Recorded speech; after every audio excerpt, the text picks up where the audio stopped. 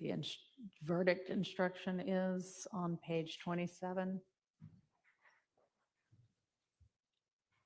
Your verdict as to each count must be unanimous. That means you must be unanimous in your determination that the state has proven every element of that count as defined and listed above beyond a reasonable doubt. And then skip down 2 paragraphs. On the overt act element, you must be unanimous that a conspirator committed an overt act after May 10th, 2017 to further a criminal objective of the conspiracy, and you would note on your verdict form that and any other overt acts committed in furtherance of the criminal conspiracy to which all 12 of you unanimously agree. But shouldn't that read that you must be unanimous that unanimous in the overt act that you find? Something to that effect. It needs to be wordsmithed a little more, but the overt act itself has to be unanimous by the jury. It would correct? only show up on the verdict form if they all 12 unanimously agreed to it. But is there a conflict between the jury charge and the verdict form So if the charge doesn't? No, if they don't, anything that they don't find unanimously as to an overt act, they're not going to list on the verdict form. And if they don't list on the verdict form at least one overt act after May 10th, 2017, then they won't have satisfied or they won't have found what is required in order for the guilty verdict.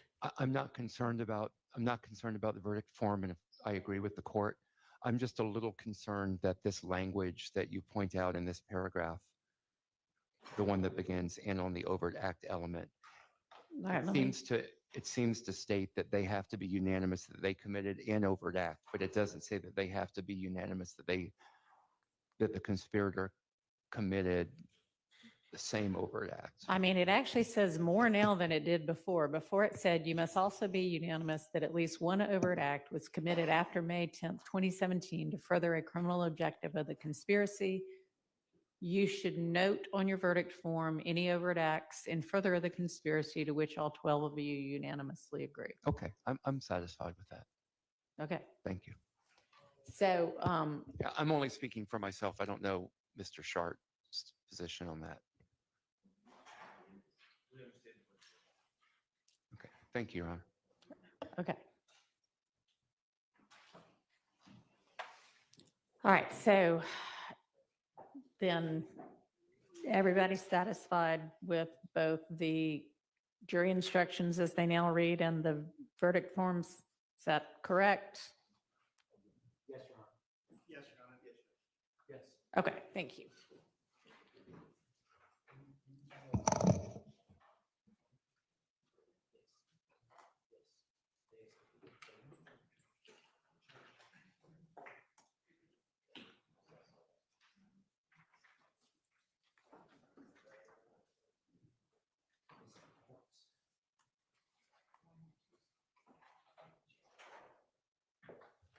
All right, so we have still not decided where within the jury instructions I'm going to define the overt acts that would be crimes that aren't also substantive counts. There are 2 options.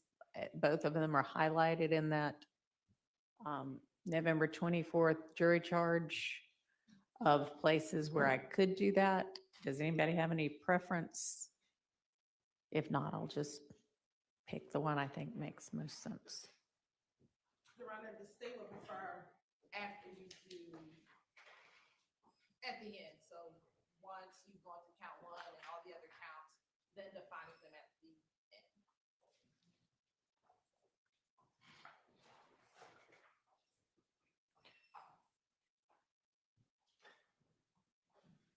I'm going to leave it to the court's discretion on wherever the court thinks it's best to include them, Your Honor. All right. So the 2 choices right now are top of page 26 or bottom of page 28. Both of those would come after the substantive crimes have already been explained. If nobody has any preference, as long as they're after the substantive count crimes, then I'll just pick one of those. Your Honor, I think they probably fit best on page 26, but it does not make a big difference. I kind of think so too. All right, that's where I'll put them if nobody otherwise has any preference. Okay. And is everybody in agreement as to what those crimes or would-be crimes are? Have we? Look, Ms. Pursfield, wasn't there a list that everybody had generated? Didn't we review a list of the overt acts that would be crimes that aren't otherwise substantive counts that are still in the indictment? I think on Thursday, this side still needed to finalize whether a few of the overt acts had evidence presented on them or not. So do we have the final list?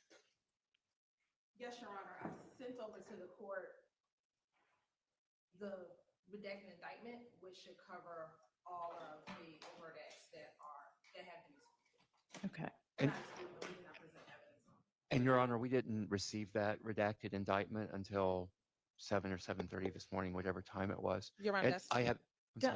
He's talking. I'm sorry, I haven't had time to review that redacted indictment yet. Okay. And I just want to say, Mr. Atkins did send that to defense counsel over the weekend for review. And so when we did not hear anything back, that's when we submitted it to the court. All right. So it's the same version that, Okay.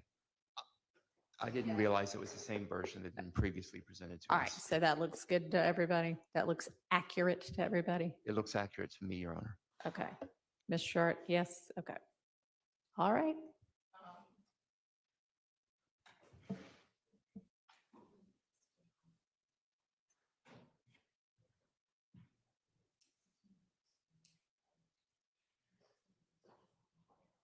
Yo, 47 likes.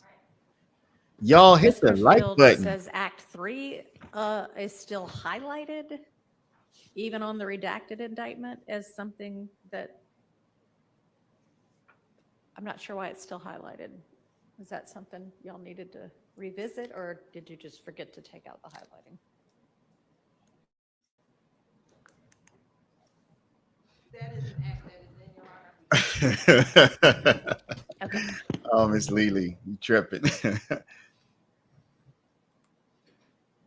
All right. Anything else?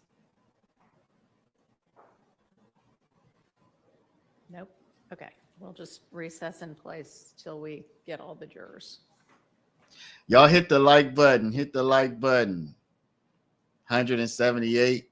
But we have at least 600 and some people.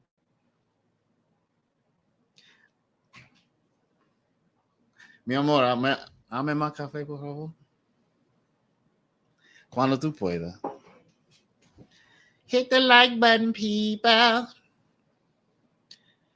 So, y'all, we are at this point about 11 minutes away.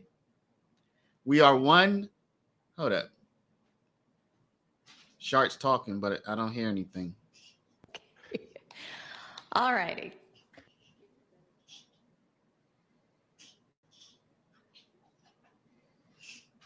Yeah, I think I that's my question, Slim. I don't see why more couldn't do it. So I do expect somewhat of a tag team today.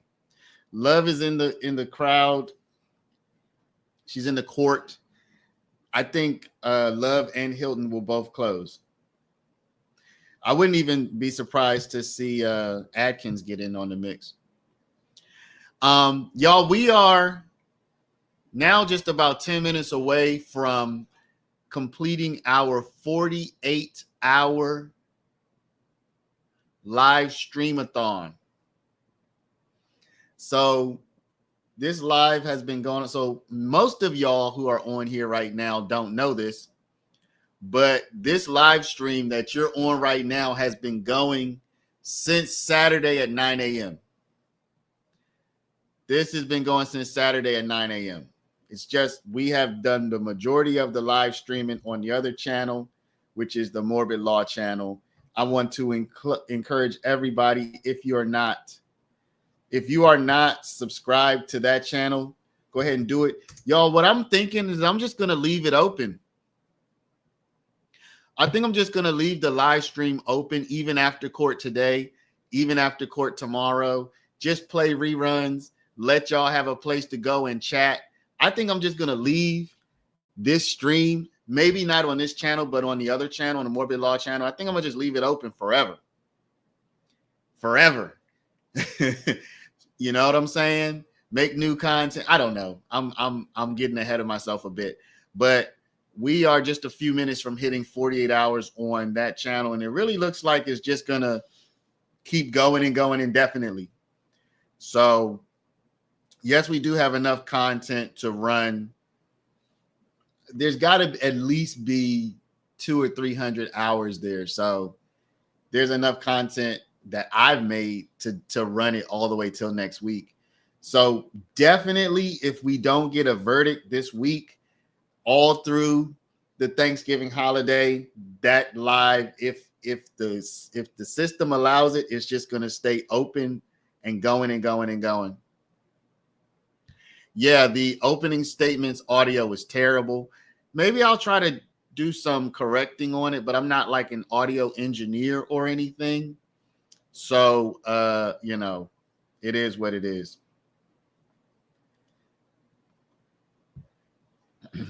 So, y'all, we were just rewatching the Woody footage this morning. And, y'all, I think a lot of people would be very surprised to go back. There's so much that you missed. There's so much you don't remember if you're just like the regular people like me, like everybody else. There's so much. Woody definitely said on the stand, he said, matter of fact, let me see if I can find it. I'm about to show y'all this real quick since we're on a break.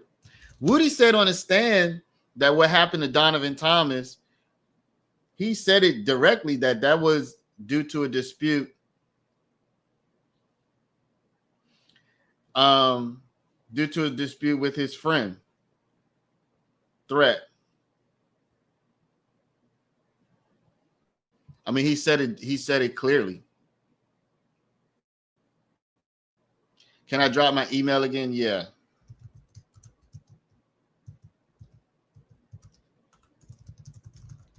If y'all want to enroll in the paralegal program, hit me up, 50% off right now. If you have any ideas that we can make happen together, if you have any kind of skills, hit me up at my email address that I just dropped in the chat. Go and subscribe to the other channel, please. And is there anything else I need to beg from y'all right now? I don't know. I don't know if there's anything else I need to beg at the moment.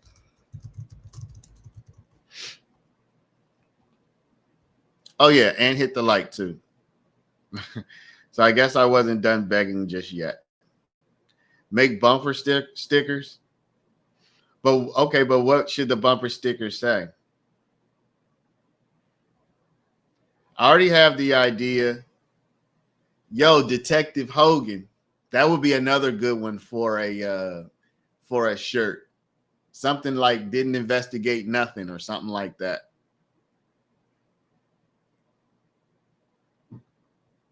Can you imagine organizing your outfits but not your case?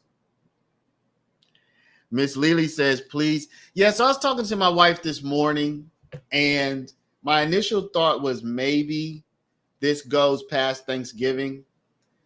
As I talked to my wife this morning, I thought, okay, if they get the case sometime tomorrow, probably in the late afternoon, if that can happen, and if they have all Wednesday to deliberate, I think there's going to be a lot of pressure for them to wrap it up tomorrow. So the paralegal course is, let me show this to y'all real quick, since I have you. Since y'all are captive, since y'all are my captives right now, I'm going to show y'all the paralegal course. Anybody interested in the paralegal course is 50% off right now. This is what it looks like. Once you get in, you have all of this is all the work that we have. We have the intro, we have LexisNexis, we have site checking, we have paralegal tasks and paralegal ethics, family law, tort, civil rights, blah, blah, blah. We have everything, okay? You have, the book is included, all of these videos, you have your homework, you have your quizzes, it's all in here. It is self-paced. Once you enroll, you get access to the system. You just go in and you have 6 months to complete everything. Once you finished all of your work, all of your quizzes, we will send you your final exam. Okay. And once you pass your final exam, we'll give you an internship placement. We place you in an internship with a lawyer. Okay. And once you do 140 hours on your internship, at that point, you'll earn your paralegal certificate. So it is self-paced, but you have 6 months to complete it. So that's how it works. All right. So anybody who's interested in that, it is half off right now.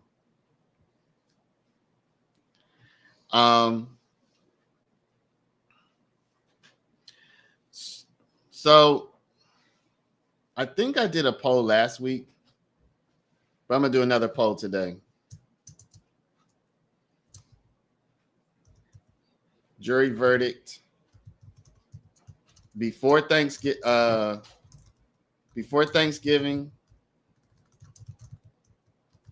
break, or after Thanksgiving break. All right, y'all. We have a poll. It is open. Christine, good luck on your paralegal journey. Can we select the attorney for the internship? If you know somebody, you can do your own attorney, yes. But we also have placements. You do not need a GED to enroll, no, but you may need a GED to get certain paralegal jobs. Not to take our program, but we do want you to remember that if you do not have a paralegal, if you don't have a GED or a high school diploma, it might be difficult to get a job. Love is 403.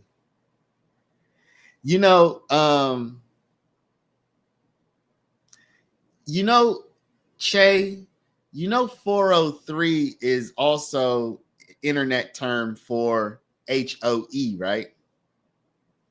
I don't know if you know that. So I don't know if you are intentionally or unintentionally doing a play on words, but 403 is internet term for HOE as well.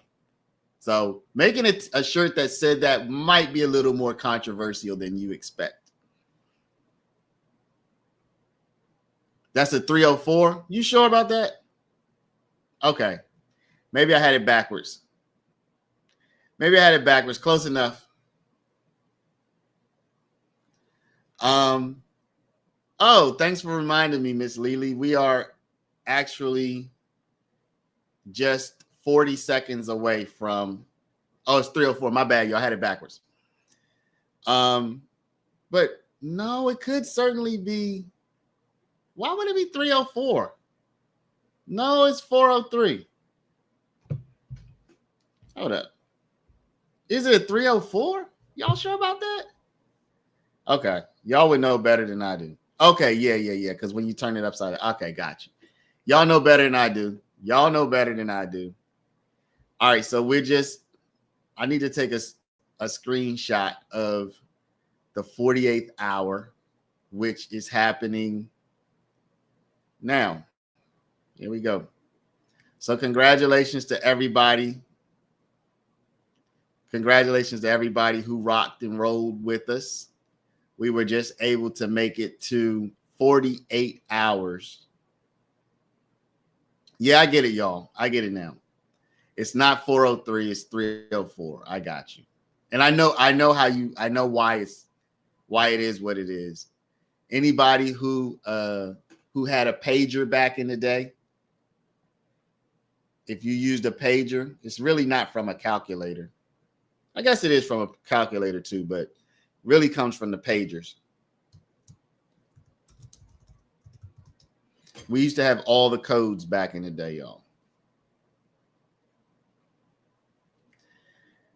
Woody needs to get on this chat. Yeah, that would be fun.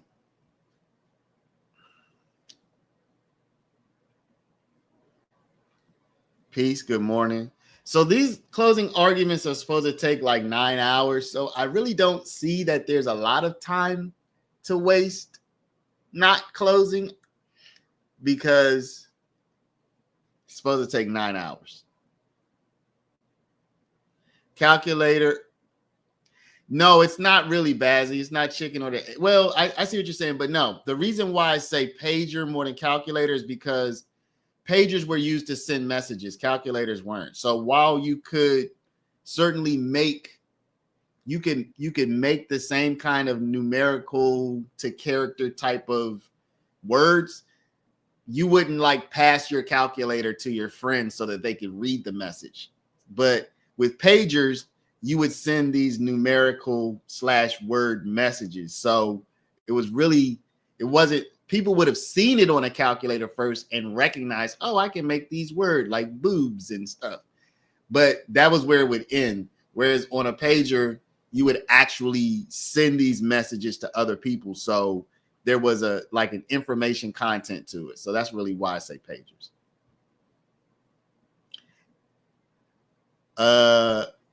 85540 BSS. I don't know. I don't know which one that was. But that's why I say, so yes, calculators you could kind of show it to somebody, but with pagers, you could be over here and send messages over there with these numbers. All right, Miss Lily. Well, hang out as long as you can. Yeah, if y'all too young, well, I think most people on this chat are probably over 35. Most of us are probably over 35. I don't think we have very many 20-somethings here. If you're over 35, well, shoot. If you were 35, you might not even have been in the pager era because I'm almost 45 and I'm just, yeah. So you said pager seems crazy. So how old are you, if you don't mind my asking? Because you're probably significantly younger than I am. I would say if you're younger than 40, you probably didn't mess with the pagers much. You probably will remember them. But if you're under 40, you probably didn't really mess with them that much. Yeah, 30, 60. Alan, you'd be too young. Yes, they are. Yes, they are allowed to object during closing. You're 33 and pagers were right before you. Okay. No, Terry, if you're 43, you were a bit young. I guess that would depend on where you grew up because I'm 44 and I had multiple different pagers. I had started off with the black one, then eventually moved on to the colorful one.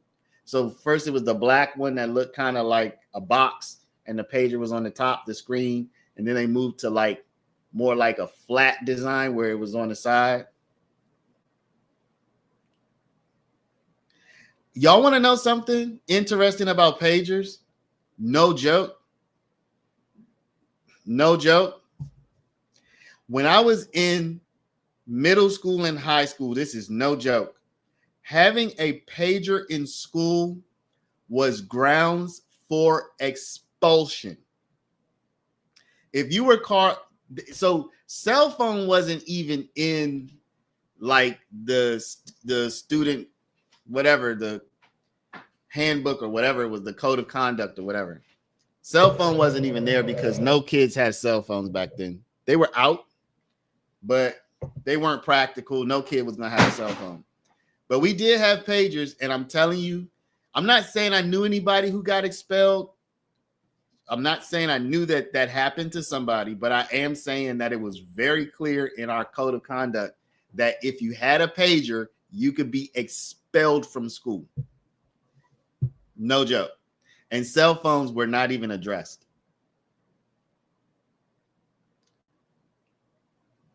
Y'all, we have, okay. Oh, we're back. Okay. Chart.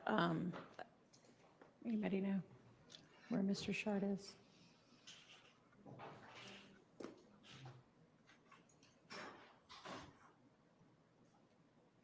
See? No, Miss Lily, no Spanish, but I do speak Spanish. Yo creo que yo estaría muy cómodo haciendo este live completamente en español, sin ni una palabra de inglés. Yo lo podría hacer en español sin problema. Pero mi acento de español es más como caribeño, tú sabes, no es como mexicano y todo eso. Es más como caribeño, como dominicano, vamos a decir, porque mi esposa Apparently es he's dominicana. potentially upstairs to grab a podium. You feel me? But I don't have any Spanish in my DNA that I know of. You can never really get rid of your accent. Any luck? I don't know. You can never really get rid of it. Rank, but Deputy Gibson, I believe Judge Edie has one, Okay. so he's working on it. All right. So I spoke with our court administrator, who is also putting out an APB for any possible lectern that could be used. So, and also, I think we have an issue with one of the screens, so that is getting worked on. I don't exactly know what the issue is. And then it seems that we might need an overflow courtroom today. And so that's getting set up in 5D, which is right next door. So if somebody can make sure, and I'm sure y'all have already done this, but that the people that are outside know to send anybody over to 5D once we're filled up in here. You're on 5D or 1D? I don't mean 5D. I'm sorry, y'all. 5D is not right next door, is it? 1D, 1D. 5D is my courtroom, but I haven't been there since July. Your Honor, one other If you matter. need to go ahead in and fix whatever the issue is, go ahead. One other logistical matter, Your Honor, would there be any objection from the court when I'm delivering my closing remarks? Mr. Kokomo's going to be displaying certain things on the screen. Would it be okay if he sits in the That's fine. witness chair? So Sure, that's fine. And while we have all kind of outside of the presence of the jury gone through the me asking whether the defense is going to present evidence and y'all saying, no, we haven't done that in front of the jury. So when the jury does come out, I'll just say, you know, as you recall, the state rested on Thursday, and I'll ask each of you if you have evidence to present on behalf of your client. And I assume y'all will still say no. If not, then it'll be very different today than I expected it to be. But assuming you both say no, then I'll just say, all right, closings are up next. Okay. Hey, Big Skez, right? You remember when you used to call, 411 for information? That's wild. I totally forgot about that. You would call to like get a phone, you would call to get a phone number and stuff. They were like the telephone yellow pages. That's wild. I do remember that.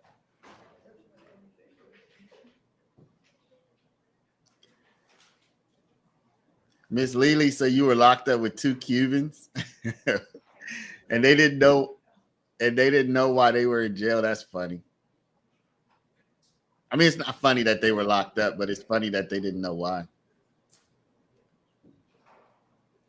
Yep, we had a timeline. You could call to get the time. Yep. You know what we used to do, y'all? Why did we used to call time? There was a trick when I was a kid. I forget why, but we would call time and just leave the phone line open. But I don't remember why. It was so my parents wouldn't know I was on the phone, or something like that. But I don't remember exactly how that worked. I would call the time and just leave the line open. And I don't know why though. But it was like a line that would never hang up. Some kind of trick I was pulling. Some kind of trick I was pulling on my parents or something, but I don't remember. I don't remember now. You know what's so funny?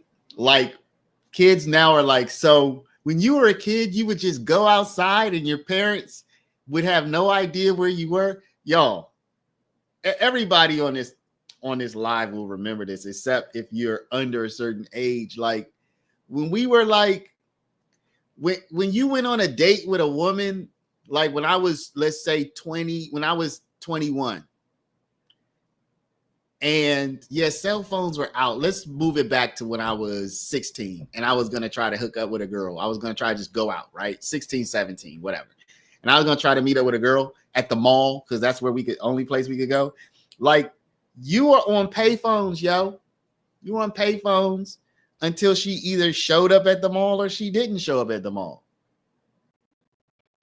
Like, you would call her house from the payphone if you were there at the mall first, and either she picked up or she didn't. And if you didn't know what she was going to, I mean, you would just have to say, look, we're going to meet up at this place. What are you wearing? This is what I'm wearing. And you would just have to go there and wait. You didn't really have any communication with her until she either got there or she didn't get there. Same with your friends, for that matter. You know what I'm saying? Like, you never, your boys like, yo, I'm gonna be at the mall. I'll just see you when you get there. You know what I'm saying? You know, I'm gonna just see you when you get there. No, you didn't have a cell phone. When I was 17, 18, I didn't have a cell phone. I definitely did have one by the time I was maybe 21. So somewhere in there, I got a cell phone. But when I was in high school, I didn't have a cell phone.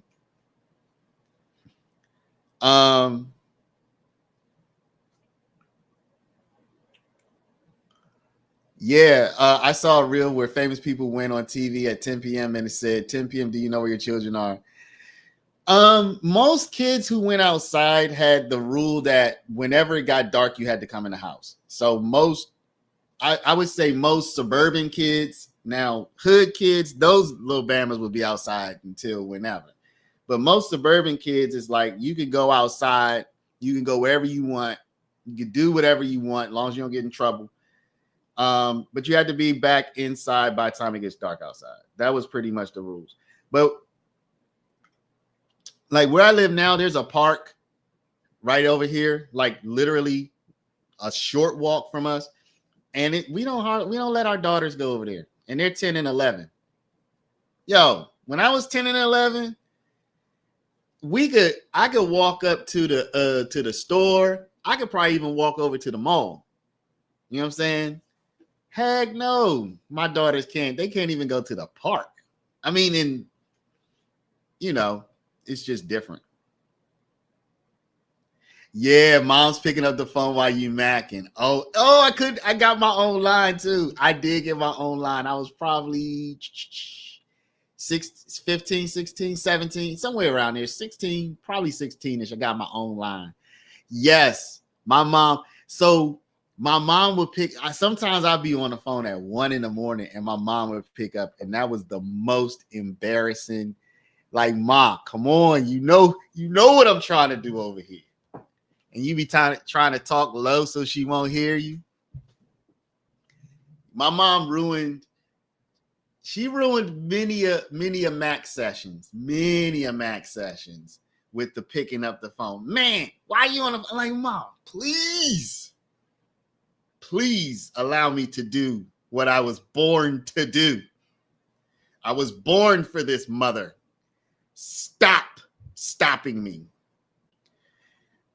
See, when you were When the 11-hour ride to city bus to and from day camp. I like it. Yeah, LTK. No. We're not taking this podium out. We're just adding a new one. It's in. sad too. It's sad that you can't give them that freedom. Okay, wait, stop. Don't move those tables. There's nothing wrong with it just being in the middle here in front of the other one. And then when you want to use it, you just turn it the way you want it. Oh, snap. Was that true? Or was she just throwing you under the bus? Dang, that's tough.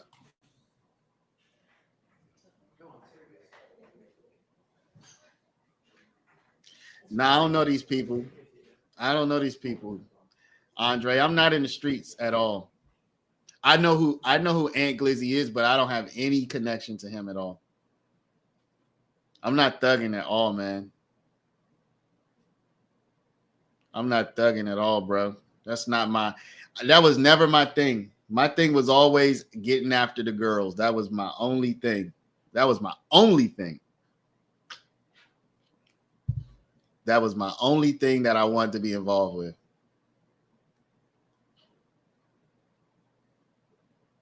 My mom would pick up the phone and talk about a person that I was on the phone. Yeah, that was there. The kids these days will never know the feeling of having one phone line in the house that's connected to all the phones. And if you're on one phone, whoever picks up another phone in the house can hear your conversation. They'll just never know. And if you did it just right, the person who was on the phone talking would not even know you were on. So y'all, again, people who are, this would only apply to people under like maybe 30, I guess, maybe 35, 30. Back in the day, one phone would usually have, one house would usually have two, three, maybe four phones. But it was one single line. So in theory, I could call grandma on my phone. Let's say I had a line in my room. My mom could go in the kitchen and pick up the phone, and now she's on with me and grandma. And then my dad could go in, wherever his room if he had a lot of phone. And now the three of us are all talking to grandma on this one line in our house. So basically, when you wanted to make a call, it was quite common. You would pick up the phone and you just start dialing. How many times this happened to y'all? You on the phone, you in the middle of a conversation, and somebody else in the house just pick up the phone and start dialing. You like, yo, I'm on the phone. You know what I'm saying? Because they trying to use the phone. And then my mom like, get off the phone, boy.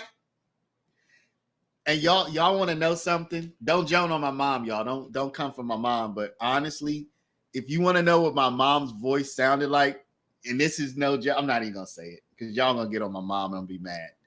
My mom had, when she was getting on me, she had a very annoying voice. I'm gonna put it like that. So, like, I would be on the phone and I'm in the middle of whatever I'm in the middle of, and then you would just hear beep, beep, beep, and I'm like, yo, Ma, I'm doing my phone thing over here. Well, I need to make a call. I want to call your aunt. I'm like, but I'm on the phone. But then you had to hang up. Then you had to hang up and let her do what she was gonna do. Yeah, those are the days. Things were much different. Things were much, much different. Yeah, the cord stretching days. Yep. And then they came out with the y'all remember when they first came out with the cordless phones, or at least the early versions, where sometimes you would pick up a conversation from like somebody else in another house or something, or a radio station would come through, and you'd be like, yo, what? The early cordless phones could sometimes just mysteriously pick up a conversation from somebody else. And you could literally just sit there and listen to somebody else's conversation. But you couldn't, you didn't know why it was happening. So you couldn't make it happened. It would just randomly happen. And you'd be like, yo, I'm listening to a whole, sometimes they'll pick up a radio station. Yeah, I remember the party lines too. Party lines were like, that was kind of like Tinder. That was like the early version of Tinder. Those were very sketch. How many people y'all think, how many of us are walking around right now are a product of a party line connection? That would be an do you think that there would be some, I don't want to say shame, but what if you just knew for sure that your parents, not your parents, your friends' parents were like a party line hookup? That would be a little bit embarrassing, I think.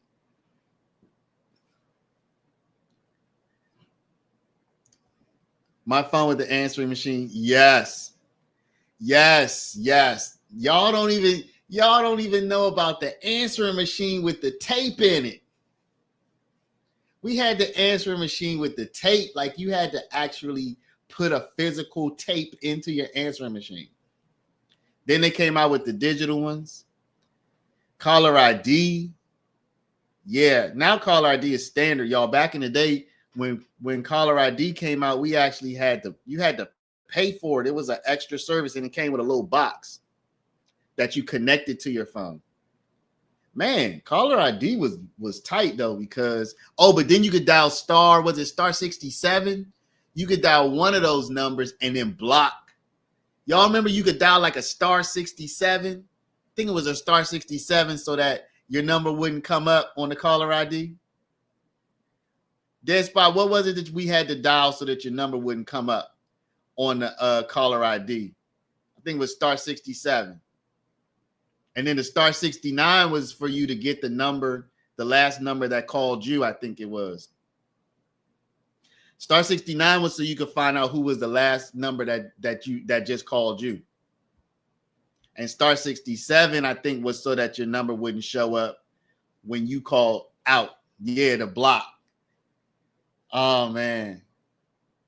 And one of the biggest things, didn't we just remember phone numbers back then? Like we just, before the digital, you would know, I would say everybody would know by heart a minimum of 10 to 20 phone numbers that you would just know in your head. Oh, I want to call my aunt. Oh, I want to call my other aunt. Oh, I want to call my friend. You would have at least 3, 4, 5 friends' phone numbers in your head. You would have your own number. You would have your own, your house number. You might have your grandmother. You would have at least 10 telephone numbers that you just knew right in your head, at least 10. Yeah. Area codes.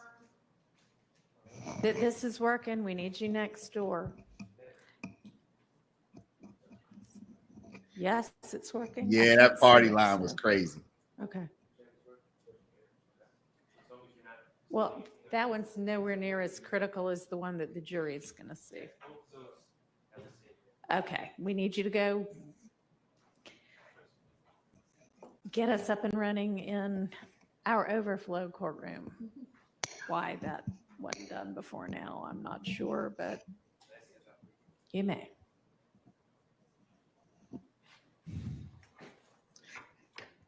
Yeah, I actually still remember one of our numbers from back then, because whenever I go to the grocery store, you have to put in your phone number to get your discount. You know, that's still linked to a phone number that's probably 25 years, 30 years old at this point. Of course we had phone books. You needed a yellow pages and sometimes a white pages back in those days. You needed a yellow pages and sometimes a white pages back in the day. Yeah. Oh, calling mom at work. Yes. Dang, that is right. You would call mom at work to ask her for stuff. It's totally different, y'all. Oh, your cousin. Oh, but Penny, do they have kids? But if they got married, it's different though. If they got married, it's different because like if your parents are married but they met on a party line, I don't really care how you met. They married, you married. I'm thinking more about the party line casual connection. You know what I'm saying? That resulted in a baby.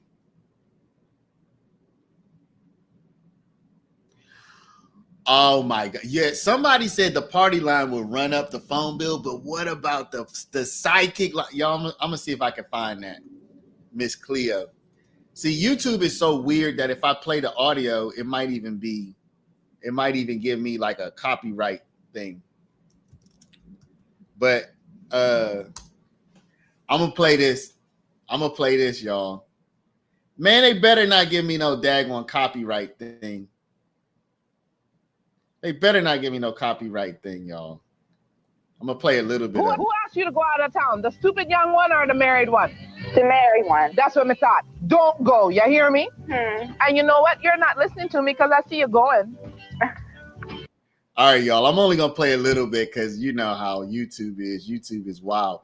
First 3 minutes free. Your cards are waiting. Must be 18 for. Oh, but y'all know there was a also Miss Cleo was one kind of line, but y'all remember the other lines? Y'all remember the other lines that were out back then? If y'all know what I'm talking about, y'all know what I'm talking about. You know what I'm saying? The hot and steamy lines. There was some hot and steamy lines out back in those days. The 900 numbers.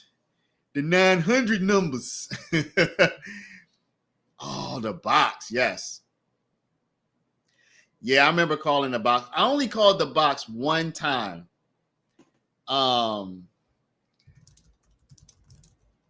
Yo, I saw this. I saw this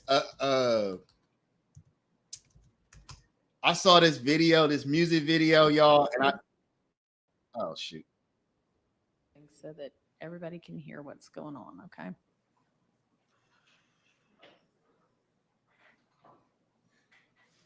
Dang, I was about to show y'all this video. I'll show y'all later.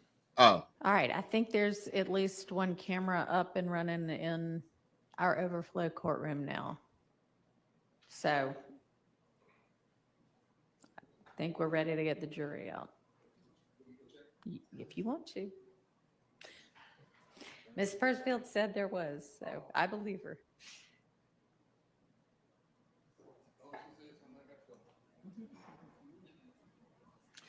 Oh, the girl's gone wild. Don't even go there, Hop. Don't even go there. Miss Hilton, did you figure out whether that one exhibit was actually admitted? This is all I wanted to do when I was young. This is all I wanted to do. Okay. All right, thank you. We're ready for the jury. All right, y'all. Time to get serious again, y'all. Oh my gosh. Was it Wednesday when they were last here? Avery, no, you don't. Come on. You never returned all your Blockbuster movies? Oh my gosh, this is wild.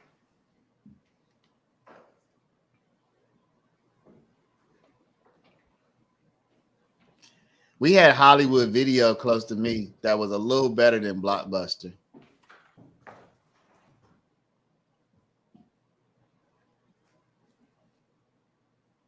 Y'all, it's a whole nother world back then. Yeah, HBO, Cinemax, floppy disks, of course. That was the early computer stuff. Jumbo Video? We had a Hollywood Video close that was a little better. I went to Blockbuster, of course, but Hollywood Video is a little better.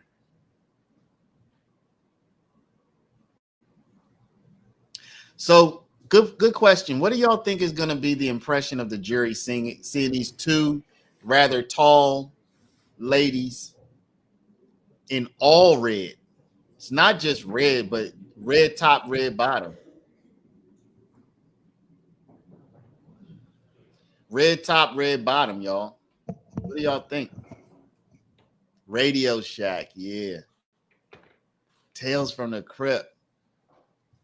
Apollo. That is exactly right. That's what I was about to say, Miss Flynn's.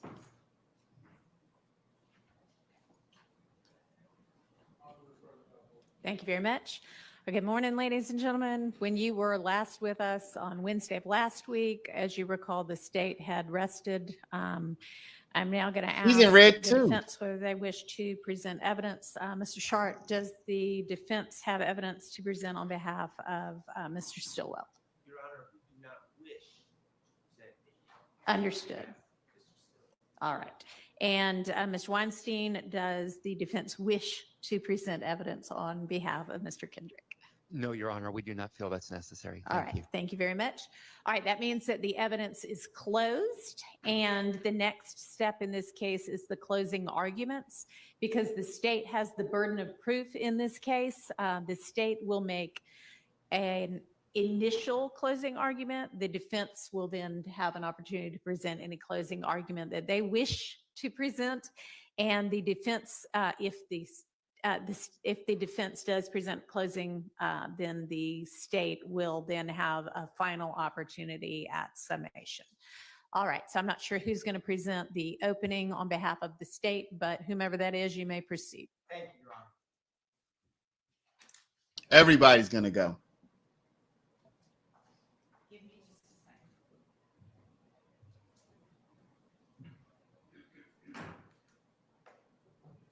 Oh yeah, whenever she stands up, they can't. They have to go to the logo.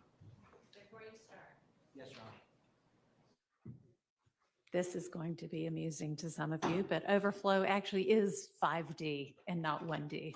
So maybe that's why I was saying it the whole time. All right, you can go ahead, Mr. Adkins. Sorry. Thank you. Let me turn this microphone on, Your Honor, or I'll forget. Yeah, Atkins even has the red tie, y'all. This was coordinated. I wanted to talk to you about what we've learned YSL is about. The 4 words come to mind.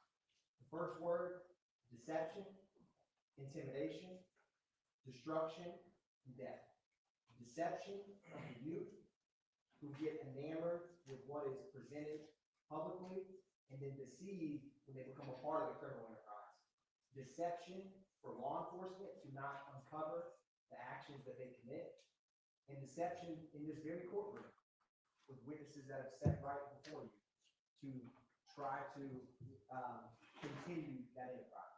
Intimidation, the public videos we've seen about people that they label as rats, people that they label as snitches or snitching, and that repeated threat, either overt, out in the open, or subtle, that if we do a crime to you or you know about it, don't say anything. The destruction has multiple parts. You've heard from multiple communities all throughout Fulton County that often similar pockets in the city have been affected, from dealing drugs, the robberies, the shootings, the shell casings, the windows, the doors, the refrigerators, the cars, over and over. That's the destruction. And then you've heard about the death. Jeffrey Williams himself said YSL in this video after he says murder gang. Someone right next to him says YSL till we're dead pale. But also, you've heard about 3 murders: Donovan Thomas, Chanel Drinks, and Jamari Holmes.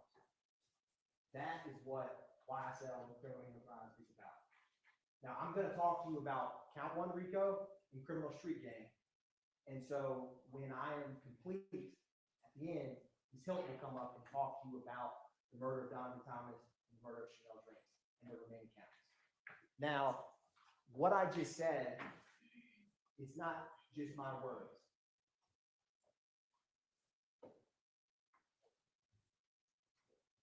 This is the deception, intimidation, destruction, and death that I just spoke to you about.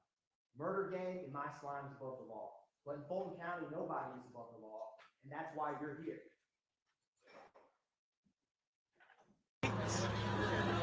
Y'all already know YSL, we dead and pale, bitch. Murder game, bitch. Yeah. Slack. Original. No cap, free. No cap. And we actually free. You know that? Those are their own words, murder game. What they are publicly stating that the enterprise and the street game, and I may use both of those terms interchangeably today, are about. Right. I don't think y'all nigga got more than us is dead now. This in your video? There's a we and a us. He's saying the only thing that they have is more people who are deceased, which is saying that we don't. And the they, I argue from the evidence we presented amply throughout this trial, is their rivals, their ops. The Atlanta Blood Gang, Fifth Gang, Nine Dudes, YFN, that group. And lastly, after publicly bragging and boasting about murders, what is their viewpoint on being held accountable? Well, let me take their own words, don't just take mine. Just beat a murderer. Pay my lawyer 30 for that. And my slimes a butter law. Ain't like no credit. That's saying my slimes are above the law. So now I'm going to equip you with the duty as jurors so that you can learn about the law that the judge will instruct you on, so that you can have the toolkits needed to deliberate and understand how to organize the evidence that we present. So that's what I'm going to here to do with you today. So I'm going to take a step back. In general, jurors' duties is to honestly seek the truth. You've heard evidence, testimony, physical items. It's not to seek doubt, it's to seek the truth. You determine,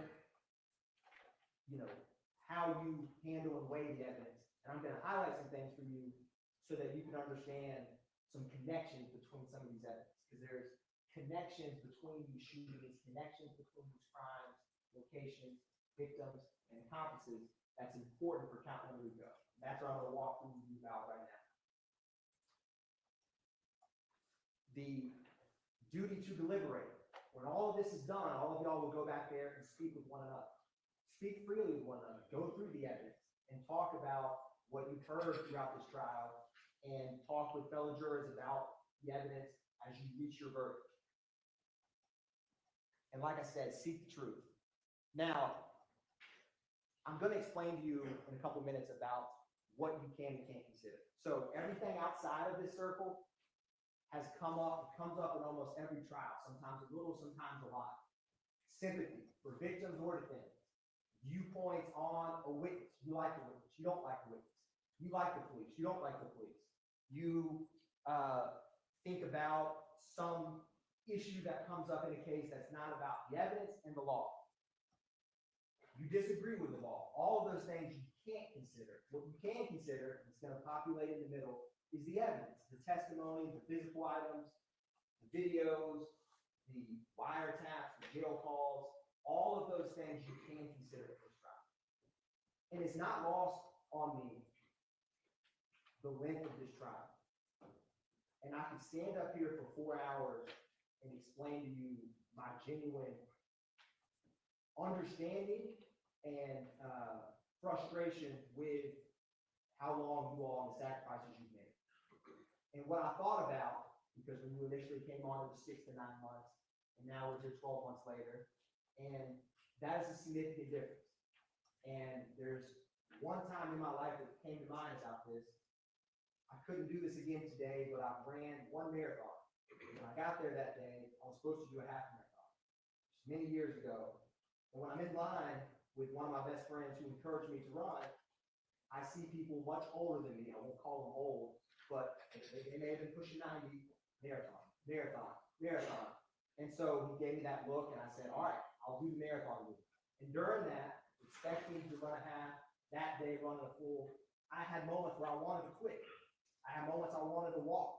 I had moments where I wasn't ready, I wasn't prepared, I didn't sign up for this, even though technically I agreed to the marathon.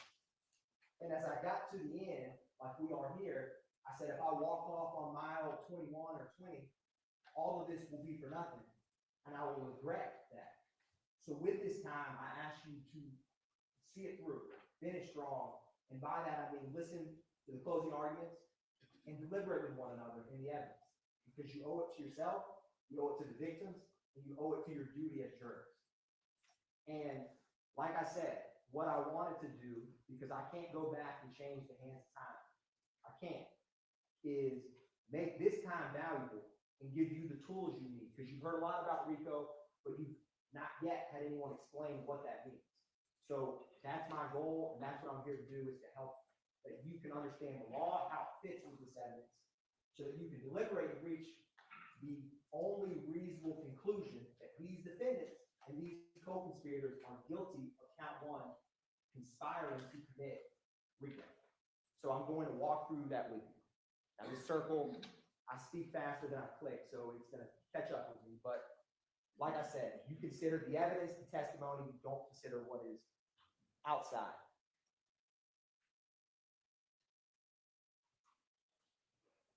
Now, burden of proof. The state has always had the burden of proof to prove beyond a reasonable doubt. And that's a burden that I own. It's how it should be. And so the state, this burden of proof rests with it until we prove each and every element beyond a reasonable doubt. What is a reasonable doubt? Everyone's heard that term, but what does it actually mean? It's not a mathematical certainty. There's no algorithm or specific number.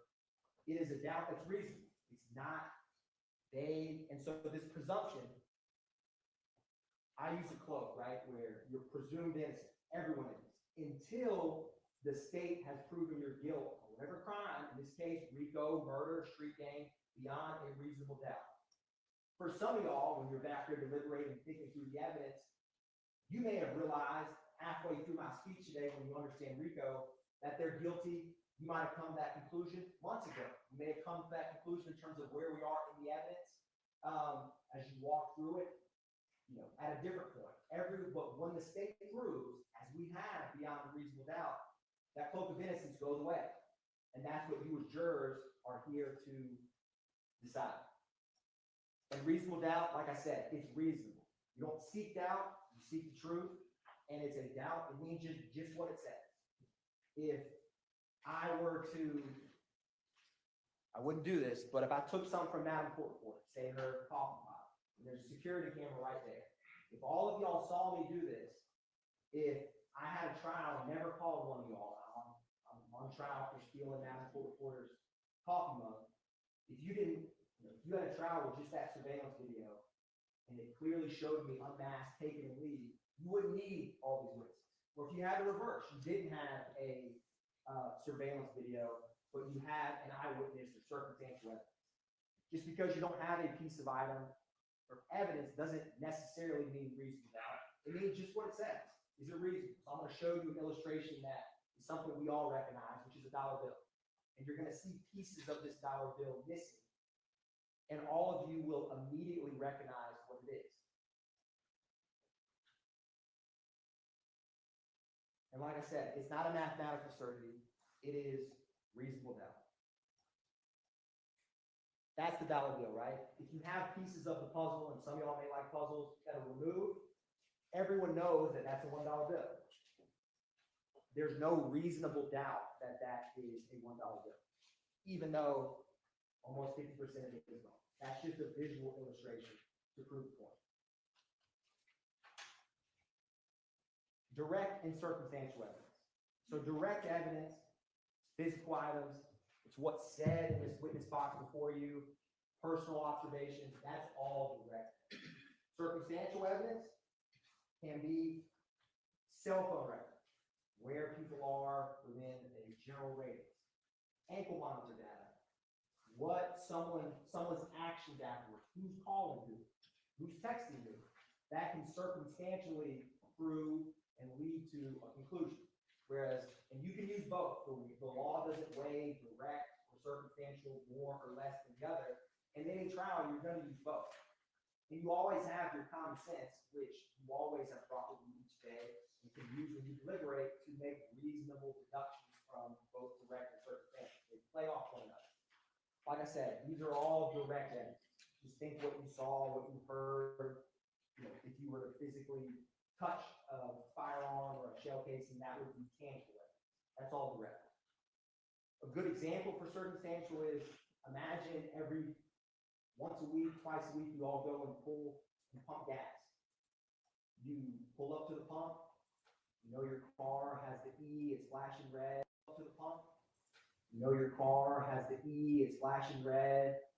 You go, put your credit card in, and you walk inside.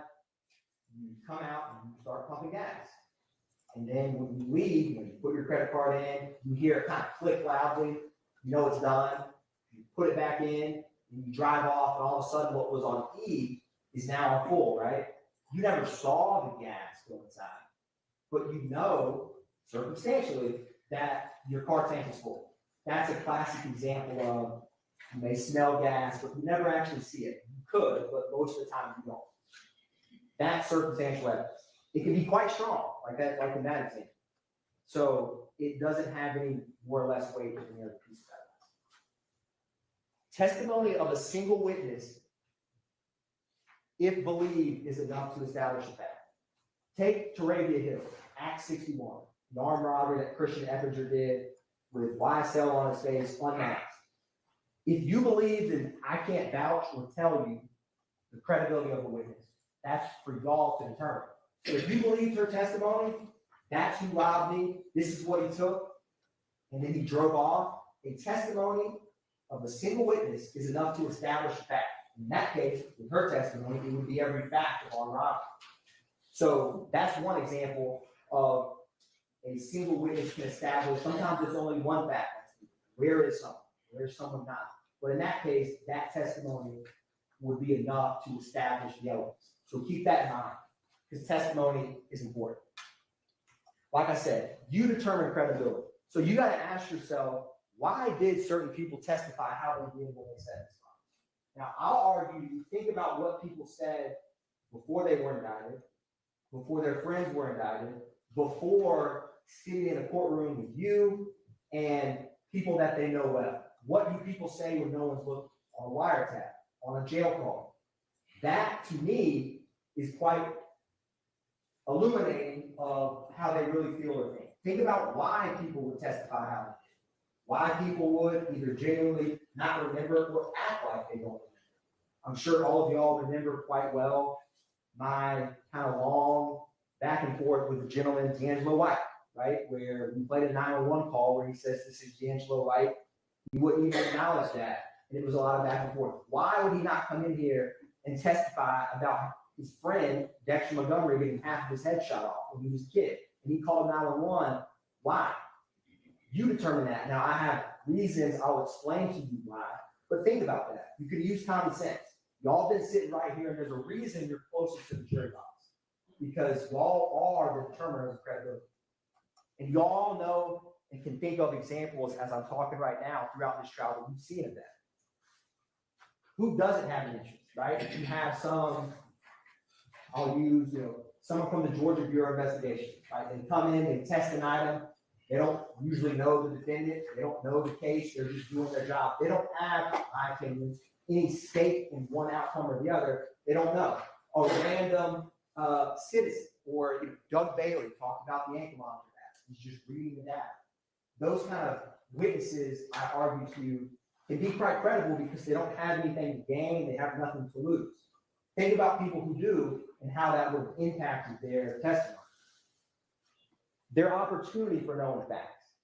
If someone hangs out with one another, like Mary Zachary, you saw all these photographs in 2015.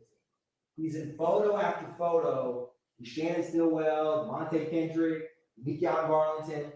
If someone interacts daily with someone, it's probably reasonable that he would know what they're up to, that they would confide in him. Versus if you had someone who only hung out with somebody one time, probably wouldn't be reasonable they'd know all their deepest, darkest secrets. That's just common sense, but things to think about. Now, I'm going to give you an example. So, nigga, a lot of they mama, a lot of they kids, a lot of they brothers and sisters, then get ready in the courtroom and tell the God and his truth. Fuck, nigga. Don't get it. Y'all nigga need to get fucking killed, bro. You snitching bitches. From me and YSL. That's what's said outside of the courtroom. These are all witnesses who testified that were either co-conspirators or indicted on this case. and ask yourself, you could know it just as well as I right before if the state would ask, is YSL a game? The words music group, you know it's about to come off. Or I've never heard of that. I said game, G-A-M-E. I didn't say G-A-M-G, even though you just heard them say game. Think about that and why people would come in here and think about what they said. I mean, when Darius Zachary said that these two defendants confessed to him to murder Donovan Thomas the night of the murder, you don't think he's going to come in here and back up off that? Think about Woody Lee, the bragging or boasting about the murder. We put that on your tombstone. The things he knows when he's sitting up here don't sound good in a trial of his friends, fellow gang members, and co-conspirators, so he's going to back up off of it. Think about Walter Murphy, Antonio Sledge. When he did his plea agreement, said that he had knowledge that someone was involved with the murder of Donovan Thomas, but then backs up off of it, right? Gives why. Think about why. And think about they know the feelings that these defendants have about people who come in and tell on them. And sometimes they slip up. If you remember Antonio Summer, who testified pretty recently, he didn't know Woody Lee's name. So he said, what's his slime? And he changed it. He stopped. He took a little pause and he meant what his nickname. So he said, what's his slime name? Those kind of clues or slip ups, remember those because they're important. Here's another example. This is Diamante Kendrick on the left with a hat that has a big rat and a big X on it. And on the right is defendant Stillwell's tattoos. O'Mearton, you've heard that, the code of silence. And on his chest, the price of loyalty is wealth. The price of disloyalty is death. So these witnesses who say incriminating things about them in a police station or outside of court, when they come in here and are sitting in a witness box 10 feet from them, how do you think they know this? That's these defendants' own words about people who come in and testify against themselves or others. That's their feelings on it. Things that these witnesses know very well. Kenneth Copeland. This is Kenneth Copeland outside of the criminal courtroom. Last words and shout outs before we get you out of here. You know, shout out to the game. YSL for life. You know what I mean? YSL for life. And these are photographs he's had. He has known Shannon Stillwell for almost the vast majority of his life. Most of these photos to show the length of time. Look at these photos with Kendrick. These are all photos with Kenneth Copeland and both of these defendants in trial. They are friends. They know each other very well. And Kenneth Copeland would not want to say something, I argue to you, because of his bias and motive that would want to hurt. That's just common sense. And think about that when you hear what people say to a police station when it's just Detective Gaither and Dennis, or what they say in this court. Quindarius Zachary, outside the court. Yeah, big Bruce Knight, trying to take over. Oh, fuck you mean? I got all my niggas with me when Bruce Knight. Nigga, where we at, y'all? Bruce, yeah, nigga slack, nigga, fuck wrong with y'all, nigga. Plenty ammo for you monkey niggas. Yeah, big guns, we on bleeding right now. Slant. Now that's a video from May of 2015. Roughly February, March, April, 4 months after the murder of Donovan Thomas. That's what Quindarius Zachary is saying. You don't think he knows who did what? I argue to you. And then when he comes into court, right, he doesn't recognize a snake emoji, or he makes jokes about the color green, things that he thinks will hurt. You all pick up on this. I saw you write notes. You can see their reaction. You can see if someone's uncomfortable, comfortable. All of those things you all are equipped with and can use when you weigh testimony. Parties to a crime. This is a principle that's going to come up in this case. Parties to a crime. Think about this. 4 people go to rob a bank. One of them is the getaway driver. One of them, I'm going to go run and get the money. The third one's going to go in and do a distraction. And the fourth one has a gun in case it's needed. The driver never gets out of the car. They get to the bank. The guy goes in to get the money. The security guard realizes it's a robbery, pulls out his gun, and the guy with the gun behind him shoots and strikes the security guard. And then they all 4 get away and leave. As parties to a crime, they all played a role or a piece in that crime. So they would all be legally guilty of that murder if those facts came out into the trial. So party to a crime, it's not necessarily the person who pulled the trigger. It could be the driver. Now, this is gonna show you an illustration of what I talked about, because this isn't at first stick out.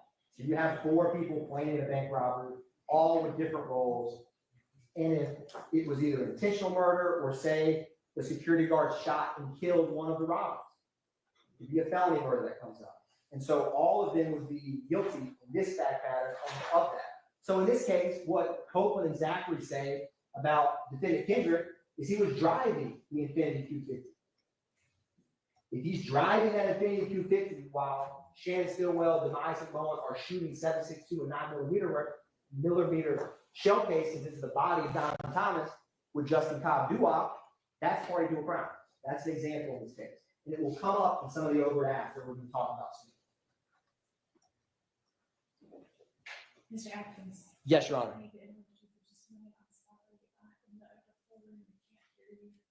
It sounds like, Your Honor, this microphone may have, yes, Your Honor. If you let me know if that helps fix that. I got to fix this belt buckle here real quick. Well, I'll hold it for right now. Now, sorry, I want to talk about the crimes that I'm going to talk about. So in green is what I'm going to talk to you about, which count 51 is criminal street gang. Count 50 is criminal street gang of defendant Stillwell. He's on the right and Kendrick is on the left. And count 1 RICO applies to both. So both are charged with the murder of Donovan Thomas. Kendrick has this count 57 participation in criminal street gang activity for the marijuana and firearms, like street gang activity during the commission of a felony for the May 9th, 2022. These street gang charges, which I'm going to talk to you about at the end, pertain to the murder of Shamel Drinks, a gang-related murder that the evidence has shown Shannon committed along with Demekion Garlington, Miles Farley, and Quarmavius Nickel. But first, I'm going to talk about RICO, which is count 1, which both are charged with. So I want to talk to you about conspiracy in general. And I definitely think the microphone's working now, Your Honor. So one crime, you rob someone, you do an arson, you would look at that case, did they go and set fire? Did they go and steal? One specific place, time, and perpetrator. You've already heard about a conspiracy to do armed robbery when I use that bank robbery analogy. RICO is no different in terms of this. The general concept is they're charged with conspiracy to commit racketeering. So I'm going to have to explain to you what is RICO, what is conspiracy to commit RICO, and then you as jurors, with the evidence that have been presented, will reach the only reasonable conclusion that they're guilty of that count. But you need to know what RICO is first. And there's 2 ways to violate RICO. So what I'm going to do now is I'm going to take it bite by bite through RICO so you can understand the 2 ways that RICO can be committed and what conspiracy to commit RICO is. And we'll walk through this together.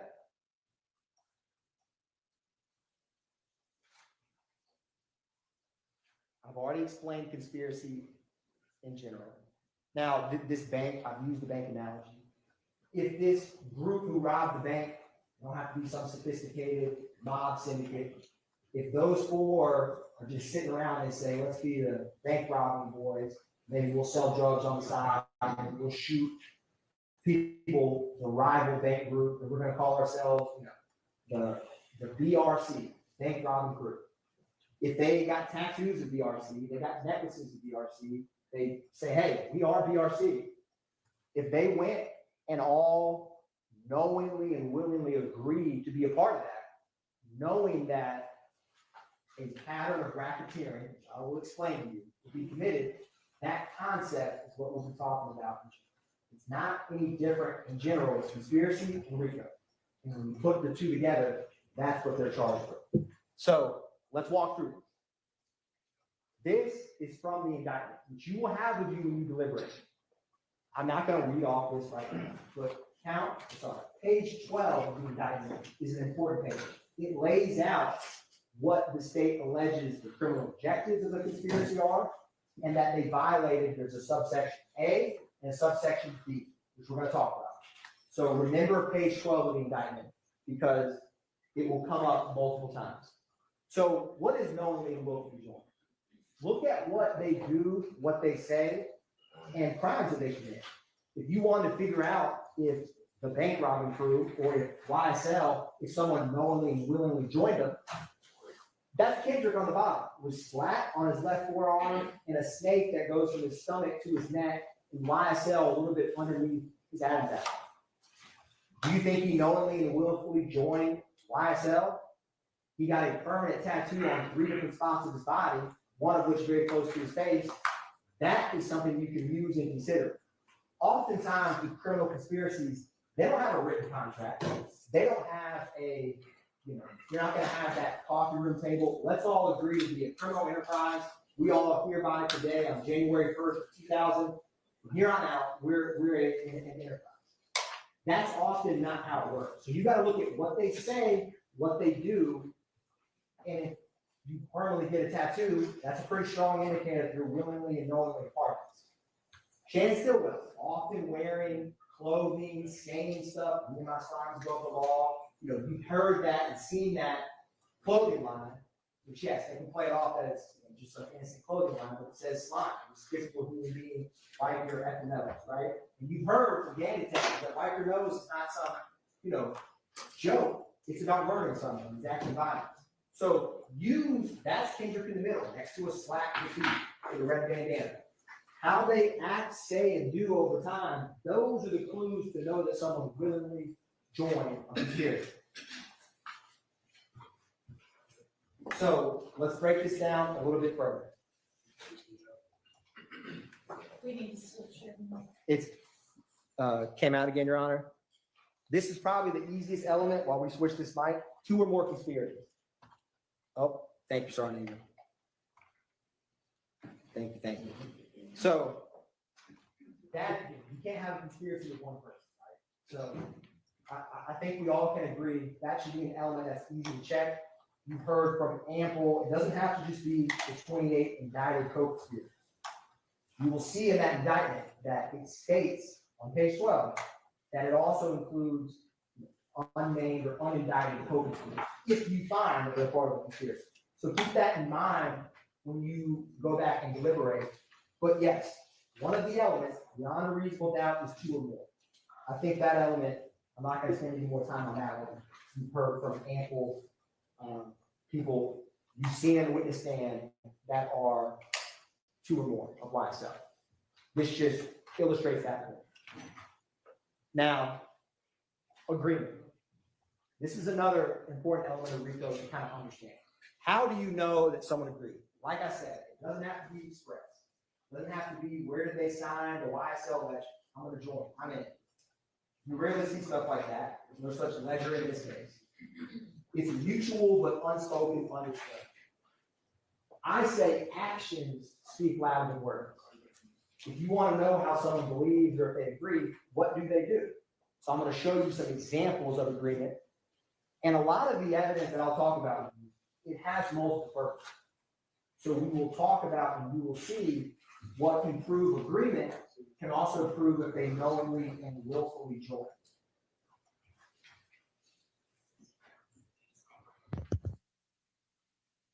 Let's see.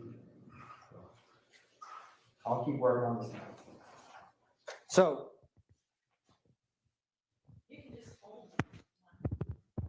yes, Your Honor. Sounds like it's working now.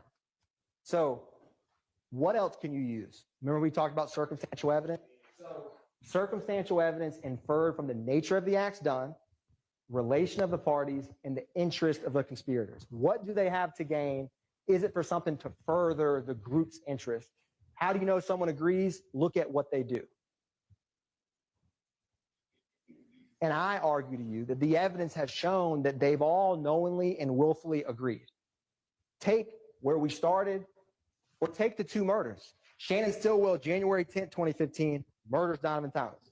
March 14th, 2022, Shannon Stillwell, with 3 other YSL members in both times, murders Shamel Drinks. if you have to ask yourself, did he knowingly and willfully agree to be a part of YSL criminal enterprise with 2 gang murders? That's an easy question. That's the most clear example of if someone murders a rival gang member twice, I think it's pretty clear that they knowingly and willfully agreed, regardless if they signed on the dotted line. Same with other crimes and acts. Yeah, same shit that got Biggie and Tupac killed, little fuck, nigga. Pussy ass nigga, get your bitch ass killed. For life. Yeah, can't call that line. Hey, gang, you bring your pussy ass down here, you gonna see me. I'm at your fucking neck. Fuck anybody.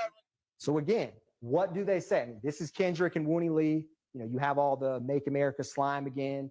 You have Kendrick with YSL Pennant, and you have Shannon Stillwell where someone in the background says YSL for life. That's just one example. You've obviously seen and heard from multiple. But what do they say? What do they do? Are they publicly or actively or oftenly saying, yes, I'm a part of this YSL, there's an us and a them? Yes, I think it's pretty clear that they have. Now, some of this I've talked about, actions or evidence. So let me give you a concrete example we saw just a couple weeks ago with Viverito. So YFN Lucci flyer. This is from Marquavius Huey's phone where him and Jeffrey Williams, they send the text message, the flyer of Lucci. In 6 text messages, this principle of agreement, you're going to see agreement in action. This text is about to come up where all that's said, right? Flyer, Jeffrey Williams says, where's that at? Claremont, slatty handle, stay very low, slat for sure, been out the way. They didn't say murder. They didn't say stab. They didn't say shoot. But in 6 text messages, it's readily clear that they're talking about enacting violence on YFN Lucci. That's agreement in one, barely a screen of a text message. That principle shows you, and think about this example throughout. What do they say with one another? What do they do with one another? That's how you can know agreement. It's just like you all have family and friends. You may text one word and they know what you're saying. I'm heading home. You don't say the address, right? Agreement can be inferred with very little words, especially with people who know each other very well. And YSL has its own lingo, so they don't have to say much. Slatty handle, he knows he will handle it. Other examples.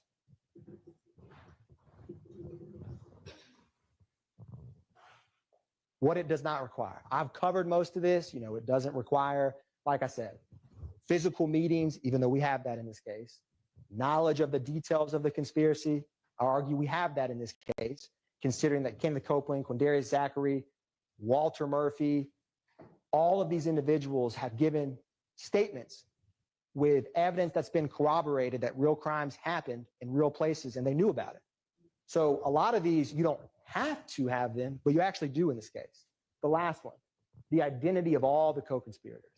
You wouldn't have to know if you had 200 members of YSL. I don't know the exact number, but you wouldn't have to know every single one. Obviously, I argue to you that they know quite a few because you see the same individuals speaking, talking, and acting in concert together throughout the case. But none of these things are necessary to reach agreement. So,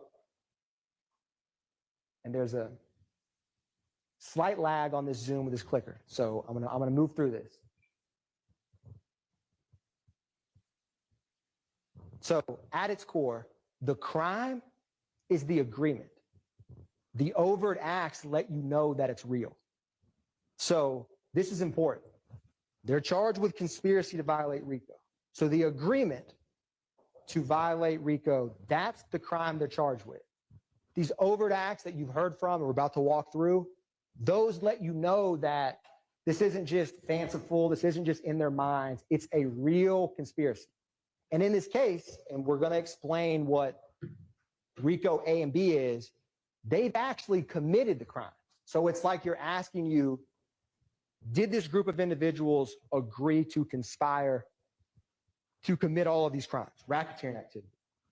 The best evidence of that they did is they actually went and shot multiple people, murdered people, robbed for the street gang. That lets you know that there's not much to say when you actually do the crimes that you're alleged to have just conspired to commit. It'd be like if you're asked about the bank robbery conspiracy and all they do is just talk about the bank robbery, get the items, they go and buy a gun, but they never do a robbery. Fast forward, they've done 20 robberies, 50 robberies over a decade, and you're asked, did that group of bank robbers intend to be part of a bank robbing crew? You'd obviously say yes. It's common sense because of what they actually did. That concept is important. Like I said, the overt act lets us know that the conspiracy is alive and well. And I'll argue to you, going back to credibility, the conspiracy is alive and well in this courtroom with deceiving in this witness stand. So this is just a visual explanation that you have Shannon Stillwell, Diamante Kendricks, and some, I didn't list all the photos of people you've seen, but this, the criminal enterprise, visually depicted. So let's walk through what an overt act is. So joint objectives equal joint responsibility. This is like a partnership in crime. Now, to find that someone's act is all the co-conspirators are on the hook for it, so to speak, any act done by any co-conspirator to further the criminal objectives is what counts. So if they're going to shoot a rival and you find that, yeah, they did shoot that rival and they did it to help YSL the enterprise, if that act and you find that whoever you find is part of that conspiracy, it's like they're all one and one for all. So each co-conspirator is responsible for the acts of others that are naturally and necessarily done to further the enterprise.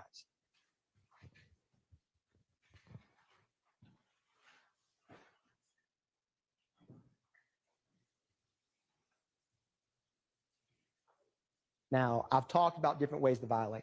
A, in a nutshell, is to acquire money and property. I'm not going to bury the lead. That's the first way to violate RICO. Conspire to acquire or keep money or other personal property. B, they both have conspire, and they actually have 7 elements each, and I believe 5 of the 7 are the same. So I'm going to explain a lot of these elements we've covered. 2 or more conspirators is one. So conspire to participate in the enterprise through a pattern of racketeering activity. If you find the defendant, and on your verdict form it will say the defendant violated subsection A or subsection B, conspired to violate. So I'm going to walk through what is A, what is B. They don't have to actually have committed A and B, although in this case, I believe that they have, as I'm going to show you. You just have to say, did they ever conspire? And remember these principles I talked about. The unspoken words, what people do and say is the agreement, or you're not going to have that magic conference room meeting, so to speak. That's all captured where the conspiracy gets hatched. So let's walk through this. We're going to start with A. Keep it easy, keep it basic. And you're going to notice that when I talk about A, some of the acts can actually meet multiple ways. So you're going to see that certain evidence can actually impact multiple ways to violate RICO. So let's talk about subsection A of the RICO Act. Knowingly and willfully conspired with 2 or more co-conspirators to acquire or keep money or other personal property through a pattern of racketeering activity. I'm going to explain pattern of racketeering activity. It's 2 or more crimes that are explained and listed, and you'll be instructed by the court on what they are, that within 4 years. And any of the co-conspirators committed an overt act with at least 1 in furtherance of the criminal objective, and at least 1 has to be after May 10th, 2017. So that's A.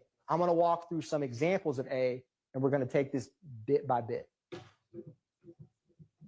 Armed robbery, Arshillian Bennett. Walter Murphy, Jeffrey Williams. May 13th, 2013. You heard from the officer where she walked with her child from 988 Confederate Court to that zone precinct to report a crime. That takes a lot of effort and time. So I'm going to use this top one while that bottom screen comes back. But obviously she came in here and, did not want to acknowledge about the robbery, but I argue there's about to be a real bullet in her window that was taken by a crime scene tech who just responds to a scene. That is 988 Confederate Court, which comes up that address and area multiple times. And she said that she told the officer at the time, her Kel-Tec, the money, her purse was stolen. Acquire and keep money. Now, Walter Murphy, Jeffrey Williams, and she said someone that she didn't know Jeffrey Williams' brother. That's multiple people doing it. That's one crime, one act. But when they work together, it's much easier to get property and items. And no one expects Ms. Bennett to come in here and testify. Certainly not back then and certainly not now. But that is an example of acquiring or obtaining money. It's robbery. Derek Dotson, also in 2013. This is 5 through 7. Adrian Bean, the coin laundry, where Miss Marissa Cisneros' car flew over the ledge. I mean, Adrian Bean sat here for what felt like an eternity and didn't remember entire years, but he flew over while driving a car over a 6-foot embankment. Why did he not remember any of that? Just think about that. I think the only thing he said is that memorable moment where he's like, keep it a buck, and he took his mask off. But he clearly would remember flying over a wall. Why are they not coming here and talk about it? Now this, again, Walter Murphy, Jeffrey Williams, that's the location where Leonard Pass's car, which is that gray Dodge right there, is parked, Summerdale Apartments. Obviously, this is in the Cleveland Avenue area because often these crimes are committed in same locations, which will come important later. These are the firearms that they recovered from the car and then this is Mr. Derek Dotson, and you heard from Leonard Pass, who was with him. That's the car that was crashed underneath. And then this is a picture with Walter Murphy, Jeffrey Williams, the time he's throwing up rock crew. And if you remember, the background behind this is this slime in kind of green and black font. So again, it's 2 YSL members acquiring and obtaining, trying to rob Derek Dotson. And again, they're working in concert, working together. Ms. Taravia Hill, Act 61. She's just at her apartment complex and this car, and if you remember, she only could recognize or ever identified Eppinger, Christian Eppinger, but there was 2 cars and multiple males with him. We don't know who these people are, but I think from what you've heard in this case, it's reasonable to suspect he's working with other people to do the robbery. Because again, it's hard to rob someone by yourself. So working in concert, that's Ms. Hill, that's her apartment complex in present day. That's Christian Eppinger from his public posting a firearm on social media. That's her wrecked car after it's found later. And where does the car go? Where Ms. Hill lives, to Cleveland Avenue. Where do the guns and the Infiniti Q50 from Donald Thomas go? They go to Oak Drive, where OG Bentley's house is. Common after crimes, they go to the same location. That's important because these same victims, same accomplices, same pattern is important for RICO. So keep that in mind as we walk through this. And he does all of this with, and it's hard to see from here, YSL on his face, no mask. She said, I can't remember if Ms. Hill said I wore glasses or didn't wear glasses, but her eyes were working just fine. And he had nothing covering his face. Think about it. If you walked into Winn-Dixie with a nameplate that said, hey, I'm Christian Atkins, I'm here to rob you, no one would do that. So why would you publicly have the gang on your face when you do a crime? Because a face tattoo could stand out. Because they want people to know. You want the notoriety. You want the fear. Who robbed you? YSL. She doesn't know his name. Think about that. You have multiple people. And Walter Murphy, for those, I don't know the date Walter Murphy got his face tattoo. I know Eppinger had it for this. But Walter Murphy has a YSL on his forehead, right? So think about that public display of allegiance to the criminal street gang and enterprise and when you commit the crime, because that's important. Now, stolen firearms. I'm not going to show you or bring out every firearm we've introduced, but there's a lot of stolen guns. Think about, we don't know where all those guns came from. Sometimes you heard from the person whose home was burglarized or car was broken into, and you said, yes, this was a report from this location. But, you add these up, it's a decent number of stolen guns. These are all overt acts. Jeffrey Williams, the Sig Sauer, September 9th, 2013. Defendant Kendrick with Arnold when they were riding back into near Trestle Tree Confederate, the same location Miss Bennett lived at, right? On October 1st, 2015, after Martinez Arnold got jumped at Magic City. 40 cal stolen. FN 57, that is the stop that Officer Fikes did of Jeffrey Williams and Sergio Kitchens. Why are all these stolen weapons from 2013, 2015, 2017, 2018, 2020 2015 and 2022, you heard from Detective Liam Packer that it was some train theft from the ATF, that a cargo shipment. That's acquiring or maintaining property, stolen guns. Ask yourself where all these stolen guns come, and you've seen, like when Quindarius Zachary is arrested with the gun on May 7th, 2015, that came back with Nibin when Kilgore testified to the shooting of Miss Frida Reed's house. When it matched that, the guns exchange hands. The guns move around, and stolen guns are harder to trace. That's acquiring and maintaining property, and evidence of it. I just included a couple photos because we have a lot to cover, but that is stolen property, all tethered to A. In 2022, right, this is the gun that was reported stolen, that right before they went to the house on Meadowlark Drive, it was thrown out and recovered, and it came back stolen. Again, stolen weapons from as far back as 2013 to stolen weapons as recently as 2022. There's common patterns that indicate that they get stolen firearms quite easily. Subsection B. This is where all the violent acts come up. So the first objective, and your indictment's not going to have numbers, is going to be conspiracy to violate subsection B with the state's objective of murder, aggravated assault, and threats of violence. So we're going to walk through some of these so I can explain to you why they further the criminal objectives of YSL. So, simple definition: while associated with an enterprise, YSL, they knowingly and willfully conspire with one or more co-conspirators to participate in the enterprise through a pattern of racketeering activity, and any of the co-conspirators committed an overt act after May 10, 2017. If you notice, other than what's in green, everything's the same as A. So these same factors and principles will come up for both. So I got to explain to you what is participate in the enterprise and what are these criminal objectives. So we're going to start with the murder, aggravated assault, and threats of violence and go from there. So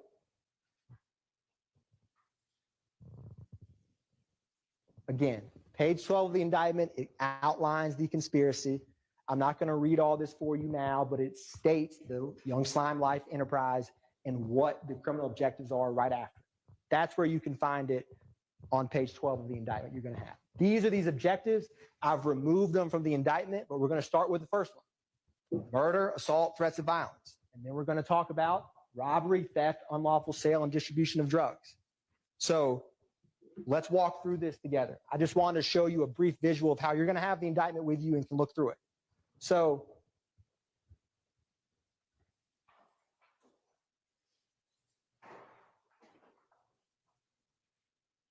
again, we're going to go objective by objective because it helps to organize the evidence.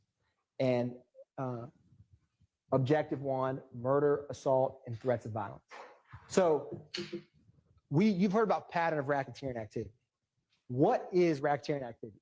The good news for y'all is the indictment, anytime you see, it will state which is an act of racketeering activity, and then it'll cite a statute. This is what explains what racketeering activity is. This is the murder of Donovan Thomas. And you'll see when you are deciding, which is overt act 16 through 20 is the murder of Donovan Thomas. When y'all are back there and saying, I want to figure out if something's a pattern of racketeering or figure out if an overt act is a racketeering activity, that will tell you. That's your snapshot. So just look. This is overt act 17, which is the murder. 16 is when Jeffrey Williams rents the vehicle. But when you see what's highlighted, you'll know it's racketeering activity. So I just wanted to show that for you. And then we're going to walk through this now. We're going to talk about Donovan Thomas first, overt act 16 through 20. The Lansing on the one for the 6204. Yes, that's police over here on the north side of McDaniel. North side of McDaniel. Why did you shoot? Yeah. At Harold living in the barber shop. Somebody don't got shot. Mr. Parker, who you testified, who's owned a barber shop there for 20 years. Barber shop right here. And Kendrick Stillwell. This is Demise McMullen. Now, we'll talk about this in a minute. This is actually the photograph from when they shot Dexter Montgomery. Same case with D'Angelo White when they left that Jonesboro gas station in Lakewood and got to the four-way stop. That's the photograph from that. So you have Nard, but that's Demise McMullen, Shannon Stillwell, Kendrick. This is obviously the shooting. Overt act is, did Jeffrey Williams rent the Infinity Q50 and act in furtherance of the conspiracy? When you think about these overt acts, think how the criminal objectives. Ms. Hilton's going to talk to you and walk through bit by bit the murder itself of Donovan Thomas. But I argue to you, as she will too, that has been proven beyond a reasonable doubt, and that renting of the Infinity is an overt act that was used to facilitate the murder. And you've seen a pattern of rental cars being used. And ask yourself why. They're harder to trace. People don't recognize you in that car. Now, how is Donovan Thomas's murder evidence of RICO? Well, I'm gonna tell you. That's Donovan Thomas.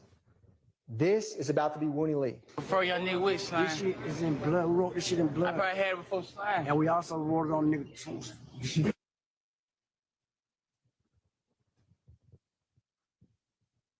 We wrote it on a tombstone. And that's Donovan Thomas's gravestone. And when Miss Edmonds, who testified to you about recognizing that, she didn't wipe graffiti, she didn't wipe paint off that tombstone. She wiped a confession. And that confession says slapped, because that's who it's for, that's who it's from, that's who publicly has acknowledged that murder since it happened. YSL, the criminal enterprise. And that same slap in green handwriting, Defendant Stillwell is posting in, 7 years later in a slime t-shirt, right? Peanut Stone Gray. That's the translation version. He put it in Spanish. Wooney Lee's comment, his comment, they're all talking about and kind of joking sheepishly about a murder of Donovan Thomas. It's we, it's us, it's criminal enterprise. Now, we talked about Kendrick's tattoo, which is about to come up on his left forearm. I don't know when he got this tattoo, when the Zoom works with me and it comes up. I don't know if he had that tattoo of slat on his arm while he's driving the Infinity Q50 past 330 McDaniel Street and Nard and Shannon shot and killed Donovan Thomas, but that same green slat ends up on the gravestone. It's not a coincidence. And they're telling you that they did it, and they just don't care, because as you said when we started, slimes are above the law, but they didn't think about you. Now, Swear to God, we kill nuts, so they gonna stay on you. You hear it as clear as I hear it. I swear to God, nobody accused Dolly of murdering Donovan Thomas. Who's the we? And then you hear in the background, we smoke nut. And if you remember that call, right before that, Woody saying, tell your brother I love him. And then you can hear Jeffrey Williams say, tell him I love him. Right there next to him. We killed Nut. We put it on his tombstone. Slat, and then just making a cheapest joke this years later. They're telling you we did it. They just don't care. And that's Shannon Stillwell in that same video. And there's a live snake and a YSL chain. It's out in the open. Beat a murder rap.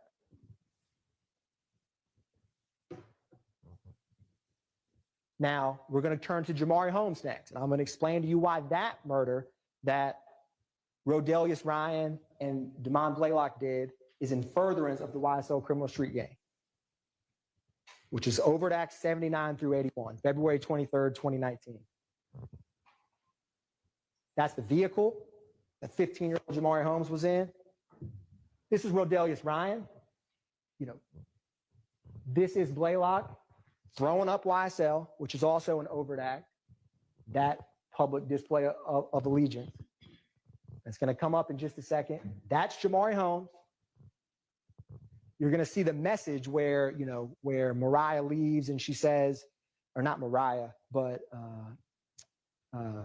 Brazy, as they called her, text and DMs Ryan and Blaylock and says, they know about Ryan, but don't know about you, and allude to Mariah snitching on them. That snitching comes up repeatedly. This is the projectile that was in Jamari Holmes' head that was fired from weapons that Rodelius Ryan and Damon Blaylock shot while they were hanging out with females in Cleveland Avenue. It came to 50 Mount Zion. And then I want to ask you, this is that message. all again, talking about snitching, trying to not get caught. Now, how do you know why Ryan did it? What does Ryan think about this murder? Is he remorseful? Is he sad? Well, here's him that same day at 5 o'clock. So that's the 911 call at 4 in the morning, not 4 in the afternoon, February 23rd, 2019. Bet YSL makes the news FaceTime. You've heard repeatedly about the FaceTime. I argue to you when he says Bet YSL makes the news, Fox 5. So he's telling people without having some plausible deniability of no one's going to know what I'm talking about, YSL makes the news. Now, what does he do 5 hours after this? Let's find out. Block life. Block life, no nigga getting. 250, no nigga getting. Bet y'all push nigga can't come up here in that block. Yeah, no cap. Cut a ride, gonna shoot at your fitted. That's no cap. He's going to shoot at your fitted, and that's the fitted cap that Jamari Holmes wore on his head when he was murdered. That is bragging about the murder. YSL makes the news, and then he's on the quote-unquote block, right? And he's throwing up YSL. Is it a coincidence that this guy he's with says Little Rod will shoot at your, don't come on this block, and you have Bernard Mitchell and all of them who weren't from that neighborhood come over to 50 Mount Zion, he will shoot at your fitted cap. And there's a literal fitted cap from Jamari Holmes' head with a bullet hole in it. That's his skull with a bullet hole in it. This ain't, murder gang isn't some facade. This isn't for clout. This is real life. And this is the bragging and the boasting above the law and proving that they're doing it for the street gang. They're telling you. Nothing I've said so far with these two murders is anything but their own word.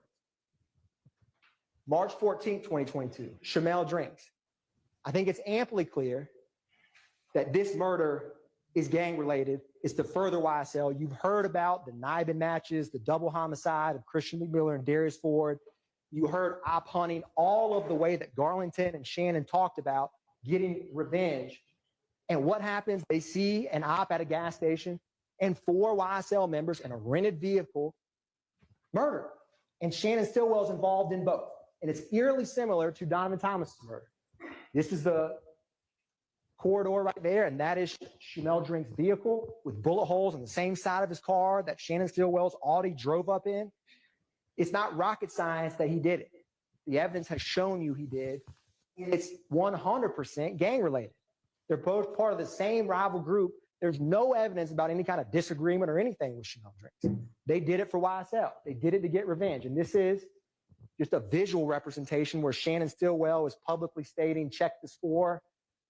Because again, shooting and murder is like a scoreboard, but this ain't a sports game. This is the Superior Court of Fulton County, and you can't go shoot people for sport or murder your rivals to up the score. That ain't how it works. That's the Mekion Garlington. There's the Ford Fusion with Miles Farley and with Quarmavius Nichols. Now, aggravated assault. We've heard a lot about aggravated assaults. And in a case like this, you can kind of get numb to the shell casings collected, the damage, but these are acts of racketeering, real guns shooting real bullets towards property or people. What do YSL members say about shooting? Well, let's ask. Y'all know we gonna tour. You better keep your distance. Don't come to no club. Don't come outside. Don't do shit. Stay your ass in your mama house. Better be your mama basement. Making beats and shit. Don't bring your ass out the house. Hey, look, don't come outside. You niggas soft as fuck. You niggas. That's their word. Shoot the ops, make them catch on. That's Rodelius Ryan's Instagram that came in when Mr. Howes was sitting right here. And then this is Rodelius Ryan with a drum, a YSL chain, publicly showing it. These public threats of violence, when you're murdering people and throwing up YSL and bragging about it, that has a real effect of people who want to come in and testify or people that ever want to tell the police, period. These aren't just, a facade. This isn't just a movie. This is real life. And they're showing you and telling you what they're about. So I say take them at their word for it. April 12th, 2015, Dexter Montgomery. This is important because when you boil it down from what D'Angelo White told 911 and the police that you heard, they were just driving. And it seemed like OG Bentley thought that they were following them. They get to the gas station. There's no real reason for this to escalate to where it did. And when they leave the gas station, from Walter Murphy's evidence, Nard and Walter Murphy come. It's one YSL member, OG Bentley. Maybe he was paranoid. Maybe someone was out to get him, but it wasn't D'Angelo White. It was not Dexter Montgomery. And this is their car when it stopped after the shooting at that stoplight. Cornelius Davis and Christian James. And that's the bullet that comes in through that car. And that's Dexter Montgomery with half of his head shot off because they followed a YSL member to a gas station. That's it. One call, Walter Murphy and Demise McMullen, they didn't say, where do I sign the criminal enterprise contract? This agreement I talked about, Slat handle that. They just go. They grab the sticks and went. My name's D'Angelo. And D'Angelo, tell me exactly what happened. Now, we was at the gas station.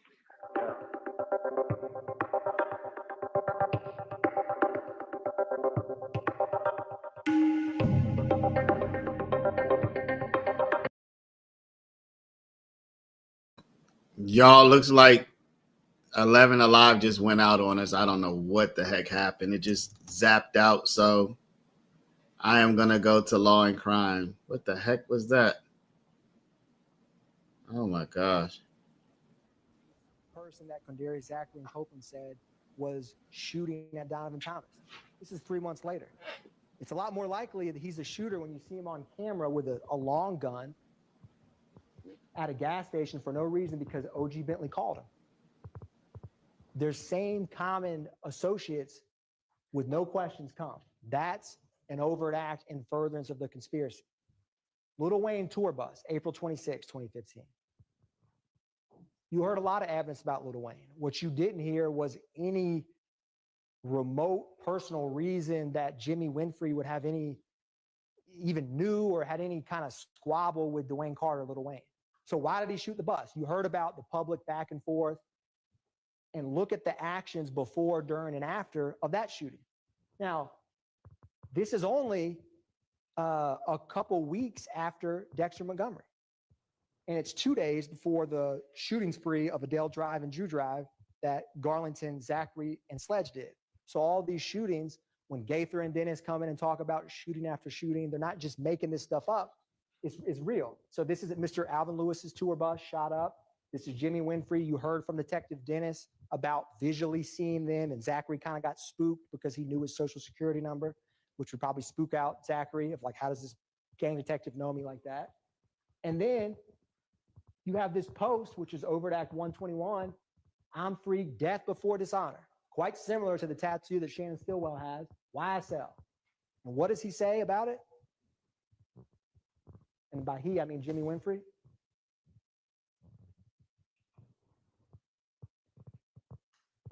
So the thing ain't too.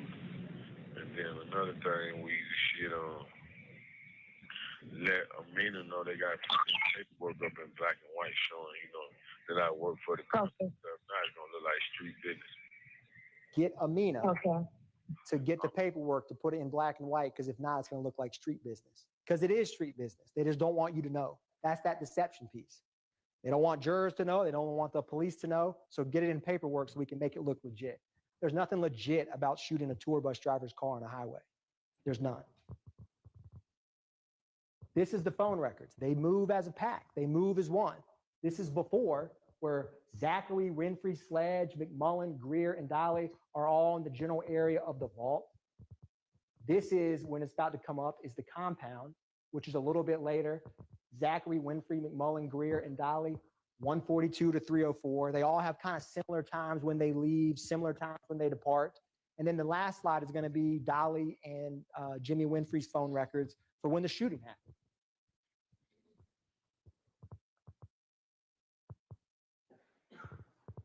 And you can see the path of travel, and Winfrey's in black and Dolly's in orange, and the white Camaro that he hid and made the jail call to not get it found. And then, he comes out, and then it's YSL, death before dishonor. Jimmy Winfrey quite likely did not act alone. How do you drive a white Camaro going 80 down a highway and shoot that many times in a bus? Just think about it. It's common sense. They act as one, as you've seen. This is 2 days later. 3 other completely different YSL members. but all part of the same criminal street gang. Garlington, Zachary, and Sledge. Garlington gets jumped at Club Crucial. What do? They go on a shooting spree. First, they go shoot up 1428. Then they go shoot up 1903 Drew Drive. Back to back to back. This is Miss Bell. And when you talk about, credibility of witnesses, you don't believe Miss Bell's testimony because you like her. Credibility of witnesses, you don't believe Miss Bell's testimony because you like her. Everybody wants to drink a glass of vodka with Miss Bell. She was a sweet lady. You believe it because what motive does she have to come in here and sit and say that her house was shot up other than that it did? What motive does she have? What bias does she have? She's a good example. She's just in her bed trying to drink a nightcap and just hang out. And what happens? They shoot at her because they think that, her nephew or someone in YFN is there. That's not how it works in Fulton County. You don't just go shoot people's houses up because your ops there. But again, they're above the law. This is the timeline, 220 to 406 to 551. This is Zachary with what looks like an AK-47 and Demetrion Garlington, and there's Sledge wiping his nose. Just like, if you remember, he wiped his nose when he walked off that witness stand at y'all. So these are the things that they're telling you, and you're going to see photographs from these. First, it's going to be the Club Crucial shootings. When they post about guns, when they talk about guns, and then they tell you that they committed the crimes, it's not rocket science. Take them at their word, what the evidence has shown. These kind of retaliation is, again, Demikion's jumped. We got to protect it. It's a us, it's a we, it's an enterprise, right? And they act together because you have strength in numbers, protection and shootings. But this was a fist fight. It was a shooting in the parking lot. And then they go to other homes, travel intentionally down there and shoot. Again, they're moving together in concert. As you saw from the Donovan Thomas phone records, the Shamel Drinks phone records, the Lil Wayne phone records. We didn't put in phone records of this, but I think it's quite clear who did it and why they did it from the testimony of Zachary and Sledge and what we impeached them on. 34 shell casings. Drew Drive, roughly 2 hours later, right? This is where Miss Battle's apartment was, and it's just an apartment right by the street. All these shell casings in the middle of the street, refrigerators and ovens shot. All because someone jumped Demikion, and so they go, no questions asked. Again, they don't have to sign on the dotted line. They have agreement, they have knowledge, they act in concert, and the criminal objective is to help the street gang, which is go get revenge. That's the RICO in action. So if you're asked, well, did Kendrick and Stillwell agree to be a part of a group that would commit racketeering activity? Did they agree to participate knowingly and willingly? And you have all these shootings, and you say, did they think that was it reasonably foreseeable, understanding when they joined that multiple shootings would go on with YSL? You bet there is. You've seen it, right? They don't back up. They don't quit. They keep hanging out, shooting, and associating and publicly bragging about YSL over and over.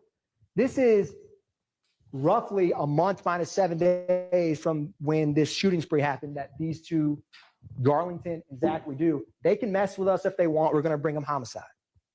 Take their word for it, because an aggravated assault could be a murder. It just missed. So they're shooting. They're telling you I am. And then they want to act like, oh, I'm just kidding. It's obviously not a joke. It's not a facade. It's very real. Conspiracy to commit murder, which is Diamante Kendrick and Martinez Arnold, same neighborhood, Summerhill area, Confederate area. They have a stolen handgun and a long gun, and they're riding yet again after a fight. And this time it's not a nightclub, it's a strip club, Magic City. And you heard that brief snippet of a jail call where Kendrick's talking about it and talking about how Duke just called him, right? So again, little questions, little actions, just driving and get stopped in the same area of town where Kelvin Watts and Miss Bennett and YFN Lucci and YFN, all of that area of town. It's not a coincidence. It's the same victim, same area.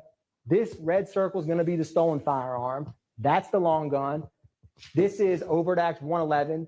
5 years later, you have the same two individuals in a slime t-shirt with Martinez Arnold. Again, they're still hanging, associating. And then on the May 9th, 2022 stop, Martinez, Arnold, and Kendricks are at that house that has all of those firearms and the marijuana out in the open. Nothing's changed except time. Public displays of allegiance. This is the photograph that I believe investigator Griffin, who was the lead detective on T.R. Jones' murder, introduced. Does that apartment complex look quite familiar to the steps of Miss Bennett's? Because it's 988 Confederate Court, that Confederate Court area. ABG territory, which is, and that's Kelvin Watts, right? And this is where they were headed.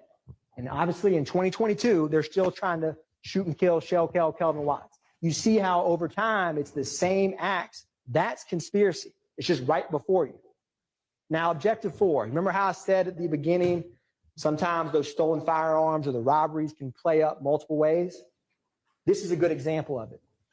Money, weapons, and other property through acts of racketeering activity.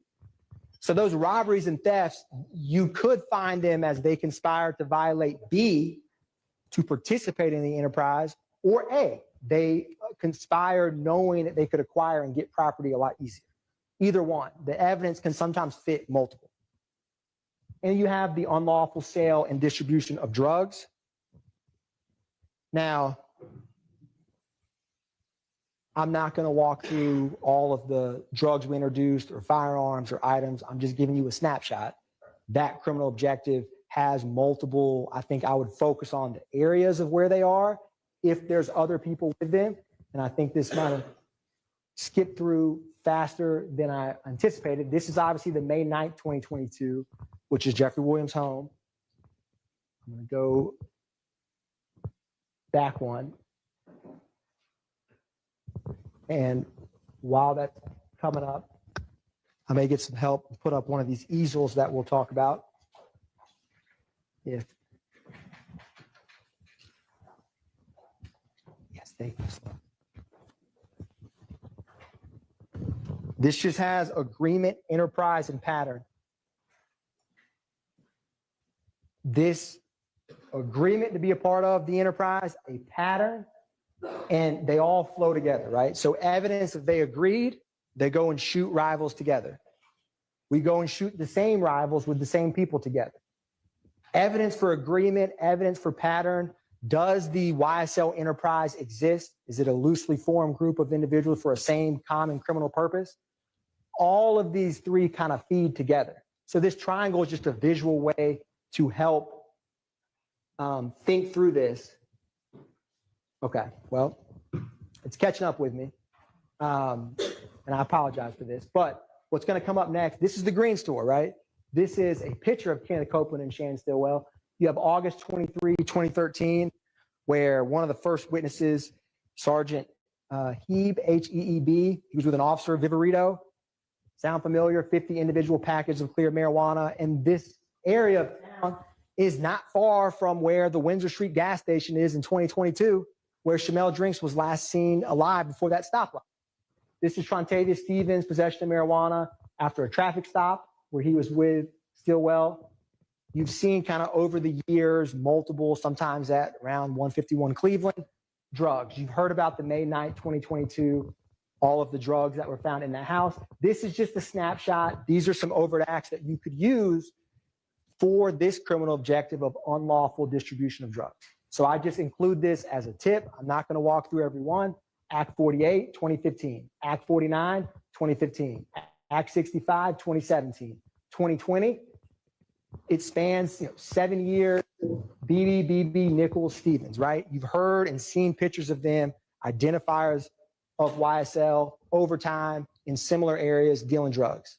That's another benefit or perk or objective of being in this kind of group, because no one's going to want to mess with you when you're going around shooting people and saying, I'm going to shoot. It helps you to unlawfully distribute drugs a lot easier in certain areas.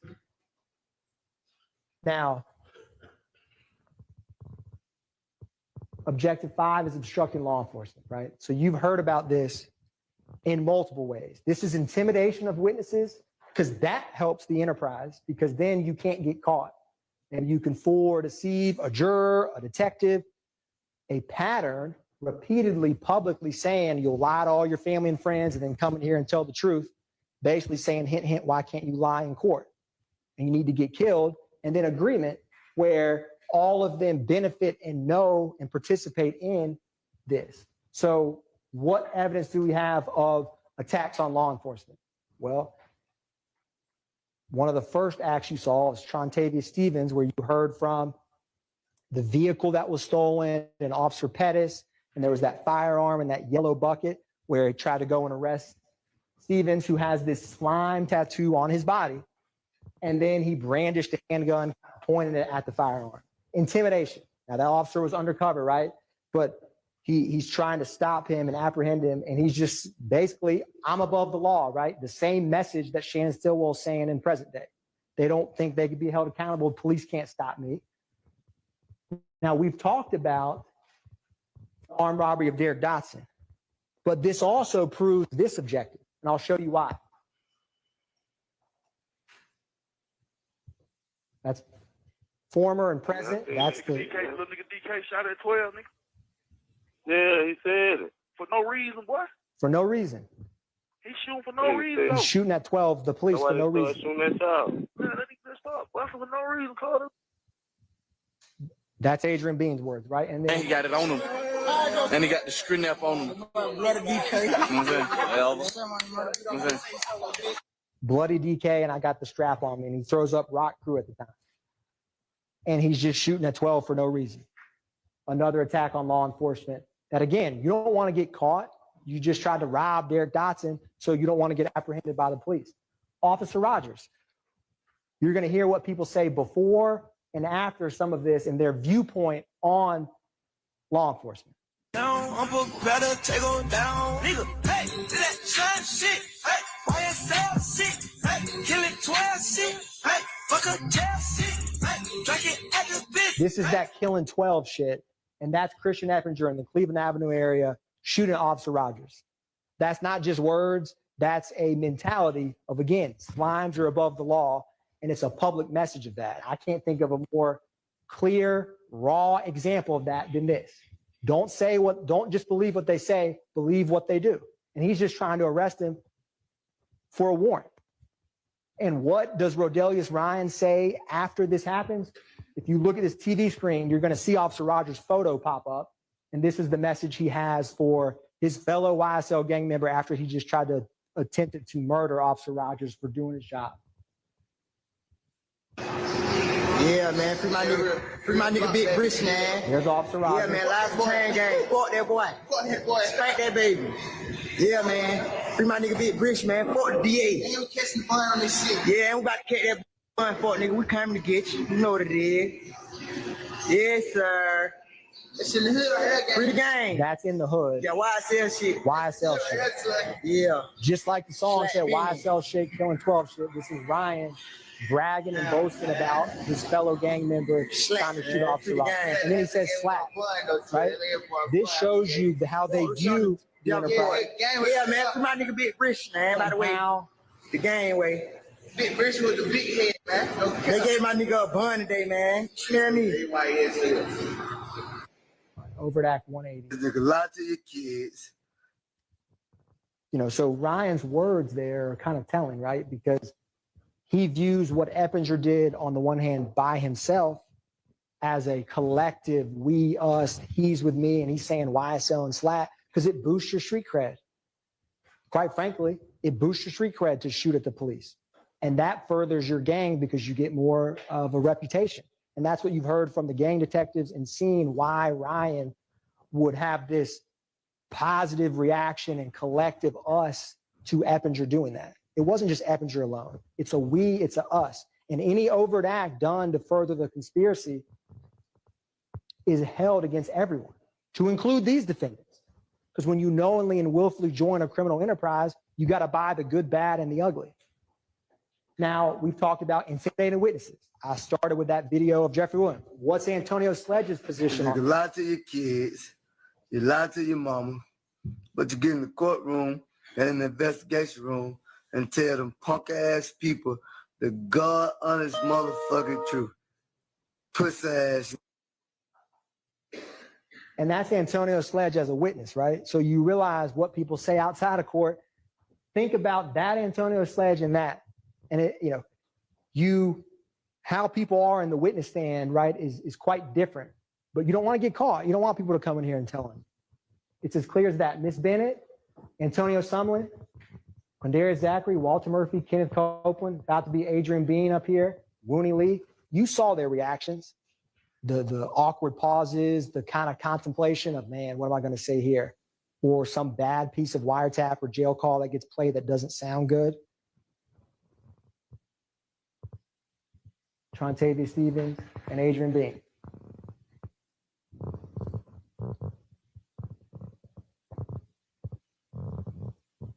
This is alluding to, you heard from Mariah Smith about the threats for her testifying in the murder of Jamari Holmes trial and coming to court. And this is a brain and a rat emoji. She got threats for talking to law enforcement. Again, you don't want people to come forward because it helps Rodelius Ryan not get caught. It helps the criminal enterprise stay abreast. That's an overt action further than a conspiracy. What's a pattern of racketeering? So all of these crimes, these aggravated assaults, these murders, it's not, they actually did a pattern, but the conspiracy is, did they knowingly and willfully conspire to join YSL knowing that that could be a possibility? I think it's ludicrous to say otherwise, right? They knew exactly what they signed up for when they tattooed YSL on their body and shot people for YSL. And it can be from anyone within 4 years of each other. They're not in it for the long haul. You don't tattoo your face if you're just in something for a couple weeks. It's a permanent thing. And you've seen evidence in present day and evidence in the past that's shown that allegiance. And that's where this agreement, pattern, and enterprise all play together. You have agreement for the enterprise. There's a pattern of racketeering activity, shootings, murders, robberies that feed and promote the enterprise. That's RICO conspiracy. And it can be by any co-conspirator, but you certainly have overt acts from both of them. What is interrelated? This is key, right? What makes a pattern of racketeering interrelated? Same victims, same accomplices, same or similar intents, results, or methods of commission. With what we've talked about so far, you've seen a repeated pattern. The same opposition group moving together, the same individuals committing it over and over. All of these interrelated. They're not just interrelated. It's like a yarn of, it's like a ball of yarn that's just so intertwined, tight, you can't get out of it. It's like they're all related. And I'm going to show you some examples of that will cut through time and cut through RICO conspirators, and you'll see patterns and connections that can be hard to miss with all of this evidence. So let's focus on some distinguishing characteristics. So what's the best evidence that someone violated conspiracy to violate RICO? Is they actually did it. That's, if you want to figure out if someone wants to conspire to rob a bank and they go rob 20 banks, well, they probably agreed to do that bank robbery. It's as simple as that. So let's look at what they did.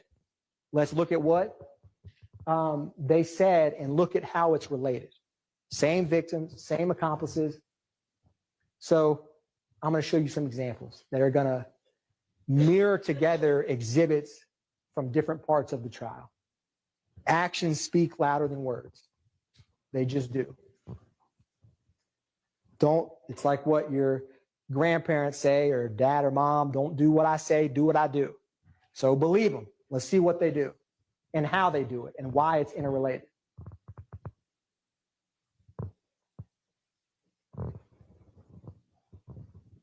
So we're going to see some patterns. They move as a pack, right? What's going to come up is the cell phone records from O.G. Bentley's house, or the spot on Oak Drive where you heard testimony about. This is after the murder of Donovan Thomas. This is both what Copeland and Zachary say that they all went to get rid of the gun and to get rid of the car, because they don't want murder weapons to get caught with it, obviously. So the same individual who called Walter Murphy and Demise McMullen 3 months later when they pull up with a stick, you don't think that Demise McMullen killed Donovan Thomas with Shannon Stillwell, Kendrick driving, and Justin Cobb, and then would go to his friend O.G. Bentley? Of course he would. And where do they go? I mean, 755, 750. This is McMullen and Williams. That's O.G. Bentley's house. 5 minutes of each other. They go from up north where Sky House is to down there. Let's look at the next slide. Bradford, 747, O.G. Bentley's house. You need a common place to take guns and cars. It's not a coincidence they all just woke up and decided to go, have a pizza party at OG Bentley's, within 30 minutes of the murder of Donovan Thomas in a car rented by Jeffrey Williams. That's not a coincidence. And that Copeland and Zachary just guessed randomly of where they traveled. They knew. Let's look at Treadwell, right? He's all over this Oak Drive address because that's where his house was. Now, fast forward, this is Chamel Drinks. Where do they go after the murder of Chamel Drinks? This is Farley, Garlington, and Jackson. The times are a little different, but the general direction of travel is to, look, here's the airport, there's the airport, there's the airport, there's 70. They go to the same location after a murder for a variety of reasons. Maybe to get their story straight. Maybe to all have a common place to go to get away from when you just commit a murder. This is 2022. That was 2015. That's a pattern. I can't think of a more clear example of one. Now, common places to stash and store. You've heard about the web. You've seen more recently Waters Road, and you used to hear reference about the dugout, but the web and Waters Road come up frequently. What were some similarities between them? There are places where they can store their guns and can frequently go where no one's going to catch them or bother them. This is Trontavious Stevens. This is Antonio Sumlin. He has the slime tattoo on his body, and Sumlin has YSL here and multiple king slime on his forearm. This is the web. There's that YSL. There's the surveillance video right there. Looked kind of similar to Waters Road. Completely different locations. This is from the Instagram where one slug, I'm going to the web. And then there was this wiretap. We back at the web. What, slug on spot? Yeah, we got that spot now. He ain't slug spot though. We're back at the web. It's not slug spot. It's now my spot. They exchange guns. They exchange locations to help the gang. It's quite simply that, right? They need a spot to be able to hang out and lay low. Fast forward to present time. We're about to talk about and see Waters Road.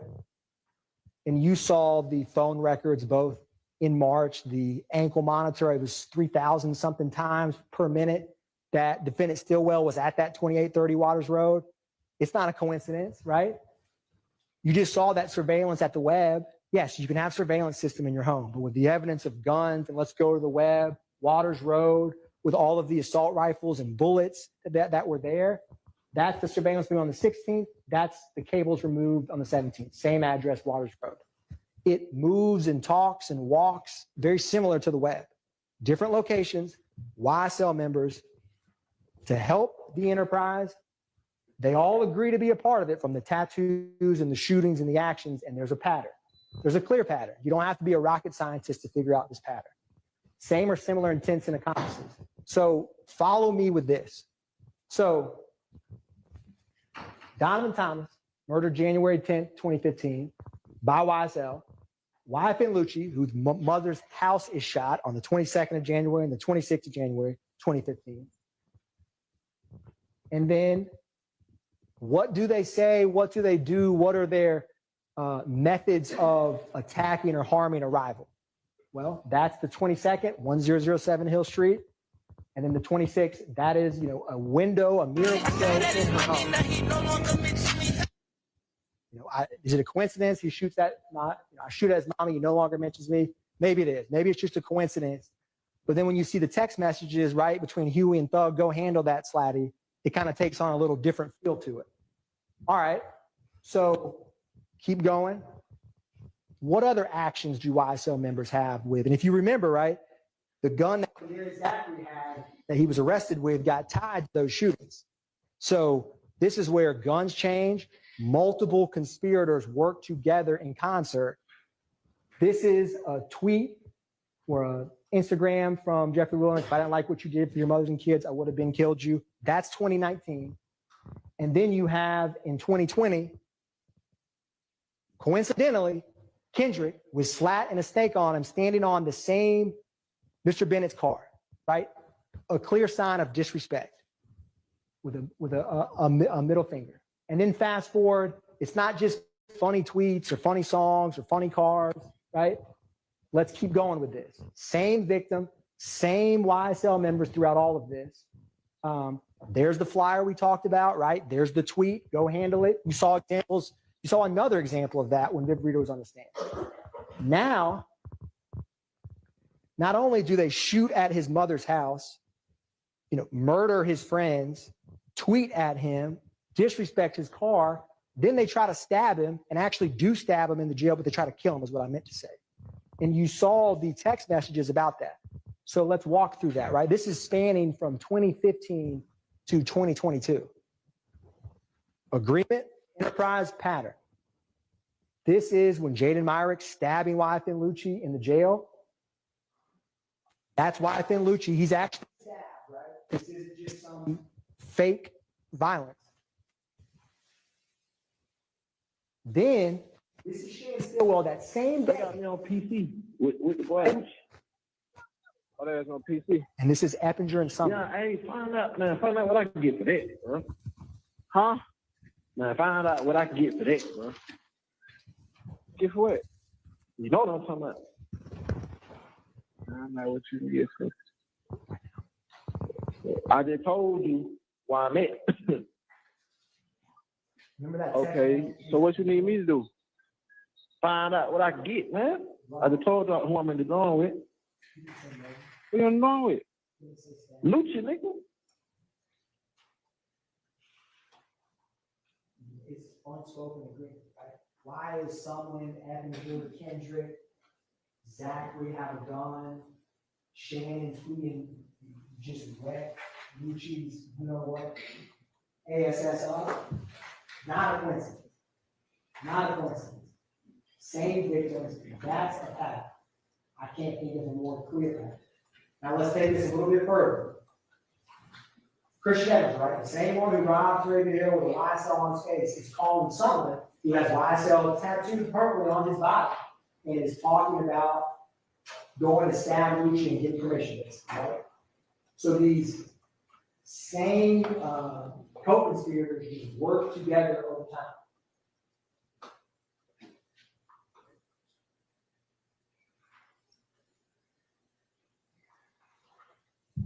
It's going to come along. What we're going to show, see, there's some, right? Can't spell slime without reading the biggest. Publicly, full allegiance. Did they knowingly and willfully agree to be part of YSL? What do they say? What do they do, right?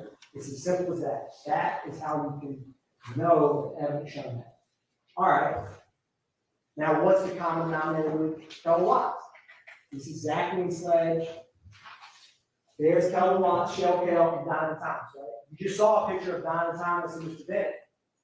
And you saw the actions that the YSL criminal street gang did and talks about him. So here's yet another friend in a public picture with Donovan Thomas, Kelvin Watts. What are their viewpoints on him?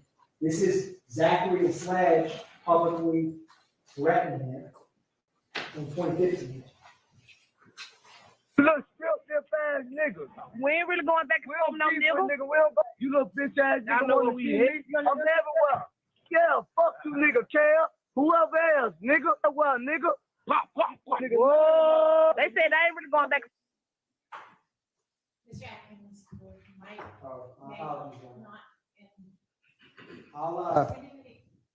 I'll just use a okay.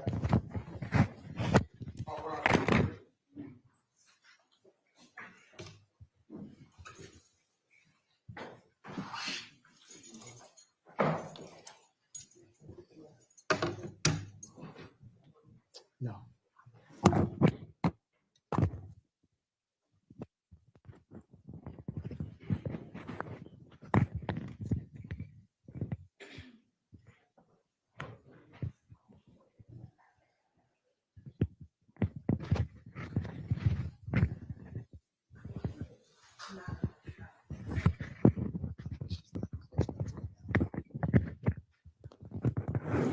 Can you hear me now? Just was too low.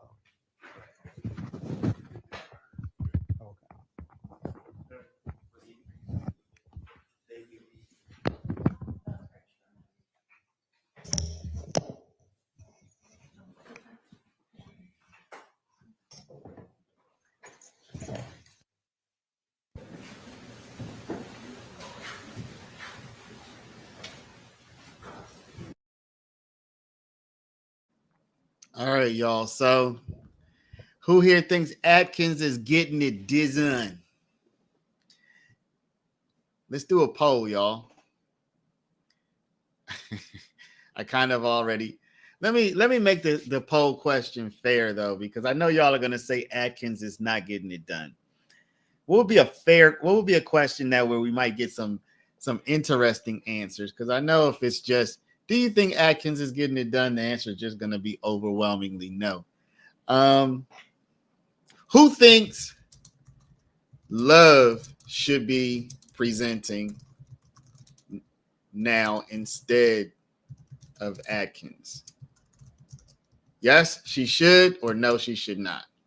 I'm just gonna say should Love. Should Love be presenting now instead of Atkins? We'll go with that. That's the question for the poll. Because if I just say is Atkins doing a good job, you're all gonna say no. So we'll make it a little bit more of an interesting question.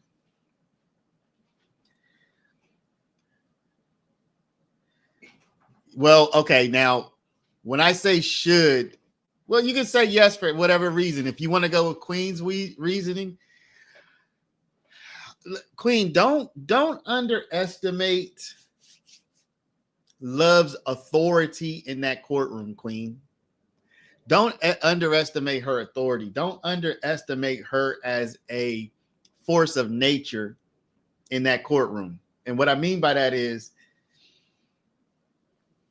she may be more persuasive due to her authority, her having a higher profile than Atkins. So while the jurors might not like her, okay. While the jurors might not like her, they might be intimidated by her. Now, Queen, you might not be intimidated by her, but that's not what I'm saying. She may be intimidating to the jurors. So, you know, the fact they don't like her might not be the final word. Nurse Fancy says they can. So, y'all, they have an overflow room. Let me ask y'all, what do y'all think about this? What do y'all think about people showing up for the grand finale? They have an overflow room there. I mean, you would imagine families would want to come. You would imagine friends would want to come. Some national figures are there. I know some bloggers are probably there who maybe don't go every day. What do y'all think about that? Queen says, no one who doesn't have a plea is intimidated. So, Queen, you're thinking about yourself. But you have to think about, I'm trying to bring a different perspective, which, you know, I've never seen Love in person. I've never been in a jury box. But when I say intimidated, I don't mean as in personally afraid. I mean seeing her as an authority figure whose opinion you would respect and want to give deference to. So intimidated is probably not the best word. I mean seeing her as an authority figure. It's really what I mean. Seti Nash said he's going. Yeah, Seti, I think I saw he's in Atlanta. Seti's been in and out. He's been there a number. Where's Seti from, y'all? Is he from California? People know this, so of course they're going to show up today. I don't think they're intimidated, but could feel yeah. So intimidated wasn't the best word choice. I really mean they might see her as an authority figure. You know, that's really what I was getting at. Seti's from Sacramento. Okay. Yeah, he's from Cali. Okay, got you. Y'all know if Seti lives in Cali now? That's quite a long trip to get to ATL from California. Not a biggest Seti fan. He's too wishy-washy. I don't know a whole lot about Seti, so I'm not going to give an opinion, but he sent me a couple of pretty nice messages on X.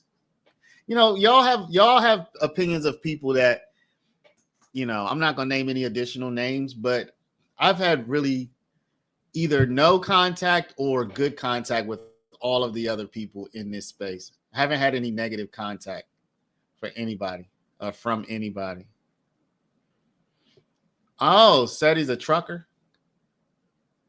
Okay, I don't know that to be true, y'all. I'm just seeing that in the chat. So I don't know anything about Seti Nash except for I've seen some of his videos. He seems to give pretty interesting takes, and he sent me some cool messages on, not messages, but reply to a few things I put on X. So yeah, Seti's there. Somebody said Jamal Bryant is there. I really would think people would want to show it for the verdict day, not so much for the closing argument day, but I guess this is all included in the grand finale. I guess this is, yeah. Cam, I think his name. Yeah, that guy, he makes really good YSL content. I will say, in the future, I'm gonna be taking some cues from Cuff Boys videos. I will be making content something like that, not for this trial, but going into the future for future trials. In addition to whatever I typically do, I'm gonna be doing more of that. I think he does an excellent job. And I won't be stealing his flow, but I'll be doing something more in that direction for future trials for sure. I think it's really cool. Y'all know, one of the reasons I don't do that though. One of the reasons I don't do anything that's even similar to Cuff Boys is because when I first started doing these videos, y'all, I got a lot of comments of people saying like, just stop talking. So the funny thing is like Cam talks through the entire video, which I like. And I'm sure his crowd likes it. But there's a big crowd of people out there who just don't want you to talk. They just want you to say as little as possible. And so one of the reasons I don't talk much, I do on the live, obviously, but on the videos, one of the reasons I always say, all right, I'm not going to talk, because there's a large group of people, hundreds of thousands of people out there who just want you to show them the court, and the less you say, the better. So that's one of the reasons I don't do a lot of talk. But I do like Cuff Boy stuff. I do. I mean, I've only seen this YSL recap, but he looks like he puts a lot of work into it. I know it takes a lot of time. Yeah, so I've been doing the AI thing. It's love it or hate it, man. I did the AI video yesterday. It's a true love it or hate it. People in the comments. So if we go with the thumbs up ratio on the most recent video, if we go with the thumbs up to thumbs down ratio, it has a really good thumbs up ratio. The most recent video, the views are definitely nowhere close to what's normal. But let me look. Experimental, 4,000 views, 98.4% thumbs up. So 179 thumbs up and 3 thumbs down. But if you look at the comments, you do get a number of people like, oh, this is terrible. I can't stand this. It's like there are people who just can't stand it. And I get it. I really do get it. I like it personally. I like it a lot, but I get that some people don't like it. I'm going to have to figure out a way to keep using it, because there's a lot of people who like it. There's a lot of people who like that. So we can't not do it because some people don't like it. Yeah, lead is excellent. I think everybody's good. My personal, if I want to be entertained, I'm listening to lead. If I want to be informed, I'm listening to Cat, not Williams. Those are my two go-tos. If I just want to kind of zone out on entertainment and commentary, it's lead. If I want to zone out on like, hey, what? Because Cat will remember stuff from months ago. So those are my two. All right, let me put the. We got a late start this morning. Can y'all move that a little bit because that's kind of blocking the defense's view of the jury. I was using music before, Wise Gal, and people, why you keep putting the music on the video? We told you we don't want any music. Is that better? You know what I'm saying? Just how it blocks different curves. Okay, no, that's not better. Either move it way over here or way over there. I like the background Now I music can't too. I see love the it. jury. That's not gonna work. Put it way over there, maybe. I mean, that's fine, but that. Yeah, Cat. Sorry. That is just on another level, y'all. I don't know who designs That is courtrooms, on but I don't another think they ask anybody who uses courtrooms. Jury ready? All right. They do, yes. Now we have 3 podiums, so. Appreciate that, Andre. I really do appreciate that. Yeah, so there's so many creators out there. Everything I've seen from I'm Not a Lawyer is excellent.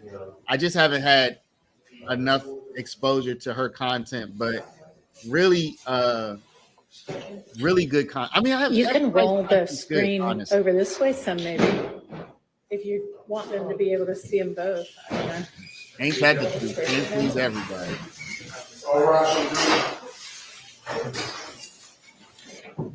Yeah, this is another thing. Now it's not the time. Let's do that at lunch.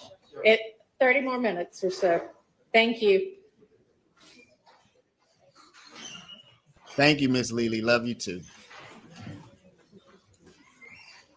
I think that screen maybe stopped working halfway through. So the other one, either the one above or the one, I think the one below doesn't work, but the one above does.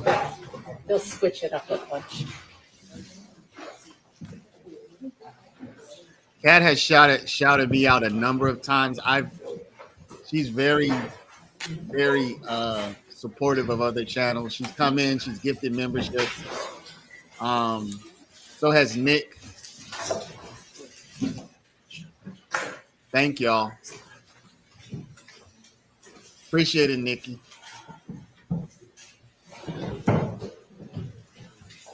Yeah, I know. That's one thing I really got to learn. Okay, let's go back and grab Thank you. All right, I think y'all probably saw that your lunch is there. We've got about 30 more minutes of Mr. Atkins opening, and then we'll break for lunch, and then we'll come back and hear the defense closings. Okay, all right, go ahead, Mr. Atkins. We ain't really going. Yes, Bruce Rivers is good. He just doesn't follow the case week by week or day by day. But yes.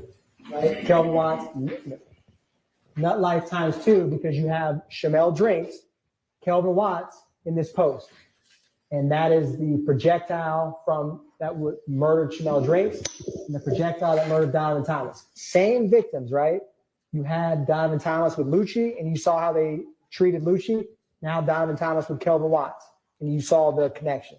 Similar victims over time with different YSL co-conspirators committing the crimes, often together. Not always the same, but similar patterns, which is important for RICO. Now, other connections.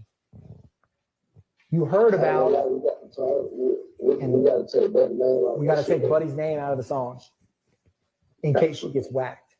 I thought we had to get wet. You know that shit come down on us. Yeah. Because it's going to come down on us. This lets you know that they try to toe the line to get right to where they can diss an op or say something, but have some deniability. And then this is song. That's Garland.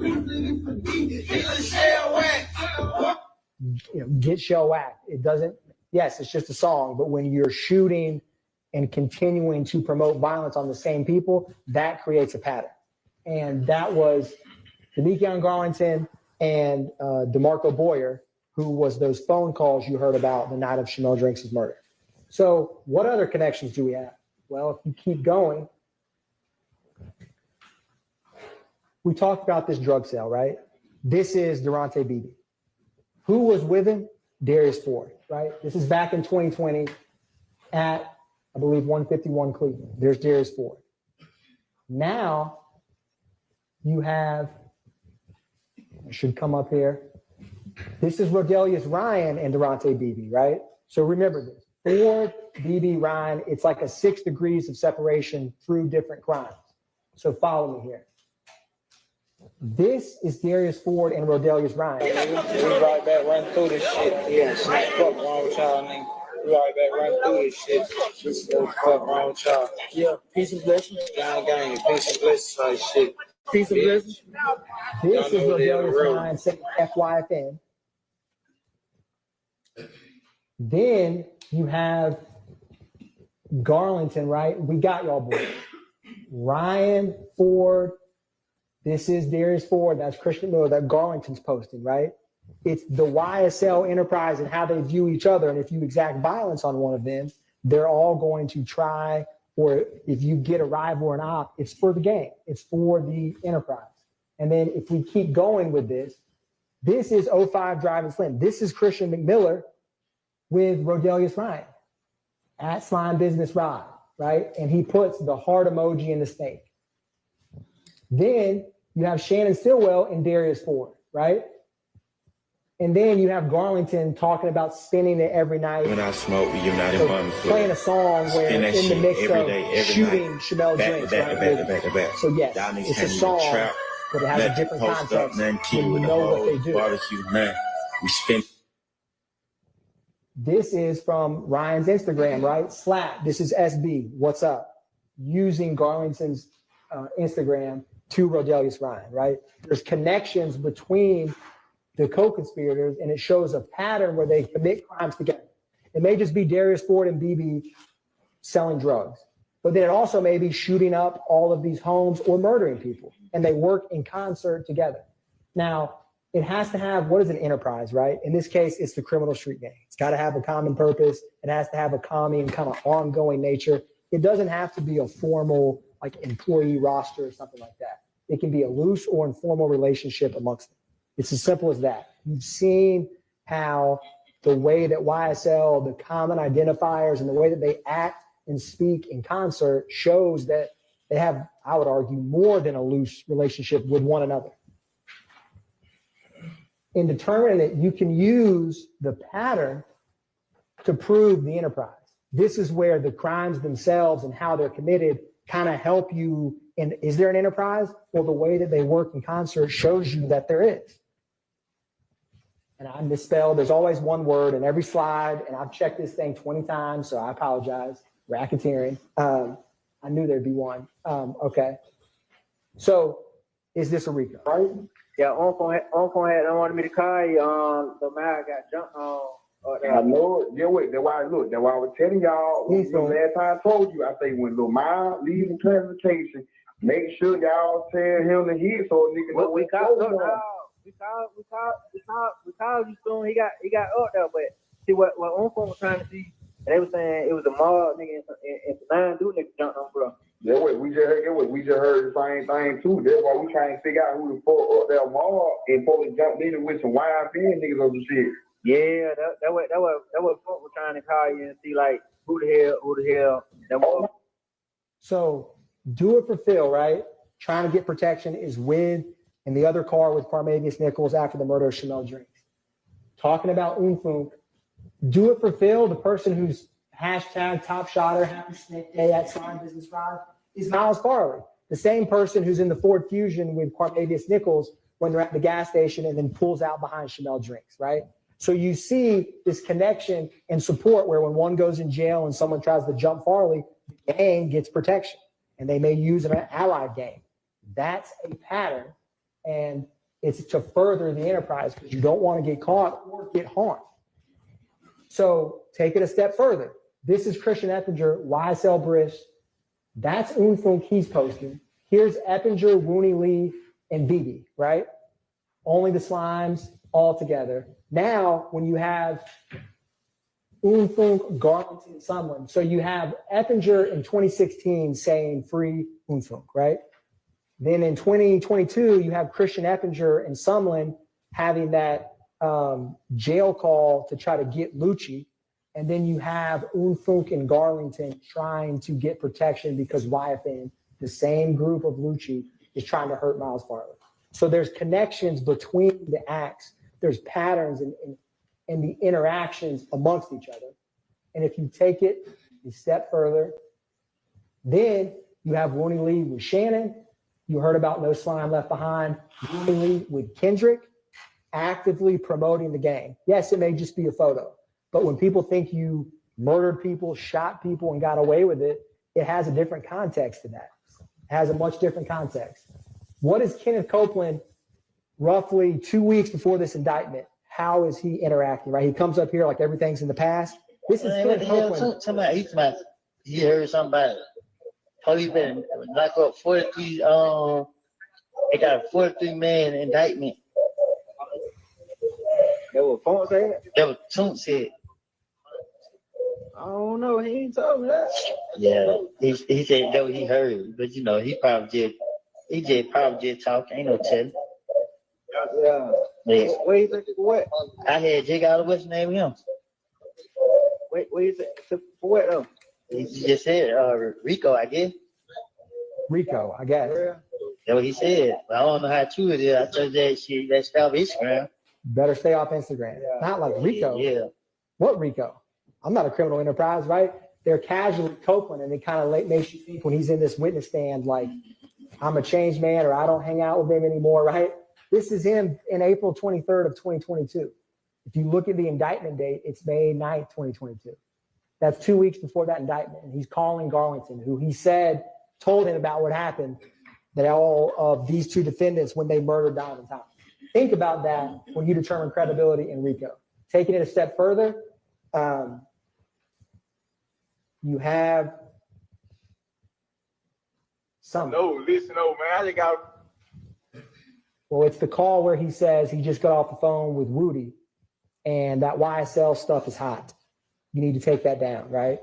And then at the very end of that, and I won't play the whole thing, but it's in evidence, they say, we need to take that YSL because it's hot, get off social media, right? So that shows you that they know, they just don't want to get caught. This RICO conspiracy, this is your verdict form. When we talked about A and B, it's going to look like this: as to conspiracy to violate subsection A, we the defendant. A, acquire and maintain property, knowingly and willfully conspire. B is those objectives I talked about. Did you participate in the enterprise, knowing and understanding that a pattern of racketeering, which remember, check the indictment for the crimes. Do you think that they knew when these two defendants from January 10th, 2015 onward, that there would be robbery, aggravated assault, intimidating witnesses? I mean, of course they did. But think about that when you look through this, because you have to decide, is it A or is it B? I believe it's both, but you can find either as a jury when you deliberate. And remember, some evidence can factor into both. The robberies can be A. The stolen guns can be A. They also can be a part of B when you create a pattern. And then on the bottom, it's going to ask you about guilty, guilty. Please identify on the next page the overt acts you find. So when y'all agree unanimously on an overt act, and you got to find one after May 10th, 2017, the good news is there's plenty that the state has proven happened after that date, so they shouldn't be hard to find. You write them down. And if you need to write 50, write 50. If you need a pen, ask the court reporter. She'll come bring you an extra pen if y'all need it, run out of ink. But fill it out on the form after this, once you all deliberate and talk through the evidence. And you will find them guilty of the RICO enterprise when you look at the evidence and the common sense, reasonable inferences from all of it. And some of these connections, I just gave you a few. I could do this 6 degrees of separation with multiple crimes throughout the case, but I tried to pick a couple to show you. And participation in treating activity, this is much simpler. You know, the RICO enterprise and the criminal street gang is one in part the same. Criminal street gang activity is there is a gang, YSL. Clearly the evidence has shown at this point that YSL is a criminal street gang, right? Are they a part of that street gang? Do they commit criminal street gang activity? For purposes of this indictment, the judge will instruct you that the street gang charges, the firearm possessed during the drugs for Kendrick and the murder of Chanel Drinks for Shannon Stillwell, both murder, and possession of firearm during commission of a felony, which is the drugs, are criminal street gang activity. So all you really have to decide, in my mind, is there a nexus to the street gang? And I'm going to, this goes on to explain criminal street gang activity, which the judge will tell you that for these crimes, they are street gang activity. You just have to find Kendrick and Stillwell and the YSL street gang, which for all intents and purposes is the same as the criminal enterprise we've just been describing. And I'm going to, B is in order to maintain or increase status. So you'll see Shannon Stillwell has B. When he murdered Shamel Drinks, do you think that was in order to boost his YSL street cred and increase his status? Of course it was. He had no personal disagreement with Shamel Drinks. The only reason to murder him is because you saw all this public posting about get back, revenge, and he had that tweet I had earlier of up the score. That, when Shannon Stillwell committed that murder, it was to further the street gang. There's no other reason that makes any sense. And it would certainly boost his common signs, symbols, and tattoos. I only have a snippet. This is very similar to the first witness belt nap, right? Y'all have heard ample evidence of all these identifiers. You've heard about slat, slime, the lizard, the snake, the green, Copeland with the hand sign. Y'all are basically gang experts at this point, probably yourselves, because you've heard a lot about it, but it's important to show you the evidence over time. Tattoos, I've talked a lot about these. I think it's important to, these permanent YSL lifestyle. This is Trontavia Stevens. That's Antonio Sumlin. That's Antonio Sumlin. That's the Diamante Kendrick. Slime Life, YSL. And then you have face tattoos, Javon Fleetwood. Then you have Walter Murphy's going to come up, and Christian Effinger. Public YSL tattoos on their face, essentially a walking billboard for the enterprise. And if you commit a crime with that on your face, it's to help let people know this is from YSL. Going a little bit further, 3 or more members, clearly there's 3 or more. RICO was 2 or more. Gang, you need at least 3. So you can't have a gang of 2 under the law. It's the same principle. That block is easily checked as an element. This is just pictures of multiple. This is Rodelius Ryan adding all of the slimes. This is Kendrick, Copeland, Zachary, ball up them slimes back in 2014. And that's Trontavia Stevens, again, showing you how they publicly accept and acknowledge the gang, or at least when they're outside of a courtroom. Going further, this is Quindarius Zachary, November 6th, 2014. Well, I'll keep going, but it's the video y'all watch where he says YSLD, big bullets, and he's pointing a gun at a camera. That's just him publicly. And then firearms, right? This criminal street gang is armed constantly. These are some examples of acts where this is Shannon Stillwell with that firearm, Trontavia Stevens with this firearm. Going further, that's Christian Effinger with a stock of guns. YSL Brisk, who said they want smoke. That's Zachary, still don't know any better. YSL Little D. They have these firearms because they use them. They're not sport hunting. They're not collecting them. They're shooting people with them, as you've seen repeatedly. This is Waters Road, the drum magazine, the double magazine where it's taped together. That was the stolen one from the cargo. I'm just showing you examples, and if you think about it, it's quite a lot of guns, either in photographs or physically introduced. Why do they need them? For the enterprise, and for the context of this, the street gang. This is from May 9th, 2022. All of the guns in the home. Again, 2022 and 2015, they all are stopped and have and use firearms. That's the violence. That's the tool for the street gang. More firearms. This is from Rodelius Ryan in the middle with 6 firearms. This is Zachary with an AK, Zachary with an AK. This is Shannon Stillwell with nothing compatible in the trenches but a carbine, right? In 2020, over at Act 115. Over and over and over, they show you we have guns, we use guns, we're not afraid to use it. Believe them. The evidence has shown it. Gang detectives, I'm not going to go through everything. I think you've heard a lot, right? And what they talked about was not fantasy. Gaither and Dennis, when they talked about getting woken up in the middle of the night with all of this 2015, they interviewed Walter Murphy. They interviewed Quindarius Zachary. They interviewed Copeland 6 times. Not an easy task. All of that stuff they did repeatedly. They didn't just, and they all acknowledge. This is Jeffrey Williams. The cops asked them all. They know my business in all the jurisdictions. They all testified about YSL Street Gang, identifiers, identified members. Are they all wrong? Are they all just, gay threat dentists are just making up crimes? No. YSL is a criminal street gang as shown by their actions. And Detective Belknap discussed the origins of Rock Crew, how it became YSL. He also mentioned how YSL, the street gang he started hearing about in schools before the record label was formed, and the rival between the YSL and Inglewood family. Simple 2 words, or I guess it's 3, 2015 first wave. This is waves of violence and a tsunami of evidence about a criminal enterprise operating throughout. And the second wave, Rito told you about it. She told you about all these back and forth shootings in 2019 and 2020. And she talked about what was going on in just 1 month, March of 2022. And all of these social media, she was clipping by, it seemed like almost the hour, to show this public disrespect. Same group, same victims, same rivalry in YSL and YFN. Nothing has changed except time. That's how you know it's a criminal enterprise actively afloat. May 9th, 2022.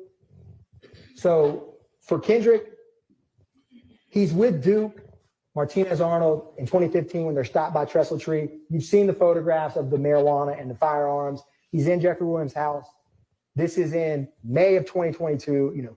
Him actively having this armed protection, firearms, and being in a house and then running when the police come with 2 other identified, documented street gang members. It furthers the gang's interest to have multiple YSL members together, even in one of their own homes, because as you've seen, they're going to always be armed and have firearms. So all you have to decide, in my opinion, if you meet the other elements, is there a street gang? Is there 2 or more members? Is his possession of the marijuana and firearm collective construction, which Ms. Hilton will talk to you about, in furtherance of the gang? And I'll argue that it is. Shannon Stillwell's, when you talk about participation in criminal, I made it green to say found. Like I said, I don't need to belabor this much. I think it's quite obvious that Shamel Drinks is a textbook example of a gang murder, where they literally just shoot him because they happen to see him at a gas station. He's a rival, that they're following Kelvin Watts and other postings that are dissing or alluding to the murder of McMiller and Ford. And that's why he kills them. But you don't have a license to just kill who you want because they happen to be in an Instagram post, or you think, or they are associated with a rival gang. That's to boost his street cred within the gang.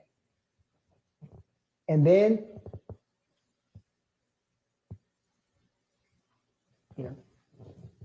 every slime plays nasty. What does Wooney Lee say about that?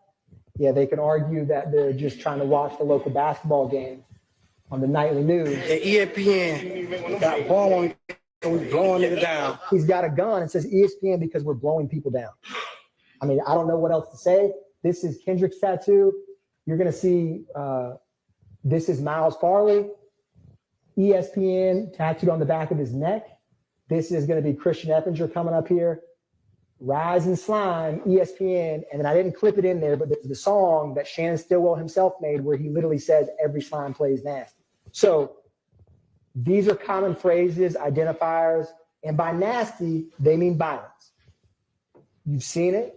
Going a step further,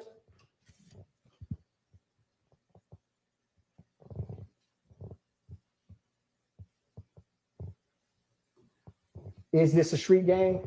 This is going to be Wooney Lee and Rodelia Slime. Fake, man, yeah, man, gang shit, man. You know what the fuck going, man, yeah, man. Slime getting shit, man. Man, happy birthday to me, man. Really mean everything to me, man. This shit on me for real.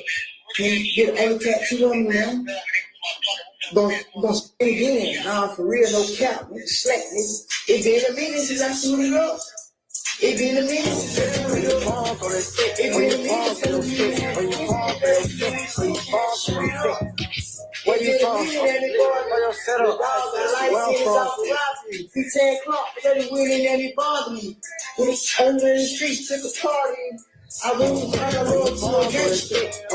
Technology jacked up on me, but it's their own words, right? Rodelia Slime, is slime business slap and wound. 6 months mercy that's going on this set. I mean, I'm the BEO. I'm the BEO of this sex money murder set. You heard Belknap, Gaither, and Dennis talk about the sex money murder, where YSL is a subset of that, right? It's their own words. They're not hiding from it. They're not slat on the finger. And then you're going to have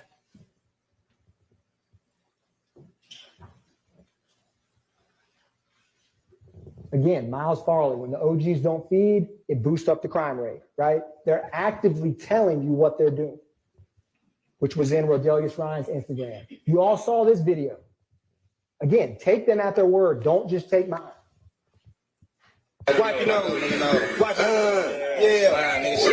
Big B. I know this shit. Little baby rollout. Little baby rollout. Little baby rollout. Big rollout for a small child. In the fucking trench, man. Right now, the trench and keep pistols. And they do keep pistols, and they do light people up, which means shooting at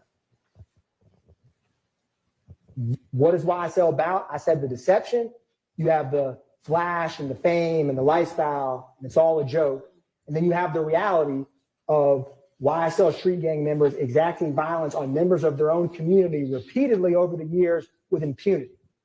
The intimidation. I think y'all all know well what we've shown and walked through, the violence publicly about witnesses who come in and testify, the way that people get YSL amnesia, as I call it, when they sit in the witness stand and they can't remember entire years of their life.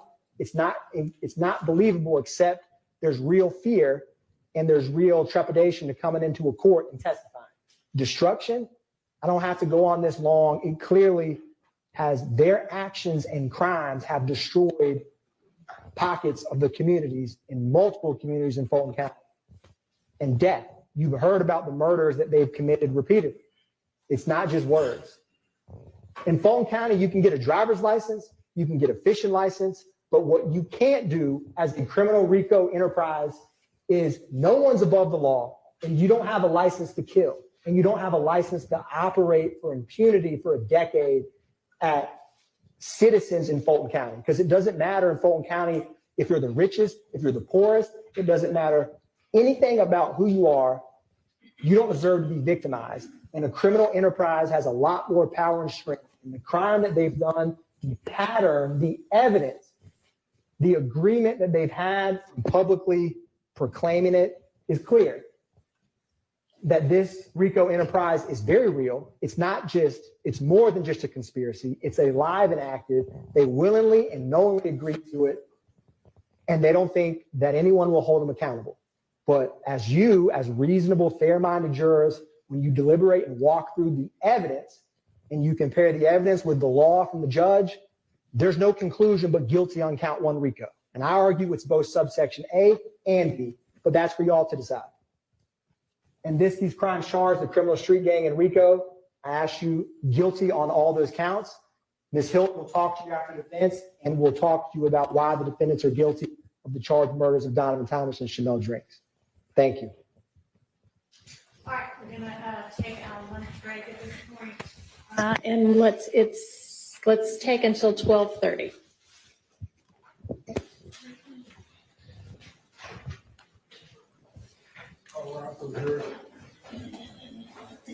All right, with jury, please.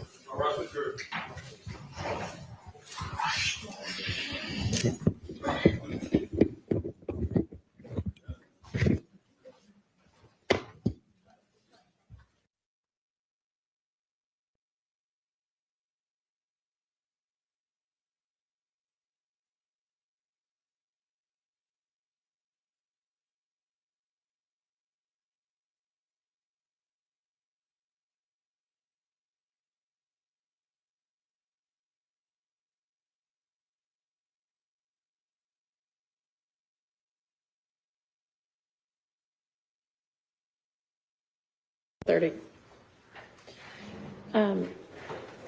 On the jury charges that I sent, the overt act definitions include some that are previously defined, but on the possession of a firearm during the commission of a felony and possibly by a convicted felon, we need to we will go back during lunch and make sure that the previous definition, when it's in the counts, covers only the crimes that these two defendants would be charged with, and that there may be others. So we may have to kind of do a little definition of those again to make sure that it includes whatever crimes might be alleged in the overt acts. So that's one change that's going to need to be made. All right, see y'all back.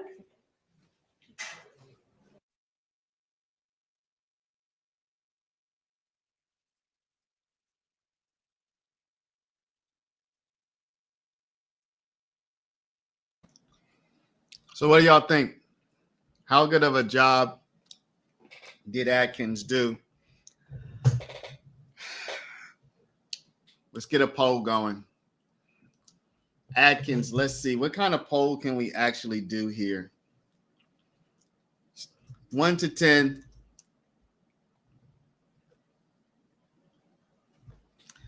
1 to 10, how well did Atkins do?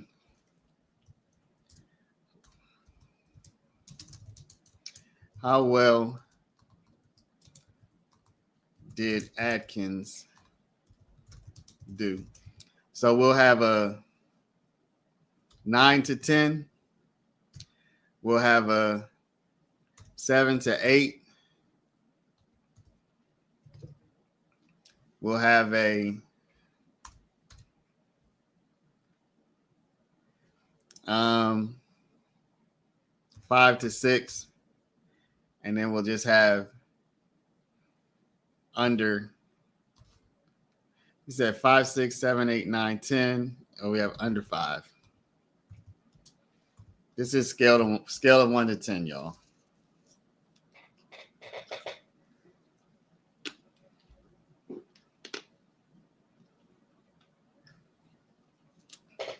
After lunch, we're going to hear from the defense. And then the state will be able to come back and close it out. So Atkins just went for, they might be doing, I don't know if they're doing 3 hours and then 2 hours, or if they're doing 2.5, 2.5. I don't know exactly the time frame, but it's going to be the defense goes next, and then the state will close it out. Yeah, the state closes today if they want.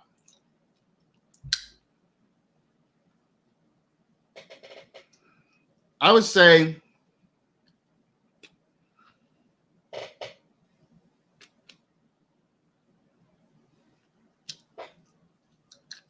about 7.5 for me. 7.5. I mean, what points did Atkins actually get across? What points did he definitely get across?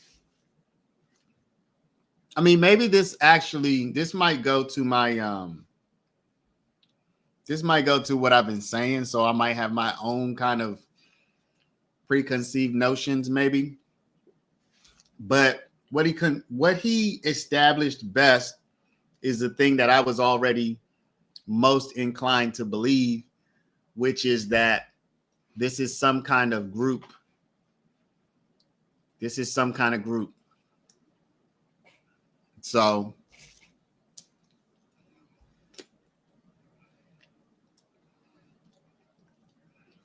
let me ask you this, Nikki.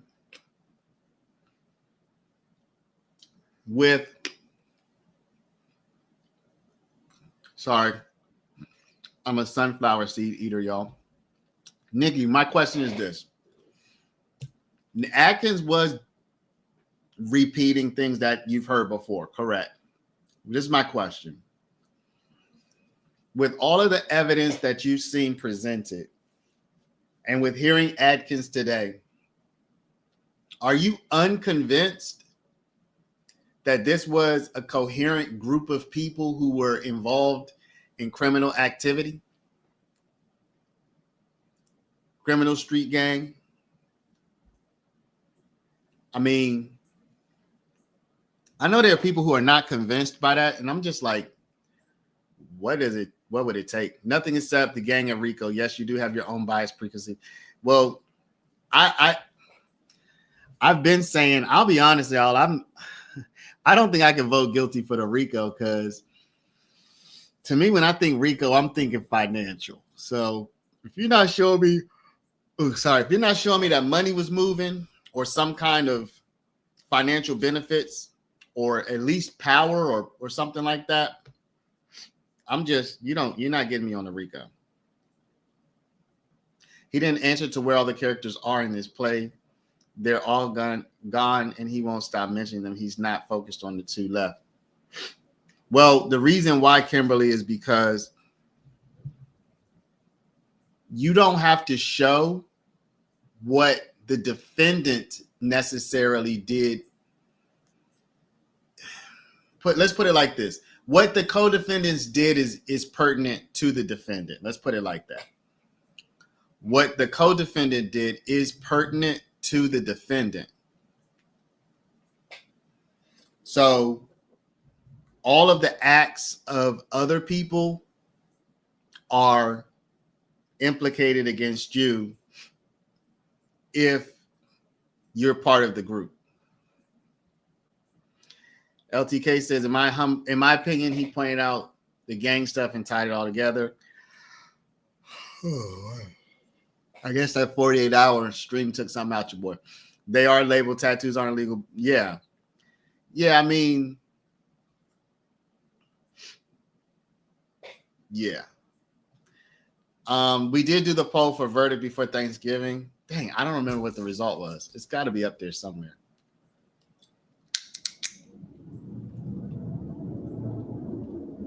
Group, but not. So, D-Hab, what would make it a gang in your opinion? What would make it a gang in your opinion? Vanessa, was Yak part of the gang? He painted the gang pretty well. I just think if I was defense, I'd say branding and all that, those types of languages, fans of sports team. He did good presenting what he had. We got it. YSL was a gang. Too many I don't knows and maybes. Todd just says totally not coherent. Why do people say this so often? It's not illegal to be in a gang. Does anybody on this live stream feel that the evidence that was presented throughout this trial was of a legal type of gang? Because you can have an illegal gang and you can have a legal gang. Do you think that the evidence they presented was of a legal gang? Because, it's not illegal to drive a car, but it's illegal to drive it over the speed limit. It's not illegal to do a lot of things, but it's also illegal to do those same things in a certain way. Right? So it's not illegal to be in a gang, but it's illegal to be in a gang in a certain way. So the whole trial is about the way of the gang, not so much the gang itself.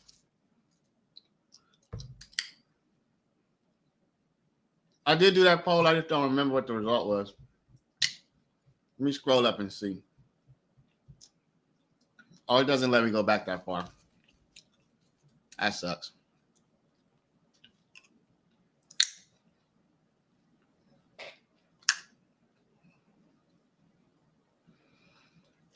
Y'all,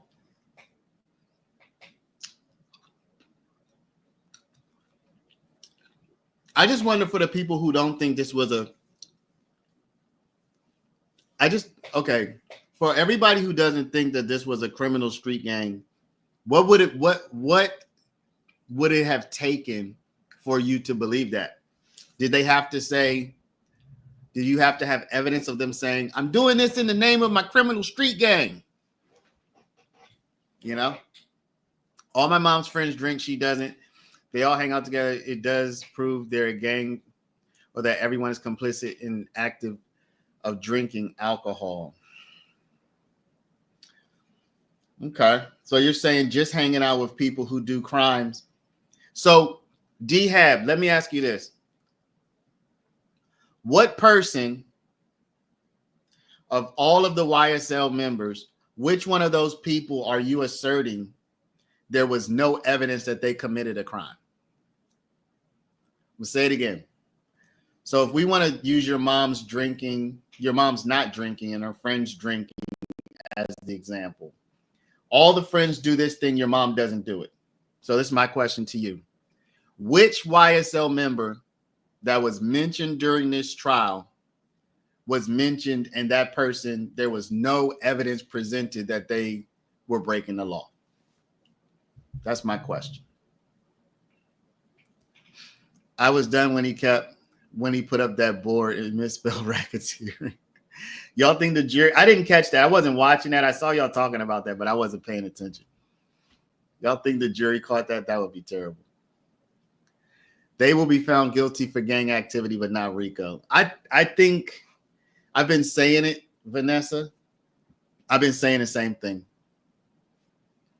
I'm not saying I think they'll be found guilty, but I think that the gang charge is much stronger than the RICO charge.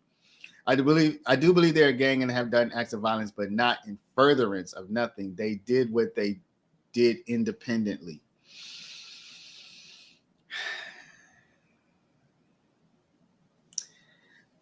So it seems like for a lot of y'all, that whole, as Love particularly, and also Hilton, went forth constantly talking about doing something in furtherance, it seems like that actually caused y'all to doubt the gang charge because you couldn't put together the in furtherance part. That's what bothers me. These people don't even have to know each other, much less know about the acts of each other, and you want to charge them with crimes.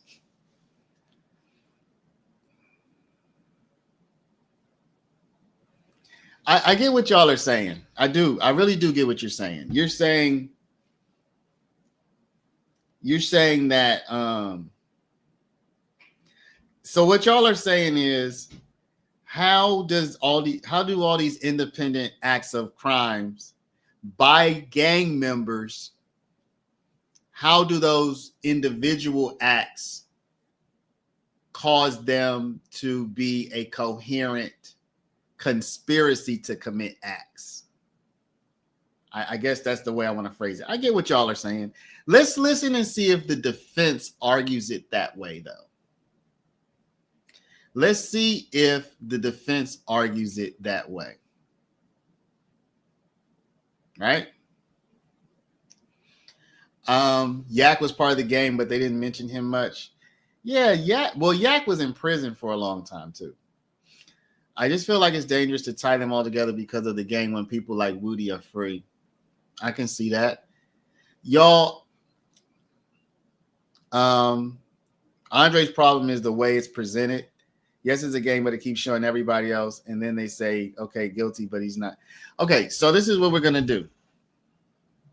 The defense is in a better position than any of us to know the law and also to have the experience and the skills to argue the law. So let's see if the defense's argumentation amounts to, yeah, it's a group, maybe even a gang, but not a criminal street gang per statute because they did not operate together for the furtherance of the gang. Neighborhood crew. They've shown gang members, but not YSL gang members. Oh, first person that says it. YSL is a record label. That's right. Record label part is legal, but street crimes make it illegal. Yeah, I'm sorry, y'all. Let me close this poll. I closed out the poll and I didn't. I already closed this poll. Or didn't I? Oh, no, I didn't. All right, let me end this poll, y'all. So here's the end. Here's the end of this poll. Most people put Atkins under 5. And y'all are tough. Let's see how Atkins, excuse me, let's see how the defense defends.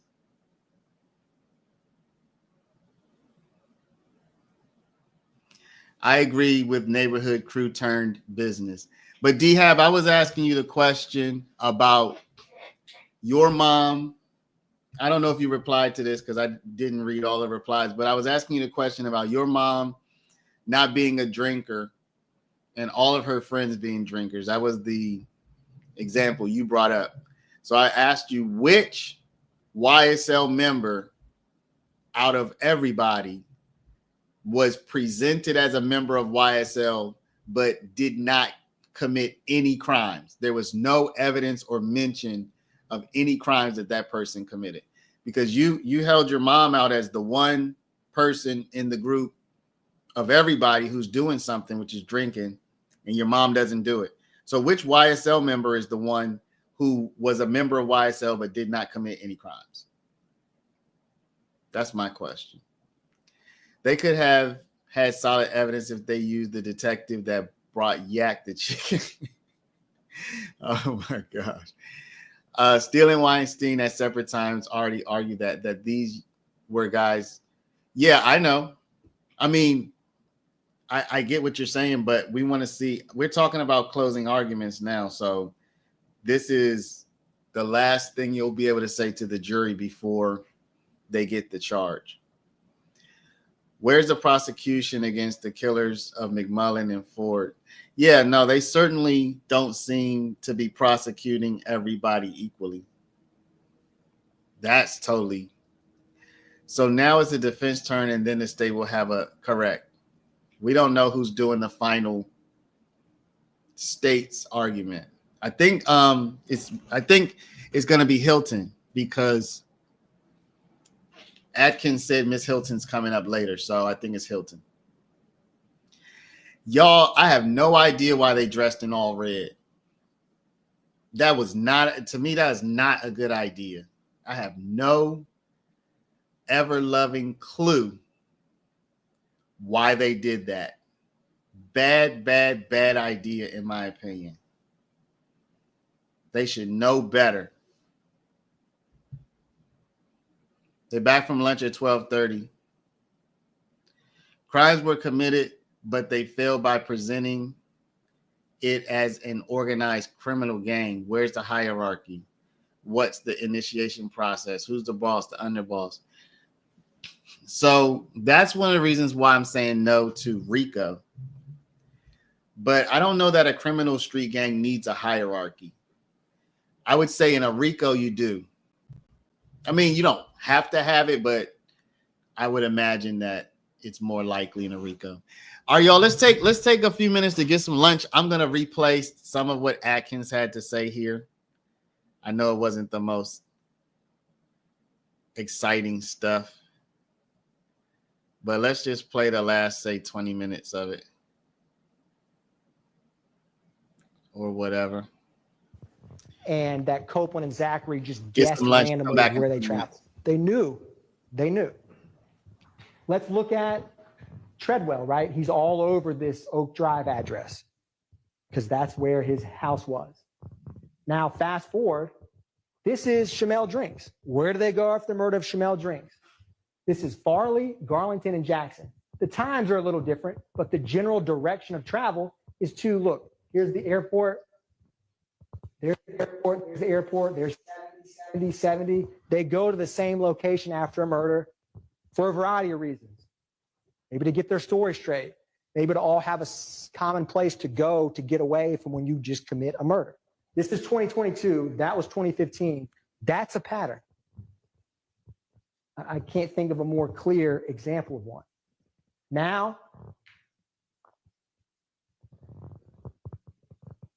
common places to stash and store. You've heard about the web. You've seen more recently Waters Road, and you used to hear reference about the dugout. but the Webb and Waters Road come up frequently. What were some similarities between them? They're places where they can store their guns and can frequently go where no one's going to catch them or bother them. This is Trontavious Stevens. This is Antonio Sumlin.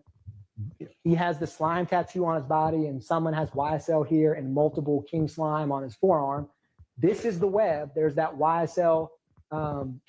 There's the surveillance video right there. Looked kind of similar to Waters Road.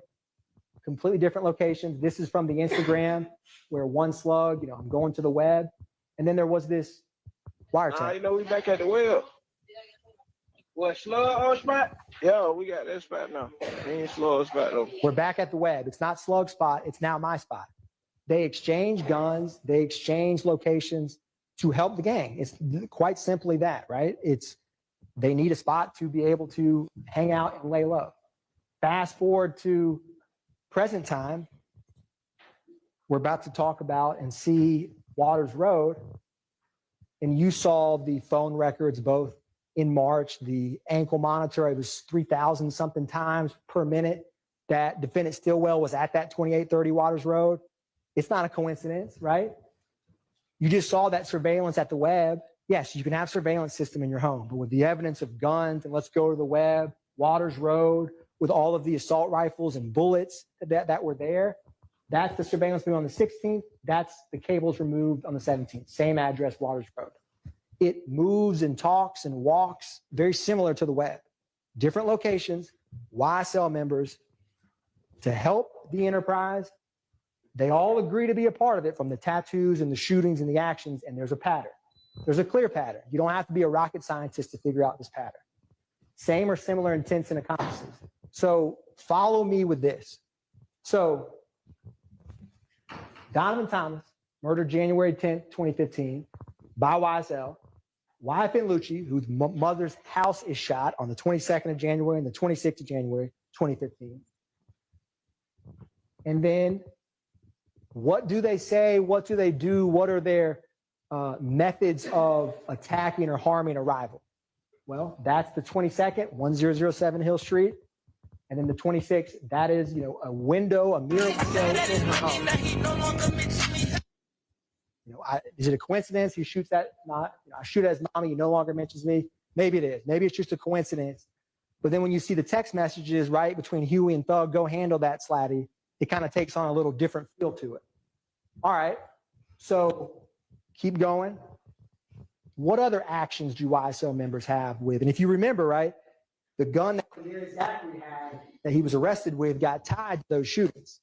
So this is where guns change. Multiple conspirators work together in concert. This is a tweet or an Instagram from Jeffrey Williams. If I didn't like what you did for your mothers and kids, I would have been killed you. That's 2019. And then you have in 2020, coincidentally, Kendrick with slat and a snake on him standing on the same Mr. Bennett's car, right? A clear sign of disrespect with a middle finger. And then fast forward, it's not just funny tweets or funny songs or funny cars, right? Let's keep going with this. Same victim, same YSL members throughout all of this. There's the flyer we talked about, right? There's the tweet, go handle it. You saw examples. You saw another example of that when Viv Rito was on the stand. Now, not only do they shoot at his mother's house, murder his friends, tweet at him, disrespect his car, then they try to stab him and actually do stab him in the jail, but they try to kill him is what I meant to say. And you saw the text messages about that. So let's walk through that, right? This is spanning from 2015 to 2022. Agreement, enterprise, pattern. This is when Jaden Myrick stabbing YFN Lucci in the jail. That's YFN Lucci. He's actually stabbed, right? This isn't just some fake violence. Then this is Shan Stillwell, that same day. They got me on PC with the boys. Oh, there's no PC. And this is Eppinger and Summer. Yeah, hey, find out what I can get for that, bro. Huh? Man, find out what I can get for that, bro. Get for what? You know what I'm talking about. I don't know what you can get for. I just told you why I'm at. Remember that? Okay, so what you need me to do? Find out what I can get, man. I just told you who I'm in the going with. Who you in the going with? Lucha, nigga. It's unspoken agreement, right? Why is someone having to do with Kendrick, Zachary have a gun, Shannon tweeting just wet, Lucci's, you know what, ASS up? Not a coincidence. Not a coincidence. Same victims, that's a pattern. I can't think of a more clear pattern. Now let's take this a little bit further. Christian Evans, right? The same one who robbed Raven Hill with a YSL on his face is calling someone who has YSL tattooed permanently on his body and is talking about going to stab Lucci and getting permission, right? So these same co-conspirators just work together over time.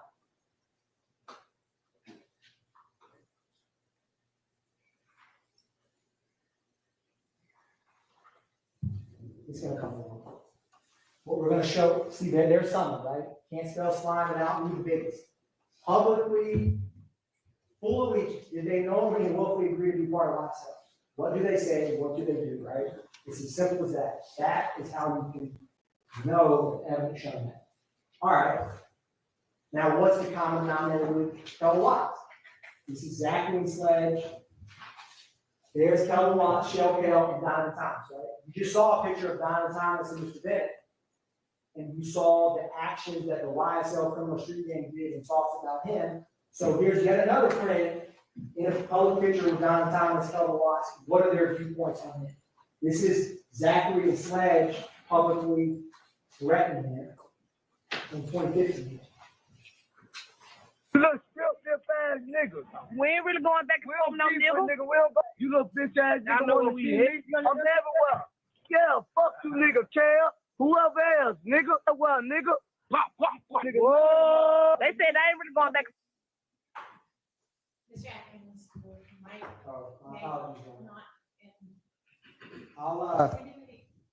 I'll just use a okay.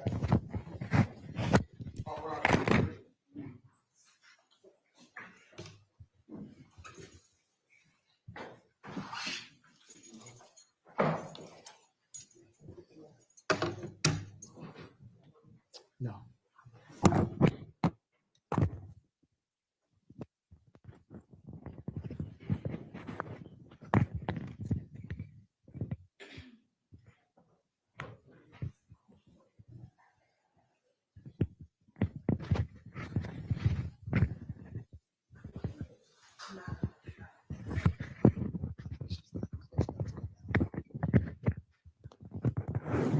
Can you hear me now? Just was too low.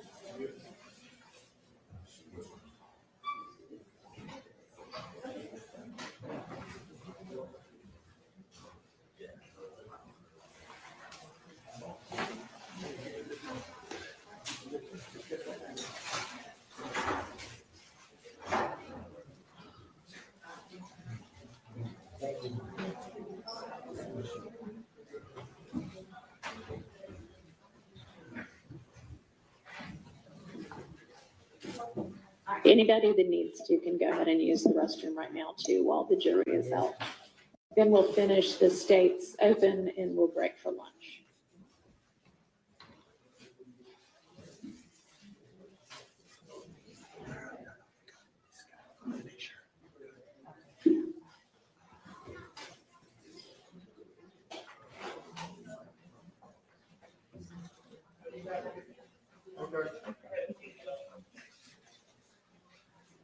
Sit down here.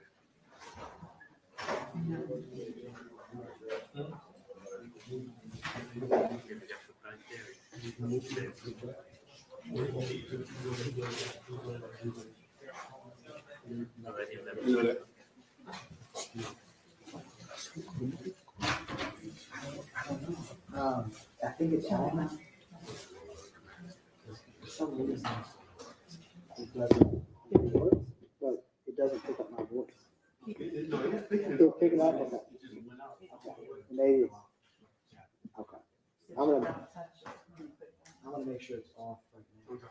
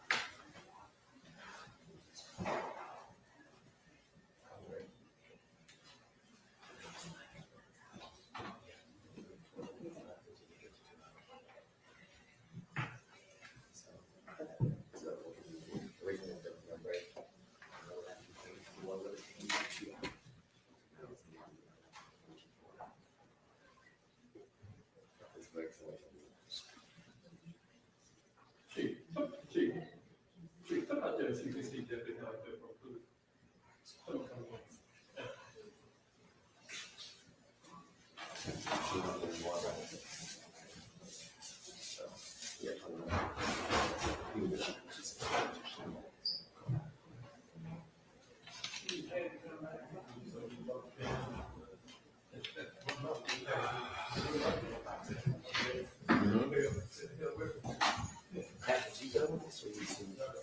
I'm assuming that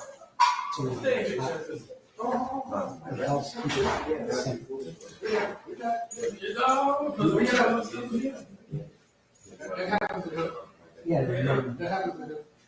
Should be. Should. Yes.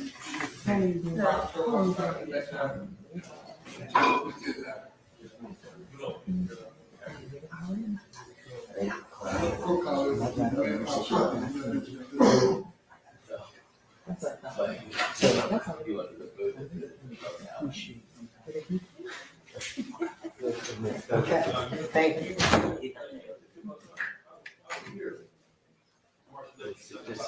I'm not making this here. Yeah.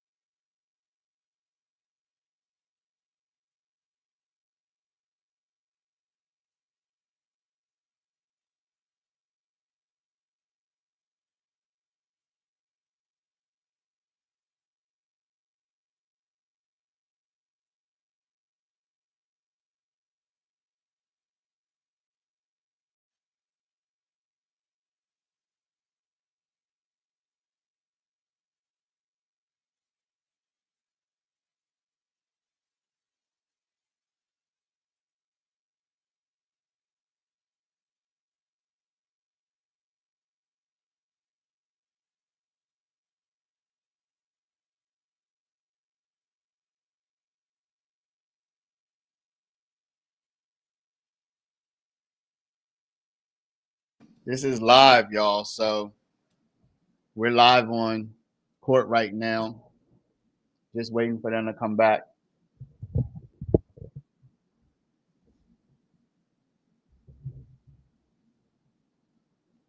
Just waiting for them to come back. I hadn't asked to close because he recognized DA needs to speak well for jury to convict. Axed. Oh, I see what you did there. Axed. I was wondering why you spelt it like that. I was wondering why you spelt it like axed. Lunch should be over. It should be. She said 12:30, but I don't see them back yet.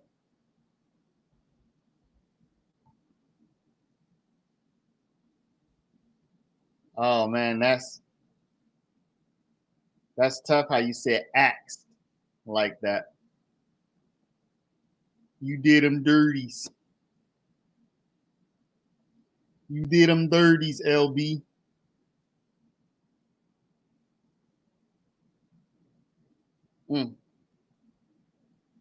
Axed to come back, huh?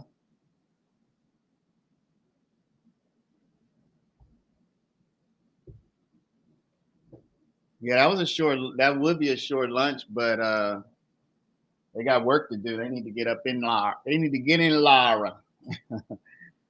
You know?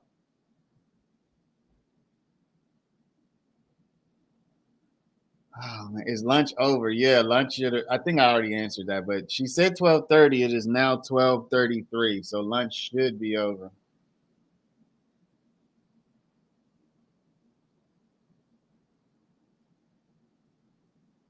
Axed. Play that Fonnie press conference. You still haven't played. I will play. Well, I don't think we have time now. We should be back from lunch, but remind me after this, y'all. I'm gonna wrap up this stream. I'm gonna keep the other stream open indefinitely, and I'll play it on there. So that'll give you some incentive to move over to the other stream. That'll give you some incentive to go there. There's actually two. There's not just one, but there are two Fonnie press conferences, believe it or not. One in which one of the press conferences where Fonnie was talking, people, they kind of quote that one as if she was talking about YSL, but one was actually when she was talking about a different gang that they had busted. But we can play both of them.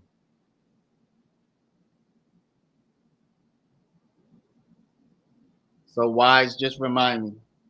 And then you'll have to move over to the other stream as well when it's time.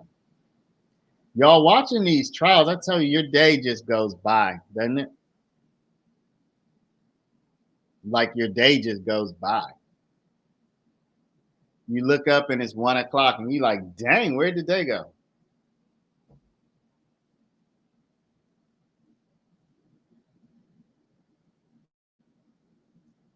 I asked Hilton where the day went.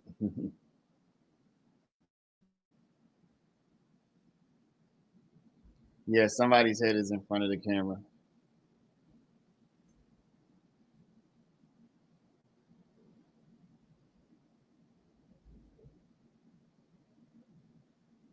Y'all, this stream that we're on the other channel has been going for, at this point, over 50 hours. It's been going over 50 hours, people.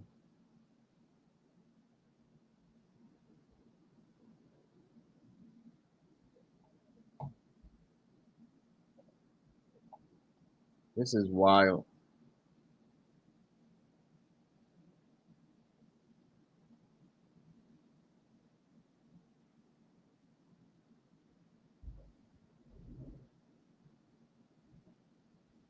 Yeah, that other stream is still going. It's still going. I don't think I'm gonna close it. I'm just gonna see how long it can go. Like at this point, I don't see that there's a reason to ever turn it off, honestly. I don't see that there's a reason to ever turn it off. I don't like the choice of the all red. I think that's a bad idea. If they wanted to wear the same color, they could have worn blue. They could have worn blue, powder blue. They could have worn navy blue, royal blue. They could have worn a light color of yellow, maybe. Not, it's not quite summer anymore, but they could have worn a blue color that probably would have been neutral. Blue and white, gray would have been neutral. But the idea of putting on all red, I don't get it. I don't know what they were going for. Will I have to start repeating what do you mean? Like replaying some things that I played before? Yep, sure will. But nobody wants to watch it, then nobody watches it. I mean, it literally doesn't cost me anything to just keep that open. And I've seen where some of these streams like Law and Crime, you'll have thousands of people viewing for hours after the screen just goes black. You're like, yo, what are y'all even looking at?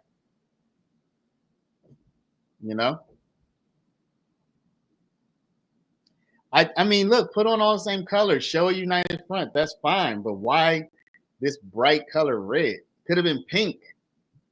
It could have been gray. It could have been blue. I don't think green is kind of a controversial color in this trial because of the slime. And then orange just doesn't feel very professional. But they could have certainly chosen blue. They could have chosen gray. They could have chosen black, perhaps. They could have chosen pink. White. Yeah, white would have worked. No, I don't know Watch Mojo. I mean, I've probably heard it before, but I couldn't tell you what it is. I would be side-eyeing them if I was on it. Yeah, I don't, because even I don't know if she's a paralegal or an assistant or what, but even the third, maybe she's a DA, I don't know what her role is, but she has red on. Atkins has a red tie. Y'all think that the defense mentions that? Red draws your focus to them, correct, but does it color your opinion of what they're saying? Red is a color traditionally associated with the devil, y'all. I mean, let's just keep it real. And that bright red that they're wearing, it's not like it's a muted red. It's a bright color that they're wearing. I just don't get it. So what okay, I got you. It's a top 10 channel. What's the idea? That because there's no way I can produce enough top 10 stuff to populate a 24-hour channel. So let's say Watch Mojo. What's you gonna make me some top 10 videos to put on there, Andre? Because I would need 24 hours worth. I would need 24 hours a day worth. No, red is not a bad color, but it's not suitable for all purposes,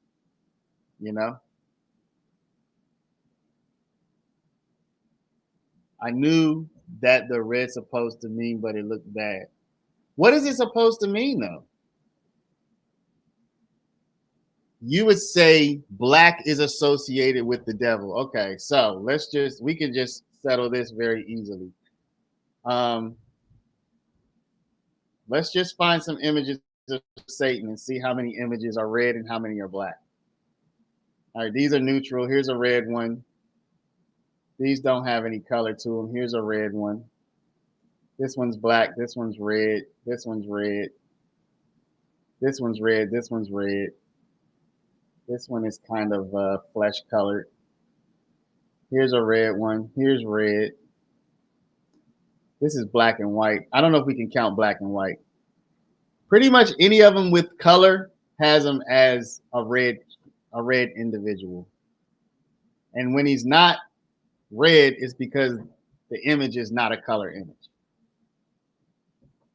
I think everybody knows that Satan is supposed to be the depiction of Satan is of red individual. I mean, everybody knows that. Like that. That's not even like a dispute. Whenever you were a kid and you saw a cartoon of an angel on one shoulder and a devil on the other, the devil was red and the angel was white.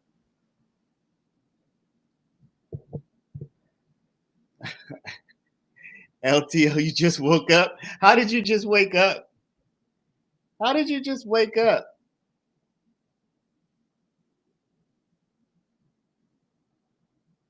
I didn't say the devil's in the Bible. I don't know if you're talking to me, but I didn't say the devil's in the Bible. I said whenever the devil is depicted, it's a red individual. That's my only point. The depiction of the devil is red. I didn't say the devil is red. I didn't say there's actually a devil. I didn't say that any of that stuff. I said whenever there's a depiction, it's a red individual. Just like Sasquatch is depicted as an ape colored individual. It's not green, for example, or orange. So anyway, no, coming out in all red, that's not a good look. I don't know what they're going for. Maybe there's some psychology behind it. Maybe they know more than I do, though. Adkins sure didn't wear a red jacket. He was probably like, yeah, nah, not doing that. I'll rock a red tie for y'all, but I'm not putting the jacket on. Red is used in most restaurants to draw attention. Attention to what, though? Yes, LTO. We just LTO, yeah. This is closing arguments. But we're waiting for them to come back, which they're late at this point. We're waiting for them to come back to do closing arguments for the defense. They just did the closing arguments for the prosecution. Yeah, but this is what I don't get. If YSL is a blood set, why would you rock the same color as the Bloods? That's what I don't get. I think it would have been better if they had rocked blue or gray.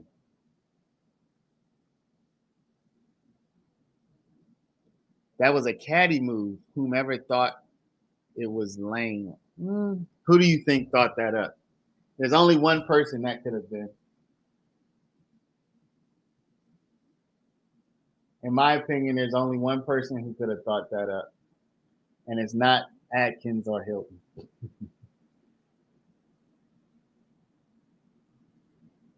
And it's not Atkins or Hilton.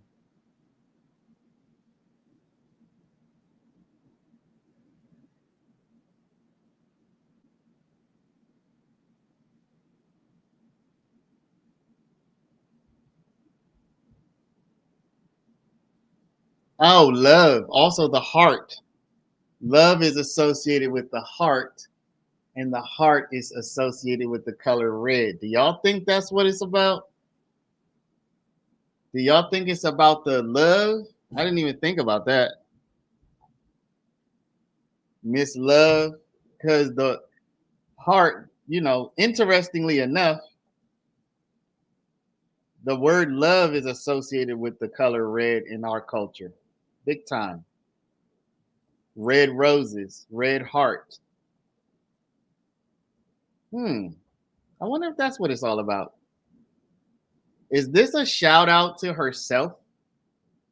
Is this Miss Love's shout out to her own self?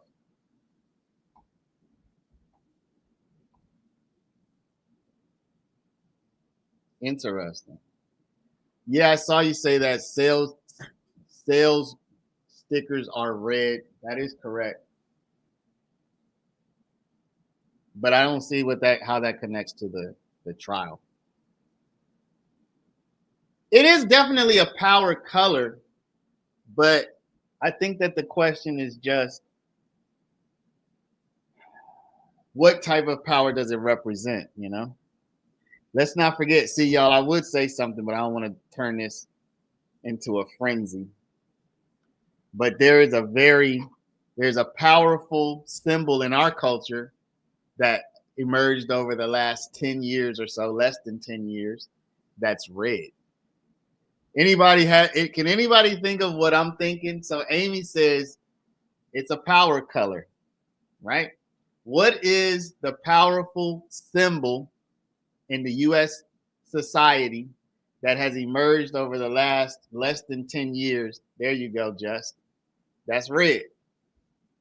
Yep. MAGA. Make America Great Again. That's associated with the color red. Republicans. Yeah, Republicans are with the color red. MAGA in particular. So, interesting.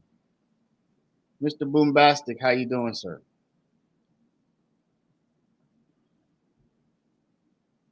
I think I would have gone with blue. Oh, Antoinette, you said that? I didn't know that you said that, but yes. Yes. I think they should have worn blue as well. Blue would have been a good color. Blue and white. No, I'm not saying that they're doing it. What is that? What is that in your thumbnail there? Truth, see, you just threw me off with your thumbnail. I'm gonna have to keep it moving. Make Atlanta great again. Maybe.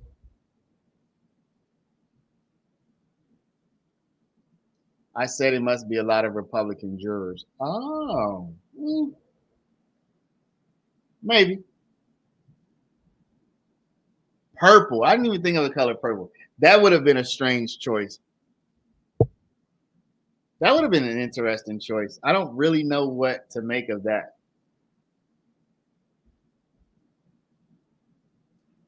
Yeah, y'all feel better. Y'all, I just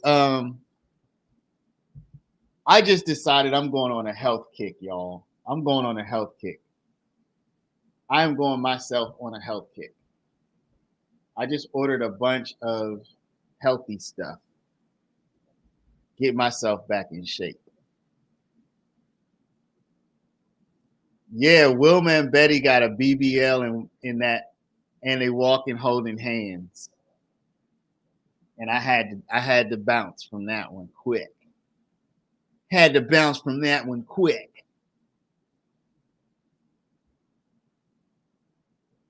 Could be, Rochelle. I am 100%. I'm not gonna say I agree because I don't know, but I think it's a very plausible theory or hypothesis that it is. Well, that's what I said earlier. DA Love I said intimidate, but I corrected myself. She's an authority figure. She's an authority figure. You want to ask ChatGPT? All right, let's do it.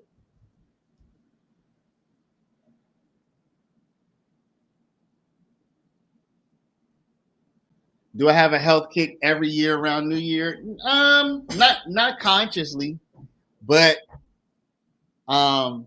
this year I gained I gained some extra lubes that I'm about to take up off me before New Year's for sure. Yeah, I'm about to get these up off me. No joke. Nah, just I'm the type where I have cycles. I go through my unhealthy phase, then I go through my healthy phase, then I go through my unhealthy. I'm like back and forth. I've been eating a lot of candy and stuff lately. It's time for me to get myself under control. All right, let's see. ChatGPT.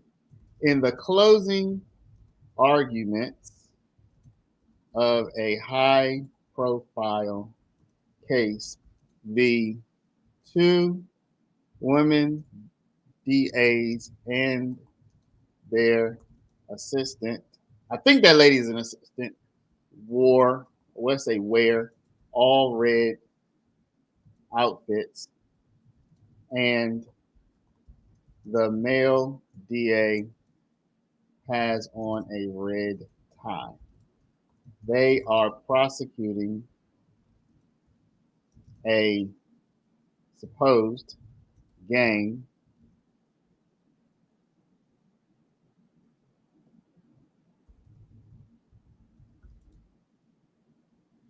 that uses red colors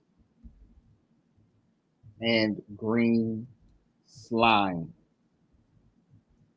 colors.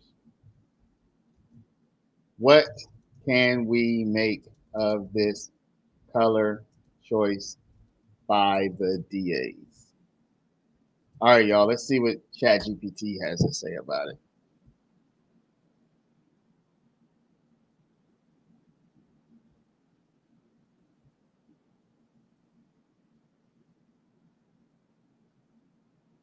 Let's see what ChatGPT. Do I exercise or just diet? I when I do my exercise thing, I go crazy with it. Like this time last year, I was on a 10,000 pull-up challenge. I think for the winter. Are we in winter yet? No, fall 2023. I was on a 10,000 pull-up challenge, and I literally did pull-ups every single day of the fall, and I probably did a minimum of 100 a day. No, I did more than 100. I did somewhere between I don't know. I have it all written down.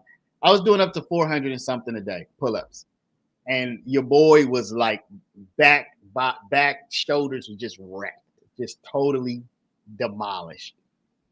But I was in the best shape of my life.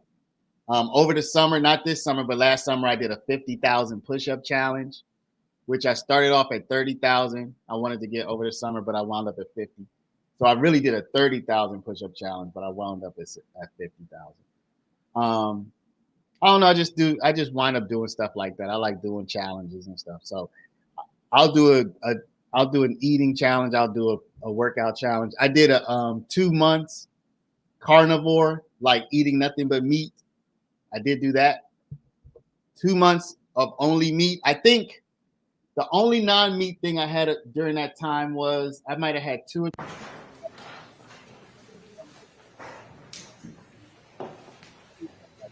It's my style.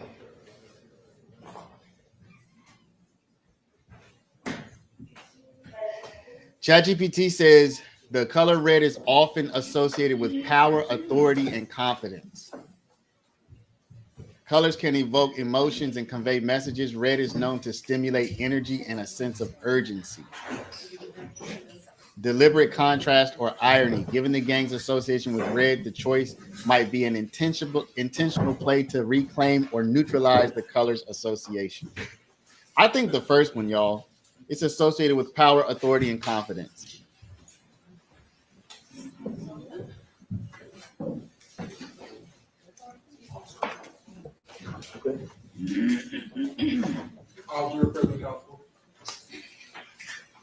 Thank you. All right, Mr. Sharp, you may present your closing.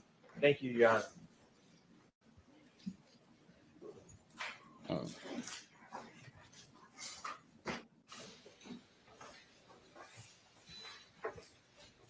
Accusations are easy to make. Allegations are easy to wage. And this indictment has plenty of both. But here's the thing. There's a big difference between making allegations and proving them in court beyond a reasonable doubt to the citizens of Fulton County. It's a different matter entirely. The state has spent the past year with a hammer in their hand, banging on a square peg that they call evidence. Banging, banging, banging, trying so hard to fit that square peg into the round hole that they call their narrative. their theory. And the reality is that square peg does not fit in that round hole. It never fit.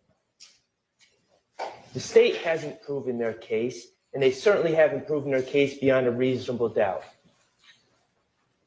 In this indictment, the state accused Shannon Stillwell in count 1 of violating conspiring to violate the Georgia RICO Act. He did not. They have not proven their case beyond a reasonable doubt. I'm going to ask you to find Shannon Stillwell not guilty.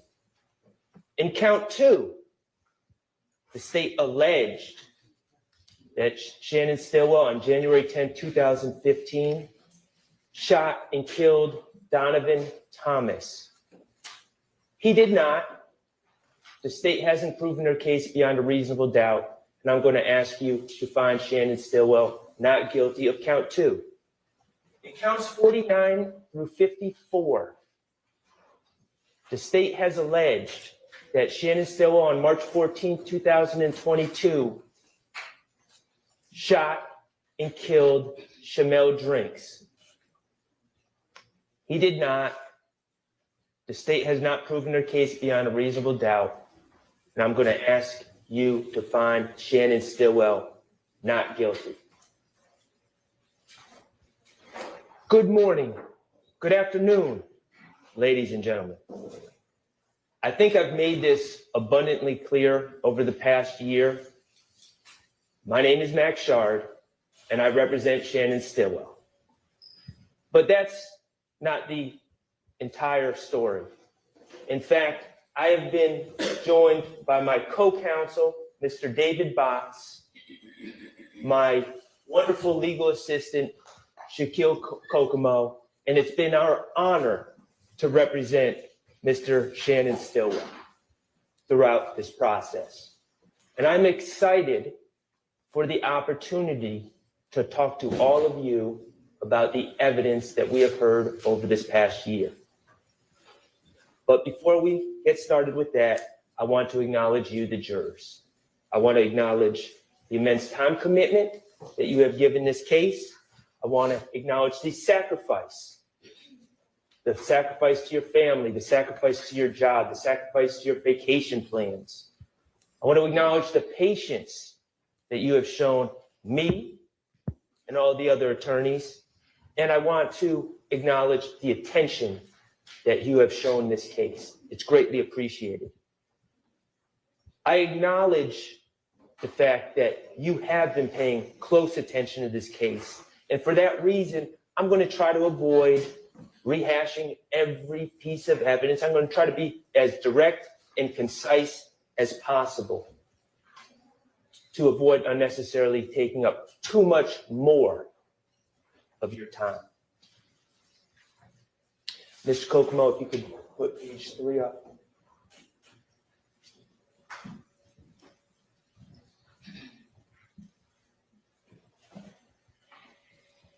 So, ladies and gentlemen, let's just get into it, okay? Count 1, as the state discussed in their opening, Mr. Stillwell is charged with conspiracy to violate the Racketeer Influence and Corrupt Organization Act. And essentially, they're saying he conspired to acquire, maintain directly or indirectly an interest in and control of United States currency and other personal property through a pattern of racketeering activity.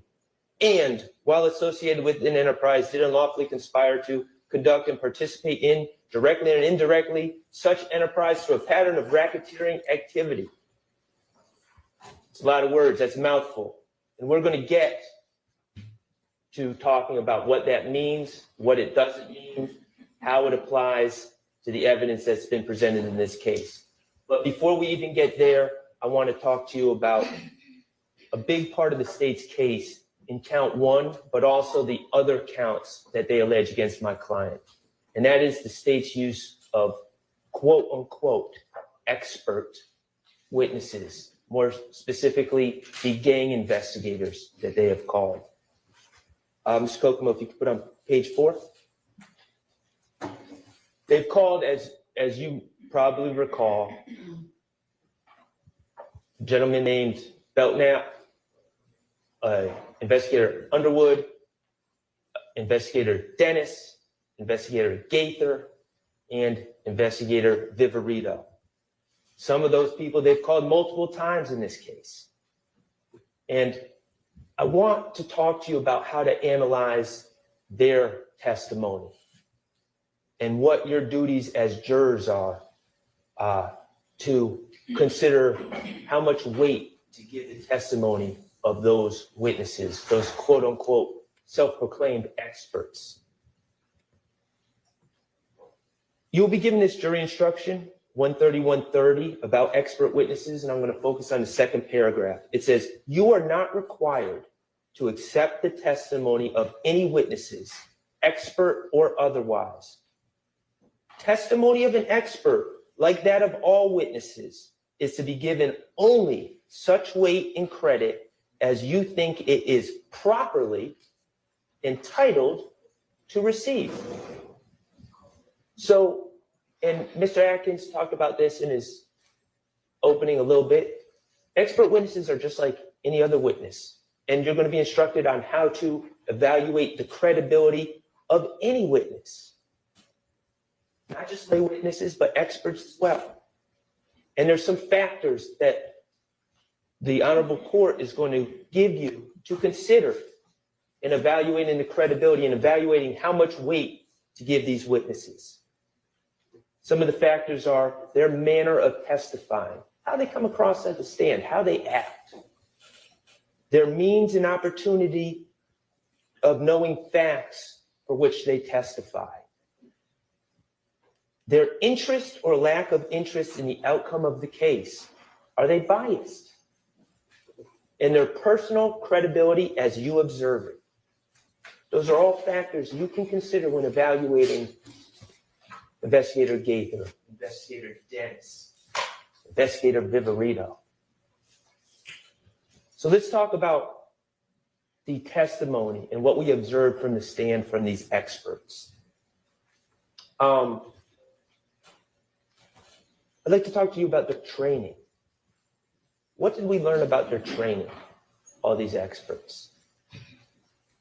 Well, we heard GGIA, Georgia Gang Investigators Association. We heard that a lot, about how there's 20 members.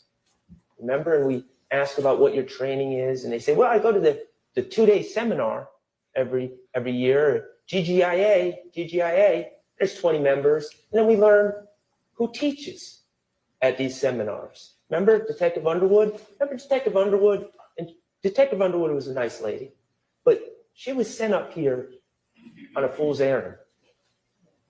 They wanted her to testify about the intersection of gangs and music. And she clearly wasn't qualified. She knew almost nothing about music. But she said, yeah, I'm qualified because I think I did a 2-hour block a couple years ago on that. Okay. I think Viverito taught that class. Okay. So now Viverito is the teacher. So I asked her, I said, oh, very interesting. You took a 2-hour class a couple years ago in this subject, and that makes you an expert. Okay. Did you guys hear from any experts in Black history, Black art, any literature professors, anyone that has studied hip hop, anyone from the hip hop community, anyone from the community at large? When you guys all meet, the 20 of you, to talk about gang stuff at this seminar? Nope. It was just Investigator Viverito. Okay, what about scholarly reports? Nope, just Investigator Viverito. The more we ask these witnesses, these experts, about what their training is, what their background is, what their basis for testifying as experts and telling us how to analyze things, telling us what certain words mean, telling us what's gang related or not, telling us what's relevant and what's not. It all stems from these meetings, this echo chamber that they have, where they have hear from no one else, no outside voices at all. and they all call each other experts. And they even created an association to look official. Talk about their manner of testimony, or testifying, excuse me. Think about Lieutenant Gaither when she was on the stand. Remember when I was allowed to ask questions? I tried to ask her some questions when they weren't vague. Did she really want to answer my questions? You know, you see on direct with the state, back and forth, it's like a tango. Yeah, it's like a script. And then I get up, or another defense attorney gets up to ask questions. Can't get a simple answer for anything. What color is the sky? Oh, let me tell you about the FedEx video. Just commentary. Same thing with Investigator Viverito. Just unnecessary commentary. Avoiding answering questions that I ask. Clearly, Investigator Dennis was doing the same thing. He's out of here. He was sent home. Consider the manner that they testify and how much weight and credibility they really have in this matter. Think about their interest and lack of interest in the case, also known as their bias. Mr. Kokomo, would you put up Mr. Williams 70A?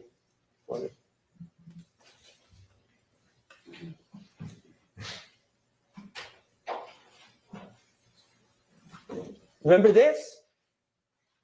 Remember Lieutenant Gaither getting up there? Oh yeah, I saw that. This was important. This was a symbol of a gang war. This is the gang war that was going on. This is YSL declaring war on Bird Gang, which is an offshoot of the If Gang. Oh yeah, that's what it is. She told you that. As sure as can be, the expert that y'all are supposed to rely on. Well, what did my good friend, Attorney Brian Steele, do? Brought in the album cover. Wait a second, you're saying that this is a hawk skull and a gang war? Isn't this an album cover of a collaboration between my client, Young Thug, this is Attorney Steele talking, Young Thug and Future? And isn't his label Free Bands? And isn't Future's Free Bands mascot an eagle? Isn't this album cover signifying the collaboration between the eagle and the snake? Doesn't that make more sense? After all, that's exactly what the album is. Okay. Mr. Kokomo, could you put up 471 VV?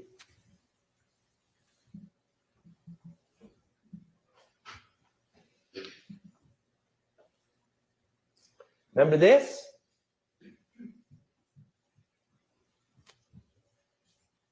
Miss Kokomo, that's not 471 VV.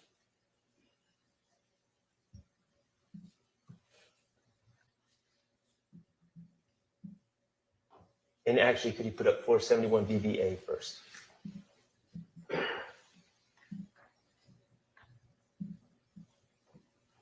Okay, we saw that video, but first, actually, VV.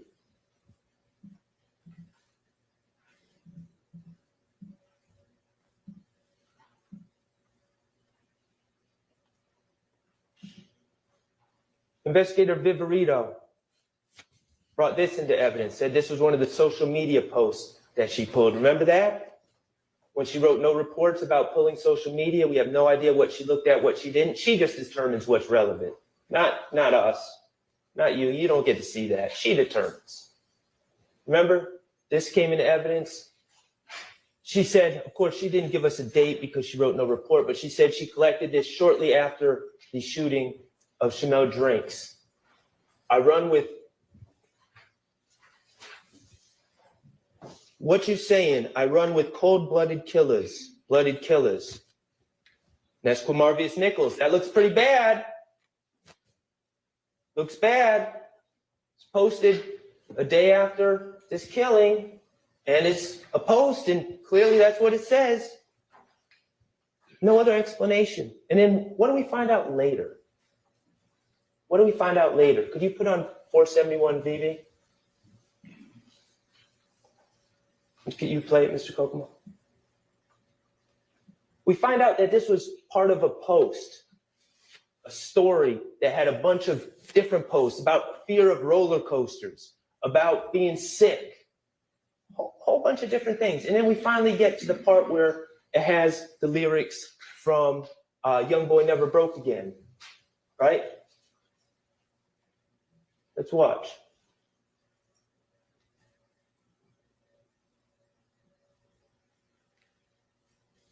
We don't even see these lyrics. Why don't we see them on this post? Because they're on for a millisecond in the very beginning of the switch. And we hear about Instagram and how those aren't really words that Mr. Nichols would have typed. Those are words from a song that he picked. And sometimes you pick the lyrics if you want, and sometimes Instagram picks them for you. But what else do we see from watching the entire post?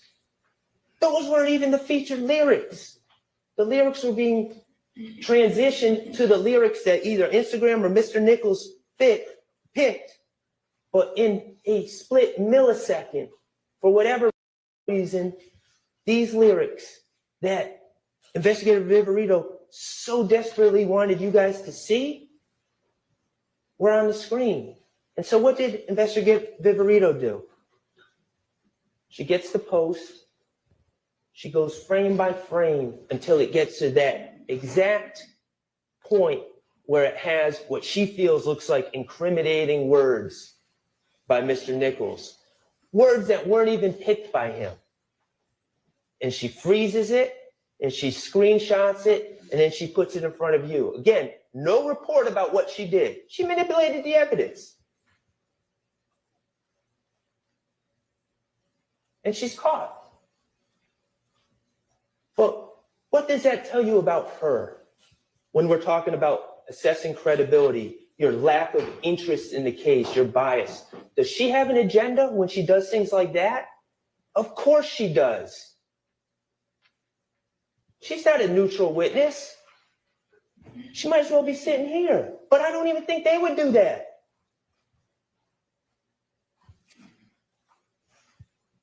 Personal credibility as you observe it.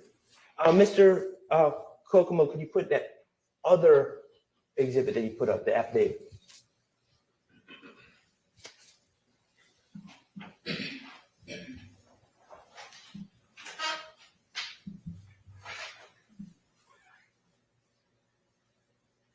.530 VV, this is the affidavit. Remember, we learned about affidavits, and Investigator Viverito was looking into the assassination attempts that she was of Mr. Rashawn Bennett in the jail. And she wanted to search Jeffrey Williams' home, right? And so she had to fill out an affidavit to give it to a judge to get permission to convince the judge, basically, to give her permission to search Jeffrey Williams' home for evidence. So what does she do? She finds a conversation, a text thread, where Mr. Williams says, YSL rule the world, kid, 24M on an N head. And she bolder and circles it for the judge to draw attention to that, because of course she wants the judge to feel that Mr. Williams is just ordering hits on people. That's the implication. That's the message she's sending the judge. And here I am. I know about Jeffrey Williams 3 and Jeffrey Williams 4 that Mr. Steele brought in, about the day before this text thread about Lil Uzi Vert putting a $24 million diamond into his own forehead, and Jeffrey Williams thinking that's funny, and that conversation happening, and this having nothing to do with ordering hits on anyone. And here I am. I say, oh, let me confront Investigator Viverito with this. And what was my point, really? What should have happened? Oh, yeah, I misinterpreted that. You're right. And then I would have been Mr. Smart Lawyer and say, see, jurors, Investigator Viverito doesn't always know what she's talking about. She misinterpreted that one when she's telling you what my client means when he says things, what other people mean when they say things. Investigator Viverito doesn't know. She makes mistakes. That's what I thought was going to happen. But what happened? Something far darker. Investigator Viverito sat in that chair and said, she doubled down. And she said, you know what? Even knowing what I know now about 24M on the end's head, even knowing what I know now, I would still put it in that affidavit. That's all I needed to hear. Yeah, I would mislead a judge. Yeah, I would lie in an affidavit. Yeah, I would cheat because I'm that invested in this case. I'm that invested with taking these guys down. I'm that invested. And if she's that invested in that, and the rest of these gang investigators are that invested, consider their credibility. Take what they say with a huge grain of salt. You don't have to believe what they say. You can disregard everything they say. The law allows you to do that. When they say, oh, this is a hybrid gang, and they can't even explain what that means or why it's classified as a hybrid gang, and it's just something that they come up with at their little private meetings every year at these 2-day seminars where they don't get input from anyone else. You don't have to buy that. It's not a hybrid gang.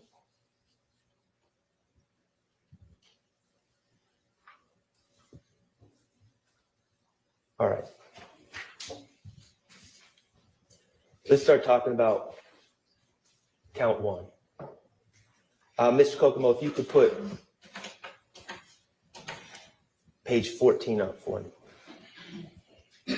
And I did not envy Mr. Atkins because this is very complicated to even discuss. But essentially, the way I'm going to try to break this down is that the state needs to prove all elements of this case and all elements of this charge beyond a reasonable doubt, each and every element. And I'm going to focus on two different aspects as relates to the case against Shannon Stillwell, this RICO case, count one.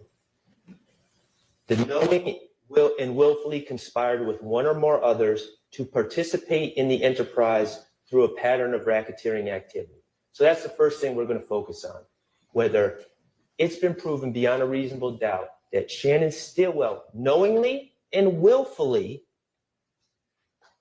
conspired to participate in the enterprise through a pattern of racketeering activity, knowingly and willfully. Not he was just there, not he just hangs around, knowingly and willfully conspired. And then the second part that we're going to focus on a little bit later is number 6 and 7, that someone committed or that the state has proven beyond a reasonable doubt that someone committed an overt act to further the criminal objective of this conspiracy. So, thank you, Mr. Speaker. So when we're talking about the question about whether Mr. Stillwell knowingly and willfully conspired to basically take part in racketeering activity, a pattern of racketeering activity, I think we have to look at this whole case in context. I think we have to consider the origin story of what everyone's calling YSL, whatever you want to call it. The state seems to suggest that a bunch of people all came together to commit crimes. Just a big conspiracy. We're all going to come together and we're going to be a racketeering organization. That's not the case. Now, let me be clear. Of course, crimes were committed. Crimes were committed by people with YSL tattoos on their face. Crimes were committed by people that use YSL emojis on social media. Crimes, I'm sure, were committed by people that use the word slap. But that's not the issue here. The issue is whether Shannon Stillwell knowingly and willfully conspired to be part of this RICO organization.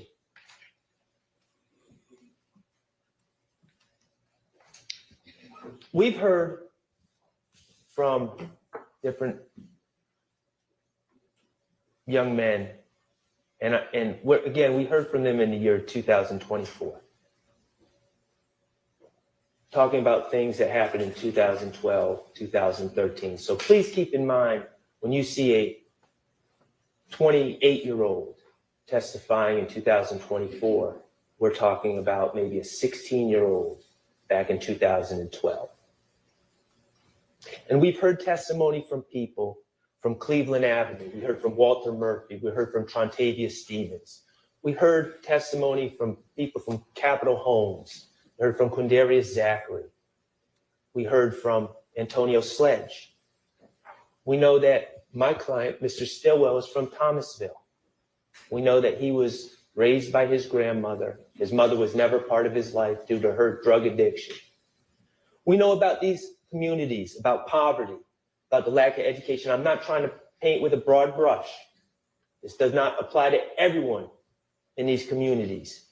But as a whole, we know the struggles that these communities have had. Lack of education, underemployment, drug addiction, kids looking for food, sharing clothes with peers, hopelessness, a sad, tacit acceptance that it's either rap, prison, or death. That's the reality where a lot of these kids at the time were living.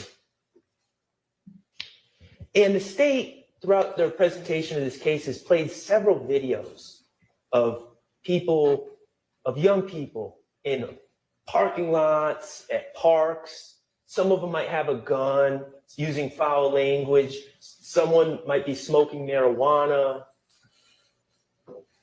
Some might be saying slap. A lot of times people are, and it's kind of sad to watch, a lot of people talking about all the stuff they got when we all know they really don't have anything. About all the cars they own. Remember that one gentleman? Oh yeah, I'm getting my daughter this, I'm getting my son that car. You know, cap.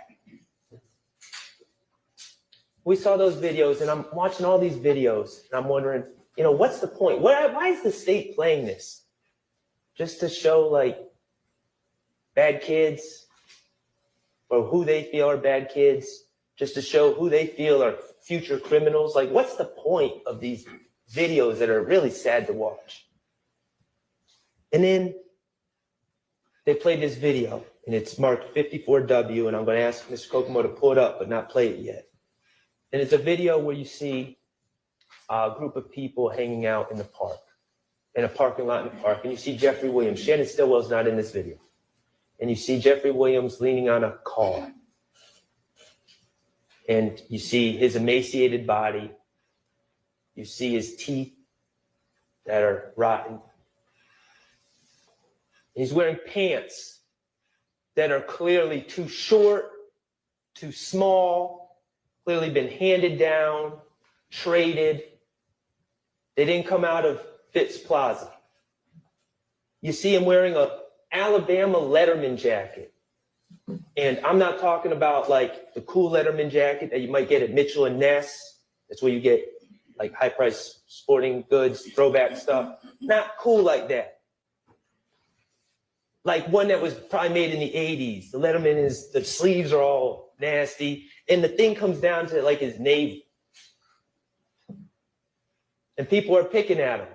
Not in a harmful way, but picking at him, picking at his clothes. Go ahead, Mr. Kokomo. Checking out here. Hold on, look. My partner say this man stole his swag. No. Hey, Jay, how you say he do it? Hold on. Let me wind it out. Hold on. My nigga, Lil Jeff say he the king of white swagging, right? Shut up one time. Let's just let these folks see what you're doing now. All right, you check him out now. What happens there? I think about when I was young. If I had to struggle, if I had to wear clothes that I was embarrassed about, if I was embarrassed about anything, I would hide, I would run, I would stay inside, I'd be ashamed, I might lash out at people picking at me. But what happens there? Jeffrey Williams takes those clothes, those tattered clothes, those old clothes, those ill-fitting clothes, and he twists it. He turns it around. Nah, these aren't rags. This ain't nothing to be ashamed of. You can take it down. This is white boy swag. This is swag. Think about that for a second. What that means, and I'm not suggesting Shannon Stillwell saw that video, but that mindset. I'm not ashamed where I came from. In fact, I'm going to turn it into a positive. I'm going to turn it into a sense of pride. And lo and behold, what happens? Everyone starts wearing the skinny jeans. Now think about if you're Walter Murphy. Think about if you're Trontavious Stevens in that Cleveland Avenue neighborhood. You're struggling, you're dealing with the same things that Jeffrey Williams is. And you're ashamed and you don't feel good about yourself. But then all of a sudden you see someone with confidence. Someone that's not ashamed. And all of a sudden, you know what else? They can rap. And people are starting to pay attention. And the shows start being booked. And 1 second it's around the corner. Next second it's up the street. And then all of a sudden it's downtown Atlanta. Think about the pride. If you have nothing and you see someone that you know making it, and making it on his terms with that level of confidence. Now think about if you're Shannon Stillwell,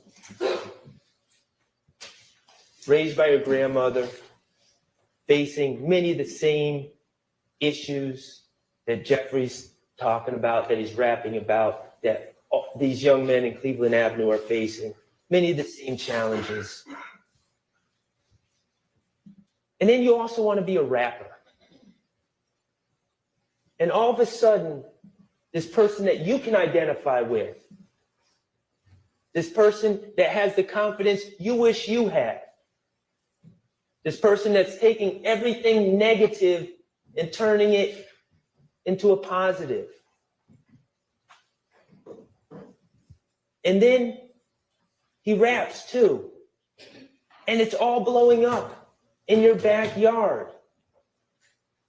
And you want to be a musician. And you want to go into the studio.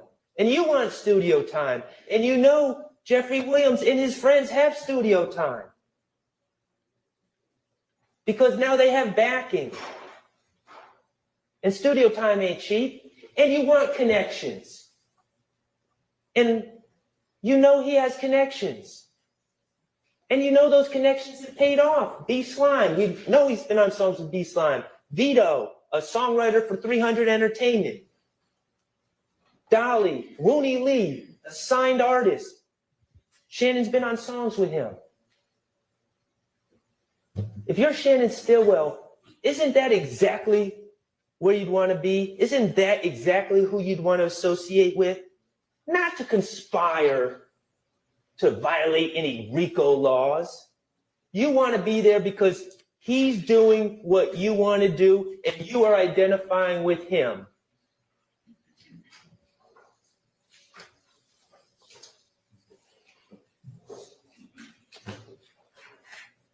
What have we learned about this quote unquote gang that they're saying exists?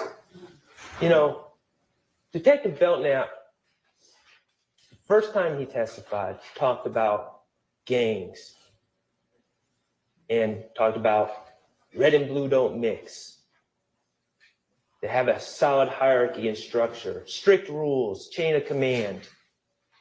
You're beaten in. You can't get out. If you try to get out, you're beaten out. If you're false flagging, if you're claiming to be part of the gang and you're not, severe repercussions occur.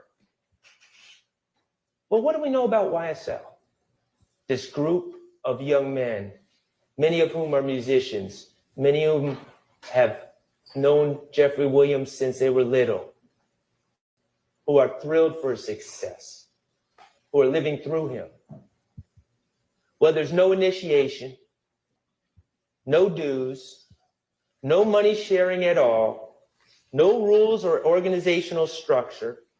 no hierarchy, no rules about false flagging. Anyone can do it. Everyone does do it. People all over the world wiping their nose. It's not false flagging because it's not a game. When LeBron James does it, he's not false flagging because there's no game. He's showing he identifies with the movement. He identifies with the confidence that Jeffrey Williams shows. He identifies with turning negative into positive. There's no gender rules in YSL. And there's no exclusions. You're a square, you're in. Sure. Whatever you want. You're a blood? Yeah, you can hang out. You're a Crip? Yeah, you can hang out. You're not affiliated at all? Yeah, you can hang out. You an athlete? Sure, you can hang out. You a musician? Yeah, you can hang out. You a nerd? Yeah, you can hang out. No one's sending anyone away because it's not a game. It's not exclusive.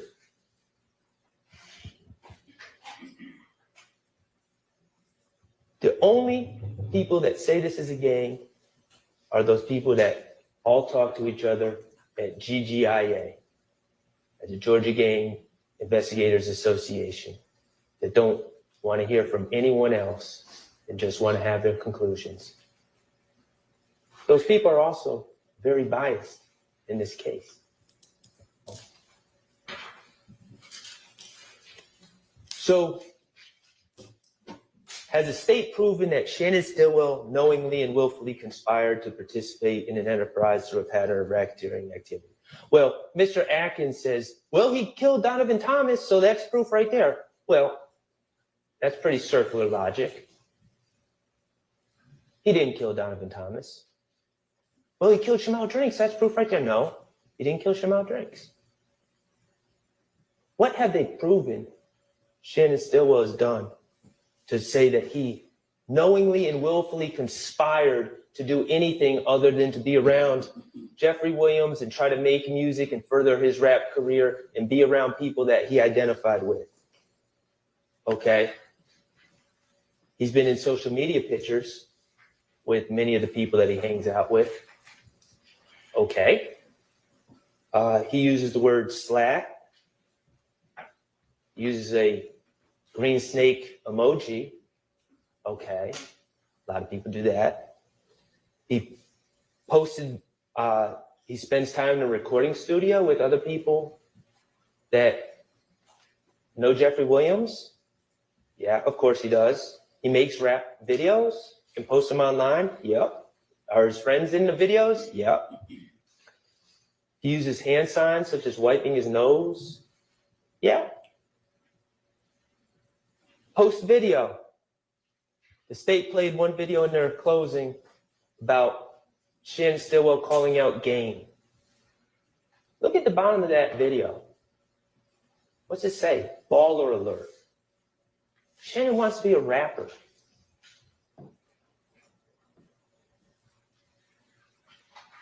It's picked up on Baller Alert. It's aggregated throughout the internet. This is not coming off of Shannon's Instagram feed. This is national. Think about how many eyes are seeing that.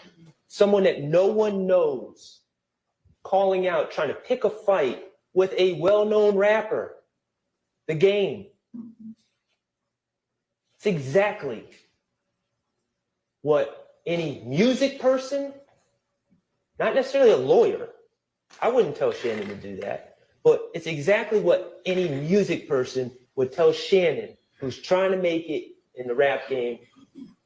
They would tell him to do exactly that. Get noticed. That doesn't mean he's knowingly and willfully conspiring to be part of any RICO organization. Mr. Kokomo, will you please put up page 13?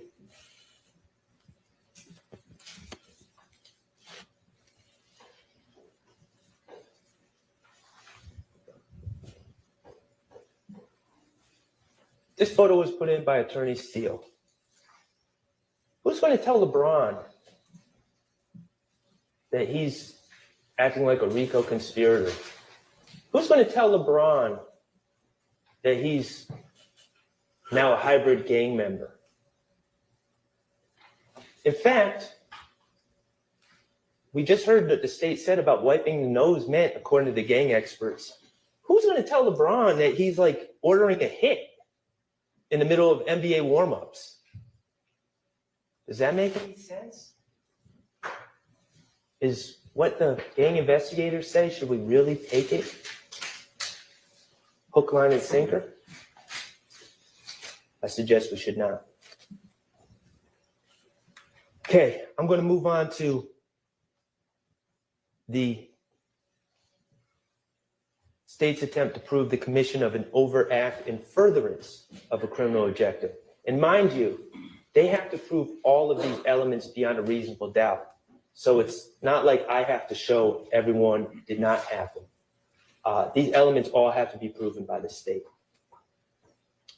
Okay, and a reminder, this isn't just about people committing crime, because I'm just going to sit here and tell you, there's no doubt that people that are in social media posts, that are in evidence in this case, there's no doubt that people with YSL tattoos, there's no doubt that people that say slat have committed crimes. No one's disputing that. Isolated crimes by an individual or a group of individuals that have nothing to do with any alleged conspiracy cannot be overt acts. It's not just crimes that or other acts that are alleged against people associated with YSL. The acts must further the criminal objectives of the alleged conspiracy. So what do they focus on? They focus on, first of all, oddly, artistic expression. Jeffrey's lyrics. Like we're just going to pretend there's not a thing called rap music. We're going to pretend there's not a thing called artistic license. We're going to pretend there's not a thing called YSL, the record label. And when Jeffrey says slat in a song or slime in a song, which is recognized worldwide and is popular and sells albums, we're going to pretend that there's no context to this, and we're just going to pretend that all these lyrics are somehow designed to further a RICO organization. That's absurd. We're going to pretend Shannon Stillwell's statements about bragging, about beating a murder rap, which is good for his music career, is somehow furthering some criminal objectives of some conspiracy. That's absurd. They list in their list of overt acts a bunch of social media posts. Social media posts of people with tattoos on their face. Nothing else. Just, oh, he took a picture with a tattoo on his face. Or wearing slime clothing or Make America Slime Again clothing. Clothing created, mind you, by Miles Farley, a person who was able to, again, turn negative into positive and turn that movement that was going on in Cleveland Avenue in a way for him to make money through selling clothing, for him to provide to his family. Turns out Miles Farley didn't subscribe to, oh, your options are athlete, entertainer, dead, or jail. He decided to design clothes. And what's his reward? You're part of a conspiracy. What does the state say were these overt acts? Well, they list a lot of petty drug selling. We heard from Trontavious Stevens. I don't know if you remember, but it was a long time ago, I know. But he talked about being pulled over. And I made sure to ask him. And he wasn't denying that he had a bag of weed on him. I said, hey, man, who went in on you, with you, on that bag of weed? I bought it. Okay, yeah, but when you sold it and made a profit, who are you going to share the money with? And look at me like I was crazy. Man, this is a $100 bag of weed. I ain't sharing money with anyone. I'm a drug dealer. I buy drugs and I sell drugs and I make a profit and I keep the profit. What evidence have we seen at all that any of this petty drug dealing had anything to do with furthering some criminal enterprise? It's isolated acts. They list gun possession. 2019, they say Shannon Stillwell is possession of a gun in furtherance of the criminal objectives of the conspiracy. Man, we have heard ever since Shannon Stillwell was falsely accused of killing Donovan Thomas in 2015 about people shooting at his head, people shooting at the car he's in. People are trying to kill him. And you think he's possessing a gun as some furtherance of some conspiracy? Does that make any sense? He's trying to survive. The murder of Jamari Holmes, tragic event, horrible, complete waste of 3 lives. Jamari Holmes, Rodelius Ryan, and Mr. Blaylock, 3 teenagers, senselessly, all lose their lives to varying degrees. Jamari Holmes obviously loses his life in the most real sense. Absolute tragedy. No one's going to say otherwise. This list is an overt act in furtherance of furtherance of the criminal objectives of the alleged conspiracy. It was like a 15-year-old doing something incredibly stupid. What objectives was that furthering? It wasn't. It's an isolated act committed by someone who screams out YSL and screams out SLAT. But that doesn't mean it's furthering any conspiracy. We hear about Jaden Myrick. First of all, who the heck is Jaden Myrick? I know they put him on this indictment, like to try to say, oh yeah, he's a co-conspirator in this too. But they're the ones that put his name on this indictment. What have we heard about Jaden Myrick? We ever hear about Jaden Myrick ever meeting Shannon Stillwell? Do we have any indication that Jaden Myrick knows Shannon Stillwell? What about Jeffrey Williams? Any indication that Jaden Myrick knows Jeffrey Williams? Who the heck's Jaden Myrick?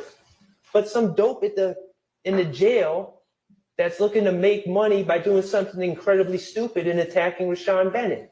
So he calls another dope, and they come up with hatch their own little plan, but it has nothing to do with some broad conspiracy that Shannon Stillwell willfully and knowingly joined. We heard about jail calls. They're all listed as overt acts. Cordarius Dorsey calling Antonio Sumlin. Hey, I want you to attack some guy named, Victor Meadows, I think his name was. I can't even remember the guy's name. Had nothing to do with this case. And Antonio Sumlin's like, what? And he's like, okay, man. And he hangs up the phone and doesn't do anything about it ever again. Is that furthering a conspiracy? And this was the coup de grace. Christian Eppinger has an armed robbery arrest warrant out for him.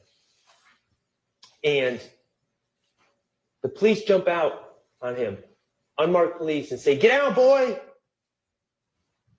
And he has a gun, and he gets into it with the officer and shoots and runs. And then another officer shoots at him, and he shoots back, and he continues to run. Somehow the state is alleging that Christian Eppinger, no one else is there. No one's saying, hey, Christian Eppinger, do this for YSL.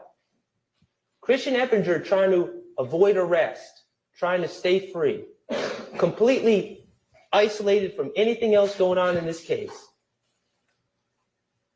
Somehow Christian Eppinger doing that making that idiotic decision to shoot an officer to avoid being arrested. Somehow that is in furtherance of some conspiracy that Shannon Stillwell knowingly and willfully joined. Doesn't make any sense.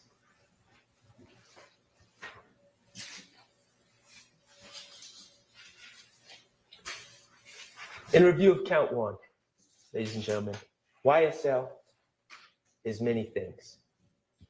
It's not a gang, full-fledged or hybrid, and it's certainly not a RICO enterprise.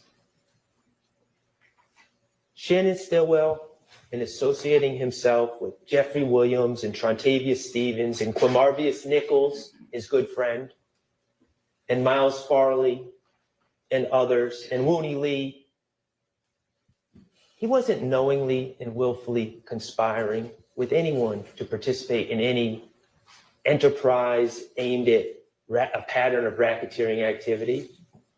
He was in the mix. He was trying to make music. He was also, coincidentally, if we're being honest, he was selling drugs. He wasn't sharing them with anyone. He wasn't sharing the profits. He was selling drugs and trying to make music.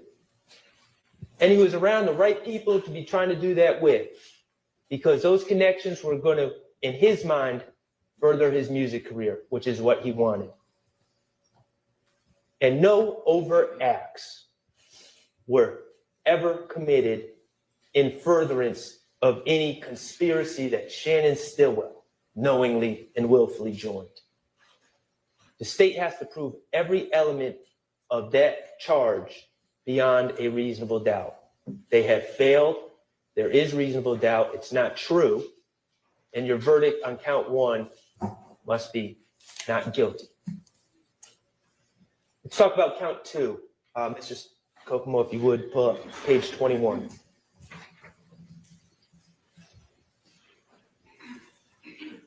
Actually, you don't need to do it. Count 2 is the charge from January 10, 2015, the murder of Donovan Thomas, okay? But before we start talking about the evidence in the case, and we will, let's talk about music, okay? We know that Shannon was working on music. I think we've made that clear through his phone, through the fact that he's always at the studio, through the fact that he has songs on his phone, multiple songs, some we've heard, some we haven't heard. Clearly, that's what he's doing in life. But we've also heard about drill music. We heard from Investigator Viverito. We heard from Antonio Sumlin. We heard from other people.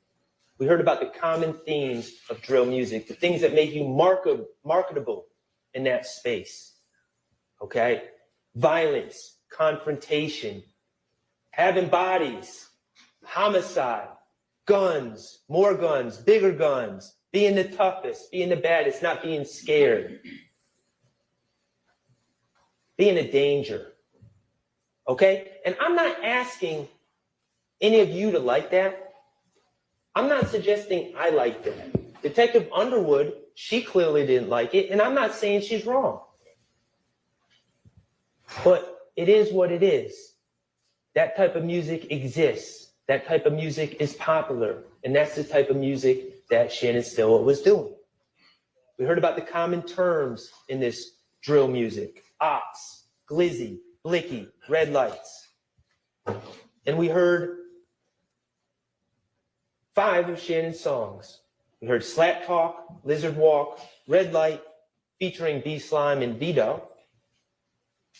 Bull, S-H-I-T, with Dolly, Jeffrey's sister, and Ran This Money with Slime Life Shorty, a signed artist who had already made it, at least to a certain degree. And in those songs, I agree. We hear about all sorts of violence. We hear about red lights. We hear about glizzies, walk them down, homicides, FNs. We hear it all. And out of context, it doesn't paint Shannon Stillwell in the best light. And I don't think I've ever claimed that Shannon Stillwell is an angel either. But it is art. And when he references beating a homicide, when he references beating a murder rap, when he keeps bringing up Donovan Thomas, it's not a confession. That's how he's known. That's what he's known for. That's his selling point in this type of music that celebrates it, much to some of our chagrin. It just is what it is. We saw a post that Shannon Stillwell made on January 27, 2022, on page 24, Mr. Kokomo.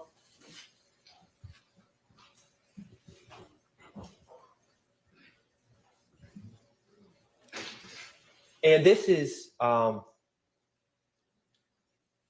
the untranslated version, but I'm not hiding from it. The translated version says peanut stone grave. But what does it say?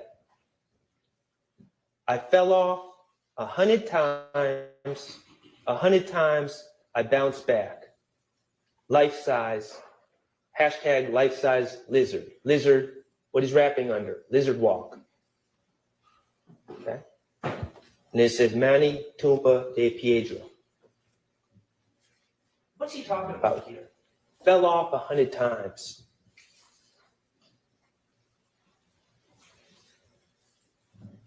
Why does he keep referencing Donovan Thomas? Years later, he's already been arrested for this charge. Wouldn't he be quiet about it? He would if he did it. But why does he keep bringing up Donovan Thomas? Well, I have two things for you to consider.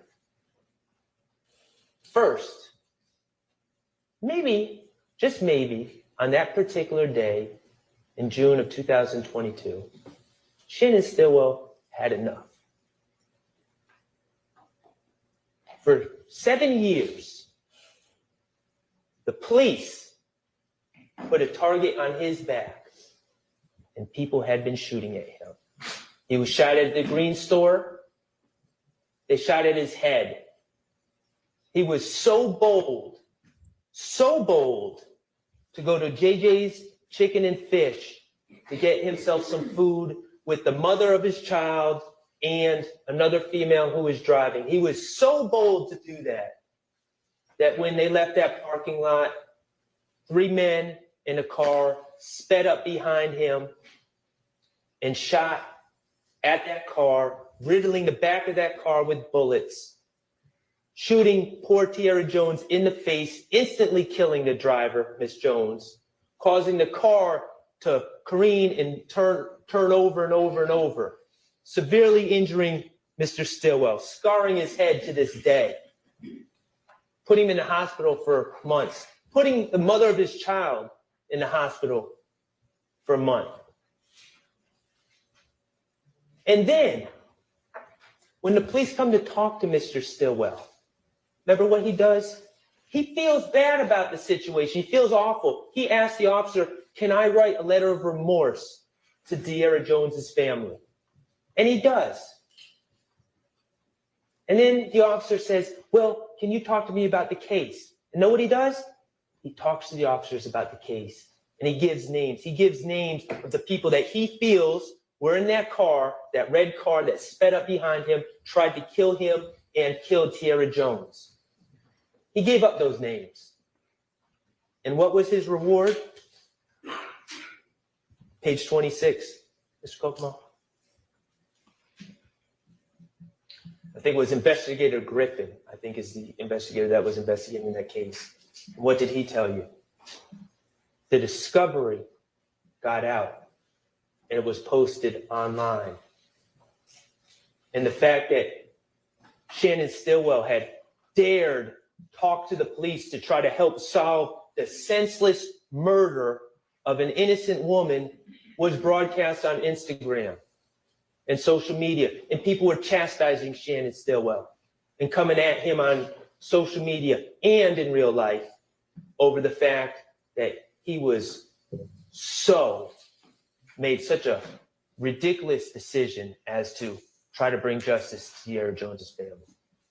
That was his reward for that.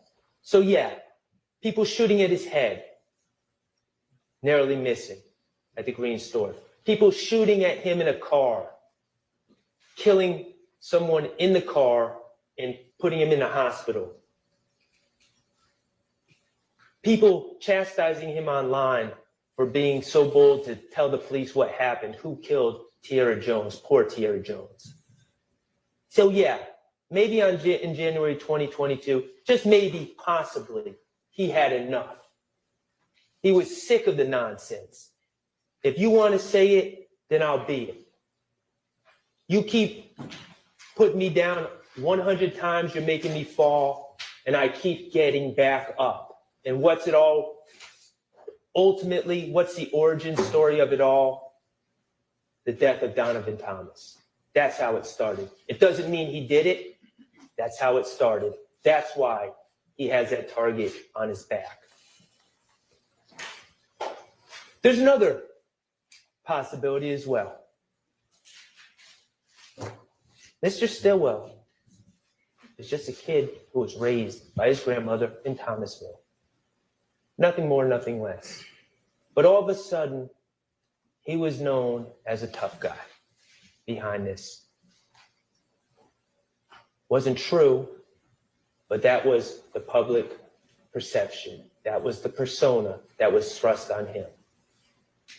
And maybe, while he was sick of it, sick of being shot at, sick of being chastised, sick of being threatened, maybe also a calculation was made, you know what? If they're going to keep shooting at me, I might as well lean into this a little bit.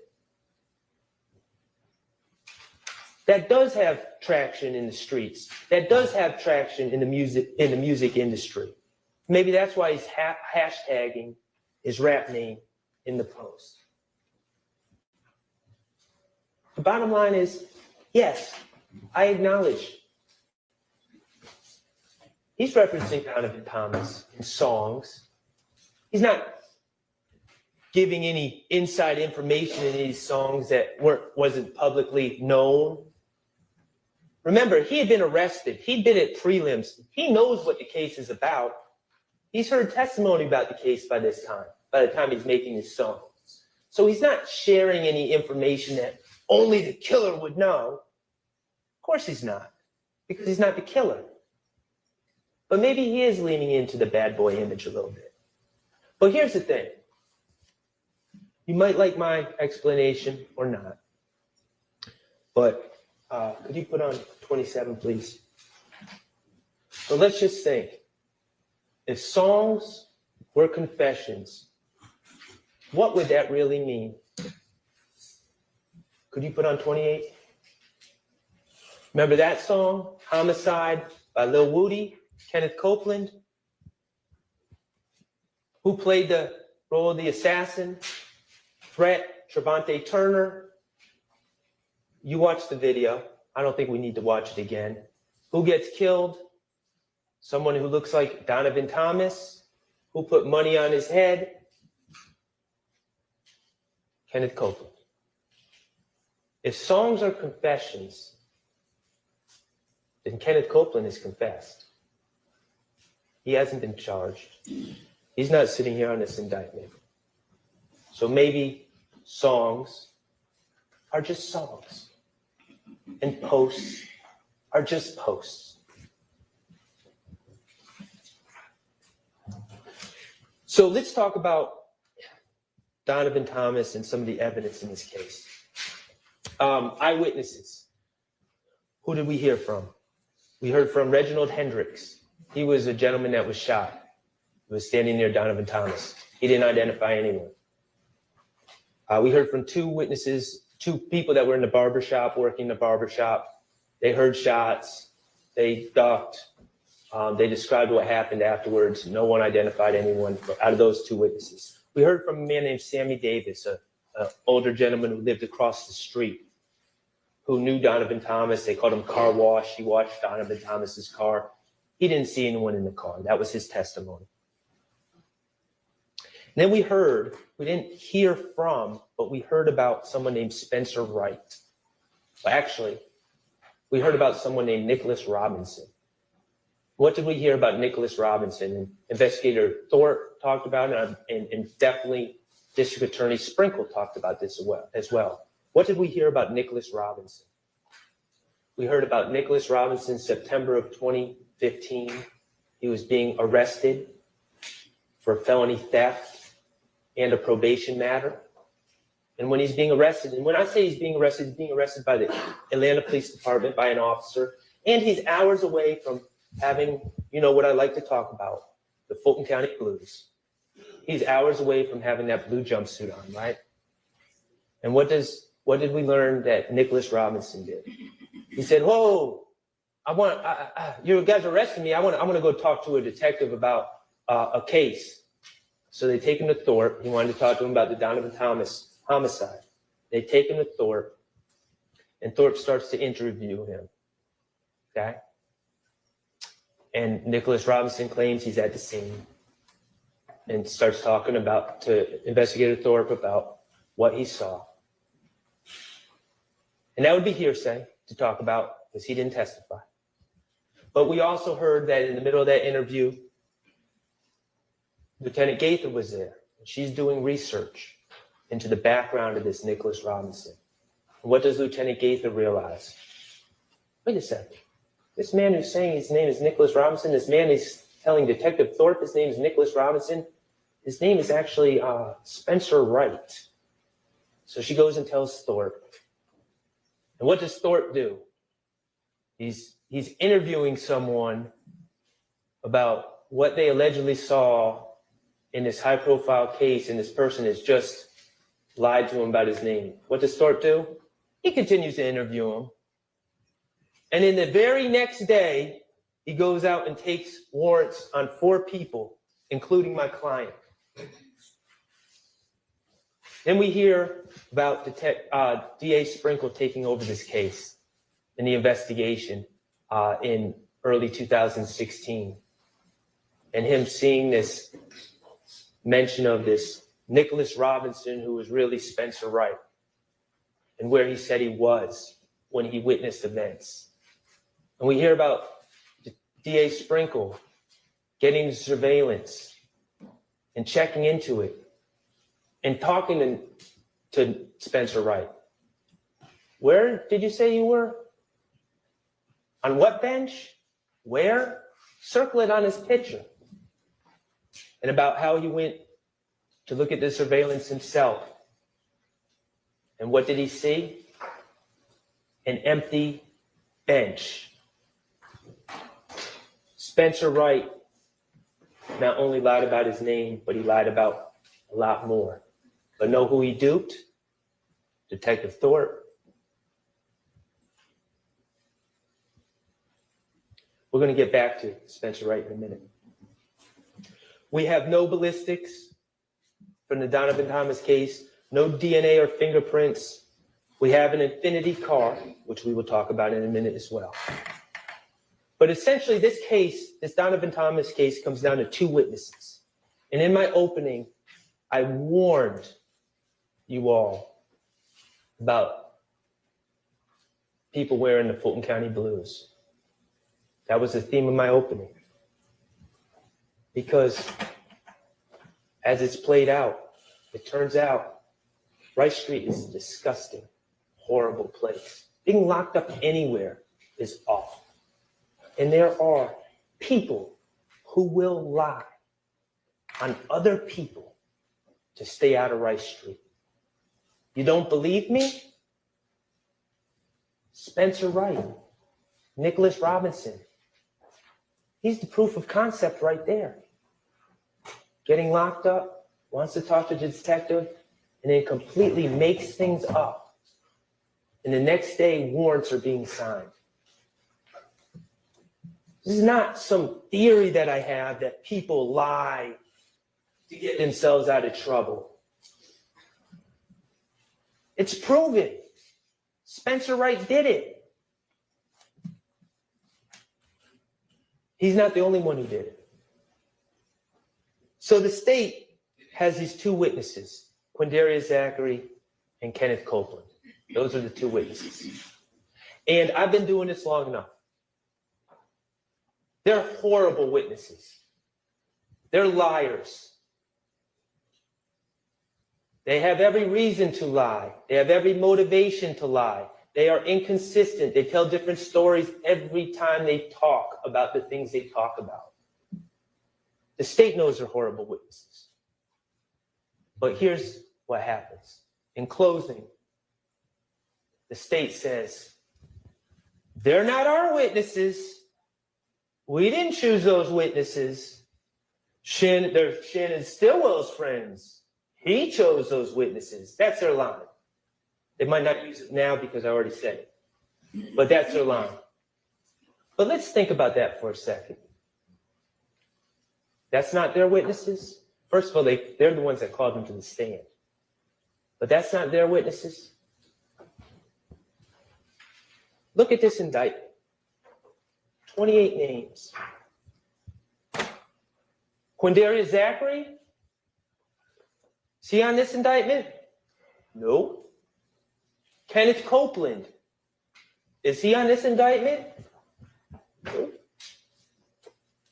Are any of us going to really sit here and pretend that if the state was really being honest about who to charge about the events in 2015, 2014, 2015, that Kenneth Copeland wouldn't be on that indictment?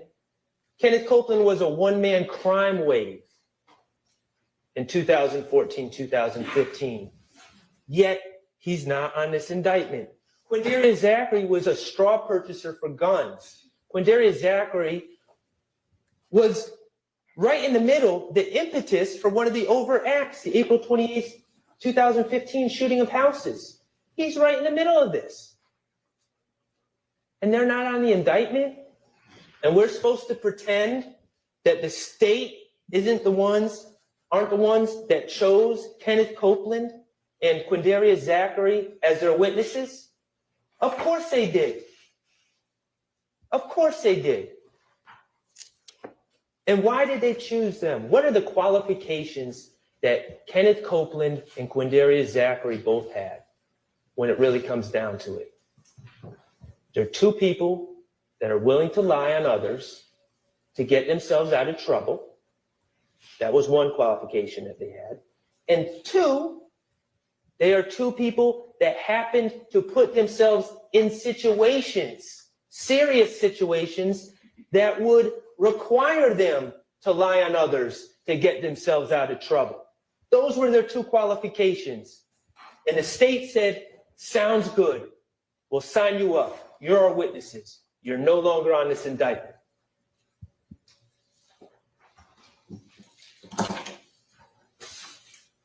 Let's talk about Kenneth Copeland's credibility. So use the same test you do for those quote unquote expert witnesses. What's his bias, his motive? How's he come across on the stand? What are his motivations? Well, we know he really hates jail. That was clear.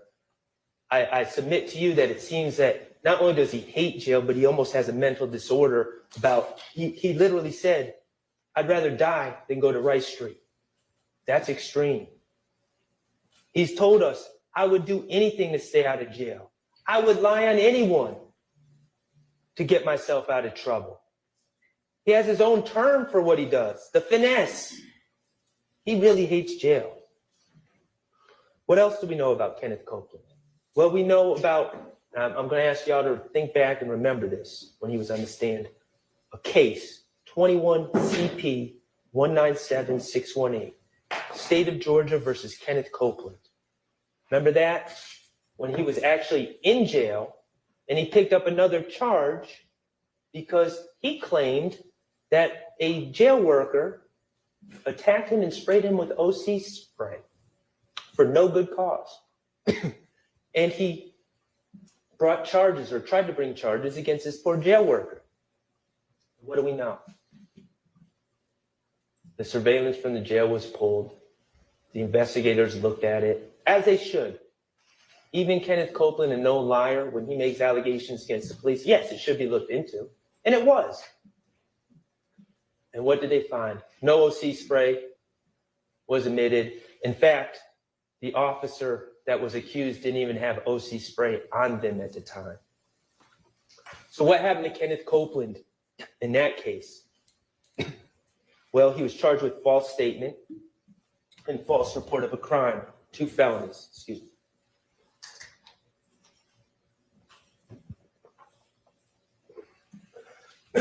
So as a result of his lie, he gets charged with these 2 felonies, false statement and false report of a crime.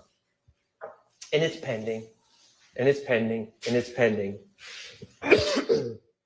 Then all of a sudden, as this case is ramping up, and Mr. Copeland's going to have to take the stand and be asked about his pending charges and his prior lies. All of a sudden, on January 18th, 2024, Fonnie Willis and her employee, Kenneth Hutcherson, quietly dismissed the case against Kenneth Copeland, the case of false statement, a case of false report of a crime. Why did they do it, according to that sheet? Was it, oh, we actually looked at the video again and it actually supported Kenneth Copeland? No. Was it the victim didn't want to prosecute? No. Prosecutorial discretion. They decided it was in their best interest to dismiss that case against Kenneth Copeland before he testified. Remember I told Kenneth Copeland about it? Thought he was going to get up and hug me. He said, my case is dismissed? Yep, sure was. State took care of you. You're not on this indictment either. Kenneth Copeland's a liar. He's a proven liar. And let's talk about his prior statements he made, because we know on June 10, 2015 is when he said Demekion Garlington gave him certain information and that Shannon Stillwell was one of the people responsible for killing Donovan Thomas. Demekion told him at the McDonald's. That's what Kenneth Copeland said on June 10, 2015. Well, we learned that Kenneth Copeland actually met with the police in 2015 4 times prior to that June 10, 2015 interview. We learned that he met with Investigator Thorpe on January 11th. Now, mind you, all these meetings, presumably, if it were true, Kenneth Copeland would have that knowledge of what Demekion Garlington said to him for all these meetings. January 11, 2015, he goes in to talk to Thorpe. Doesn't say anything about Demekion Garlington telling him that Shannon Stillwell is involved in Donovan Thomas's murder. Places himself at the Green Store, which is less than a minute away from the scene of the Donovan Thomas murder. And he's asked about, specifically by Detective Thorpe, if he's ever rented or driven an Infiniti. And what does Kenneth Copeland say? No, never. Denies it completely. That's on January 11th.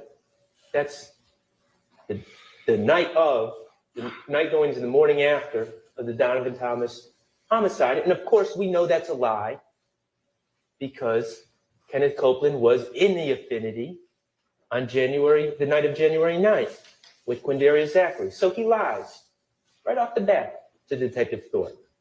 January 28th, he meets with Thorpe, Dennis, and Gaither. Again, never mentions this supposed statement by Demekion Garlington about Shannon Stillwell being involved. In fact, he's asked specifically who he thought killed Donovan Thomas. He mentions his friend Doc and goes back and forth about whether Doc could have done it or not. He shares a theory about Donovan Thomas running off with someone's drugs. He shares a theory about Kelvin Watts robbing people and Donovan Thomas being caught in that situation. And he's also asked on January 28th about a rumor that he stole Donovan Thomas's chain. And what's he say? Oh, no, I didn't do that. Someone else apparently stole Donovan Thomas' chain, and they brought it to me, and I realized it was Donovan Thomas's stuff, and I returned it. I don't have any problems with Donovan Thomas. Me and Donovan Thomas are cool. He also said that on the 11th. So then we go to February 20th, the third statement he gave. Again, never mentions anything about what Demekion Garlington supposedly told him. And Investigator Curry, asked him about the Donovan Thomas case. Doesn't know anything. And then on February 21st, with Gaither and Thorpe, he's again asked about the Donovan Thomas case. Never mentions, oh, Demekion Garlington at the McDonald's told me that Shannon Stillwell did it. Again, he's asked about Donovan Thomas's chain, and it's another lie. Oh, well, someone brought it to me. He sticks with that lie. Lie after lie after lie, denying beef with Donovan Thomas, denying stealing Donovan Thomas's chain, denying ever being in an infinity. But those are the statements that Kenneth Copeland gave leading up to June 10th, 2015. Could you put on page 33, Mr. Kokomo?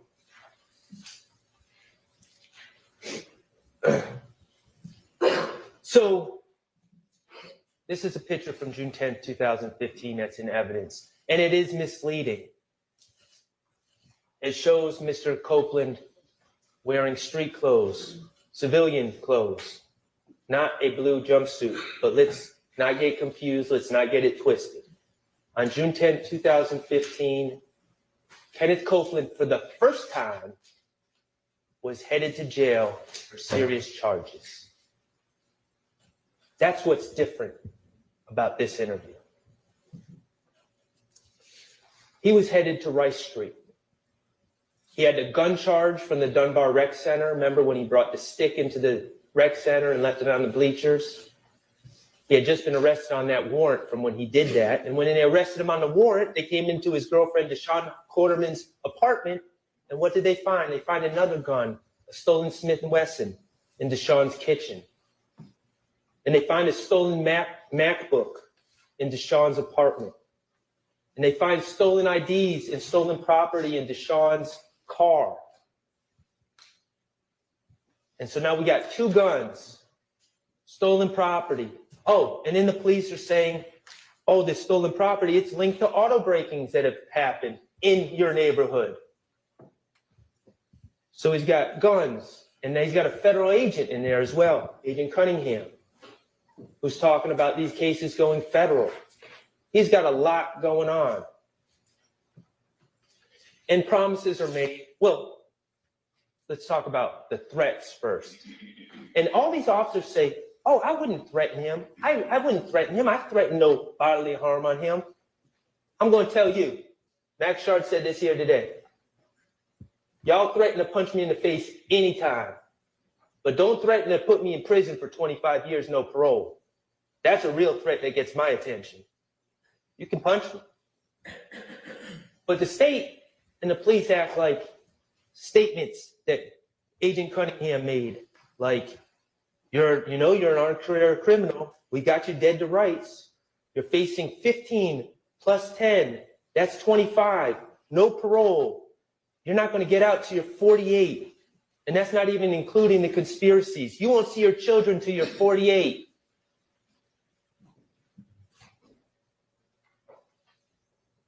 That's a threat. That's a lot more bigger threat than I'm going to punch you in the face or we're going to beat you until you confess. That's a threat. What else do they say? It's totally up to you if these charges go federal or not. You have to help yourself. I'm going to call the U.S. attorney and they're going to ask me, what did he do to help himself? You see what goes on here? This isn't an accident. This is the playbook. Get the liar, get him jammed up, threaten him, tell him he's not going to see his kids again until he's 48, and then, oh, but maybe we can do something for you. You just got to give us what we want. And yes, that was enough to make self-admitted liar, self-admitted finesser, a person who fully admits that he would lie on anyone to get out of jail, to stay out of jail, to get out of trouble. That was enough to coax him to make up a story about Shannon Stillwell and others. And that was actually enough to put his plan in motion because he knew someone was going to have to back up his story. And that was enough to have him reach out to Demekion Garlington and try to get Demekion Garlington to go out and go on with the story, which, of course, Mr. Copeland told us he's no longer friends with Mr. Garlington because Mr. Garlington would not go along with that story, or he's upset with Mr. Garlington because Mr. Garlington would not go along with that story.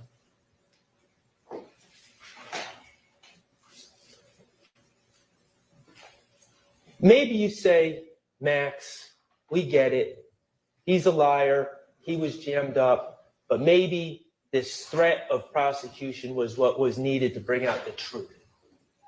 Maybe he was being truthful on June 10, 2015. Well, let's think about what else he said on June 10, 2015. Remember when they were talking about those auto breakings that they suspected him of? And said, you're going to have to answer these auto breakings. Why do you have all this property and these cars? We know you're involved. Remember what he said? Nah. That was Lil Mike and Quez that did them. Remember the detectives? They looked at each other, Lil Mike and Quez, Lil Mike and Quez. But what did we learn in the cross-examination of Kenneth Copeland? Little Mike and Quez, not only did they not do the auto breakings that Kenneth Copeland claimed they did on June 10, 2015, Little Mike and Quez, they don't exist. He made them up on the spot on June 10th of 2015. So my answer to you, if you think, oh, this pressure was needed to get Kenneth Copeland to finally be truthful, nope. He was lying. He made up people that didn't exist in this very statement that the state wants you to take as truthful from one of the biggest liars we've ever seen in our lives. Mr. Kokomo, if you could play what's on page 35. And what did Kenneth Copeland say on a call from the Fayette County Jail on December 21st, 2022, on a recorded call that Attorney Steele brought out? First thing I did it. First thing I did it. Ain't got nothing to do with it. I lied on to it because, you know, I mean, I found out that he I can't say that. I can't say that on the phone, but, you know what I mean? It's some shit happened between me and him back then. And just so happened I got locked up the next day. You feel me? He admitted. He said, I lied on Thug. The very same interview, he was saying all sorts of things about Thug. He admitted he was lying. He was making stuff up to get himself out of trouble, to get out of his situation. And he got caught in a recorded line saying as much. Ladies and gentlemen, Detective Thorpe fell for the finesse. Ken Copeland said it was easy. Lieutenant Gaither fell for the finesse. The police report fell for the police department fell for the finesse. Kenneth Copeland got up on the stand and explained the finesse to you, to your faces. We know better than to fall for Kenneth Copeland's finesse. We know better than to just accept his words.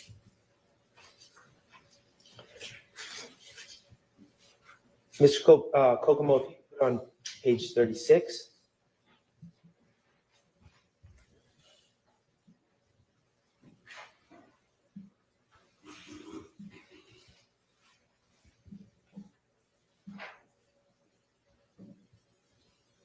This is the other state's witness, the other witness that they chose to bring in front of you, Quindarius Zachary. And yes, he's wearing the jail blues, and he had every reason to lie to get himself out of trouble. First of all, what did Quindarius Zachary say at trial? He admitted that he lied on Shannon in two prior statements. One August 5th, 2015 to Lieutenant Gaither, and then one in a proffer session on March 3rd of 2017. And he also admitted on cross-examination that even those two statements, those two lies he told about Shannon Stilwell were not even consistent with each other. But none of the police seemed to mind. None of the prosecutors seem to mind. Why? Remember his lie? His lie was, oh, the night of the Donovan Thomas killing, Shannon Stillwell confessed to me at Jeffrey Williams' condo. And then he also went on to lie about Shannon Stillwell on this August 5th, 2015 statement, lied about Shannon Stillwell's involvement in a bunch of other cases that Shannon Stillwell has never been charged with. He just lied on Shannon. And he admitted his motivation for lying on Shannon.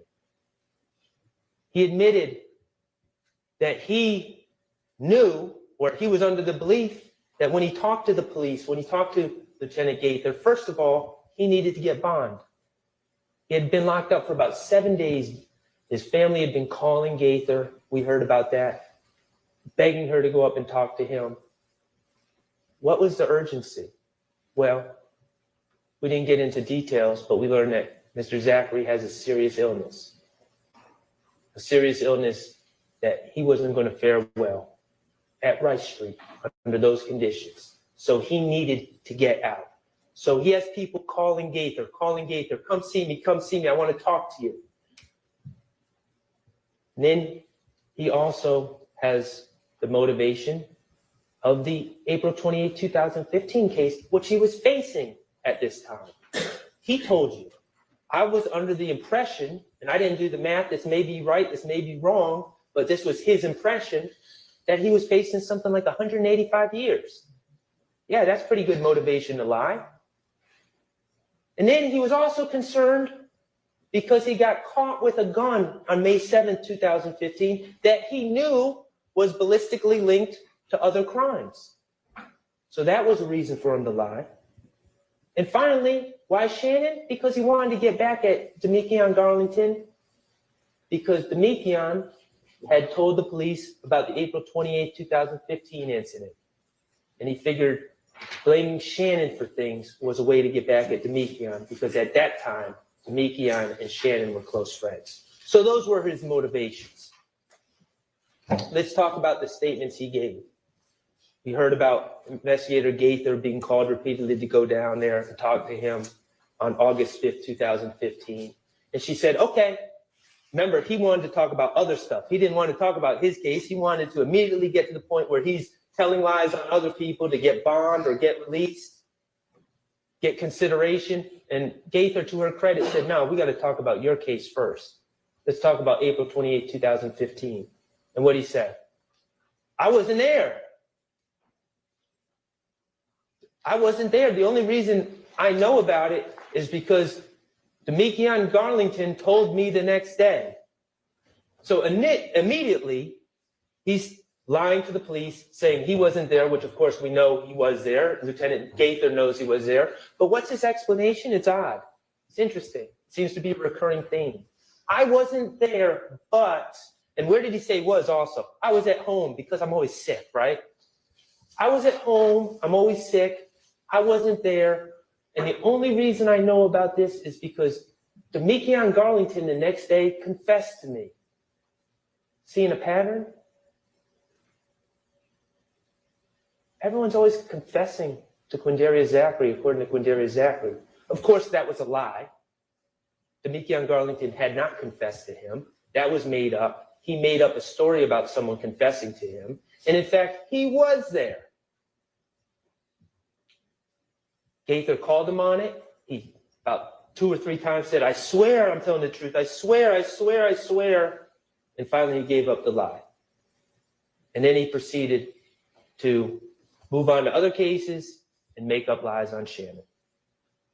March 3rd, 2017 was the second statement set up by his lawyers. You got to understand what a proper session is, as it was a session for him to give as much information as he could about as many instances as he could. And the DAs were in the room.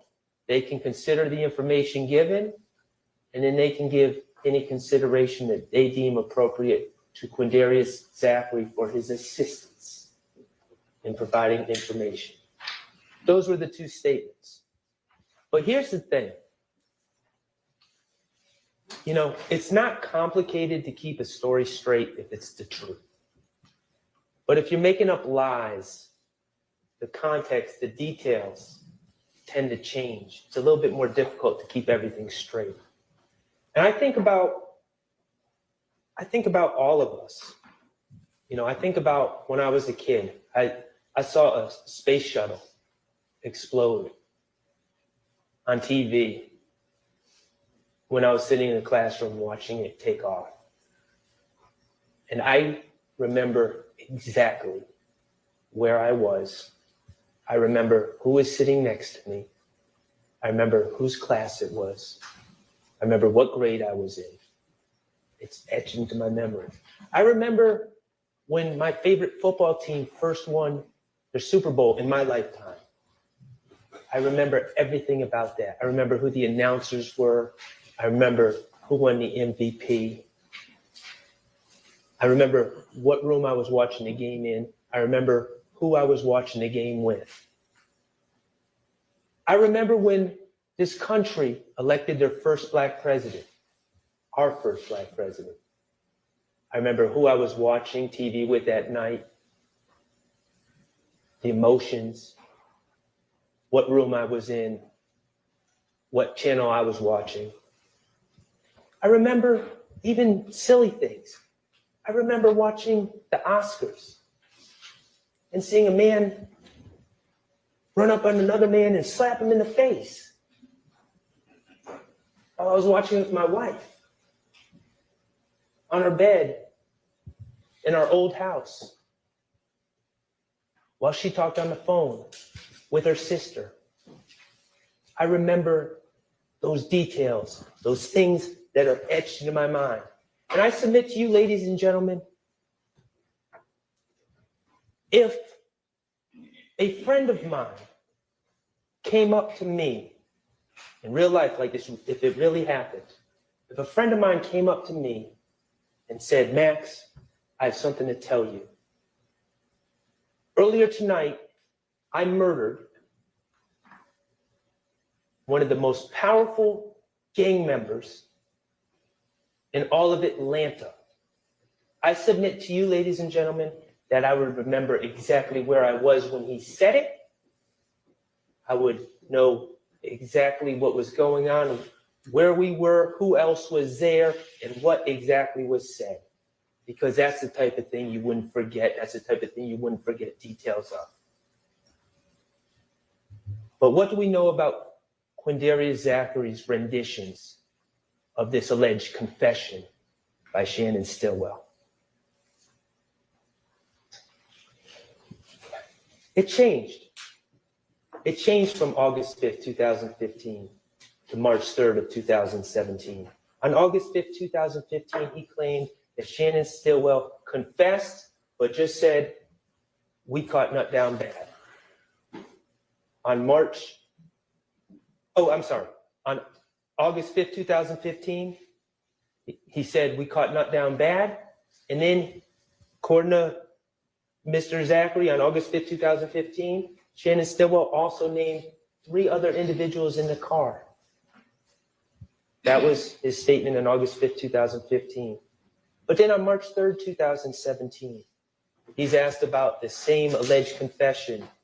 And it's, oh, Shannon just told me he caught Nut down bad and he didn't give me any other details at all. Didn't say anyone else who was in the car.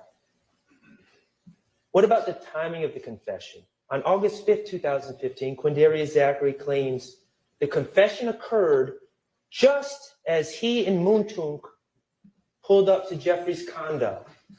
And Shannon was about to go to a girl's house.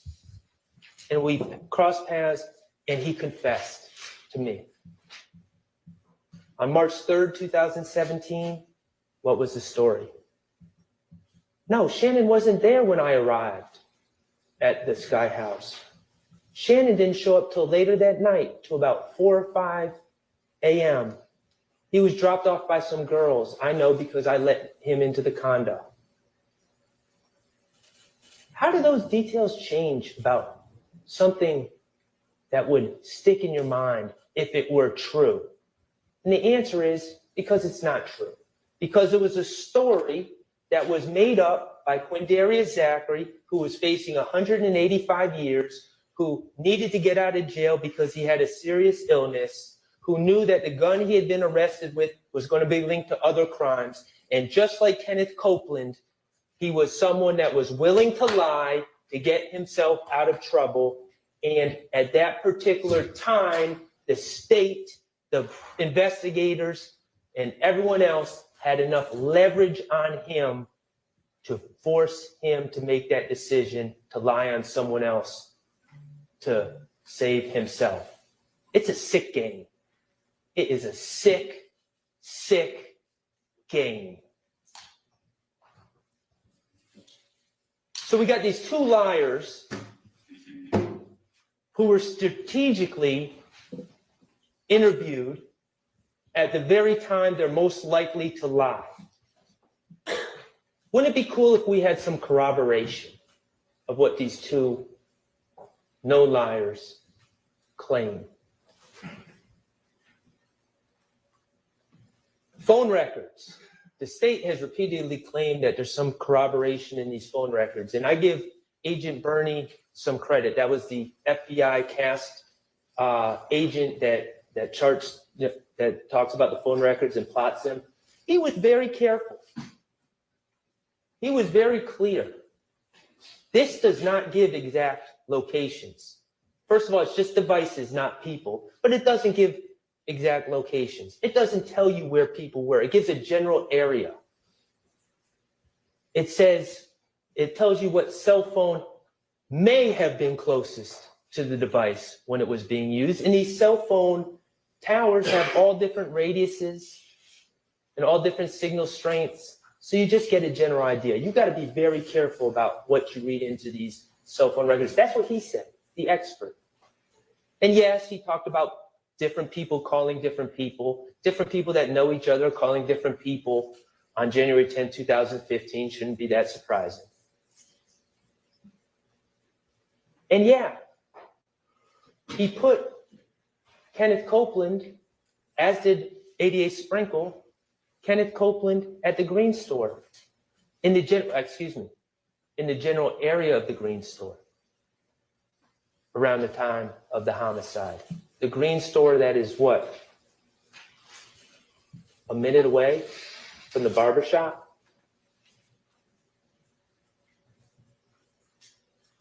What did the phone records corroborate again? That Kenneth Copeland was right there at the time of the murder? That people were generally going north and south on the highway? What did they say about Shannon Stillwell? Where did they say he was? Go look at those phone records. Did they provide any cell phone records for Shannon Stillwell? How about Diamante Kendrick?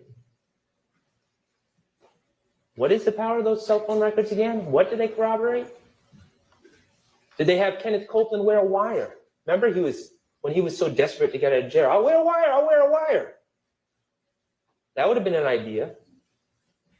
Prove what you're saying, Kenneth. Don't just, you're a liar. You're a known liar. Don't just tell us stuff. Prove it. Nope, they didn't put a wire on Kenneth. What about wiretapping phones? We know they know how to do that. Did they wiretap anyone's phone to corroborate anything Kenneth Copeland and Quindarius Zachary said? Nope. So then we get to surveillance video. And this is where this gets kind of ugly. Kenneth Copeland claims he was at the Green Store, not outside the barber shop at the time of the killing. And his phone records put him in that general area. How many times have myself or Attorney Steele asked about the Green Store? Detective Thorpe claims that he went to the Green Store to try to get surveillance, but he didn't think they had any. Really? Because I heard about my client being shot at, his head being shot at that very same Green Store, and I heard the officer responded and looked at the surveillance. to determine who was shooting at my client. I've seen pictures of the green store. I see the cameras. They don't have surveillance. Okay, Detective Thorpe, so you tried to get surveillance. Do you have that in any of your reports? Any documentation of you going to the green store to try to get surveillance to corroborate the claims of Kenneth Copeland? Oh, no, that's not in my report. Ask Gaither, Lieutenant Gaither, about the green store. Why would I go to the green store? That's not even relevant. Really? I beg to differ. She had no interest in corroborating Kenneth Copeland. So then we talk about the McDonald's surveillance. The McDonald's at Old Hateville and Cleveland Avenue, the very spot where Kenneth Copeland claims in his story that everyone met and that Demekion Garlington told him who killed Donovan Thomas. Well, we know the McDonald's has surveillance. That's been testified to by several officers. And we know we don't have the McDonald's surveillance for January 10th, 2015. So I ask, Attorney Steele asks, I ask, other attorneys ask. First we ask Gaither, did you ever try to get surveillance to McDonald's? And what did she say? Oh, we went like 2 or 3 months later, we went and we talked to a general manager and they weren't able to get into the cameras right then, but we took the card and we gave the card to Thorpe. That was her explanation of the efforts to get camera footage from the McDonald's. I said, okay, do you have that in a report that you drove down to the McDonald's and talked to? Who was the person you talked to? What was their title? What was their name? Where's the card? Oh, no, I don't have that in a report. Nope.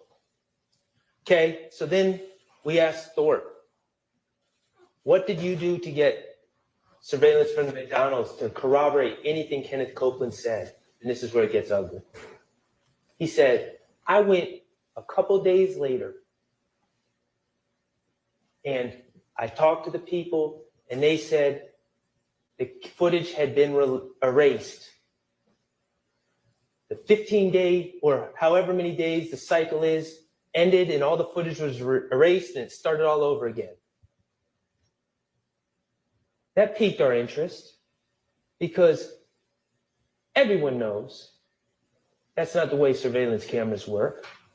Everyone knows it's first in, first out on a rolling basis, meaning if it's a 15-day cycle, at the end of 15 days, everything isn't just erased, but it starts taping over the beginning parts again, so you always have 15 days memory. Everyone knows that you wouldn't go to the McDonald's 2 days after an incident and find out that the whole system had been erased, because that's not how surveillance systems work. And we asked every officer, it seemed, that came up here, you ever hear of a surveillance system working that way? Where it just all erases at one time, or does it roll first in, first out? Every one of them said they never heard of a surveillance system just erasing all at one time. Every single one of them.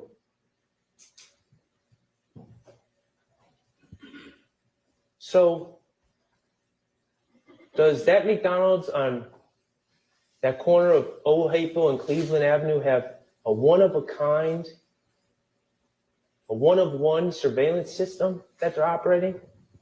I don't think so. But what does that mean? It means Detective Thorpe lied to us. He lied to y'all. He didn't go to try to get that surveillance from the McDonald's. He didn't go 2 days later. What did we hear from DA Sprinkle? Remember that? And that's a straight shooter, DA Sprinkle. What did DA Sprinkle said when we asked him about it? Hey, did Detective Thorpe ever mention trying to go get the footage from the McDonald's? Did that ever come up? Because, we've been asking a lot about this McDonald's footage. What did DA Sprinkle say? Detective Thorpe never brought that up to me. And that seems like something he would have brought up. Detective Thorpe lied. Either that, or he did go get the footage and it doesn't back up Kenneth Copeland's claims and it's in his hidden his missing file somewhere, which he can't find to bring to court. I guess that's a possibility. But he lied.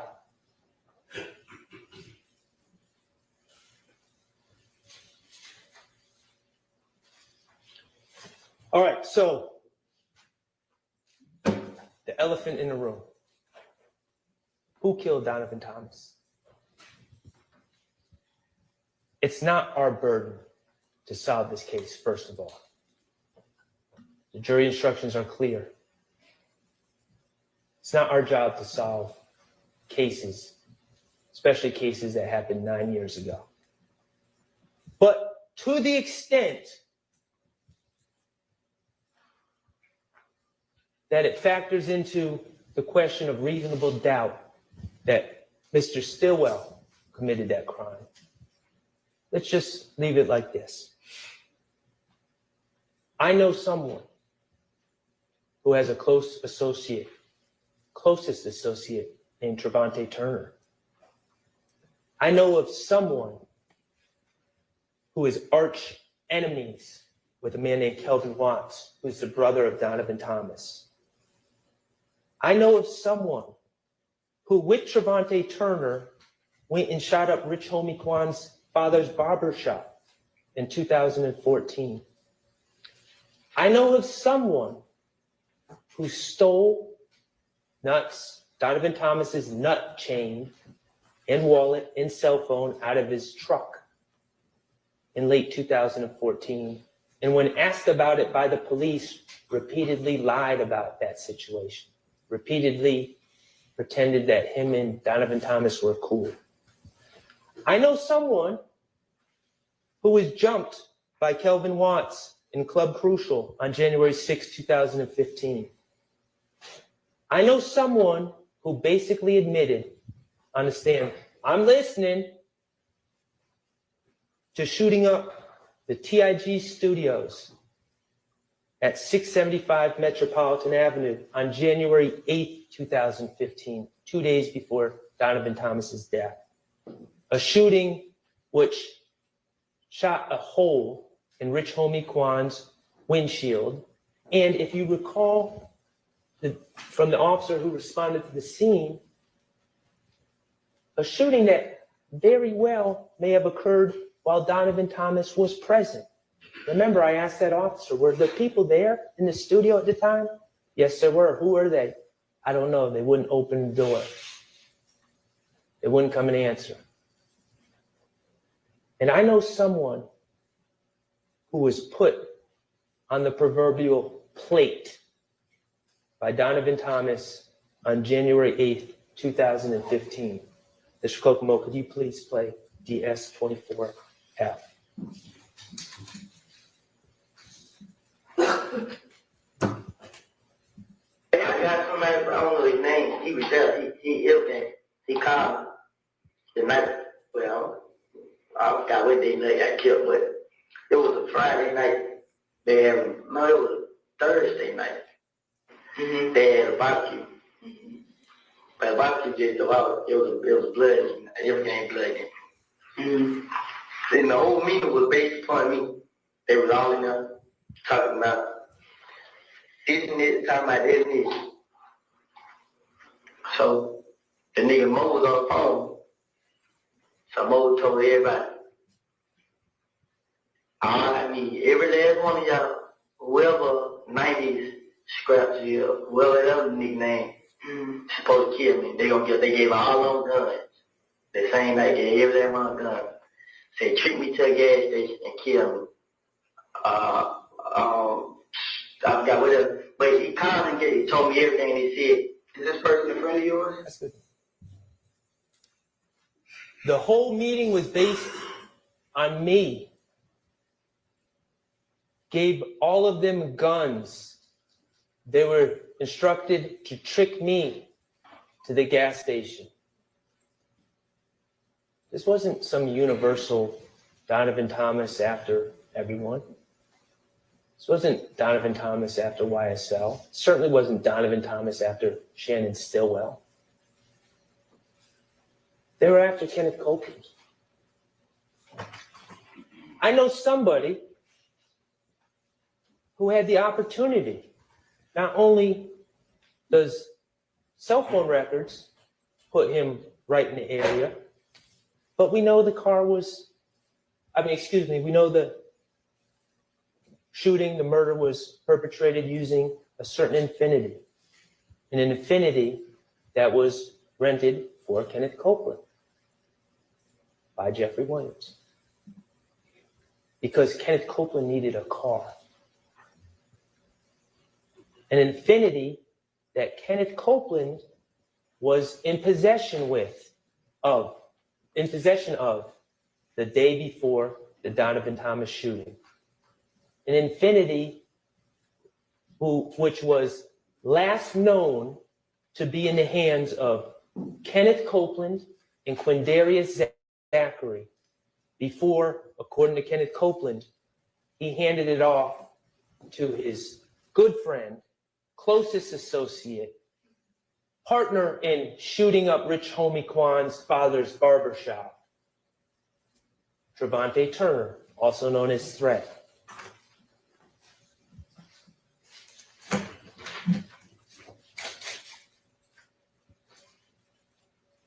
In conclusion, regarding count 2, ladies and gentlemen, there is an absolute lack of reliable evidence against Shannon Stillwell. He had no motive. His problems with all these people happened afterwards. Once APD falsely accused him, once the streets falsely accused him of committing this crime, that's when people started shooting at his head and shooting at cars he was riding in. He didn't have any problems with Donovan Thomas. There's no evidence of that. There's no forensics, no DNA, no cell phone records putting Shannon Stillwell at any scenes. He's not on the Texaco video. It's just 2 witnesses, both proven and admitted liars who changed their stories repeatedly on tape, right in front of all of us. Both people who had every reason to lie when they gave their stories. 2 people that were chosen by the state to be the key witnesses in the case. But 2 witnesses, to their credit, who at least came in here and owned up to the fact that they were weak. They chose themselves. They chose to lie on others to save themselves, and at least they came in and told you that. Other than that, there's no corroboration at all. All right. We got a little more to go, okay? Let's take. That was my hint. I think that. All right, everybody, let's take that.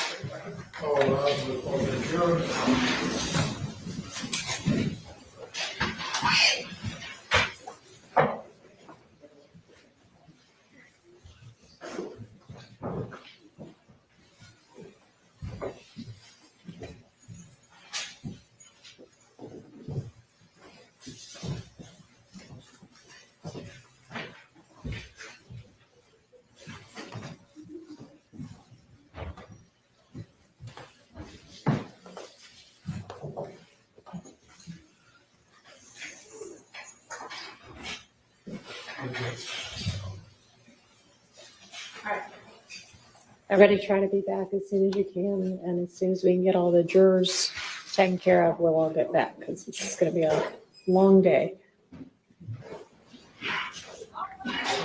Y'all, Max is a master.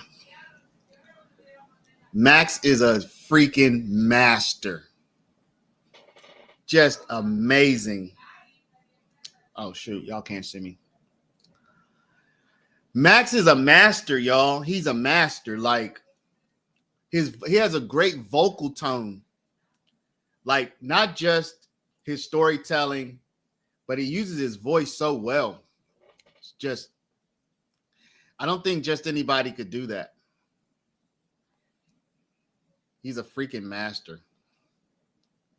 Andre, state shouldn't be allowed to go again because it's gonna be. No, man, that's just the way it is. That's just the way it's set up. State goes first, then defense, then the state goes last if they want. They don't have to go again, but they reserve the right to go again.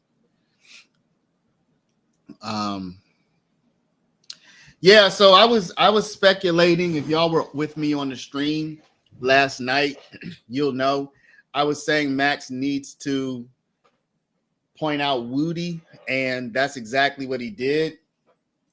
Reasonable doubt, y'all. I just don't know how you convict Shannon on this Donovan Thomas murder. I just don't see it because it's not beyond a reasonable doubt.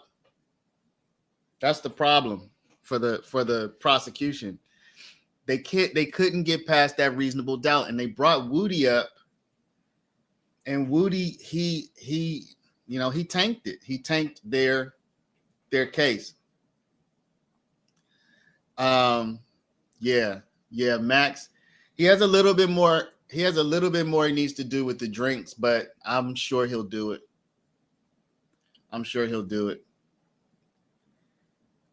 Woody gave them this out when he called himself a liar. Yeah, but he gave him more than just that, ATF. I mean, I'm in agreement with you on that, but he also, like Max pointed out, he has that music video that he shot. Like Max pointed out, he has all of the circumstantial evidence that Woody had far more of a reason to do it. Now, the interesting thing is this. Because Woody and Shannon they were kind of like roll dogs back then. The idea that Woody did it, and I said this on my stream, y'all. The idea that Woody did it doesn't mean Shannon didn't do it, okay? Shannon could have been there with Woody. But the state puts 4 people in the car, and so that version of events does not mesh with Woody doing it, because Woody wouldn't have been like the 5th person in the car. So you really can't reasonably put Shannon, Yak, Nard, and Doo-Wop and Woody all in the car, and Threat. Like, you can't have 6 people riding in the car, right? So it seems like the reasonable doubt is just that Threat and Woody did it in the rental, and that's the reasonable doubt for Shannon. That's the reasonable doubt. So I think that he just sewed up the reasonable doubt for Shannon on the Donovan Thomas case. He still has to bring it home with the drinks case. Did he give me enough reasonable doubt on the RICO though? I would say I have more than I had. He gave me more than I had. I don't know if Yak's attorney is going to do a closing argument. I'm unsure about that. I mean, I think Shart has about an hour left, and I don't know. Maybe I would want to do one, So yeah, I think Weinstein will probably be up next. But I heard that this was going to be an 8-hour day. If Weinstein goes after Shart and then the state goes again, I think they said 8.5 hours. But then now the judge says it's going to be a long day. So it looks like she's anticipating that Doug will go next and then the state will go again. Okay, Doug said he was closing. So yeah, we have quite a bit more. Because Doug's going to have to address guns, I believe. Does Yak have any remaining gun charges? I feel like he does. I feel like he got out of some, but he still has some left. I have to take a look at the indictment. But at any rate, Doug has to address for sure he has to address the Donovan Thomas one too. I mean, Max kind of just knocked the Donovan Thomas out of the park.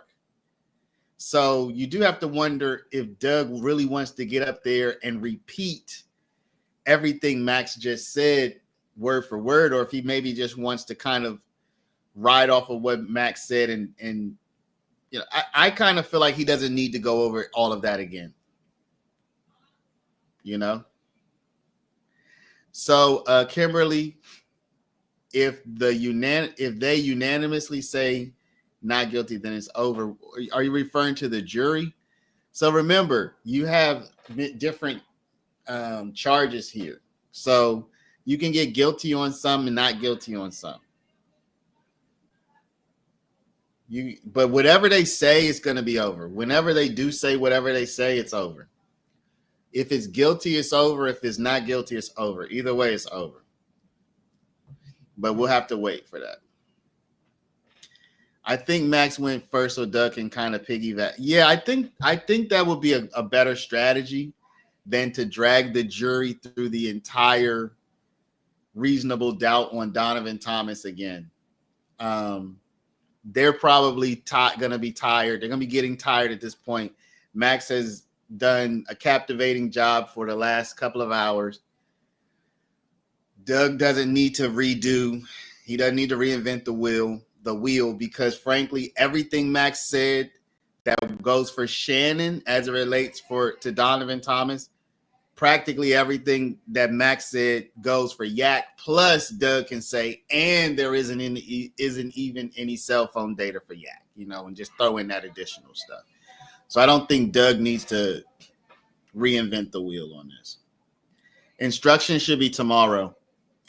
I think they come in tomorrow, they do the instructions, and they give it to the jury tomorrow, and give it to them tomorrow. I have no idea. That to me, I'm just as interested in seeing how they're going to give these jury instructions, because my question is, do they restate all of the limiting instructions and whatnot, and the instructions to don't remember this and what that person said? I want you to strike that from your. I just want to see if they're going to go back through all of that stuff again. She's saying she's going to take 2 to 3 hours on instructions. Well, that would mean that there could be a verdict tomorrow if it only takes 2 to 3 hours, if they get that in before lunch. But, these jurors supposedly will not have spoken to each other about this stuff. So it could take a while. People are saying before Thanksgiving, but if the jurors, if they have not discussed this case with each other and they really don't have any idea what one another thinks about this case, once they start opening their mouths, they're going to start having to figure out who thinks what. The verdict would be able to be very quick, I think, if they had been talking this whole time to each other about the case.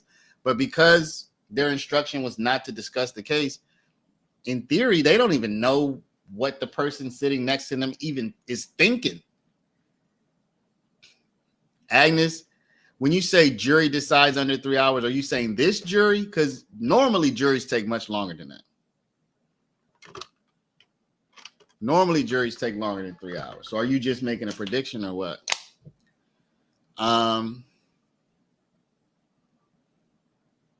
Those instructions are going to work their nerves. Yeah. So what I'm really interested in seeing is she going to go back and say, okay, I want you to remember when such and such said this, I had instructed you to disregard it, or is that said, are they going to have to remember that she said to disregard it? Or are they going to just have that in their notes, disregard everything that I just wrote? That, like, how are they going to deal with those not limiting instructions? What were those called? I keep forgetting the name. The instructions when basically somebody had just testified and now they have to forget that. The limiting instruction is to only use the testimony against one person or whatever, or not use it against everybody.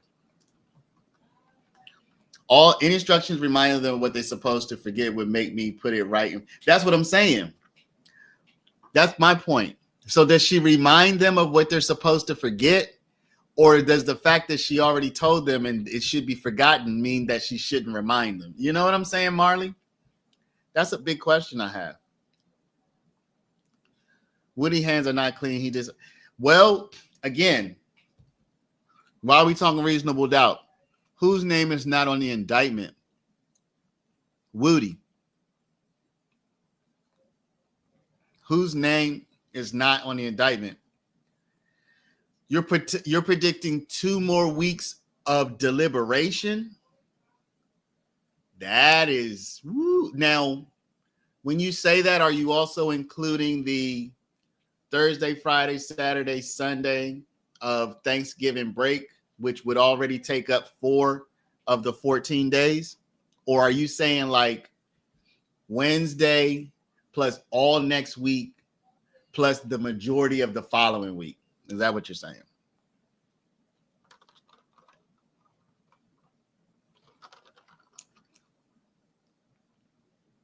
Woody's name isn't on it because the state threw this case. It was probably, y'all, it was probably a I don't know. I just don't know. I don't know. I mean, I don't know. I don't know. The jurors watch what we watch. They know the state full of it. Yeah, but they still have not talked to each other, Lioness. So, like, I've watched everything, and I don't agree with all of y'all about all this stuff. Like, I'm one of the people where I've made it clear on this live, on not just today but many days. I could probably be persuaded on a couple of the gun charges. I could probably be persuaded on the criminal street gang charge. I don't think I'm persuaded. I don't think I'm persuadable on the RICO charges. I don't think I'm persuadable on the murder charges right now. I just think, based on what I've seen, the murder charges feel like there's reasonable doubt. The RICO, I don't think RICO should even be used the way they're using it now. And I think that, I would be willing to just let Max introduce some reasonable doubt in my mind, because I'm just not going with that.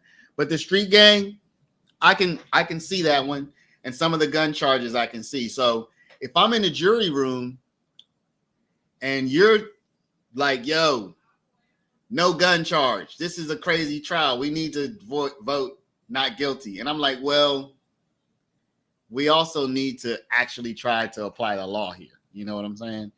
So my point is, just the fact that they've seen it doesn't mean they all inherently agree with each other. They haven't started talking to each other, is what I'm saying. So even if they all have the same information in their head, they don't know what the other person's head is thinking, because they haven't had those conversations yet, is my point. You know what I mean? So that is going to be the part that starts to possibly cause friction. Maybe not, who knows? But they have to start deciding and working together, which they should not have done as of now if they've been following these instructions.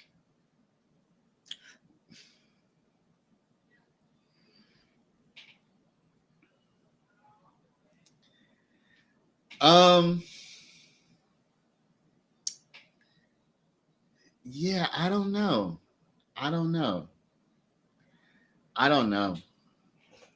Woody, I don't know. The problem, this is the problem that they had with Woody, Amy. Let's just keep it real. They did not have any leverage over Woody. So one thing that we've seen is that Woody will go along to not go to jail. They didn't have any significant leverage over him to get him to play ball. And therefore, his testimony was wild and off the cuff and whatever he wanted it to be. Does that make sense? So if they had leverage over him like they had with Montonk and like they had with other people, he might have played ball. But because he wasn't even indicted, like, the real question is, why didn't they indict him? Because if they indicted him, then they could have made him play ball. And they had enough to indict him. So, yeah. So, like, no leverage, full immunity. I don't get that. Why wasn't he on the indictment? You know what I'm saying? That's what I don't get.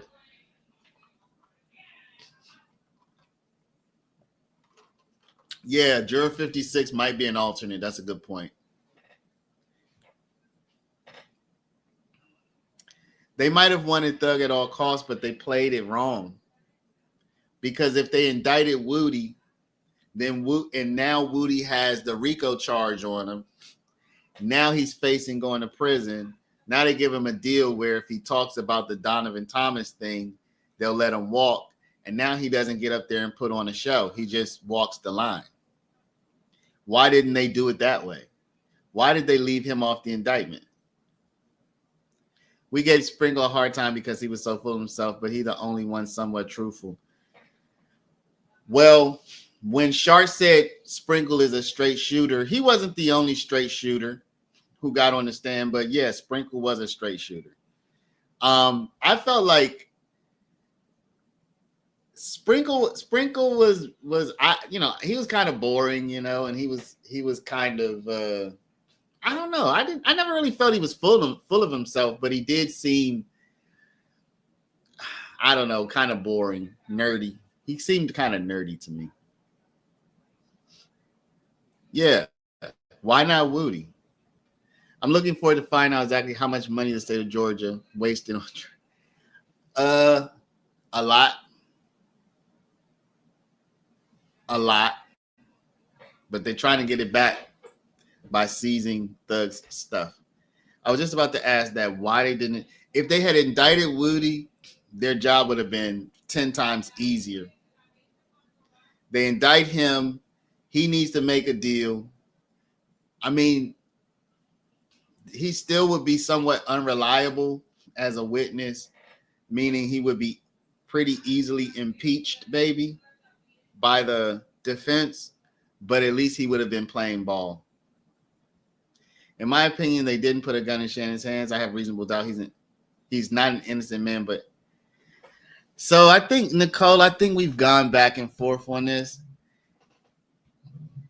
I mean, I've already given my opinion on the gun in Shannon, so I'm not gonna rehash it, but we'll see. Sharp might need to talk about that, or maybe he won't. I mean, he took a lot of time on Donovan Thomas, and rightfully so. I mean, that's the big charge. I need you to call the courthouse and ask the person with COVID to start calling. Y'all remember how much Glanville used to call? I don't want to say this, but same setup Woody was saying, they tried to lure him to the gas station. Please. Same thing happened in Lynch's case. How much longer, Mr. Sharp? How much longer?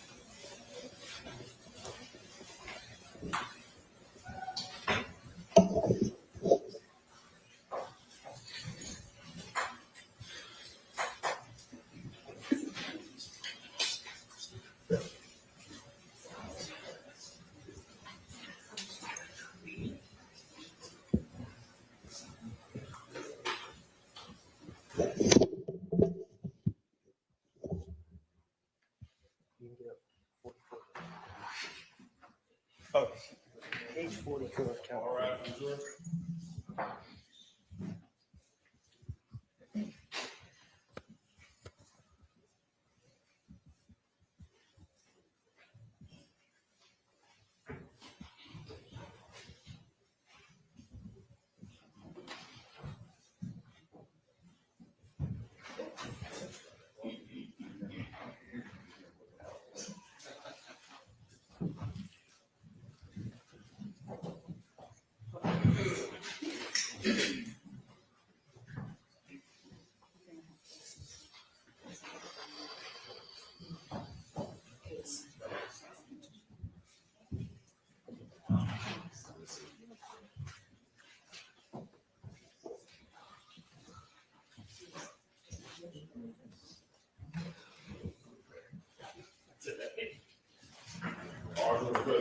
Thank you. All right, go ahead, Mr. Sharp. Thank you, Your Honor. May it please the court.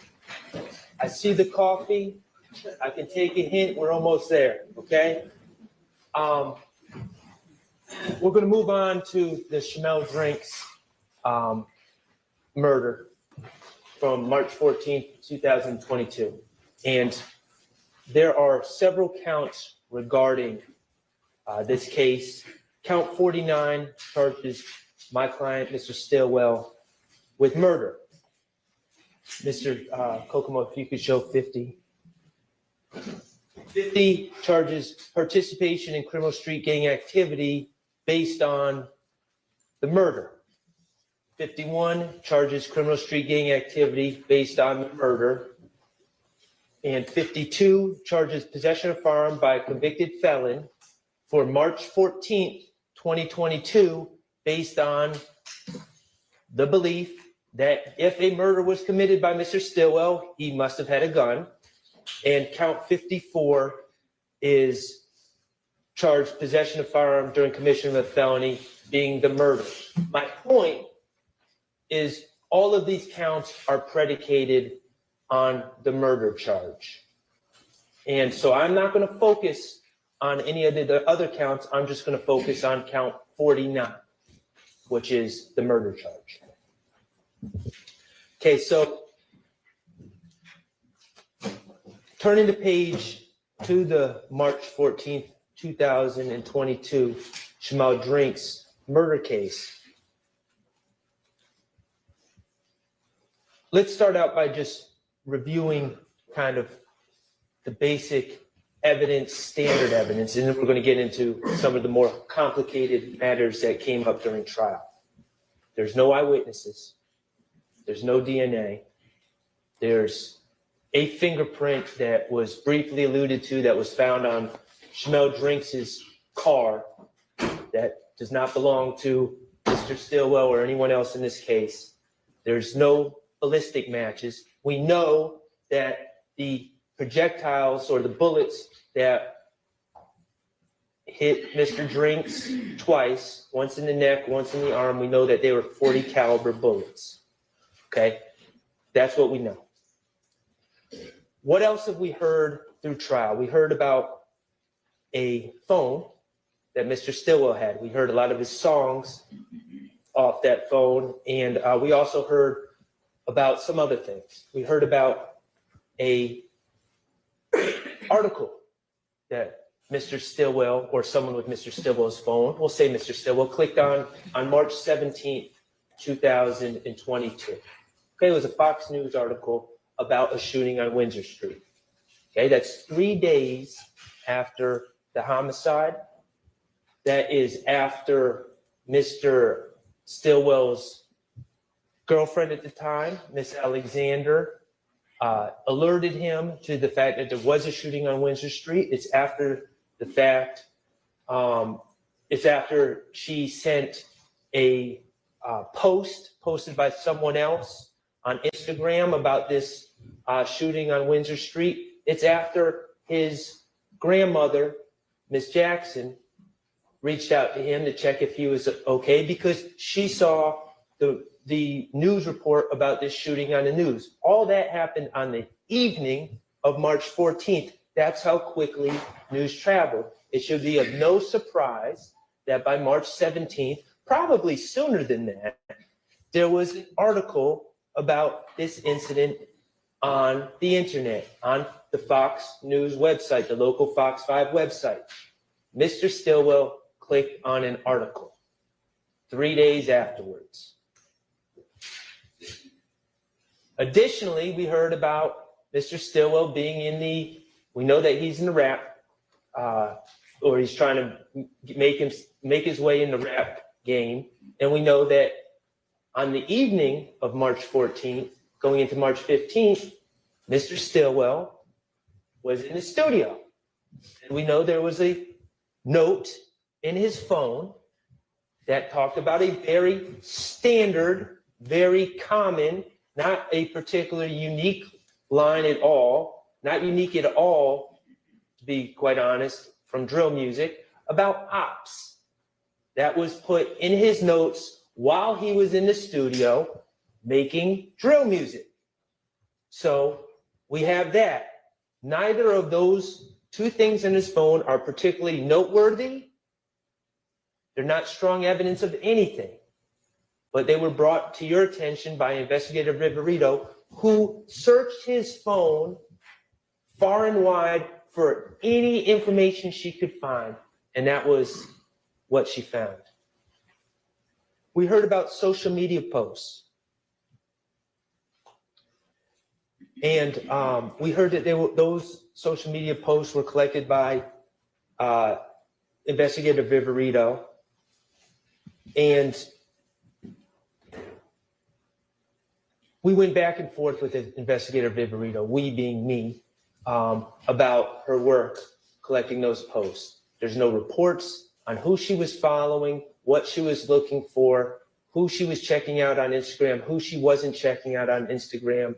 We also know from the post by Mr. Nichols that was presented to you initially in a far different form than it was actually on the internet, that Investigator Viverito was not only collecting posts, but she was manipulating posts to present to you in the way that she deemed fit, because she is biased. We learned that there were several people that made posts about the goings-ons in March of 2022. We know, and I'm not going to hide from it, that Mr. Stillwell made posts about Maine, Christian McMiller's death on March 11th, about Darius Ford's death, about how his heart is broken, about how he ain't going to be the only one crying. We know that there were posts on both sides from everyone in the community about what was going on in March 2022. But the takeaway from the post is this, and it actually came from Investigator Viverito. I don't think she really wanted to admit it, but she did. We talked to her about the March 11th killing of Christian McMiller and Darius Ford, and about that investigation. Now we're talking about 2 years and 8 months ago now, how it remains unsolved, how no one's been charged, okay? And we looked at some of the posts that were made in reference to that incident. We learned about a Big Nick who posted just after that incident, slime and chalk. And we know what that, I mean, it's pretty self-explanatory. And we know about these other accounts. Edgewood, I think it was Edgewood James and Joey Hurst, two other accounts that weren't necessarily their names, may have been kind of like pseudo accounts or fictitious accounts, celebrating in really the most vile ways possible, celebrating the deaths of Christian McMiller and Darius Ford. And I asked Investigator Viverito, and she confirmed, you know, even if they're fictitious accounts, you can see who was posting. You could pull an IP address. You could try to look into that and figure out who was posting. If you really thought that these posts, if you really thought posting about the crime was a confession to murder. And she agreed she could, but they didn't, because it's not. We learned about Kelvin Watts, also known as Shell Cal. And we saw the post that he made right after the murder of the double homicide of Christian McMiller and Darius Ford, about him putting 2 shells under Donovan Thomas's eyes, about him looking in the camera and putting 2 shells under his eyes, 4 different posts. Another post about with 2 shells and lips sealed. And we talked to Investigator Viverito about what those shells meant. And they meant bodies in her estimation. So Kelvin Watts is sitting there posting, putting symbols of dead bodies under his own eyes in his own way with the shells. And I asked Investigator Viverito. Oh, and he also made a song. We heard about the song he made, Mafia Story, where he's celebrating the death, where he's describing the death, how they were in a fast car and how they died on the freeway. Direct references to the death of Christian McMillan and Darius Ford. And so I asked Investigator Viverito, all these posts that Kelvin Watts has made, has he been charged? And the answer was no. And why was the answer no? Because posts on the internet about the death of people, even claims of responsibility, such as putting two shells under your own eyes, that's not enough to charge someone. That's not a confession. Investigator Viverito said the reality is, in this day and age, under these circumstances, dealing in this situation with the drill music and everything else, there's false claiming going on all the time. We can't go by what's on the internet. We can't go by what people post.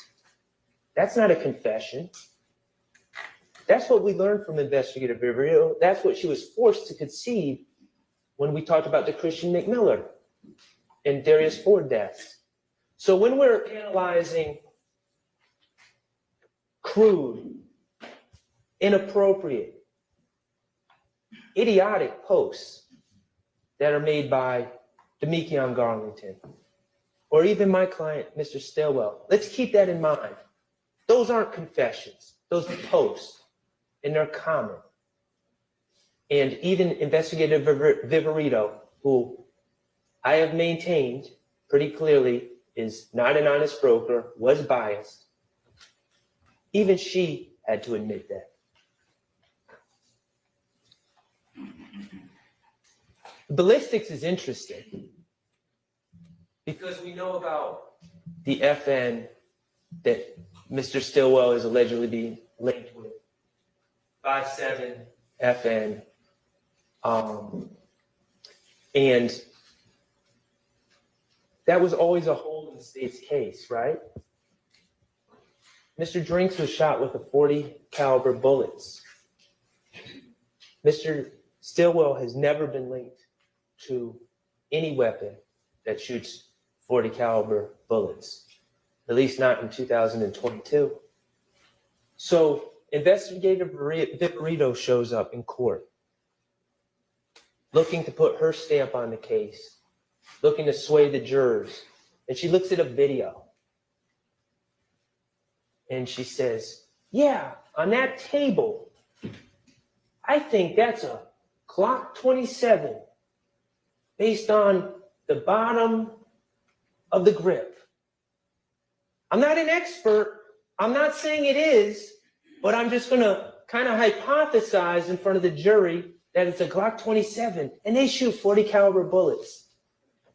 Okay, you're not an expert, but you're throwing that in front of the jury. Never said it before until you're on the stand. And what's your experience with Glock 27s? Well, one time I went to the gun store and I was trying to decide what kind of gun to buy, and I held a Glock 27. That's it. Think about Investigator Viverito and her bias and her trying to sway you and identify or claim to identify a firearm and a make and model from that picture and what her basis is, what her real basis is. Any evidence that Mr. Stilwell ever possessed that gun? And what did she say? She just can't answer no, because of course there's no evidence that Mr. Stilwell ever possessed that gun. She says, well, do you have any evidence? Or I don't have any evidence that he didn't. Well, geez, that's an interesting shifting of the burden of proof from the state's witness. She's biased.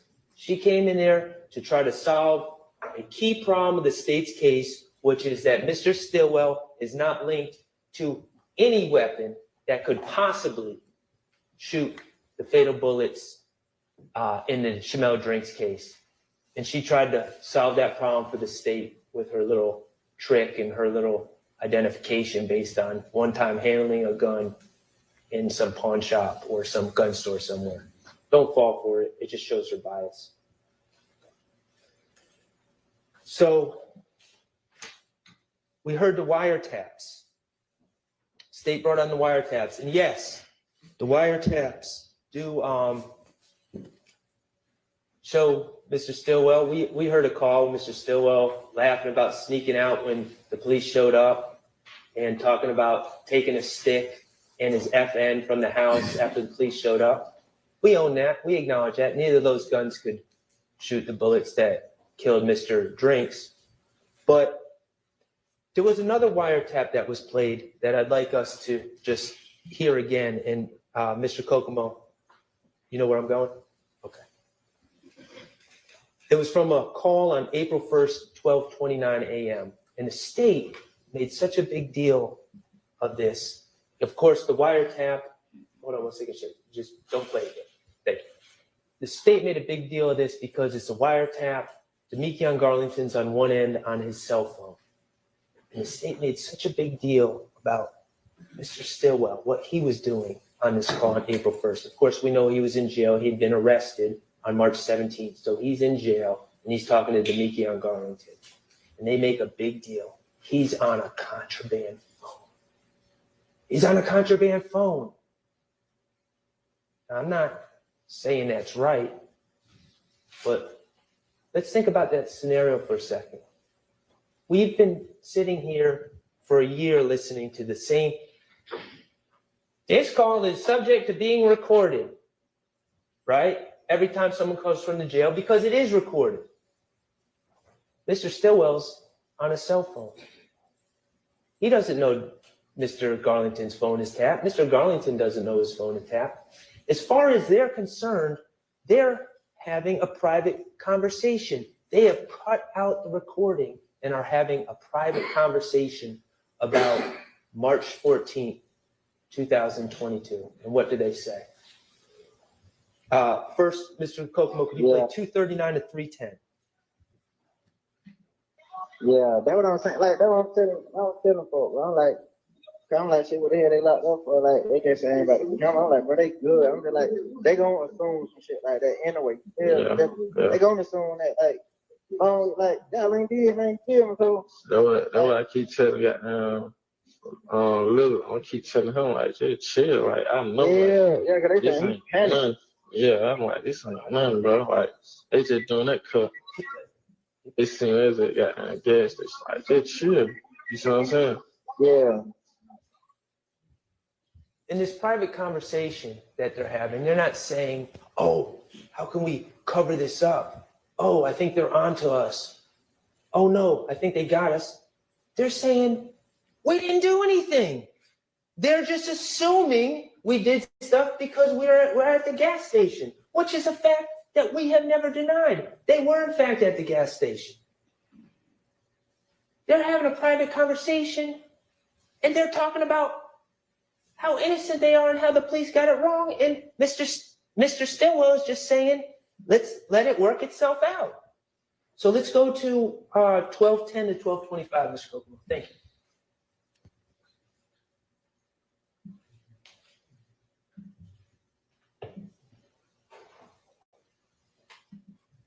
Yeah, I already know. Like, when they got down, go to wiping down, doing them got down, them you know, they gunpowder, forensics, all that shit there. Yeah. You gonna come back clean. You see what I'm saying? So I ain't tripping on that. Uh-huh. Yeah. Okay, let's consider that comment. First of all, no one said the car has been cleaned. It's going to come back clean, is what was said. And now, listen to what Mr. Stillwell says. Once they GD going to wipe it down, doing GD, you know, the gunpowder forensic, all that S-H-I-T, the gunpowder forensic, does Mr. Stillwell sound like an expert in gunshot residue there? Does he really sound like someone that's going to say, oh, I have so much inside knowledge on this forensic work that the police do on the inside of cars that we must clean the headliner of all things No. He sounds like someone who knows that they were in a car on March 14th, 2022, knows that they were at the BP, knows that they left and they drove down Windsor Street, and knows, despite the fact that he's been arrested falsely for killing another gentleman, he knows in his heart that no gun was fired by him inside that car or outside that car. That's how he knows it's going to come back clean. It's not some devious mastermind that's got some inside information on forensic work. He barely knows what he's talking about. You know, that gunpowder forensic, all that SHIT. That's the comment of someone that knows where they were on March 14th and where they were driving and what they did not do. And what they did not do was fire a gun.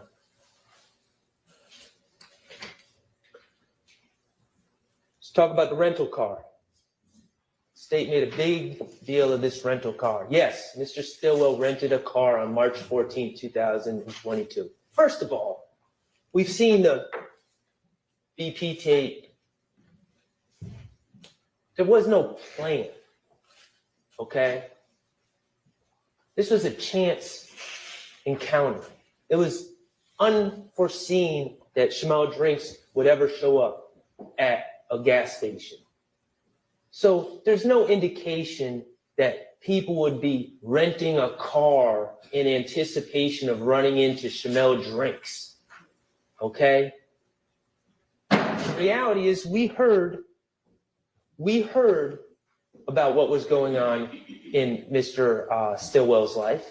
We know from his phone. We heard from Miss Alexander, who testified. Remember what she said? March 9th, I was robbed. I said she's in the cash business. She said, no, I dance. Okay, that's fine. I didn't want to put it out there, but she did. She dances. She carries large amounts of money. And people ran up on her with their guns out and tried to rob her. Remember what she said? I said, you shot at them in self-defense. She said, no, I shot them. She didn't have any remorse about that because people ran up on her to try to take her stuff at gunpoint. But she was concerned about the blowback. She was concerned about people coming back to get her. Couple that with the fact that Mr. Stillwell has had a target on his back since 2015. Couple that with the fact that Mr. Ford and Mr. McMiller were just ruthlessly murdered on the freeway while driving in a car that obviously someone knew who they were and had an idea of what kind of car they were in. Is it really any wonder why a car was rented by Mr. Stillwell and Miss Alexander on March 14th? If it's such a secret, if there was such a plan behind this car, isn't it odd that Mr. Stillwell, first of all, they ordered it online ahead of time. Mr. Stillwell walks in there on surveillance, gives his ID, gives his name. It wasn't no secret. They were renting a car because things had gotten dangerous. They were trying to survive. And then we make a big deal of these tints. Yeah, they did put a tint on the car. That was kind of the point. It was exactly the point. No one's hiding from that. Mr. Stillwell was scared for his safety. He was scared for Miss Alexander's safety. And the first thing he did that night is went and got window tints on the car. And yes, he broke the rental agreement in doing so. We acknowledge that as well. If this was a car that was involved in a homicide on March 14th, let's consider Mr. Stillwell's actions after the fact. I don't know. It seems logical to me that if I'm in a rental car and I use it as part of a homicide, the first thing I'm going to do is get rid of said rental car, distance myself from the rental car. It's on video at the BP. It's on video on Windsor Street. There's surveillance cameras all over the place in Atlanta. The first thing anyone would do if they committed a crime as heinous as this in a rental car is to get rid of it. Well, what do we know that Mr. Stillwell does? Well, first of all, he runs into Investigator Viverito at 2830 Waters Road a day after the homicide, wearing the same clothes he was wearing in the BP, by the way, not really concealing his identity there. And he tells Investigator Viverito, yeah, that's the car I'm in. That's the car I'm riding in. And then what does he do later in the day on the 16th? Does he go into Griffin, Georgia and burn it in some back road somewhere? Does he go drop it off in Alabama? No. He calls Alamo and extends the rental until the 20th. Ask yourselves, really? Are those the actions of someone with a guilty conscience? Are those the actions of someone who committed a crime in a rental car? Absolutely not. Why is he doing these things? Because just like how he knows the car is going to come back clean, he knows he didn't do anything in that car. He knows he's innocent. He has no reason to get rid of the car.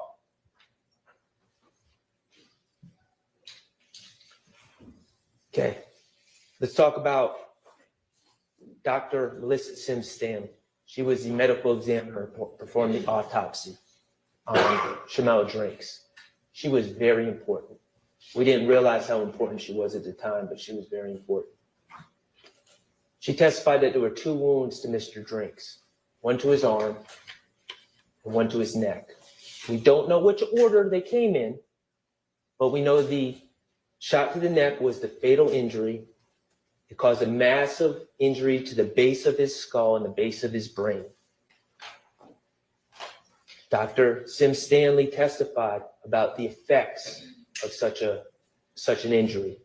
Death would be immediate, and if not immediate, imminent. But more importantly, conscious control of bodily movements would be immediately lost due to this massive injury to the base of the brain. The ability to move body parts up and down would be immediately lost. That came out in her testimony. Now, the state followed up and said, is it possible if Mr. Drinks' foot was already on the brake when he was shot, is it possible for his foot to remain on the brake? And Dr. Sims Stanley's answer was yes. And of course it is, because staying on the brake does not require any conscious bodily movement. But on cross, I asked a very simple question. Is it possible after being shot that shot in the neck, that Mr. Drinks would be able to actively move his foot up and down off the brake? And unequivocally, with no hesitation, Dr. Sims Stanley said, no, that would not be possible. It would not be possible for Mr. Drinks, after being shot in the neck, to move his foot up and down off that brake. We're going to get to why that, I'm certain many of you know why that's important, but we're going to get to why that's important in a minute. Let's talk about gunshot residue. Detective Hogan was the lead detective in this case. We know, much like the video, he took out warrants without ever having watched the video in this case, the FedEx video. He relied on a FedEx employee to describe it to him. We also know that he didn't wait for any gunshot residue results to come back before taking out warrants either, before assuming the guilt of my client, Mr. Stillwell. He, in fact, when he testified, seemed unaware that there was even any gunshot residue tests performed or anything had been collected. But then we talked to Antoinette Green, who was the crime scene tech, who processed the the white Audi. And she processed the red Versa, but she processed the white Audi. And She informed us that it was in fact Detective Hogan who requested that she collect the headliner for the purpose of testing for gunshot residue. And I asked Crime Scene Tech Green, did that seem like an appropriate request to you? Collecting the headliner to test for gunshot residue within that car. And she said, yes, the location seemed appropriate. The location of the headliner seemed appropriate. And the fabric that the headliner was made of made it a very appropriate piece of the car to collect, to be later tested for gunshot residue. And so she collected it. In fact, she didn't just collect the part over the sunroof. She cut out around that part as well and collected it all and sealed it up just like she does in every other case. She did her job. She collected it, she sealed it, and she sent it to GBI for testing. I asked scientist, Mr. Colvin, who tested for gunshot residue. I said, well, how about you? What is your thoughts? You ever test headliners before? Yeah, all the time. Okay, does that seem an appropriate part of the car to collect, to test for gunshot residue? Absolutely. The fabric is the type of fabric that would tend to hold on to the gunshot residue, to maintain the gunshot residue as opposed to someone's hands or something like that. And also the location is very appropriate. So we heard what Mr. Colvin did. We heard about his process, which is all by the books, all by procedure, how he dabbed that headliner. And he didn't just use one tab, he used two. And he dabbed that headliner again and again and again until one tab lost stickiness, and then he moved to the other tab and continued to dab. And what is he dabbing for? Microscopic particles of gunshot residue that are emitted from a gun when it is fired. And he takes these tabs that he's been dabbing on the headliner, and then he looks at it under a microscope, under an electron beam, to look for microscopic particles, of which there are many emitted from a gun when it is fired. A plume of them are emitted from the gun when it is fired. And he looked under that electron microscope, and his results were negative. And what does negative mean? Negative doesn't mean, oh, it's under some threshold, under 5 per cubic foot or anything like that. Negative means zero. Zero particles collected off that headliner that was collected from the white Audi. So, of course, we're going to talk about the video. The video that Investigator Viverito couldn't wait to talk about when she was on the stand, and I wanted to ask her questions about other things. The video that Detective Hogan had not watched at the time that he took out warrants for my client.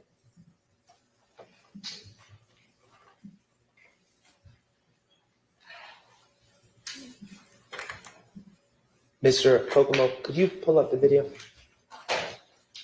Okay. And I just want to give a little timeline of what I submit we're going to see from this video.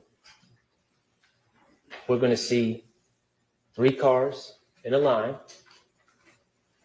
We're going to see a 4th car, a white car, pull up behind Mr. Stillwell and driving fast.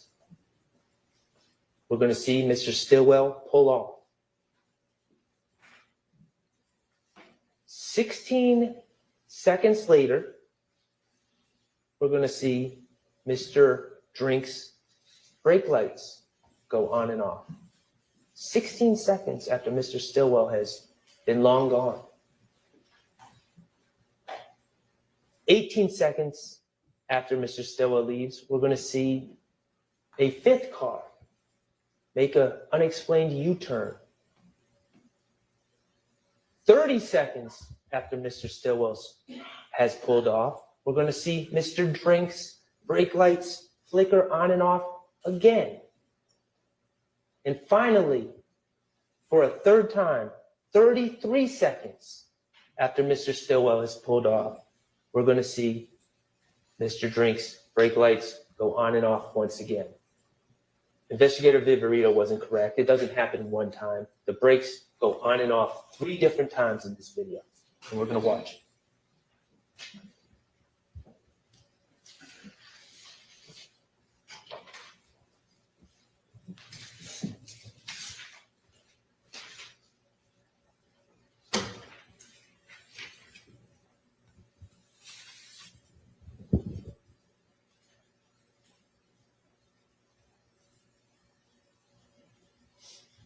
Pause.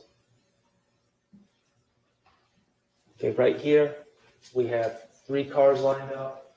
Mr. Drinks, red Versa on the left, Mr. Stillwell in the white Audi in the middle, and Mr. Nichols and Mr. Boyer, according to the state, and Mr. Farley in the right. I invite you when you're deliberating, I invite you right now, when you're deliberating later on, if you need to review this video, you can look as many times as you want. I want you to look to see if you see a muzzle flash.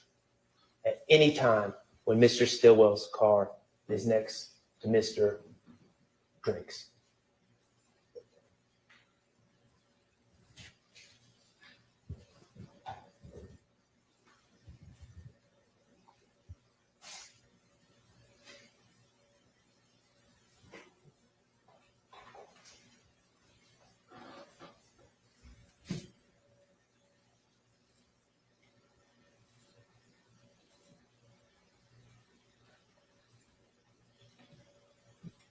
We see a 4th car speed up behind Mr. Stillwell.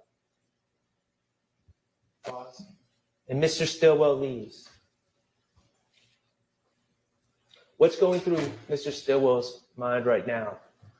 Is it that common theme of drill music that he knows about, Red Light? Is it Future's song, Red Light? Yeah, and this shit real out here, running through the red light, looking through your rear view, and might just sneak up on the car and try to spray you? Is that what's going on in Mr. Stillwell's mind? Is that what he's thinking about as he sees this 4th car speed up behind him? Or maybe he's thinking about that night, September 26, 2015, when he was in that car with Tierra Jones in this Duncan, and that car sped up behind them and started spraying the car they were in through the rear windshield. Either way, Mr. Stillwell gets on. Mr. Nichols, apparently confused, is trying to figure out what's going on, and he eventually leaves as well. Okay, pause. Pause. Okay. That 4th car, not Mr. Stillwell's car, that 4th car that has never been identified, has never been tested for gunshot residue, is now next to Mr. Drinks. And there's a 5th car driving up the street, driving up Windsor Street. And let's see what happens. Stop. Okay, back it up, Mr. Kokomo, a couple of seconds.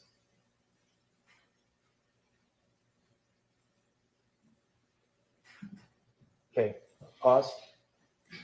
Okay, I want you to look closely. Right here, we're going to see the 5th car make a sudden U-turn. Is there someone in the street? Is there someone waving at that car to make that U-turn? Is there an obstruction? Is there anything going on that would explain why that car makes that U-turn at that exact time?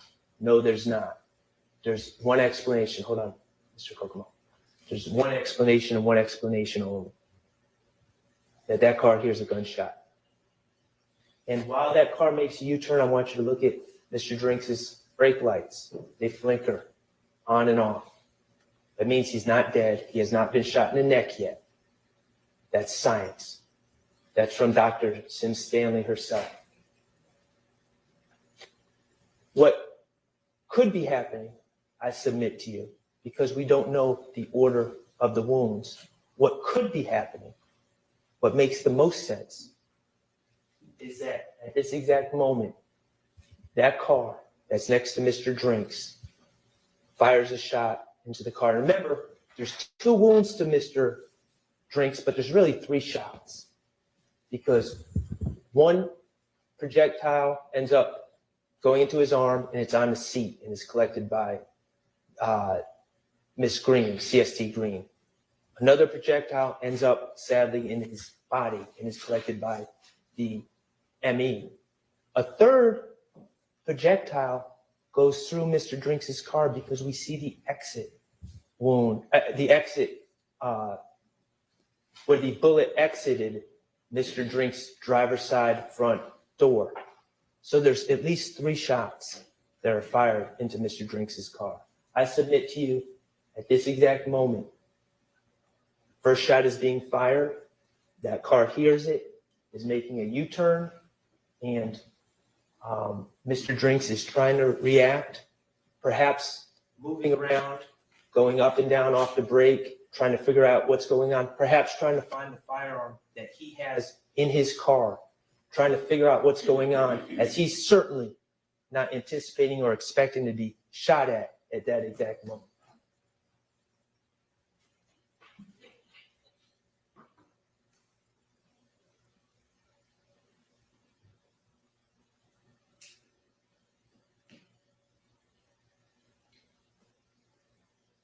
That car, that white car, remains next to Mr. Drinks. Up. Back it up, Mr. Kokomo. And before he leaves,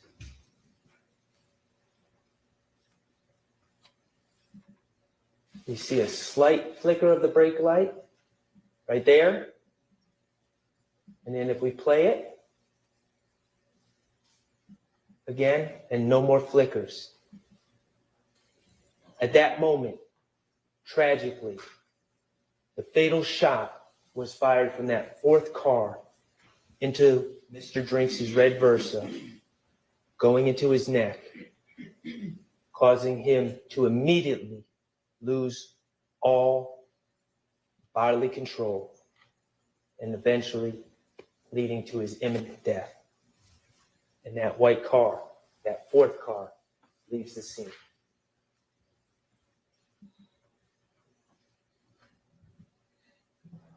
That last brake light flicker was 34 seconds after Mr. Stillwell had already left.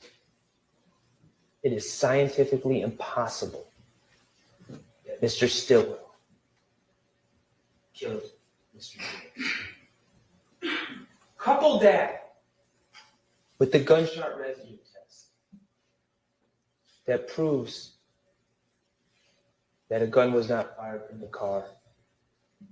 Couple that with Mr. Stillwell's behavior, him not distancing himself from the car,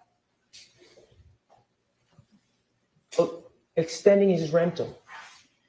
Couple that with the call that we heard on the wiretap of him and Mr. Garlington speaking candidly, talking about how the police are just making an assumption that they know they did nothing to Mr. Drinks. This case is clear. Mr. Stillwell, as convenient as it is, inconvenient as it is for the state to admit it, he didn't kill Mr. Drinks.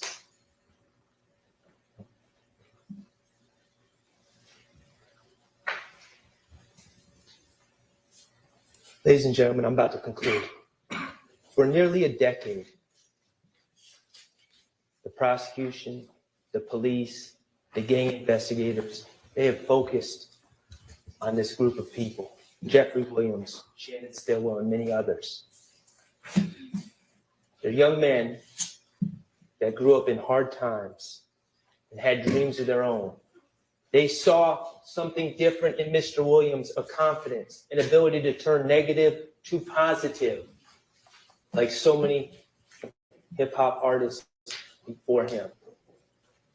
They were attracted to Mr. Williams. They identified with him, but they also saw opportunity to chase their own dreams, to get in the studio, to make connections, to hopefully make it big. And it worked out for some of them. Mooney Lee is now a signed artist. He's not alone.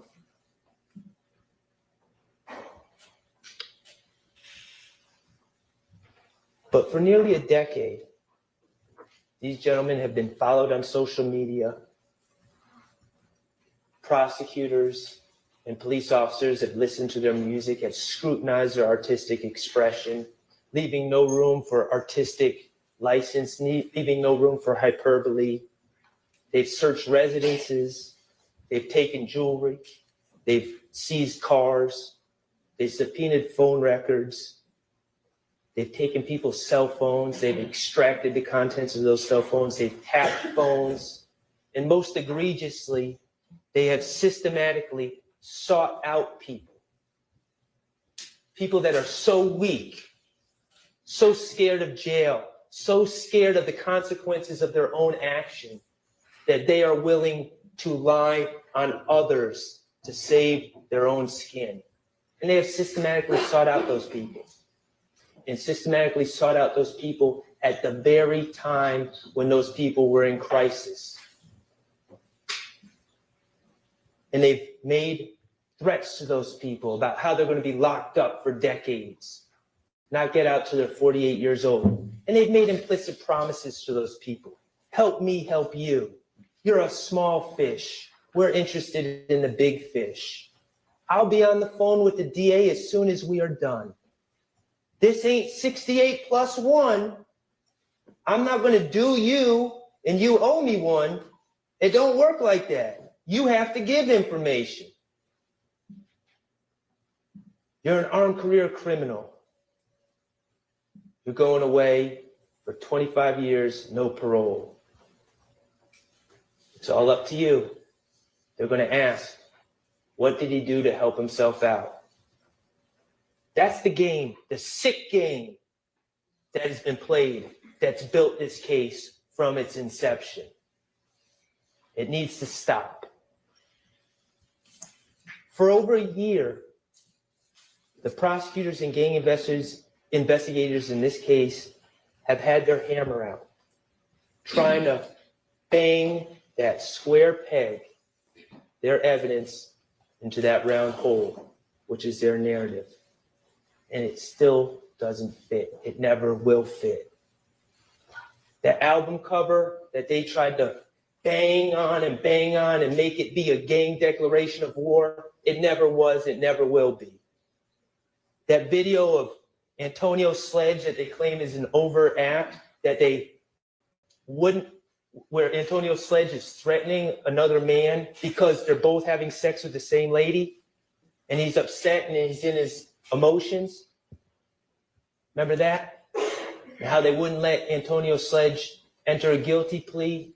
They wouldn't let him go home to his sick mother, go home to his kids, until he signed the plea deal that said that somehow that this is gang related. Just banging, trying to make it fit. Of course it wasn't gang related. They're both having relations with the same girl. It was over a girl. It had nothing to do with gangs. But they tried to make it fit. 24M on the end's head. They say it's putting money on someone's head, ordering an assassination, and they bang and try to make it fit. Of course, it had nothing to do with that. We all know what that was about. And that gang investigators do it too. No rules, no initiation, no jumping in, nothing that is synonymous with gangs as we know it, letting whomever wants to be part of the group in on their own terms, out on their own terms. Worldwide, people identifying with YSL, and they bang and try to make it something it's not, and label it a hybrid game. Think about the FedEx video. How many different versions did we hear? How many different hypotheticals from the state? Oh, no muzzle flash, must have been shot inside the car. Oh, well, no GSR, must be shot from outside the car. Oh, well, the windows were just tinted, can't roll down the window, must have opened the door. Oh, no GSR, must have been cleaned. Oh, no evidence of it being cleaned. It must have been vacuumed. Oh, or maybe scientist Colvin with the GBI, maybe he tested it incorrectly. Maybe he only dabbed on certain parts that didn't have GSR, as if GSR all accumulates in one little spot, as if it's not a plume, as if it's not all over an object where it's shot. These are all their theories that they try to use. Oh, the GSR must have fallen off in the bag, the sealed bag, this bag that was sealed and protected from the elements, just like every other piece of evidence they use in prosecutions of other cases. Just throwing stuff out there, just continuing to try to bang, bang, bang, bang, bang. Just make it fit. Make it look good. It's never going to fit because it's not the truth. They don't have an explanation of why that car did a U-turn. There's only one logical explanation. They don't have an explanation for that negative GSR test. They don't have an explanation of why their own witness, a doctor, the ME, said that upon that shot, all bodily control would be lost. And we see the brake light go on and off 3 times after Shannon Stillwell's gone. They don't have explanations, but they just want to bang, bang, bang and try so hard to make it fit. I've had enough of the hammering. I've had enough of the square peg. I've had enough of their narrative and their theory. It's been a year. It's time to put the hammer down. Let's follow the evidence and not the state's narrative. If we follow the real evidence in this case, not what they're trying to sell you, you will come to the conclusion that the state has not proven count 1, conspiracy to violate the RICO Act beyond a reasonable doubt, and you will return the only just verdict in that case and find Mr. Stillwell not guilty. If we follow the evidence and not the narrative about count 2, Donovan Thomas, you will find that the testimony, the uncorroborated testimony of admitted liar Kenneth Copeland and admitted liar Quindarius Zachary is woefully insufficient. That there's reasonable doubt all over the place, and you will find Mr. Stillwell not guilty, count 2. And if we follow the evidence, you will find that not only has the state not proven that that Shannon Stillwell shot Shamel Drinks. Not only have they not proven that beyond a reasonable doubt, but it's crystal clear that Mr. Stillwell did not commit that crime. And the only just verdict for counts 49 through 54 will be not guilty. Ladies and gentlemen, I appreciate your time and attention.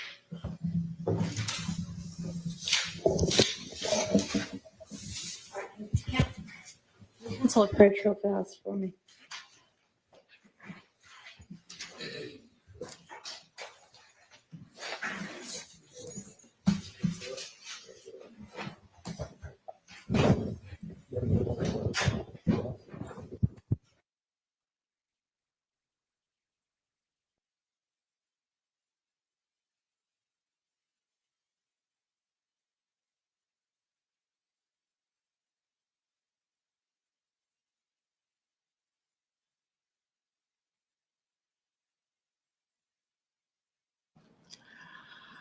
Well, Jess says they're burnt. I think that's the understatement of the year. I think they're burnt as well. Yo, Max just set himself apart as an elite ATL lawyer.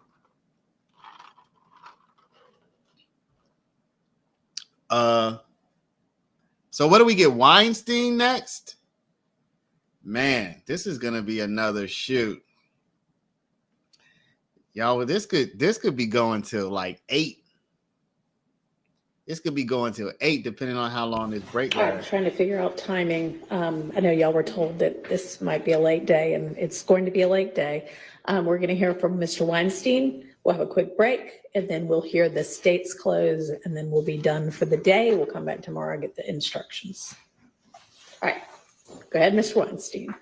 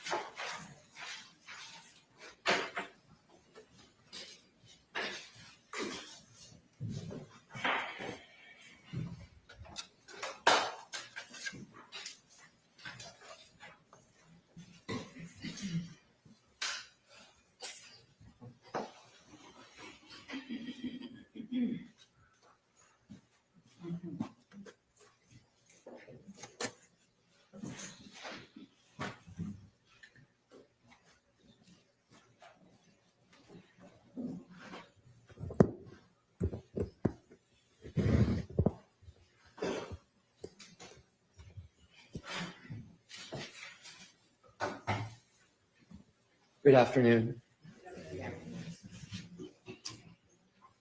I'm Doug Weinstein, as y'all know, and I have the pleasure of representing Diamante Kendrick, along with my co-counsel, Katie Hingerty, who's sitting back there right now. Mr. J. Apt also represents Mr. Kendrick, but he can't be here right now. And good afternoon, Your Honor, and good afternoon, counsel. I am thrilled to finally be able to speak directly to you all. We've seen each other in the hallways, we've seen each other in the break room and here in court, but I haven't been able to address you directly. The first thing I have to say is thank you. Thank you for your time over the last year. Thank you for your attention. It is sincerely appreciated. And I am going to do something that you have not seen much of. I am going to try to move at a brisk and deliberate pace and not take up any more of your time than I need to, because I think we have already taxed that enough at this point. I know that your time is valuable. I know you want to be able to spend the holidays with your family.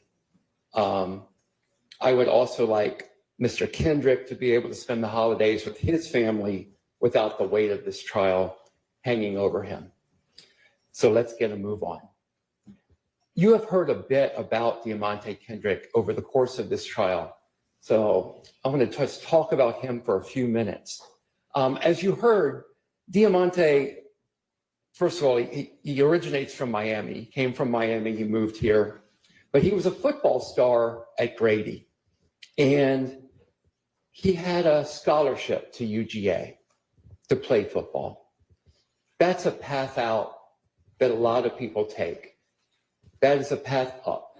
For a lot of folks in Diamante's situation, the path out is football, either as a career or as a scholarship opportunity to get a college education, to make a better life for yourself. And then another alternative is often music. And while he had that chance to go to UGA, it got derailed. And it got derailed through something that was at no point Mr. Kendrick's responsibility, but it got derailed. So he had to look for something else. And what did he look for? He looked for music. He turned to music because he didn't want to live in that life anymore. He wanted to move beyond it. But yeah, he made some mistakes back then. He made some mistakes back in 2015. And he has paid his price for that. He has paid his dues that he owed society for that. And since that time, he has done nothing but turn to his art, turn to his music, writing lyric after lyric after lyric, laying down tracks, But instead of allowing him to move on with his life, he has become sucked up in this targeting of Jeffrey Williams and has become collateral damage. And these attacks and use of his lyrics against him, the use of the lyrics against Jeffrey Williams, is frankly shameful. It's an attack on the First Amendment.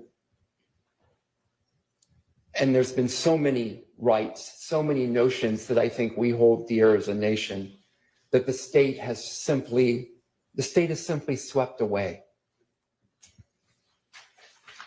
So why has the state taken a year of your life away from the work that you enjoy, the family that you love, your travel, your vacations, your children, grandchildren, parents? Why have they done that? What has been the point? The state told you in their opening that there was a point, and the point was that Jeffrey Williams was the head of a wolf pack. That is what they told you. But I don't think anyone sitting in here has seen that. You'll make that decision, not me. But I don't think anyone has seen that. What have they proven about Jeffrey Williams? They have proven that he was a man that through incredible hard work, dedication, and talent came up out of Cleveland Avenue. And instead of forgetting everyone back there, instead of leaving them behind, he tried to reach out to those people that were friends of his that he came up with and say, you don't have to live this life. You can come with me.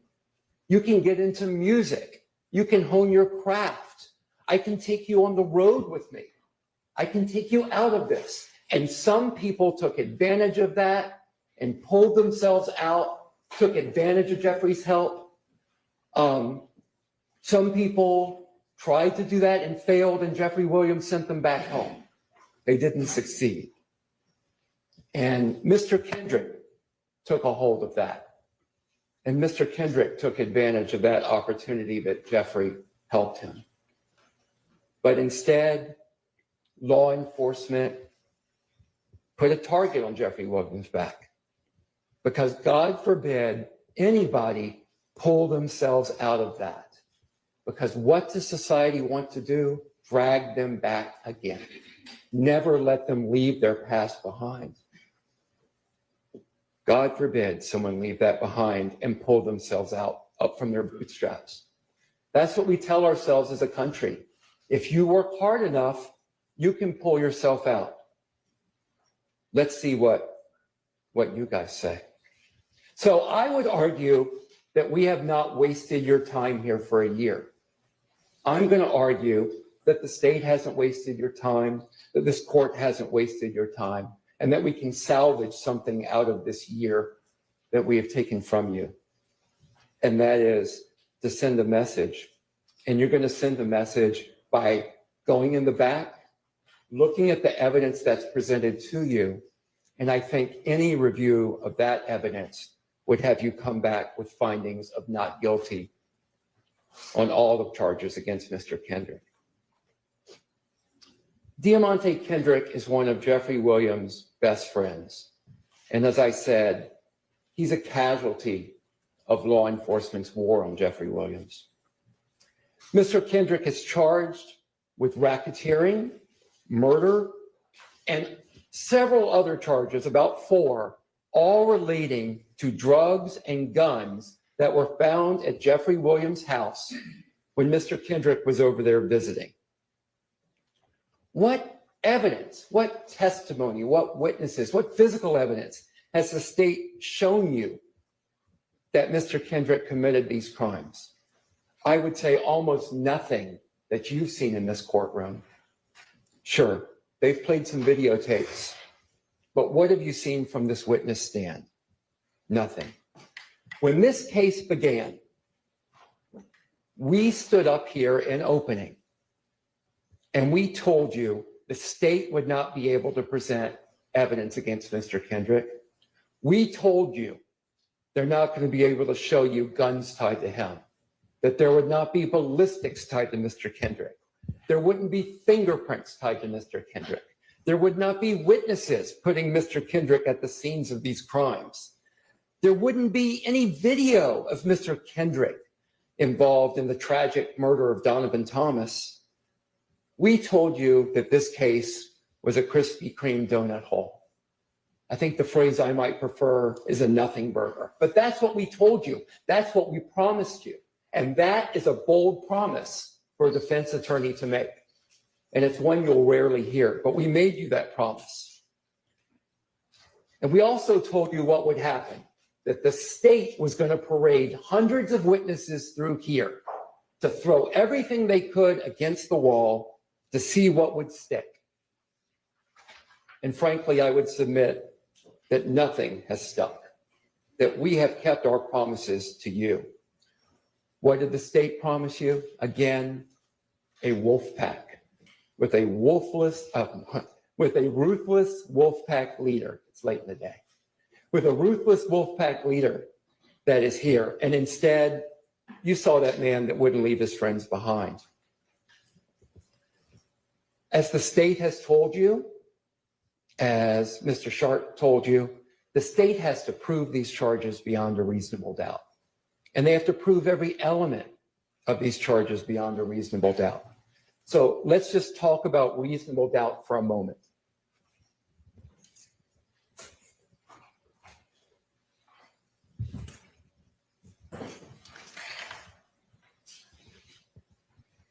So when the state began today, they told you that you don't have to seek out doubt. They don't want you to think about doubt.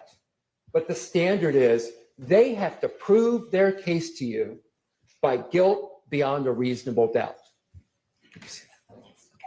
They have to prove their state to you by guilt beyond a reasonable doubt for each of the charges, for each of the elements. It can't be down here as highly unlikely.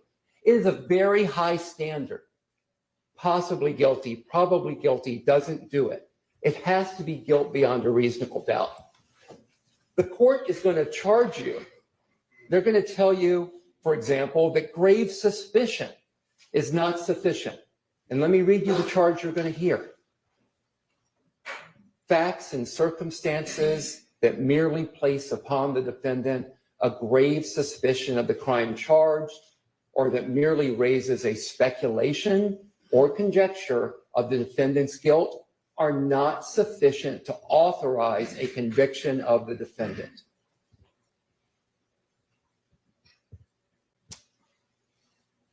Mr. Short already explained so much about the evidence presented regarding the tragic killing of Donovan Thomas. And I need to start by saying I have deep, deep sympathy for the Thomas family. I cannot imagine what it must be like to lose a loved one to gun violence or any type of violence like that. I myself have 5 children, and just the thought of losing a child tears me up. So I don't know what they must be going through.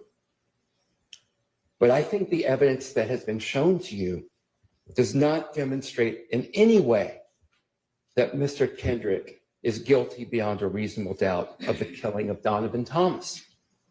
And as Mr. Sharp so ably demonstrated to you, I think that there are others whose perhaps guilt or responsibility for Donovan Thomas's death has been demonstrated far more than my client's alleged responsibility. Briefly, to not belabor the point that Mr. Sharp brought up, let's talk about Kenneth Copeland, Little Woody. He was a character, right? I mean, he sat in that witness box, and he's a charismatic fellow, a very interesting guy. And he has certainly made the most of his star turn in this courtroom. But he never testified on this stand that Diamante had anything to do with the killing of Donovan Thomas. He never testified on the stand that Demetrian Garlington told him all this stuff, that Kendrick was involved in killing Donovan Thomas. He didn't tell you anything about at the McDonald's he learned anything about the killing of Donovan Thomas that Diamante Kendrick was involved in. You didn't hear it at Sky House. You don't hear that from the stand from him. To the degree you heard any of that, it is in that June interrogation tape that was played to you. He was not under oath during that interrogation. And you heard the circumstances from Mr. Sharp, all the pressure that he was under. That was his 5th interrogation following the murder of Donovan Thomas, and the first time he comes up with this story clearly concocted by Demetrian Garlington. How'd you like the testimony of Demetrian Garlington? Oh, you didn't hear any testimony from Demetrian Garlington. Everything Garlington allegedly said, you heard through other people. And again, why did he lie to police? To use Mr. Sharp's phrase, because I always steal from the best. He didn't want to wear the blue jumpsuit. He didn't want to go to Rice Street. He didn't want to be in the Fulton County Jail. He didn't want to face years of prison. He finessed the police. He finessed the police. He is a master liar. He is an admitted master liar. And he has methodologies he uses to lie and try to make it convincing. And he explained all of that to you. Again, why doesn't he want to go to Rice Street? Well, he told you what jail was like. On my cross, he explained what jail was like. When he most recently spent time in jail, he had a broken toilet full of feces. There were flies everywhere. He had no food to eat. He had to put his shirt over his face to act as a mask to try to keep the smell down. What rational person wouldn't do everything they can to avoid that? And of course, now is the next question. How do you know when to ever believe Kenneth Copeland? And I don't have a great answer for you on that. I can tell you what he said on the stand during my cross. You know, he said, hand to God, I am telling the truth now. I have God in my heart. I have God in my head. Now, the state would have you believe about Mr. Copeland and Mr. Zachary, who I'll address next, that they got on the stand and they lied here. And they lied here, I'm sure they're going to say, because they're afraid of the defendants. And that is why they lie. But I'm going to argue to you that actually they got on the stand here and they told the truth. And they did it really almost in an act of bravery, because when they get on the stand, the people they're afraid of is the state. They're afraid of the state. The state is the one that has the power to prosecute them. The state is the one that has the power to put them in prison. The state is the one that has the power to put Mr. Copeland in that jail cell with the non-working toilets and the feces and everything else that he is trying to avoid. But despite being afraid of the state, Mr. Copeland gets up here and tells you the truth. Quindarius Zachary, again, he lies to police. He lies to police repeatedly. And when I confronted him with those lies, why did you lie? You know, he said, Yak never told me nothing. Yak never showed me nothing but love. Never showed me nothing but love. But he lied on him anyway. And why did he lie? Because Garlington came to him with a play. And what's the play? The play is to blame other people for the death of Donovan Thomas. Who did Mr. Zachary see in that infinity? He never saw nobody in that infinity but Woody.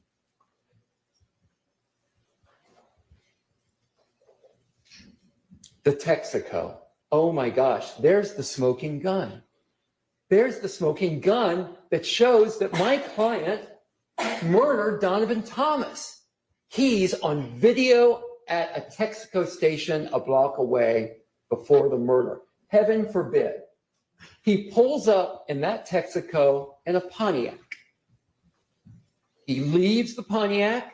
He goes, you've seen this video 1,000 times. Well, maybe not that many, but it must feel like it. He leaves the Pontiac to go into the Texaco, and he buys some junk food in the Texaco, goes back into the Pontiac. He sits in the Pontiac. He talks to another car that pulls up. He gets back in the Pontiac, and he leaves in the Pontiac. Go in the back. Watch the video 1,001st time. You're never going to see him get in an Infiniti. You're never going to see it. How does he get in the Infiniti? Was there a witness that got up here and put him in the Infiniti? No. Do they have video from the surrounding area that shows him transferring into the Infiniti? No. I mean, presumably he teleports into the Infiniti. I have no idea what their theory is going to be when they argue to you, but I'm going to be fascinated to hear it because there's been no testimony about him in an Infiniti. How do we know it's an Infiniti in a drive-by? Well, the state is pretty sure it's an Infiniti. The state put on, this is one of my favorite experts of all of the state's experts, they put on an Infiniti identification expert who has worked with, Infiniti for years. And he can tell in any kind of grainy video that that car is an Infiniti. That's an amazing expert, but I'll take his testimony. That's fine. I think he's right. I think it's an Infiniti. And Mr. Kendrick is not in an Infiniti. And it's pretty hard to do a drive-by shooting if you are not in the car that did the drive-by. It is absurd. So again, there's no eyewitness testimony of Mr. Kendrick involved in the shooting. No weapons tying Mr. Kendrick to it. No ballistics, no fingerprints, no gunpowder residue, no DNA, nothing that you would expect to see. Now, the state has told you, well, you can look at circumstantial evidence. This is true. You can. And the state put up a dollar bill with some puzzle pieces missing. So, well, you can kind of infer that that's a dollar bill. And that's true. But don't go try to spin that dollar bill anywhere, because that dollar bill will not spend. And this evidence is not sufficient to convict beyond a reasonable doubt. Where's the cell phone data? Oh my gosh, you poor folks. You had to spend days listening to experts come in here and talk to you about cell phone location data. Where was Mr. Kendrick's cell phone location data putting him there? They didn't show you any.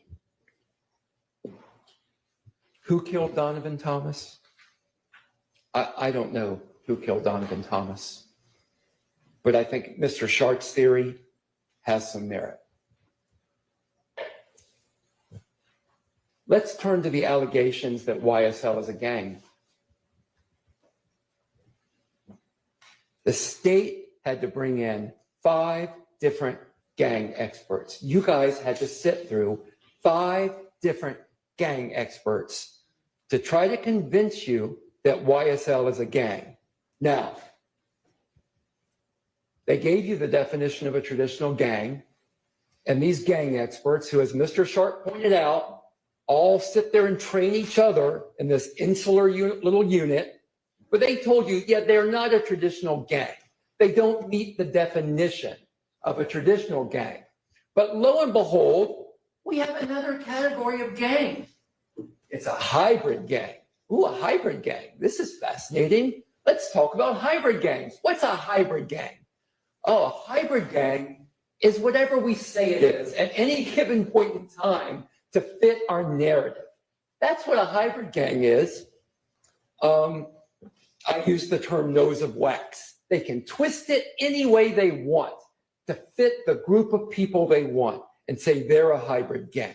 It's a catch-all. It's a catch-all used to throw all kinds of people together and say, well, you don't meet the definition of a gang, but because we are gang experts that train each other, we have decided you are a hybrid gang.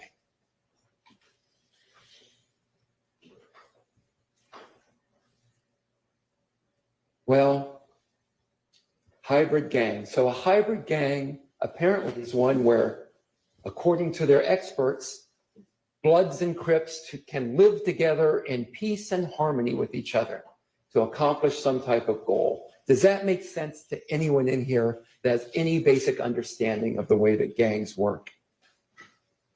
You've had the state's own witnesses come here on the stand and talk about how ridiculous it is that you can say, that anyone can say, that YSL is a gang when you can have Bloods and Crips and Independents and all of these people be members of this alleged gang. As Mr. Sharp talked about, there's none of the traditional gang elements. There's no beating in. Anybody can call themselves a member of YSL. You know, someone, I guess, alleged there might be a $25 dues fee or something ridiculous to that effect. But there's nothing that shows them together as a gang. Oh, well, wait, they are a gang because look at these pictures of YSL wearing green clothing. That must mean they're a gang. You guys are mostly in blue and black. You associate with each other here today. Are you guys a gang? The state is all in red today. Are they a gang because they're all dressed in red? Poor Miss Hingerty happened to come in red today. I guess she's a member of the gang as well. It is absurd. Lil Wayne has ESPN on his arm. ESPN.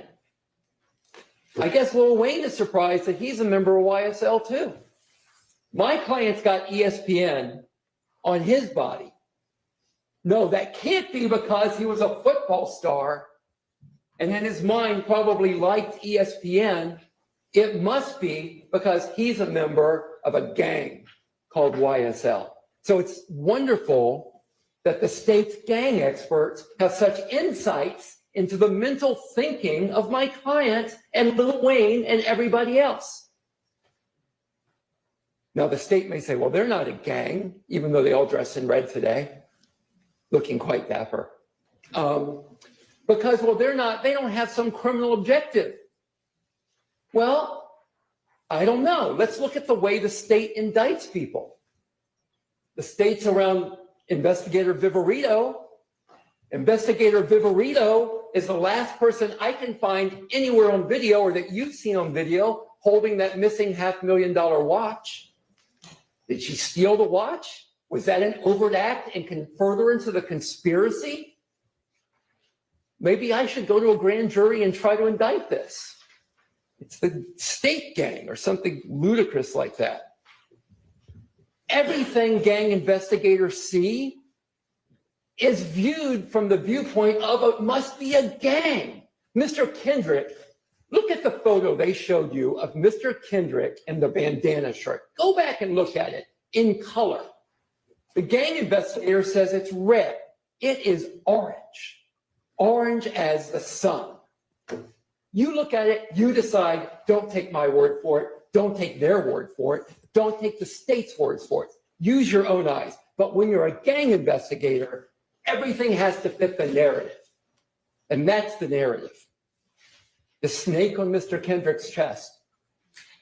Did he get that snake because YSL is a gang? Or did he get that snake because it represents the tree of knowledge in the Adam and Eve story?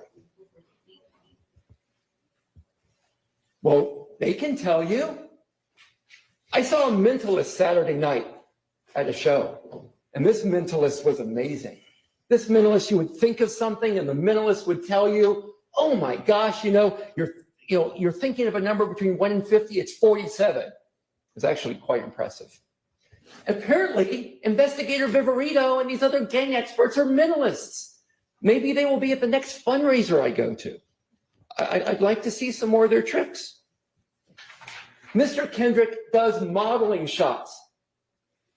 So someone will say to Mr. Kendrick, "Hey, hold this hat." Oh, that's gang. The hat has a rat with a line through it. That's a gang activity. We're sending a message to everybody. There's a photo taken outside at the time of a video shoot for music. Oh my gosh. Oh my gosh, look at that. Gang activity. There's photos of Mr. Kendrick wearing clothes that say slat outside of a recording studio. More gang activity. More people trying to pull themselves out, get into music, exercise their First Amendment rights. More gang activity. It's just exhausting, folks. All right. The racketeering charge. Racketeering is very complicated, as you all know. And the state explained racketeering to you. So I'm not going to go into all of the details of what it takes for you guys to find racketeering. Although I do want to repeat, you have to find each of those elements beyond a reasonable doubt, and you're not going to be able to do that with Mr. Kendrick. So I only want to focus on a few parts. Just bear with me. It's late in the day. Late in the day. Just give me a little more time. A few parts of the racketeering charge. First of all, the state has not shown a conspiracy beyond a reasonable doubt. What is a conspiracy? It is an understanding to accomplish or pursue a common criminal objective. Criminal. There's been no common criminal objective shown. What has been shown to you and what was shown to you even earlier today?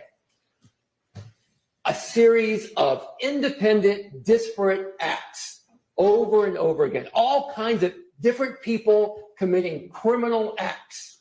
I'm not going to argue to you that criminal acts were not committed, but they have not shown any relationship between these acts. They have not shown you anything that's shown it was done for a common criminal objective. That was not demonstrated.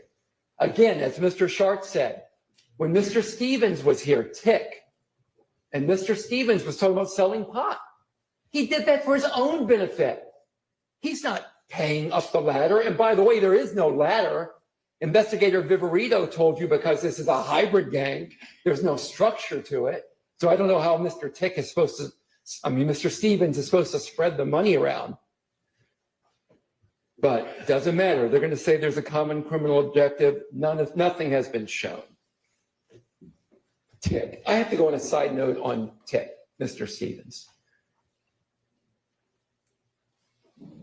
Mr. Kendrick, Mr. Williams, they were trying to avoid the fate of Mr. Stevens. Mr. Stevens, remember, I'd love you to go back and listen, read his testimony. Remember, look at your notes. At the age of 11, society threw him away. They threw him away. They tossed him in juvie, where he learned about gangs and drugs and everything else. Threw his life away. And he's trying to get his life in order again. And he's dragged back into this.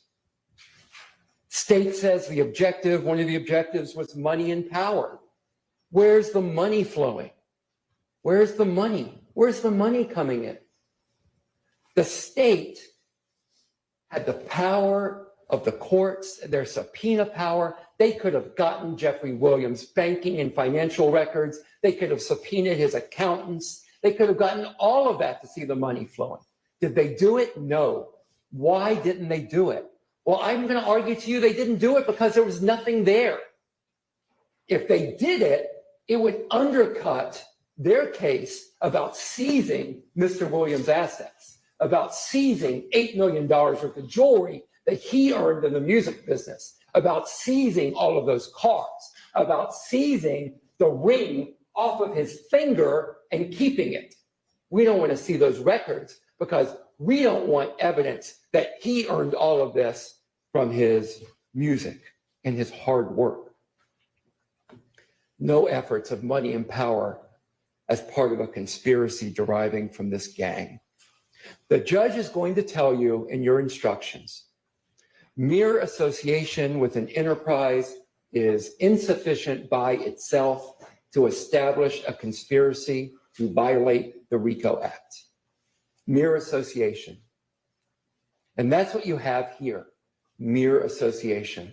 A bunch of guys that grew up together, were around each other, and that some of whom were trying to make it out, and some of whom were trying to help others make it out. Mr. Kendrick was trying to make it out. Mr. Kendrick would not let himself be thrown away like happened to Mr. Stevens. So I don't believe there's a conspiracy that's been shown beyond a reasonable doubt. What else has the state not shown? Well, they've not shown a lot, but I'm just going to focus on a few. The state hasn't shown that Diamante Kendrick knowingly and willingly joined this conspiracy, and they must show that. Well, first of all, I understand their difficulty. I understand their problem. How do you show that you knowingly and willingly joined the conspiracy with a criminal purpose when one doesn't exist? So that's their first challenge. That's their first challenge. What did they do to try to show knowing and willing join? Well, he hung out with some guys that did some bad things. He allegedly is part of this YSL gang that's not a gang. And by the way, you heard testimony, Mr. Kendrick was signed to the YSL record label. So I guess he knowingly and willingly signed to the YSL record label, but that is not the same as knowingly and willingly joining a conspiracy.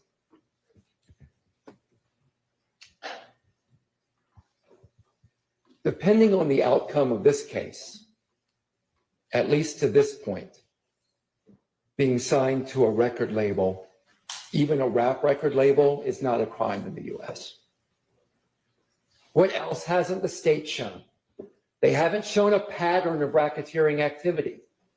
And the key here is pattern. And part of the key to pattern is there has to be interrelatedness.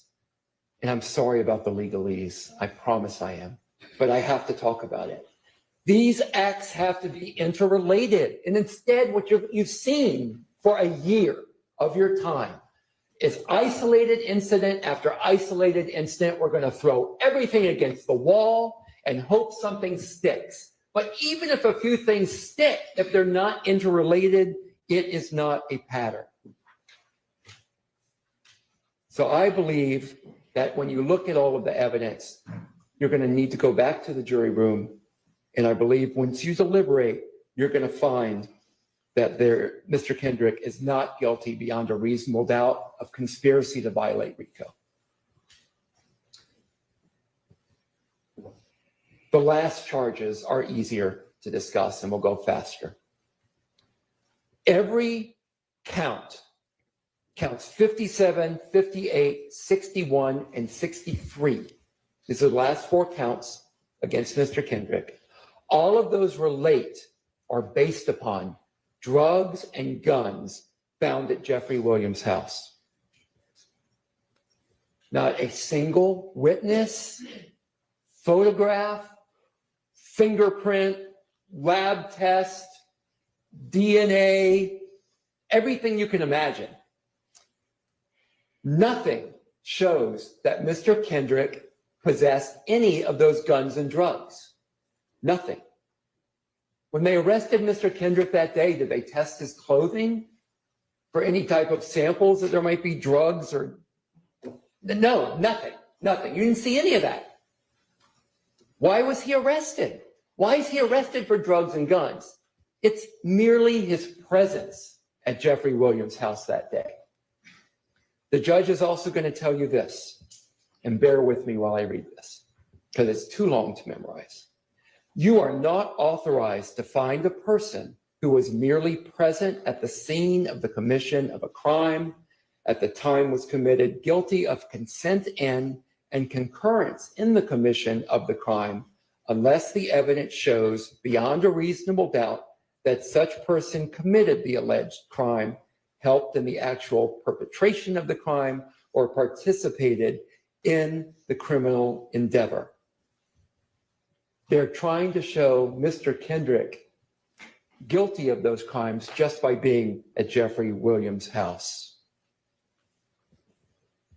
I don't know about y'all, but when someone invites me over to their home I do not ask before I go there, do you have drugs stashed away throughout your house? I do not ask before I go there, have you got a machine gun hidden under the couch in the basement? Have you got guns stashed in your cabinets? I don't ask that. And when I get to their house, I don't go looking for those things. Why did they charge him with this? Why did they charge Mr. Kendrick with this? Because, as I have told you, and from what you could see in this courtroom, Mr. Kendrick has done nothing but work on his music, but they have to drag him in.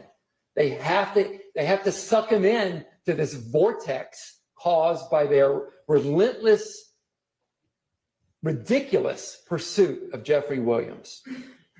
It is offensive and it is absurd, and presumably they felt they needed to do it to help out on the RICO case and to help get Jeffrey Williams.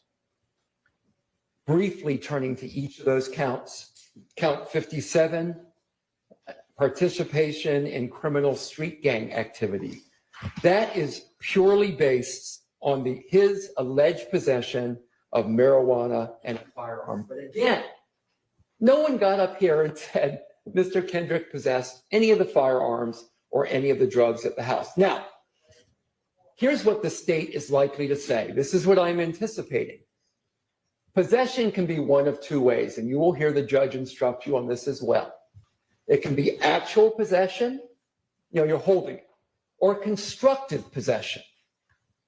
Constructive possession requires the state to show that Mr. Kendrick intended to possess those weapons, intended to possess those drugs. So when the state tells you that, I want you to please remember what I've just told you and think, what witnesses have you seen? What evidence has been presented that Mr. Kendrick intended to possess those weapons or those drugs or that marijuana? Nothing. Zero. Donut hole, nothing burger.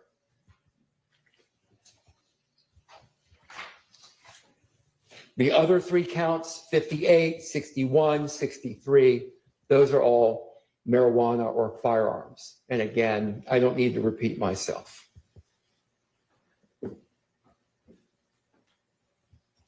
While I have had wonderful help from Ms. Hingerty and Mr. Apt on this case, for the most part, Diamante only has me up here representing him. The state has an army of prosecutors, investigators, law enforcement to assist them. So, Diamante only has David. And I just pray that I have done my best to slay this giant Goliath that is pursuing him. The state has not met their high burden of showing guilt beyond a reasonable doubt. I would even argue the state hasn't met these lower standards either. It's just not been done. I think when you go back there and deliberate, you'll come up with the same idea, the same conclusion. This case against Mr. Kendrick should have never been brought. That same Saturday night when I saw The Mentalist, a friend was saying to me, well, your problem is that the state has the last word. You're going to get up and talk to the jury, but then the state gets to go again. And they're great lawyers from the state. And they may not remember what you say. They're going to have the last word. And I said, no, you are wrong. You are wrong. The state does not have the last word. The jury has the last word. You guys have the last word. Each of you will decide the fate of Mr. Kendrick. Each of you individually will decide whether the state has met their high burden on each of these counts and on each of the elements of the counts to show that he committed this beyond a reasonable doubt. When you go back and deliberate, I believe that you can go back and send the message that targeting people fixating on individuals who have managed to climb out of their circumstance. Attacking people for their music and their lyrics and their art is wrong. Is wrong. Targeting only people of color for their music and lyrics is wrong. Winnie Lee, when he was on the stand, told you, he told all of us, even though I am a black man, not everything I write about is true or autobiographical. He has an imagination. Mr. Kendrick has an imagination. He has things to say about what he sees in the world around him, as does Winnie Lee, as does Jeffrey Williams. And the use of lyrics and artistic expression against individuals is wrong, it's un-American, and it shows the desperation of the state that they have to reach to that level in order to try to make a case against Mr. Kendrick. You can show that maybe, just maybe, we really do believe it when we tell people that through hard work, you can pull yourself up from wherever you came from. And that we, as Americans, as people, we believe in redemption. So I ask you to please remember that during and after the state's closing, to remember that when you're deliberating, to remember that each of you individually gets to make that decision of guilt beyond a reasonable doubt. So I'm going to ask for the sale. That is what you're supposed to do, right? And I'm going to ask you to go back there, deliberate, and come back with not guilty verdicts for Mr. Kendrick on all the charges against him. Thank you for your attention. Thank you for the last year of your life that you sacrificed to be here and fulfill your roles as citizens. I really appreciate it. All right, let's take a short break, which will be our last break of the day. Then we will hear from the state again. Then I will release y'all for the day. We'll come back tomorrow. I'll give you the instructions. So let's take, maybe a 10, 15-minute break.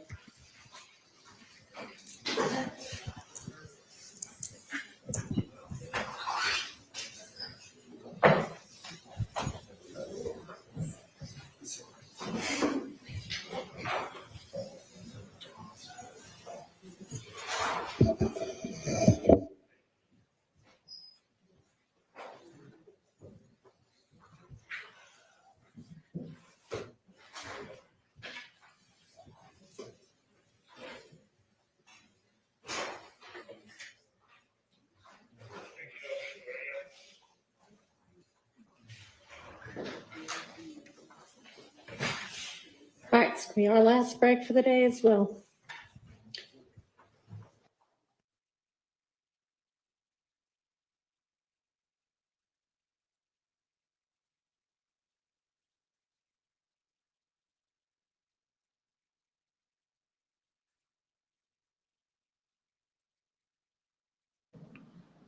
So what do y'all say? Did they do enough?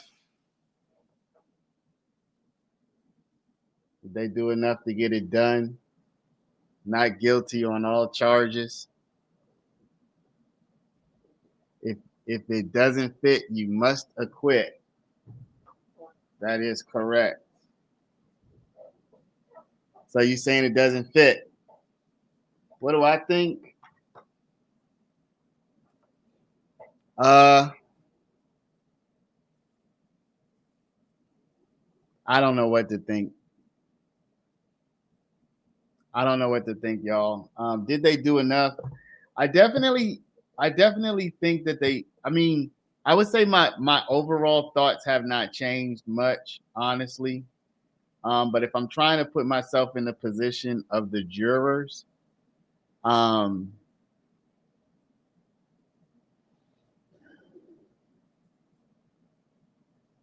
put my thought about Doug there in the chat.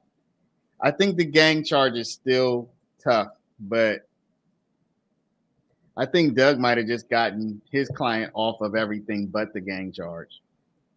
So I really think Yak might be going home.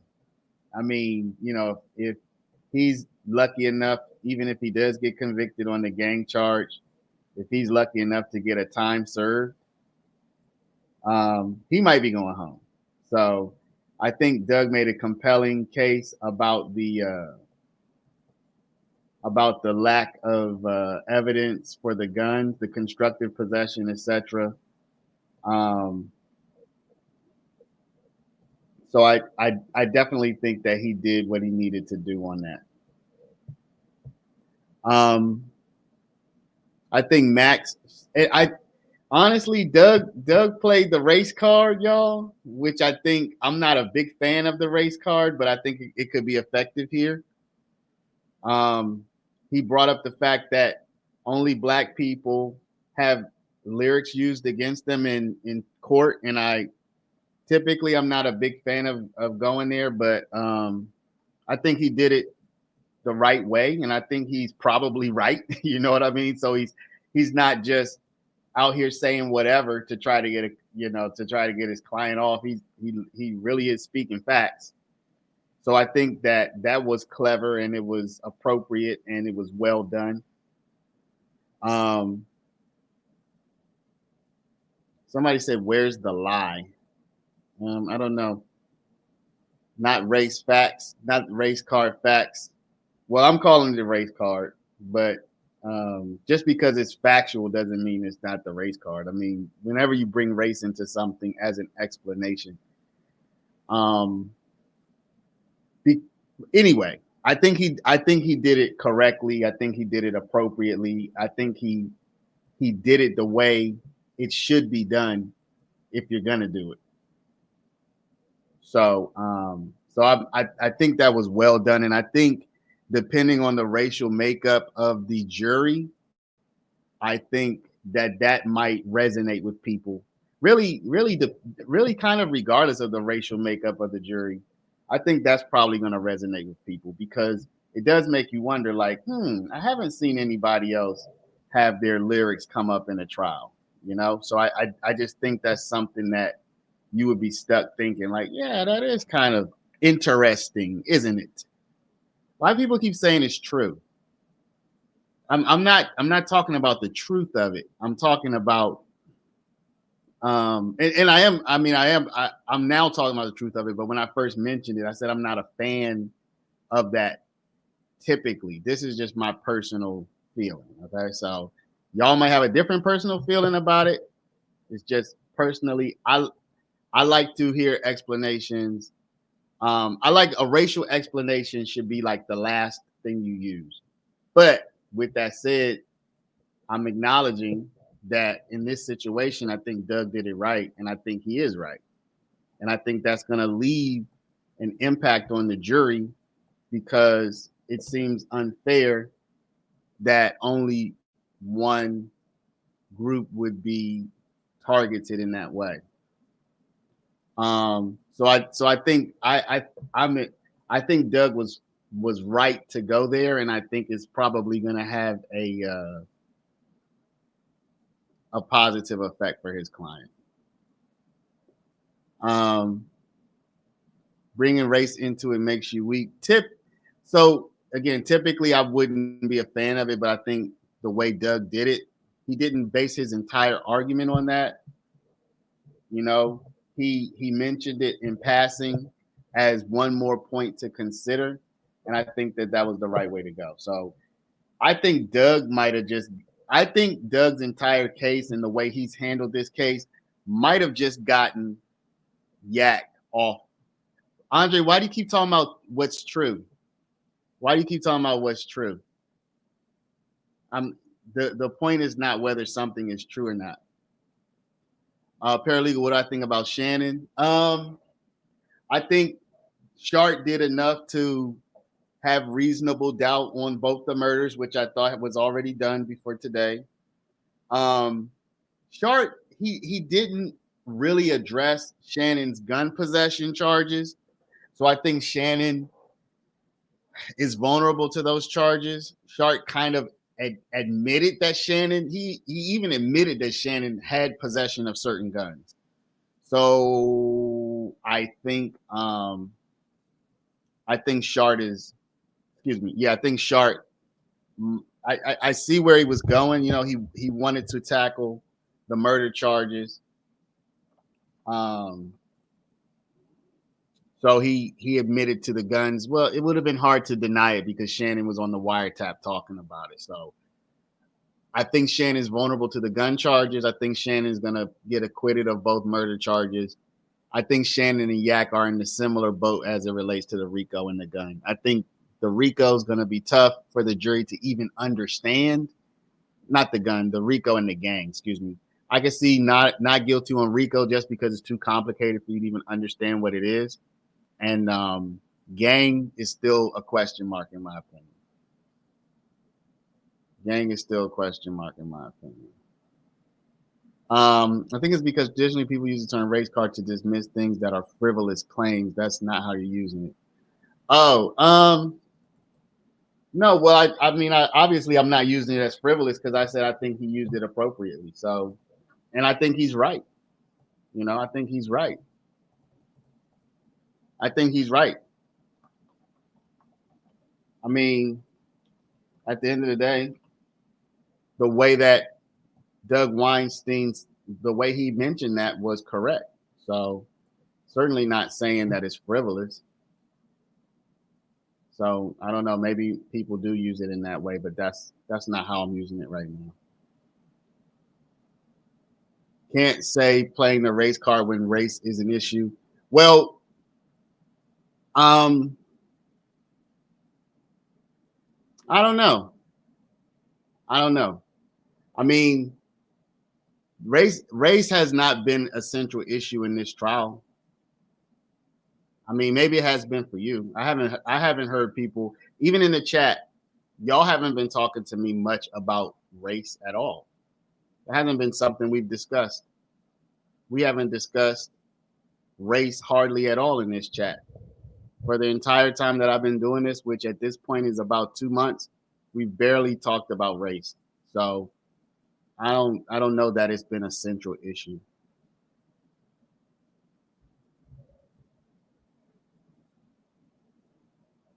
I have to remember taking into account you think more like a lawyer than any ordinary person. I mean, I don't know that there's any disagreement here. I said I think that he used it correctly, so I don't know where there's any disagreement. Yeah, really whenever race has come up, it's been the fact that the prosecutors are black. That's been the main discussion of race in this entire trial. That's been the main discussion of race in this entire trial. All right, if y'all think it has a negative connotation, then you know that's not how I'm using it. So y'all have to understand. You also have to understand context, right? Y'all have to understand context as well. So you hear the context that I'm using, so y'all should react understanding context, it's not just what you say, it's how you say it, right? Right or wrong.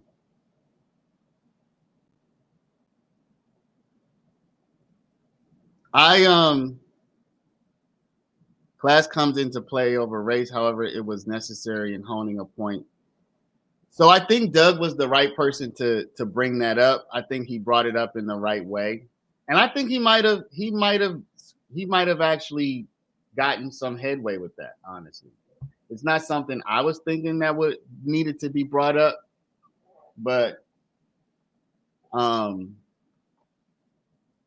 it certainly hit me when I heard it. I was like, oh shoot. I was like, oh snap. You know, and I thought it was done properly. So again, y'all, I think we're probably all on the same page that Doug dropped that in a very appropriate way, and he probably, you know, got some kind of reaction out of the jury. And you know what? it's interesting because Doug said he was interested in calling an expert specifically for the lyrics thing. So for Doug, I'm speaking on his behalf, but I'm just interpreting him. Doug seems to have had this as like a thing, like he really wanted to get that out. You know, it wasn't just this trial, but it's like he just senses an injustice here. You know what I'm saying? And he wanted to get that out. And I appreciate that. Yeah, that's another one. Doug got bars, y'all. Doug got bars. So yeah, that's another one. That dollar bill, you can tell it's a dollar bill, but you can't spend it. That was a very good one. Doug was cooking, y'all. There's no doubt about it. Doug was cooking. And I think he might have just gotten his client out of trouble. I think he might have just gotten his client out of definitely the most serious trouble. Nikki Turner, thank you for the super sticker.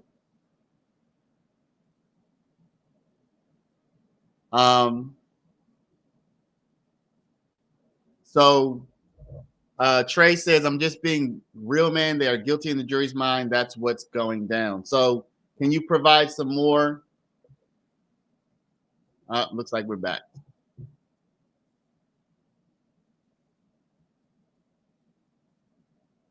We got sound. Okay, we have sound.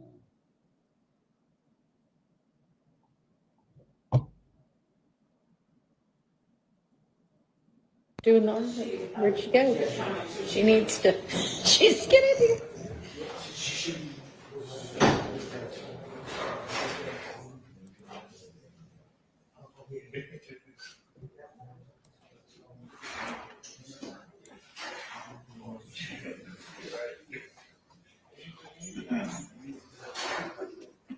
So what have the butter?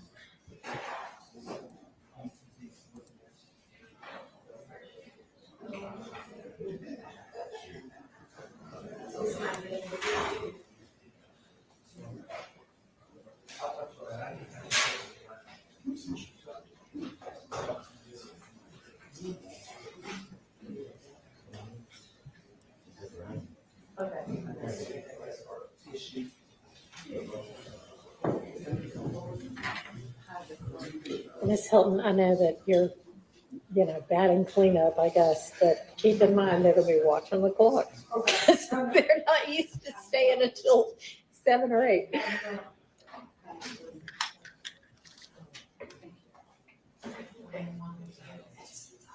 Let's hope she doesn't do that one, but yeah.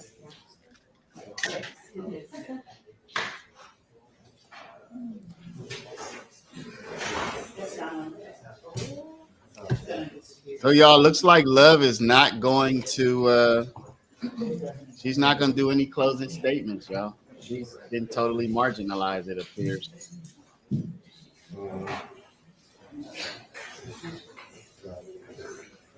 That is wild to me.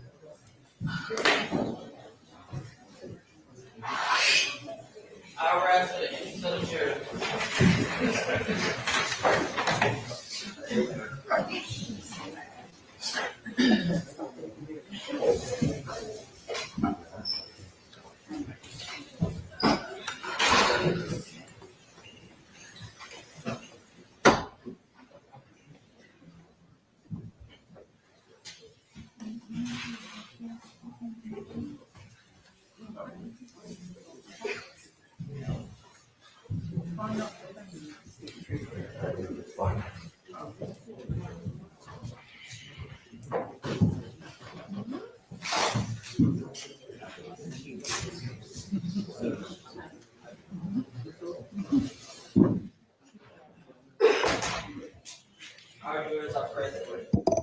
Thank you very much. All right, Miss Hilton.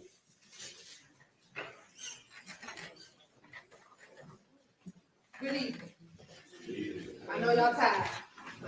And I get the harsh responsibility of closing you out for the next couple of, for a little while. I ain't gonna tell you how long it's gonna be, but for a little while. And I just want you all to bear with me and bear with us as we speak. Mr. Agnes told you this morning that this is kind of like that marathon. They were kind of at that last spot, right before the finish line. And I know this has been a long trial, and like every one of us has said, we thank you for your sacrifice. We know that we have taken you away from family, friends, trips, work, maybe y'all didn't want to go to work, but from work, to be here with us. And so we're going to ask of you just to bear with us for a little while longer. Now, Mr. Weinstein said something very interesting as he closed. He said something to the effect of, the state should be ashamed of themselves for targeting people of color. And I was a little taken aback. Why? Because I am a person of color. The majority of this prosecution team are people of color. And we are not targeting people of color. We are targeting gang members who decided to wreak havoc on communities in Fulton County. And the ironic part of the community that they violated were those communities were communities of color. See, no one rarely talks about the victims in this case.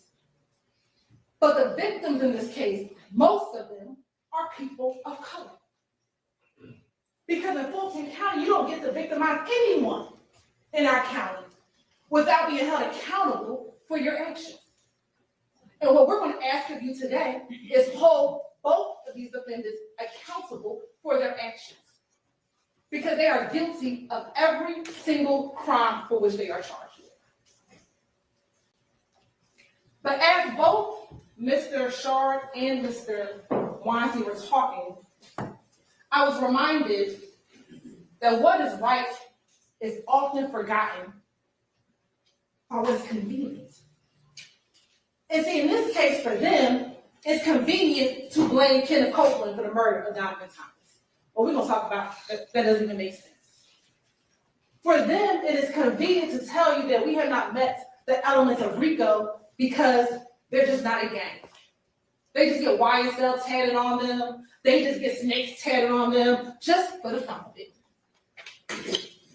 That's convenient for them, but that's not the truth.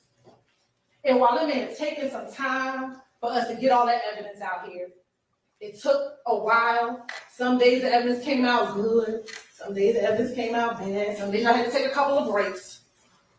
At the end of the day, the evidence shows what is clear. YSL is a gang. YSL is an enterprise. They commit criminal street gang activity. They murdered Donovan Thomas, murdered Chanel Drinks, and they're guilty. And then I'm also reminded of a story that a colleague told me a long time ago about someone who works as a Border Patrol officer. And this person worked as a Border Patrol officer for a number of years. And while they were working Border Patrol, a guy would come through the border with a red bike every day. And every day that that person would come through the red bike, come through with a red bike, he had a basket on the front of the bike. And inside of the basket was some food. Now, every day, this guy would come through, and the Border Patrol officer thought something was kind of fishy, but he never found anything. He always found baskets with sand inside of it. This happened for a few months. Well, one day, the Border Patrol guy was leaving that job. He was going on to a new job, and he was at a bar. And who walks into the bar? The guy with the red bike. So the Border Patrol guy says to him, I'm getting ready to leave my job, but I'm interested. There's something was fishy about that red bike. What were you doing with that red bike? And the guy was like, nothing, don't worry about it. Congratulations to you. The night proceeded. The Border Patrol guy got some more drinks in his system, said, you know what? Can you tell me about this red bike? Because something just doesn't seem right. Every time I would see the red bike, it would have sand in the basket. Tell me what was going on. Guy said, don't worry about it. Finally, it's the end of the night. Border Patrol guy is really complicated. He said, just tell me. I'm not going to remember what happened.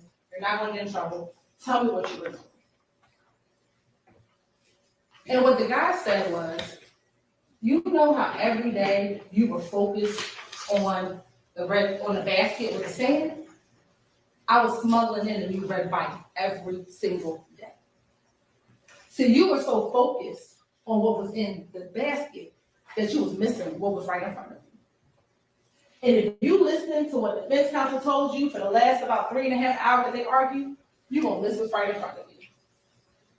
So what's staying in the basket in this case? First things first, stolen jewelry. APD, somebody stole this watch. No one stole the watch. The watch is left back in the house, but they want you to focus on this watch because if you focus on the watch, you're gonna miss the evidence in front of you. Talked about no reports. Viverito, she didn't write any reports. Well, what she told you is she wrote her information in the affidavits. Affidavits that get sworn before a judge. Probably better than reports because a judge has to actually read that information. But if you focus on the fact that Viverito didn't write any reports, you're gonna miss it right in front of you. Mr. Weinstein talked about length of time. We talked about that. Knowledge of co-conspirators. I think at one point in time, Mr. Shard said, Mr. Minor, who stabbed Lucci, he doesn't know Mr. Kendrick or Mr. Stillwell? Maybe not. But he knows Khalif Adams, who's the one who helped set up stabbing Lucci. Khalif Adams knows those two. Well, knows Mr. Stillwell. Khalif Adams knows Garlington. And so some way, somehow though, Mr. Stillwell knew on February 9th that Lucci got stabbed. Well, how does he know that? How is that in a text message? That wasn't broadcast to the world. So this idea that just because Mr. Myrick doesn't know him specifically does not mean that they're not guilty of the crime that was they committed. They talk about witness credibility, specifically about experts and what our experts say. But if you go back to any of our experts' testimony, Belknap, Dennis, Gaither, Underwood, the things that they talked about, there were examples of it. They talked about YSL was a hybrid gang. It was Bloods and Crips, and they kind of got together. Well, we know that's true because Martinez Arnold's a Crip. Some of them, Mr. Williams was a Blood. You saw when he talked about sex, money, murder. You see them hanging out together. You see them committing crimes together. Mr. Kendrick and Mr. Arnold in a car with guns on their way to Trestle Tree. We can infer, go shoot it up. That's what they talked about when it says a hybrid gang. They talked about the music, and we're going to get to the music in a minute. They talked about the fact that gang members use their music in order to brag, promote what they've done in the gang. And we'll see examples of that in a moment. We talked about your duty earlier today, but again, just to be reminded, you're supposed to be a fair and impartial juror, honestly seeking the truth. You are not to seek doubt. So when you go in the back, you're supposed to say to yourself, what happened on January 10th? What is the truth about that? And is there evidence towards the truth? That is what you're here for. Seek the truth, you follow the law, and you deliberate. Now, I want to tell you this. If you go to the back to deliberate, and one of your numbers says, I'm not deliberating, I'm going into the bathroom, I'm not doing any of this, you need to bring that to the deputy's attention so they can bring it to the court's attention. Because you have a duty to deliberate. A duty to sit down, evaluate the facts, evaluate the evidence, and apply it to the law. So let's talk about the evidence of the defendant's guilt. So earlier this morning, Mr. Adkins talked to you about count 57, participation in criminal street gang activity. He talked to you about count 1, conspiracy to violate the RICO Act, and counts 50 and 51. I'm not going to harp on that again, but I thought it interesting when Mr. Weinstein said, well, we haven't proved counts 50 and 51 and 57. You know, the state, they're all dressed in red. We are. Red's probably my favorite color. But you know the one thing that's different? We don't do criminal gang activity. And the court's going to define what that is. See, we're not here because people wear the same colors. They can wear all the greens they want. They can wear all the snakes they want. If they all want to tattoo YSL on them, that's fine. We told it's not a crime to be a part of a gang.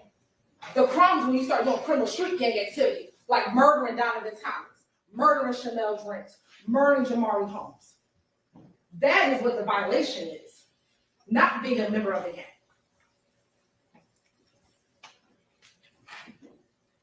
So you'll see, and we said it again, that on the left-hand side were the charges for Mr. Kendrick, on the right-hand side were the charges for Mr. Stillwell, and in the middle is what they were both charged with. So Mr. Kendrick is charged with possession of marijuana with intent to distribute. That's from May 9, 2022, when he was found running from Mr. Williams' house. Remember, the officer came and said that they both must have been out of breath and he ran from the house. And the drugs and the guns that were found inside of the house. The marijuana and the guns that were found in the house. So in order to prove this, we have to show that the defendant possessed with the intent to distribute any amount of marijuana. Marijuana includes all parts of the plant. What it does not include is the hemp products and all those other technical terms that I'm not going to try to pronounce for you tonight. We have to show that he possessed it and has possessed the marijuana or the firearm. We're going to talk about the firearm in a moment. Possession must be actual, constructive, sold, or joint. So we're going to tell you that it's not actual possession. No one caught him with the marijuana in hand. We're going to talk about constructive possession. At the time of the alleged offense, he did not have direct physical control over the marijuana or firearm, but did not only have both the ability and the intention to exercise control over the marijuana. We know he doesn't have sole possession or focus on joint possession. Defendants share possession of marijuana or firearms with at least one other person. What evidence do we have of it? I know Mr. Wine said we didn't have any evidence. We do. Pictures are evidence. That's direct evidence like we talked about earlier. This is inside of the home of Mr. Williams. That's the money counter that was sitting next to the Tupperware bowl full with the marijuana. That's the Tupperware bowl full with the marijuana. That's the more marijuana that was in that cabinet in that same kitchen, right across from where the Tupperware bowl of the marijuana was. And those are the two guns that were found inside that area. Now, ladies and gentlemen, you heard the testimony that SWAT, when they came, did not immediately make entry into the house. It was like announced, it was loud. So I submit to you that they had the opportunity to put stuff away, to hide stuff, because they didn't just come in immediately, ladies and gentlemen. So you can take that into consideration as you deliberate.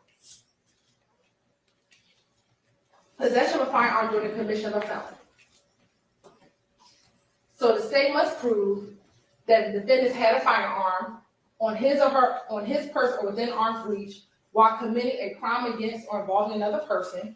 For Mr. Stillwell, it's murder. For Mr. Kendrick, is the possession of marijuana with intent to distribute. So how do we show this? On the left is Shannon Stillwell. That is Mr. Drinks inside of the vehicle. We know that Mr. Drinks was shot with a 40 caliber gun, possibly of a Glock, and we're going to talk about this Glock in a moment. So you can infer, although we do not have the gun, that Mr. Stillwell possessed the gun that shot and killed Mr. Drinks because he's dead and because we have the bullet. You can infer that. That's that circumstantial evidence. Your direct evidence is someone is deceased. You have bullets. We know those bullets come from a Glock firearm. So the only way you can infer that the shooter, Mr. Stillwell, possessed a firearm. Mr. Kendrick, again, you have the firearms inside of the house at the time when the house was raided. There were two found inside of that cabinet. There was the one that's found on this counter. Now, they're also both charged with possession of a firearm by a convicted felon. You have to show for Mr. Stillwell, he has 2 counts. And interestingly enough, I was listening, Mr. Shard never talked about count 64. But we're going to talk about count 64. But count 52 is that he's a convicted felon and he had a firearm when he murdered Chanel Drinks. And in count 64, which is when he was apprehended, the gun that was found in the middle of the road, that we charged him with that weapon as well. And then again with Mr. Kendrick, that there were guns and drugs at Allison Drive on May 9th. And let me also say that in the indictment, possession of firearm by a convicted felon is going to be a lesser included of what is charged. What is charged is a different charge, but possession of firearm by a convicted felon is a lesser charge, and the court is going to instruct you, and you can find both of them guilty so long as you believe that both of them possess a firearm and they have been previously convicted of a felony. What do you have in evidence? You have State's Exhibit 60G and State's Exhibit 30Q. Both of those are the indictments of Mr. Stillwell, which he was charged with and convicted of a felony. So that is the felony that we're saying he should not have been in violation of, or he should not have possessed the firearm. As I just discussed, because he's a convicted felon, he should have never had a firearm when he murdered Chanel Franks. For count 64, what do we have? Remember, this is on March 17th, after they fled from the Chick-fil-A.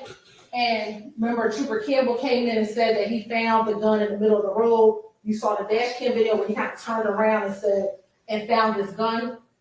Then we brought in Mr. Stillwell's former girlfriend at the time, Taisha Alexander. She said that she had bought the gun. That was her gun. That gun came back to Ms. Alexander, where we were able to compare the serial numbers on both the gun that was collected and the receipt from Arrowhead Pond. And further, we played these wiretap calls for you. Hello? Yeah. I don't know. China called like you didn't play on IP tape to the Baba house. Yeah. Why have he in IP tape if he in a rental legit? Yeah. He got my legit gun. So the fact that she says he got my legit gun, which is that gun right here, he should never have ever even been in possession of it. I don't know what it is. I don't know what's going on. I don't know what's going on either, because usually they'll call, like how he got my gun. Yeah. They'll call and be like, come get your gun, but they ain't even call me. So I don't know if where my gun is, I don't know what's going on. And again, this phone call was done on March 17th, the day he got arrested. The day Mr. Stillwell, got arrested. Now for Mr. Kendrick, you have in evidence State's Exhibit 487 BV, which is a certified copy of conviction of Mr. Kendrick. And again, because he's a convicted felon, he should not have been in constructive possession of any of these guns that are inside the home. So now, based upon what we have shown you, they are guilty of, right now, count 1, count 50, 51, 52, 54, 57, 58, 61, 63, and 64. So let's spend some time on the murders, because that is what we need to talk about.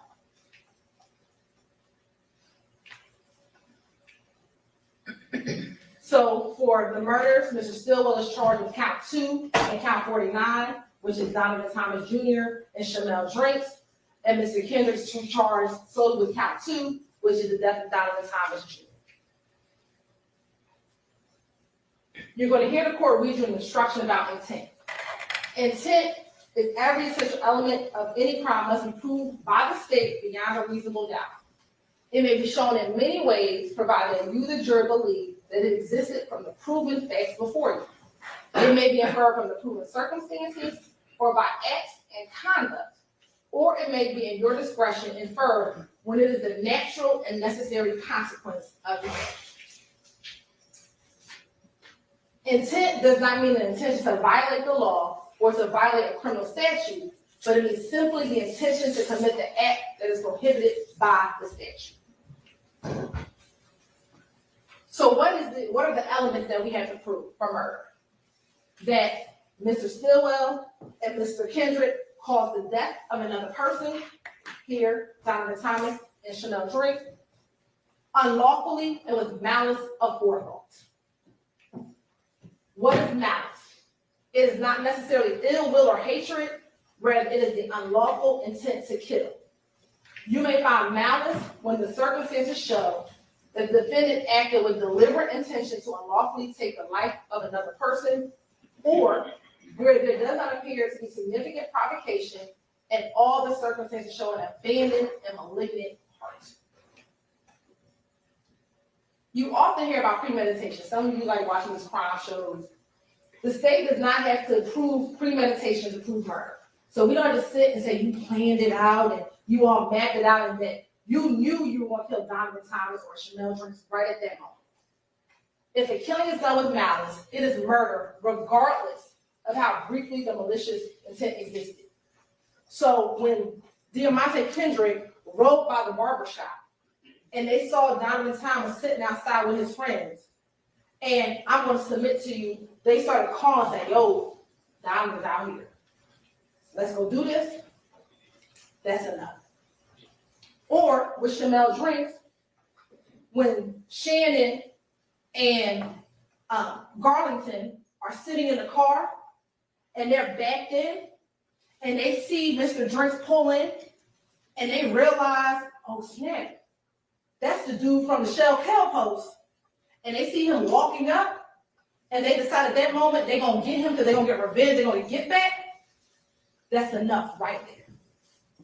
Doesn't have to be days planned. Within moments, that is enough. No specific length of time is required for malice to arise in the defendant's mind. It may be formed in a moment, and instantly a fatal wound may be inflicted. If malice was in the defendant's mind at the time of the act of the killing and moves the defendant to do it, that is enough for the killing to be murder. Now, motive. The law says we don't have to prove motive. You want to know why? Because oftentimes I can't get into the mind of why someone wants to murder somebody. But here, and we're going to talk about it, we have some evidence of motive. Any evidence of motive has been admitted for your use in determining the defendant's state of mind at the time of the killing. So you heard Mr. Atkins talk earlier about parties to a crime. I'm not going to go over all the principles again, but he gave you the example of the bank robbery, right? Everyone who is a part of the crime is responsible. So in this case, for Donovan Thomas, Mr. Kendrick, the driver. Mr. Kendrick, the state's belief, the state's theory, is that he alerted them about where Donovan Thomas was because he was the one that was at the Texaco. He's the one that waited 40-something minutes for the Infinity to pull up. He's the one who got out of the Bonneville and went to the Infinity. He's just as guilty as the ones who pulled the trigger, Nard and Mrs. Jackson. He's just as responsible.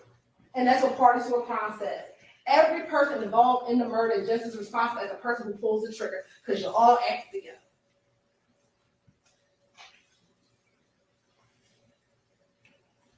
Now, we have in Chanel Drinks an individual that you kept hearing about, DeMarco Boyer. And someone brought up that DeMarco Boyer isn't on the indictment. Well, this is the law that's going to be instructed to you. Any party to a crime who did not directly commit the crime may be prosecuted for commission of the crime upon proof that the crime was committed and that that person was a party to it, even though the person alleged to have directly committed the crime has not been prosecuted or convicted, has been convicted of a different crime or degree of crime, is not amenable to justice, or has been acquitted. Mr. Boyer's day is for another day. We're not going to talk about Mr. Boyer today. Today, we're going to talk about Mr. Stillwell and Mr. Kendrick.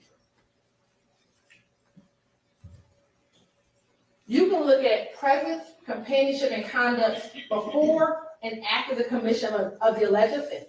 And those things may be considered by you in determining whether or not such circumstances, if any, give rise to an inference or the existence of a conspiracy. So what does that mean? You can look at what they did before, what they did during, and what they did after. And for both of those murders, we're going to talk about conduct before, conduct during, and conduct after. So let's talk about Mr. Donovan Thomas Jr. You heard from his mother, you heard from his father. He's from Atlanta, he had kids, he was in the game, but he had started to kind of try to get into the music business. And he had started doing that by one, he had a relationship with Rich Homie Quan. Two, he had just put Lucci on, YSL Lucci. So he was trying to kind of turn that mark and do something different. What did you also hear about Donovan Thomas? That on the night that he was gunned down, that he was at the barbershop, getting his hair cut, his brother was there, and what were they getting ready to do? Meet with their daddy and go watch the football game. I think it was the Ravens and the Patriots. Don't quote if I'm wrong, but I think it was the Ravens and the Patriots. And that's what he was getting ready to do. Spend time with his father. You know that he has a biological brother, but he also has a brother, Kelvin Watts, who's super close to him, that they are brothers, but not biologically, but they share a brother, so they call themselves brothers. He said he was trying to get in the music industry. That's him with YSL Lucci. That's him with Rich Homie Quan. And so much so that after his death, Lucci had a whole album dedicated to him, Long Live Nut. And we know that Peanuts was his nickname. Now let's go over some timelines, because I think oftentimes we focus just on the murder, but there's some things that led up to that day that is very important for you to consider as you continue to live. So we know September 2014, Rich Homie Quan's father's barbershop shooting. Now, Mr. Copeland, we're going to talk about Mr. Copeland, told you on the stand here that him and Threat were responsible for that. YSL members responsible for shooting up the shop of a YFN gang member. Or shoot the father of a gang associate. Then, if you can recall, in all of the different interviews, majority of them, Mr. Copeland talked about this shooting at the Lakewood gambling house. He talked about it in most of every interview when he kept on telling them about the history of him and Kelvin. And he talked about the fact that Kelvin had shot up the gambling house and shot up Doug's car. Then he talks about, in multiple interviews, a meeting at Cascade Skating Rink, in which him and Kel were there. Kel wanted Copeland to call Thug so they can maybe squash whatever issue that they had. And that when Thug, Mr. Williams, got on the phone, he asked Kelvin, "Are you going to pay for my car window?" Kelvin said no. They got into it, and it kept on going. You heard about the January 6th fight at Club Crucial, in which Copeland was jumped at the club. And then upon leaving the club, there was a fight with Bloody J, that some YSL members jumped on Bloody J. And that Kendrick and Arnold, they were arrested when they left the club. And that's going to be important, because when we talk about phone records, why we don't have some phone records from Mr. Kendrick. Then we had the January 8th shooting at TIG Studio, where Rich Homie Quan's purple truck was shot up. There was some alluding to the fact that Copeland did that shooting. I think Quindarius Zachary may have said in his interview that Copeland did that shooting. Then there was that blood meeting the night before the murder. Now, I know that Mr. Sharp played for you the clip in which Copeland said that the blood meeting was about him. But remember, the blood meeting was also about Mr. Williams. And he said that in one of his interviews. That the blood meeting just wasn't about him, but it was about him, Copeland, and Mr. Williams.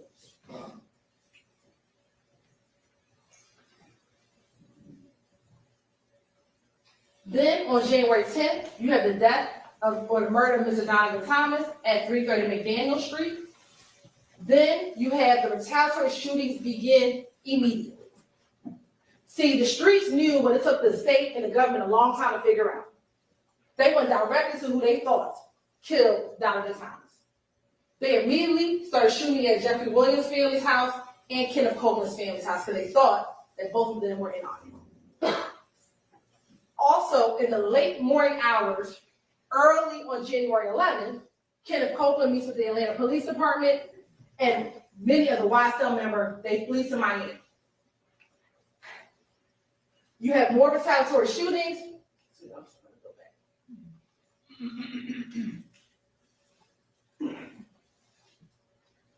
Then in April, between April and May of 2015, you have the incident at Dunbar Center where Copeland is found with that gun. They don't arrest him then. He calls Gaither speaks to him, they let him go. But once they did more investigation, they got the video surveillance from the Dunbar Center. They arrest him on June 10th, and then that's when he does the 9-hour interview that we'll discuss. In August of 2015 was Quindarius Zachary's interview.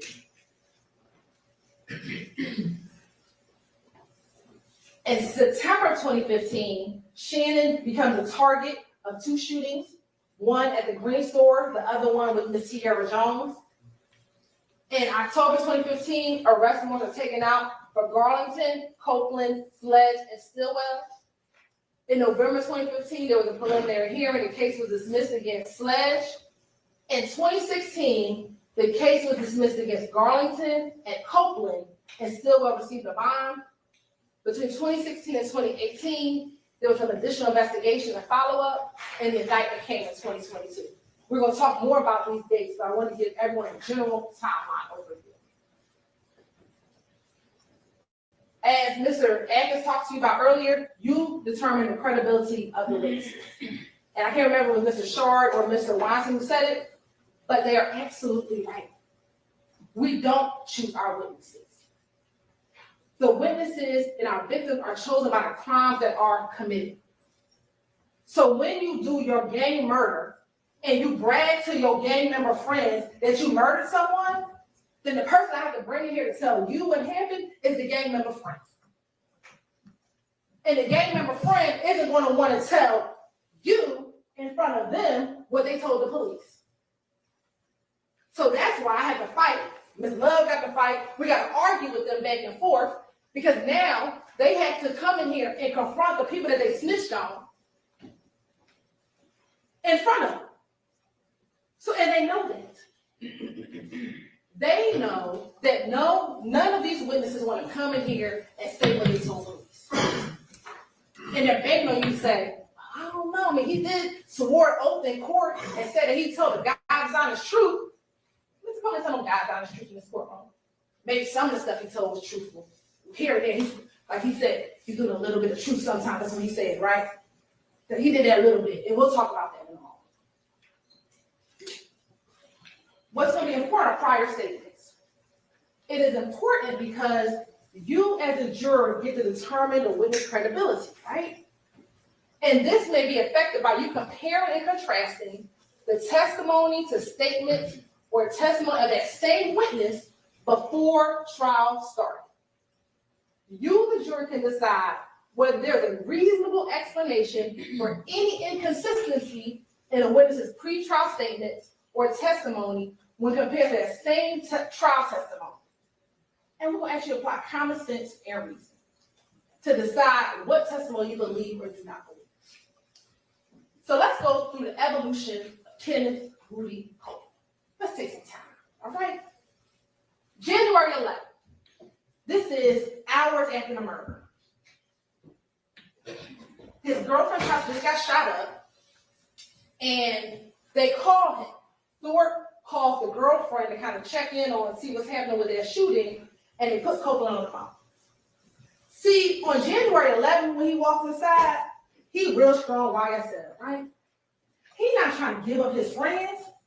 He want to let the police know, I didn't murder. Now, let me tell you something. I didn't murder Donovan Thomas. I'm going to tell you at my girlfriend's house. I'm going to tell you I went to the Green Store. I went to McDonald's. He's not going to give you too much information because here, he's trying to still protect his friends. That's just common sense. The police don't really know what's going on yet. So when he first goes in, he's trying to protect his friends. But then we get January 28th. See, if y'all remember, y'all, this is after he gets out the shootout on the highway. See, this is after he came from the little pool party, and he on his way home, and they shoot at him at the highway. And remember, in this interview, he talks about I believe Shannon being upset with him because he didn't want to shoot back. So here, he's trying to tell them everything that YFN people are doing to him, but he's still not trying to give up his friends. Just stay his friends. But he's a little frustrated because everyone's blaming him for murdering Donovan Thomas, and everyone's shooting back and shooting him, and he didn't do anything. Then we get February 20th. Now this was the worst one because that's when he's trying to come out the house to take his baby to the hospital, and they come down the street shooting at him. So now he's like, they are shooting at me, they shooting at my baby and my girl. Look, this is too much. And he tells them about what happened. Again, this is the interview where he really didn't want to give up who shot at him. He knew who did it, but see that gang street code is he still didn't want to give up the person who shot at him and his baby. And that's when Kirby was like, they're not going to tell me who just shot at you with their baby? Then the next day was February 21st. They had arrested him for violation of probation. He was upset because they arrested him on violation of probation. And Gaither talks to him, one, about the shooting that had happened the day before, and trying to get more information about the murder, trying to figure out what is going on. What is going on with this back and forth? Because by this time, and ladies and gentlemen, we're not going to go through that whole litany, we're going to call it Operation Planner shooting, but you heard evidence of all those shootings that were happening back and forth, back and forth, back and forth. And they're trying to get a grasp of what is happening. And then we get to the 9-hour interview. So what happened between February and June? A lot. We got some back and forth shootings. Remember, Mr. Copeland went to jail for that violation of probation. He came out. He had went to Henry County for a little while. And then on June 10th, he gets arrested for the gun that he had at the Dunbar Center back in May. And what's going on here? Mr. Copeland is tired. He's been getting shot at. His family been getting shot at. Homes getting shot up. Remember Kenneth Hurst or Kenny Booth's house? His sister-in-law, his sister's child's father's home has been broken up from getting shot at. And Shannon and Mr. Williams not talking to him. Remember Shannon, and he thought Mr. Williams was trying to kill him. That's everything he talks about in this 9-hour interview. And let me say this, if for some reason y'all want to watch all these interviews again, y'all can. Y'all just gotta let them know. I don't know if you want to sit there watching 9-hour interview again, but if you wanted to, you can. But in this interview, he is at the place where enough is enough for him. And I'm going to tell you about Mr. Copeland. I'm going to tell you about Quindarius Avery. They are self-preservationists. What do I mean by that? They're going to not talk about what they've done because they don't want to go to jail. But if telling on them is going to get me out of jail, I'm going to tell you what's happened. Because I don't want to go to jail. He's absolutely right. He did not want to go to jail. But he's not going to lie to the police about what they did. He's going to minimize what he's done. And that's what he did in this interview for 9 hours. He minimized his involvement in some things, but he told everything that they did. And if you don't believe what he told the police, well, let's listen to what he told his girlfriend on the jail call. Shorty. Yeah. Don't.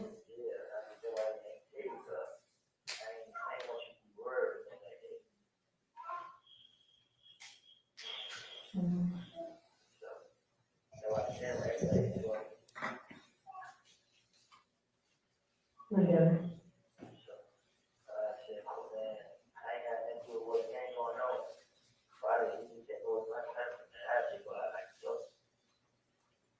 Yeah.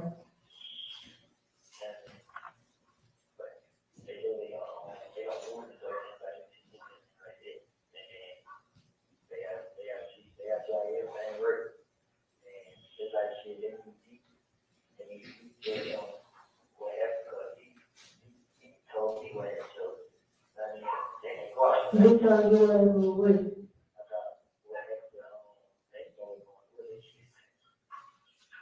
Come on, man. Mm.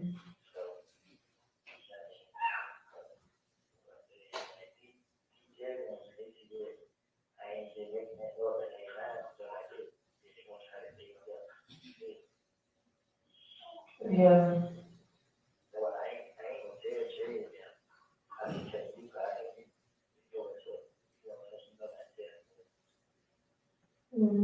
True, no ego.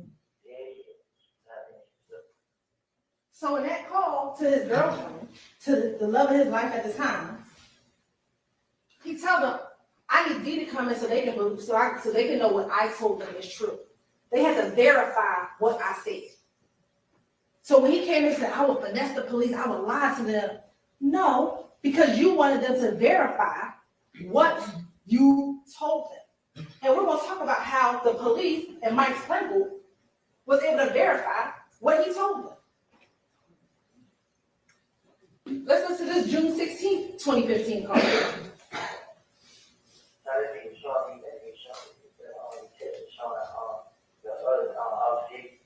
The video was up, man. I think that's how they take my time. I think traffic and I could beat so they could lock you up, bro. And the whole time, it's like he tried to pick you up, bro. But she got so mad, bro. Like, she go right there, she didn't even know that. They don't go out with what's on, man. He's supposed to already come back and he's showing it about going to right there when you put the car down and have both really things like he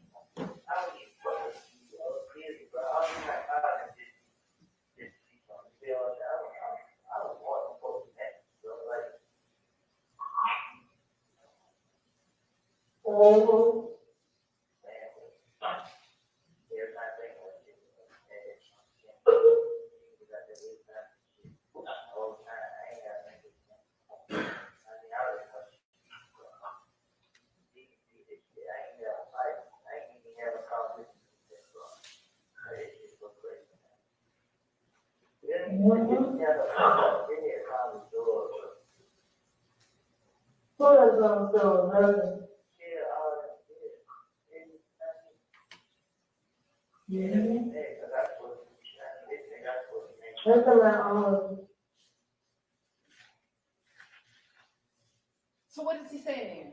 Why you put my name in the song? He know who did it. Because they all know who did it. They knew that it was Yak, Dua, Shannon, and Yard. And Kendrick is, Copeland is the second. He's like, why you put my name in the song? Put the ones who did it in the song. So they can stop targeting me.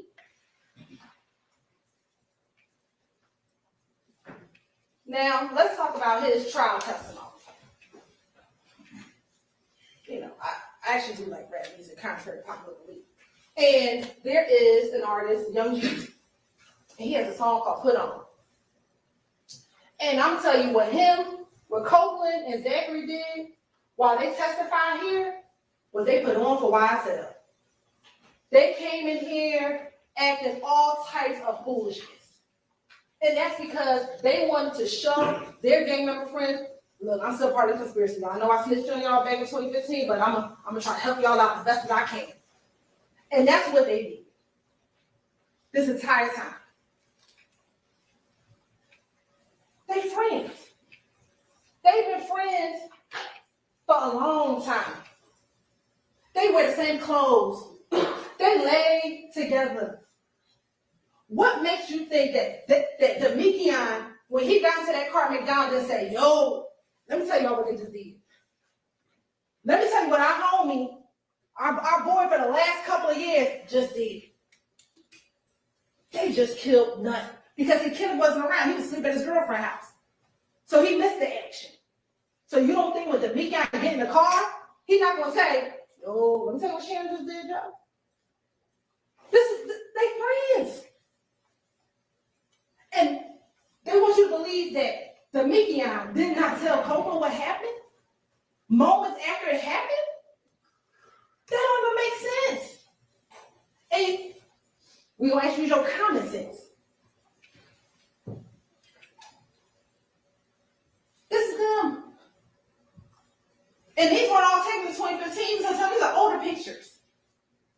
They look super young. This is how long they've been friends.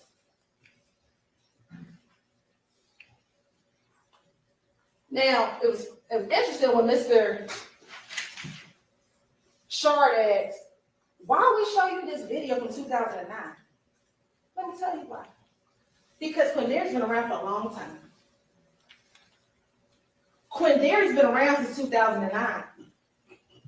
So Quindarius knows about what's happening. See, we didn't just bring you stuff. I know some days you're like, why would the state bring me a video from 2009 in the park? It's to show the evolution of their relationships. Quindarius is a little bit different than Copeland. Because see, he's been around Mr. Williams much longer than Copeland has ever been in the picture. See, Mr. Copeland started coming around in 2014. Mr. Zachary's loyalty is a little bit different.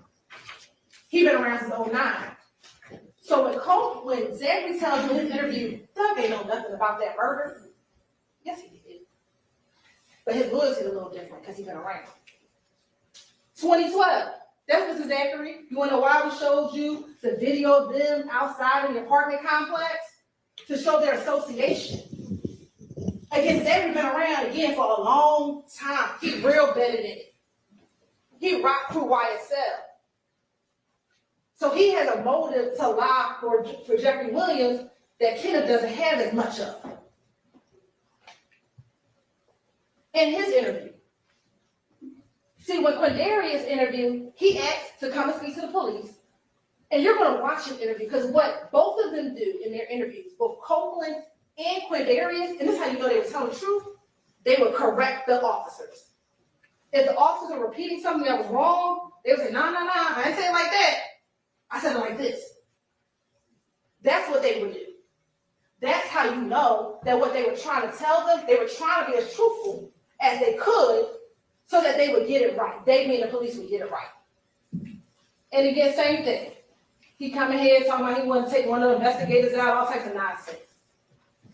But again, putting on for YSL. And again, he's been around. They friends. They friends. And why would they lie on their friends?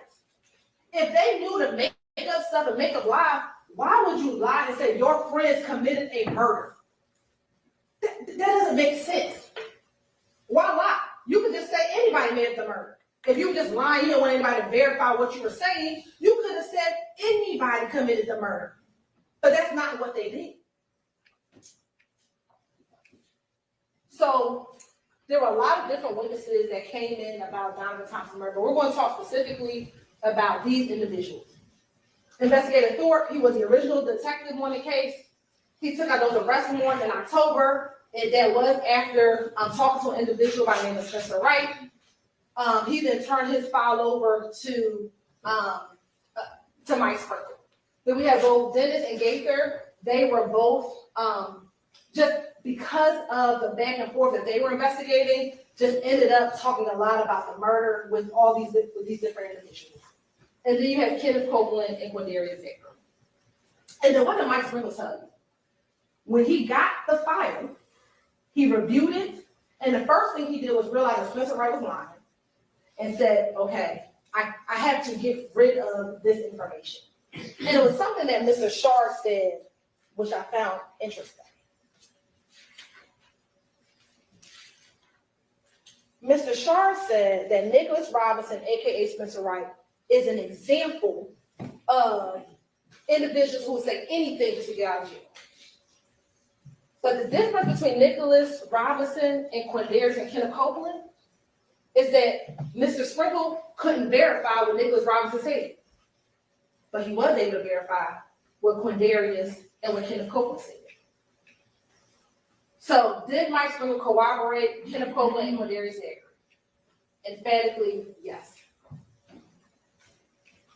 So let's talk about the activity before the murder. And some of these are the videos, but there was no dispute about the Lakewood shooting and Club Crucial.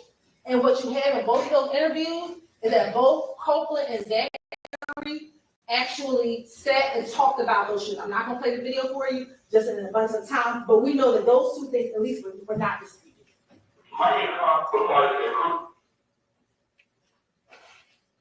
So let's talk about the day of and the days after the murder.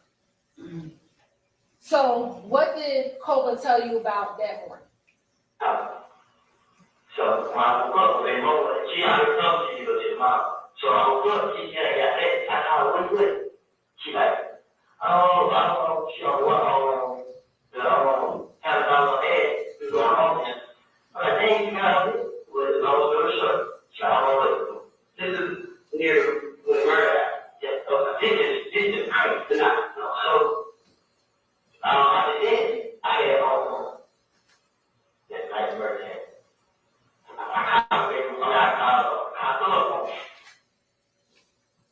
What did the phone records tell you? I know that's kind of small, but you'll have the phone records in the back. That between 6:37 and 7:26, Copeland's phone was in the area of his girlfriend's house, right? That's QR's, Copeland's girlfriend's residence, which was Maury. His phone was pinging in that area, and that's between 6:37 and 7:26. If you can recall, the 911 call for the murder came in at 7:22. At 7:26, he is still at his girlfriend's house after the murder. So this notion, when they say, well, Kenneth Copeland did it, I know somebody who could have done it, well, it wasn't Kenneth Copeland. The person who did it is Stillwell, Gat, Nard, and Duane. Because Kenneth Copeland was at his girlfriend's house at 7:26. Then he says he went to the green store.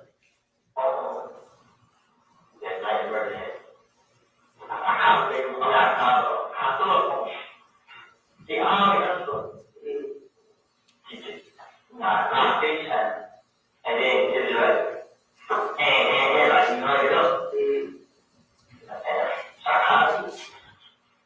You got to be with it. Be kind of I don't talk to one people. So I talk to people like, no people, bro. I don't think it comes to come. It's a white choice. Alright. So I'm on one house. I love to car. Give me the car. I get the car, pull up at the ratio. When I get the ratio, now I feel like I can't pull up, I can't be right in there. I can't pull up, you know. So I was like, come. I got pull up at the ratio. I ain't about it. So I'm to the Rick. Man, the Rick talking, I can't be they don't see me. So Rick had like, where you to go? You try to ride it. And I'm looking to get out. You're like, alright. What did the phone records tell you? He went to the green store. He's at the green store at 7:28. Between 7:28, he's at the green store. And then he travels down towards the McDonald's, like he told him. And here's the thing, ladies and gentlemen, about cooperation and phone records. He doesn't know we're going to pull the phone records later. He doesn't know that Mike Sprinkle in 2016, almost 8 months after this, that we're going to pull the phone records to see whether or not what he's saying is true. I know he came in here and said, I got 2 phones, I had 2 phones, and all this other stuff. He didn't have 2 phones. If he had 2 phones, the main phone is the phone that he's calling his girlfriend on. You can look at the records will show who he's talking to. He's talking to his brother and his girlfriend on the phone he's talking about. Cooperation, I'm not going to play it, but he says, if you just heard him say he goes out to the McDonald's. I get in the car. I ride the I pull up at the McDonald's. I pull up at the McDonald's. Put it outside. The one that's my really good. So I pull up at the McDonald's. So he got it put in. So he put in. Who was he with? He was Benjamin. So they put in. Benjamin moved. He said, I know that. He said, you know that he was. It was D, Nod, and Ben, I think those no, they the white people. D, Nod, Bentley, Doe, Shannon, and yeah. All of it is one concept. What kind of color? The Jeep and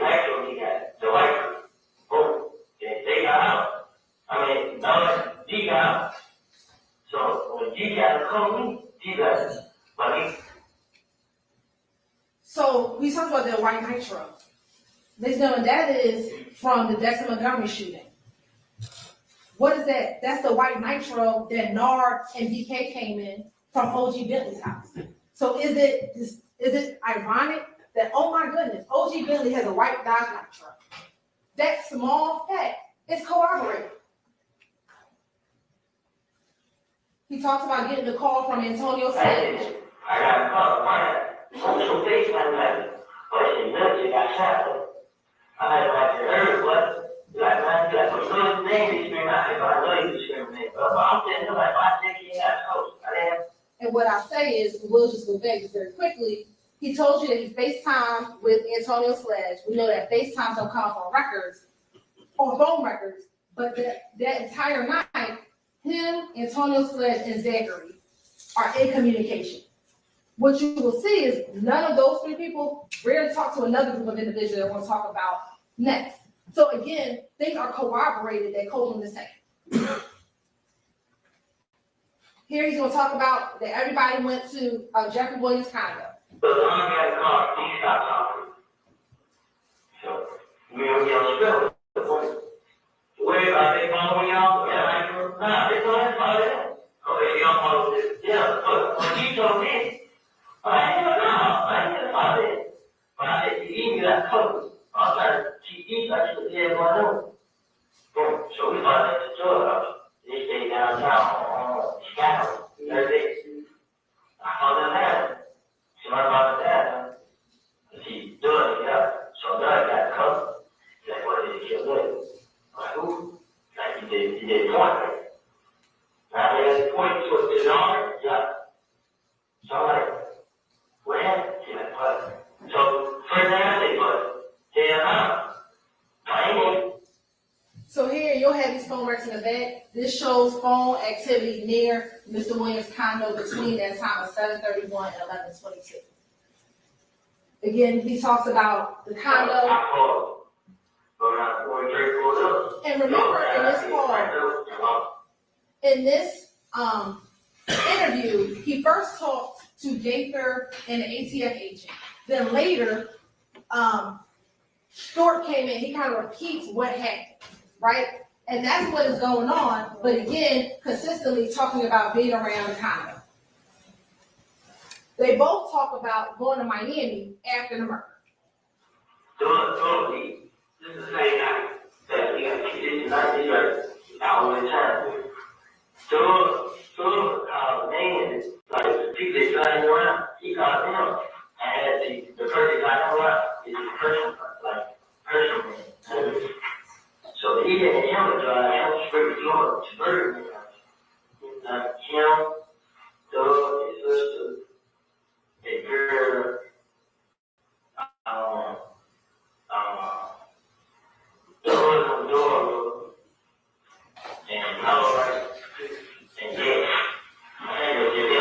all them go straight to Florida. So they went to Florida. Now, you call right there and they now, I mean, you're like, well, what you find out? I was like, yeah, because I didn't do that. You know what I'm saying? And they my people like, I held the phone, walk up. And when I walked out, I heard they like, I quiet.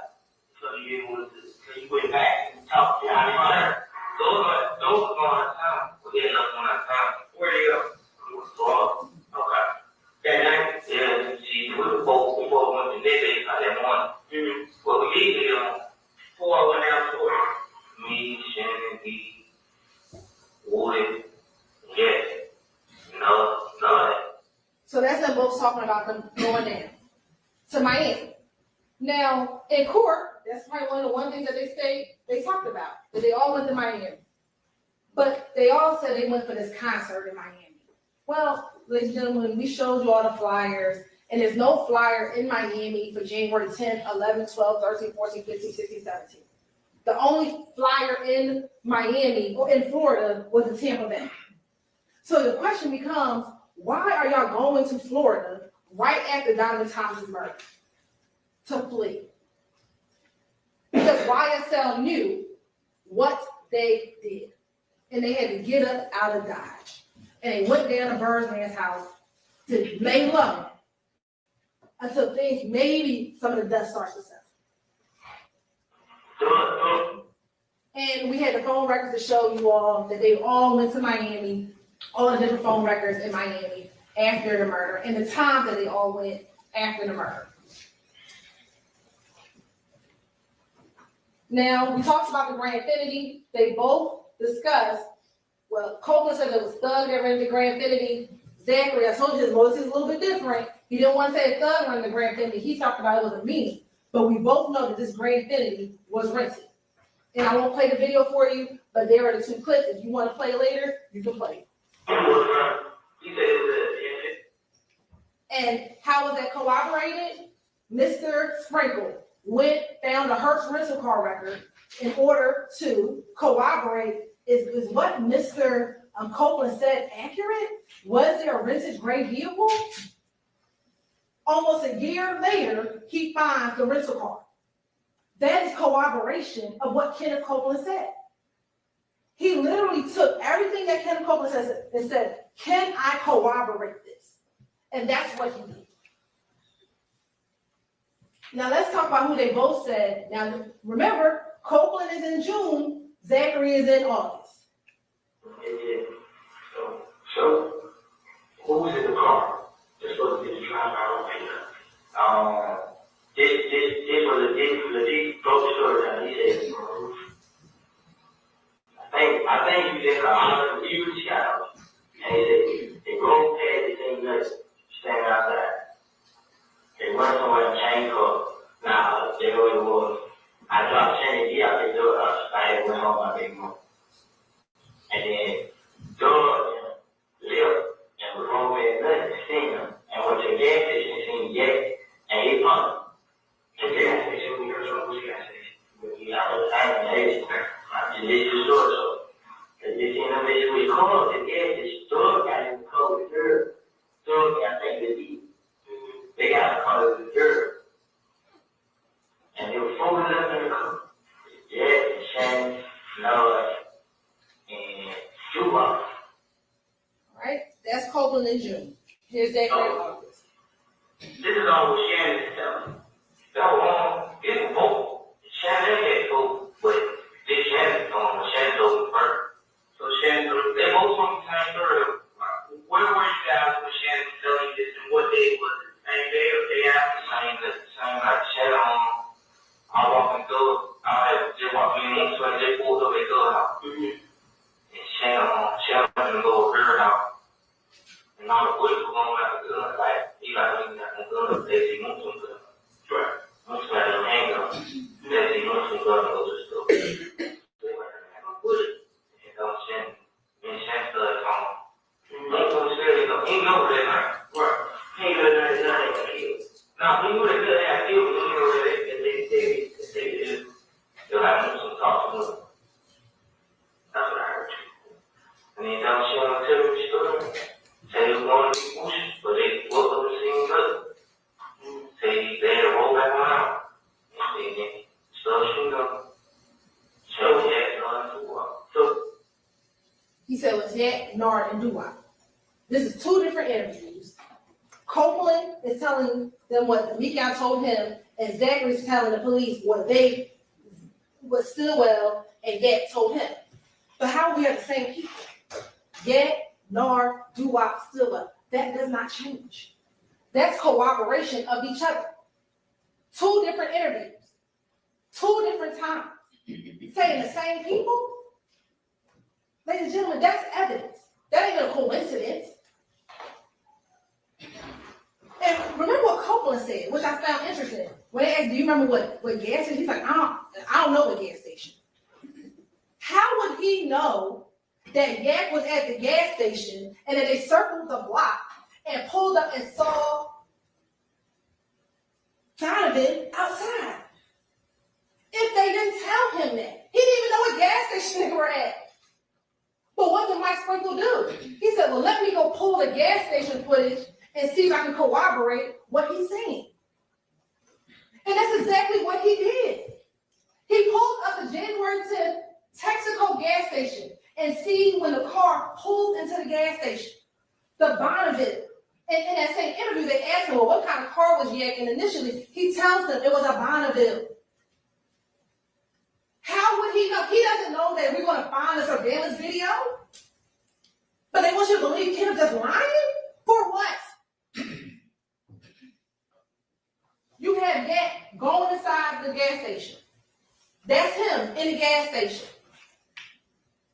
They sit at Texaco from 6:44 to 7:15.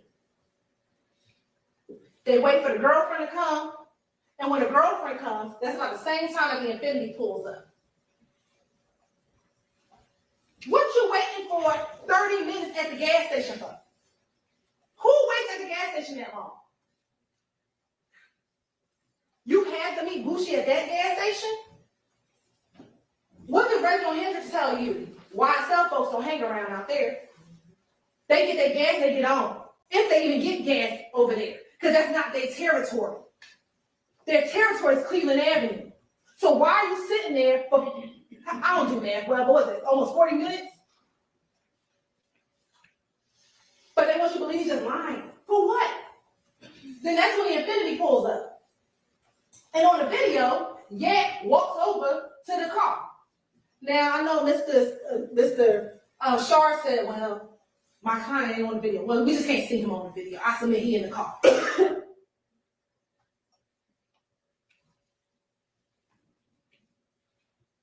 Then they both leave at the same time, and they both turn right on Northside Drive.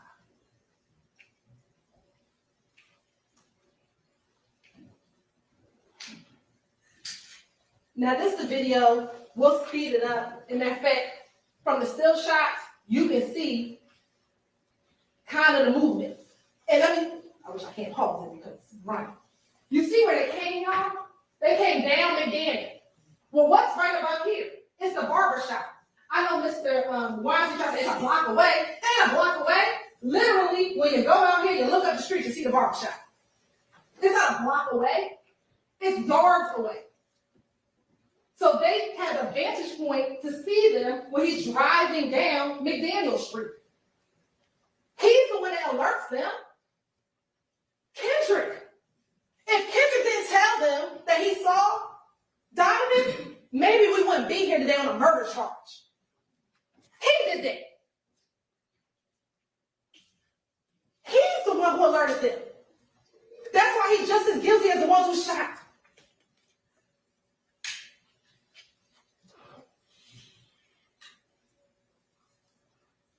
This is them when we sped through the video. So now it's about 9:05.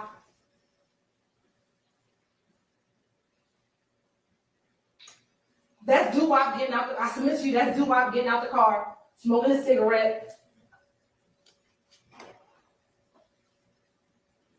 I submit probably trying to look to see if he's still out, if Donovan's still outside, so they can see how much time they had before Donovan go inside go get his hair cut.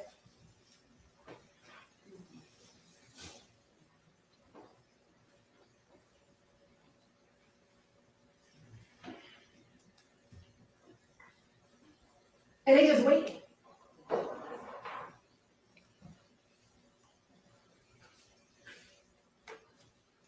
That's when Willie Bushi pulls up in that car.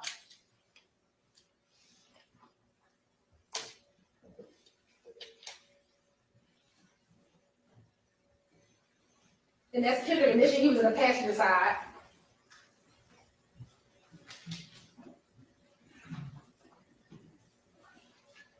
And then that's the driver, that's I submit to you all, that's Bradford. He gets out the car. Then you see Mr. Kendrick kind of waves to the Infinity. Then he walks over to the Infinity.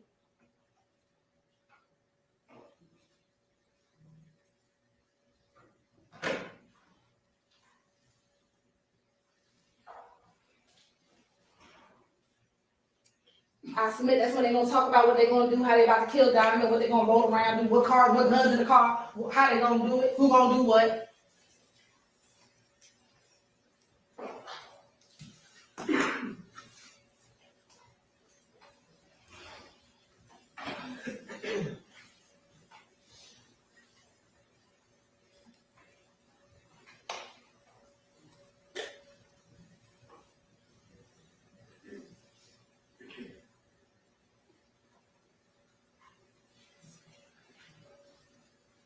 He now gets back in the driver's seat.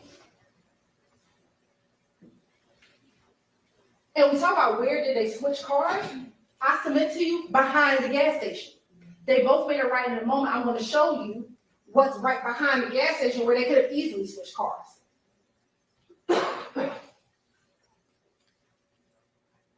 And remember, we talked about the time, so it's not 8:08. Remember, this time is off by a few moments.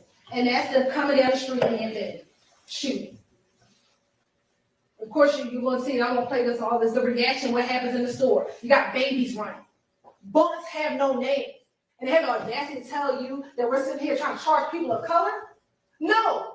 You should not have to be sitting here on a Saturday trying to get your hair cut and have bullets come inside of a barbershop. Bullets have no names. And it was babies in the front. But you just spraying down the street for what? For your status in YSL? So you can show Mr. Williams that you big and bad? That's what this is about. And that's Donovan's brother. Outside. I submit he saw what happened, but you know what? He ain't gonna tell us. He ain't gonna talk to the police, and that's what the gang culture is.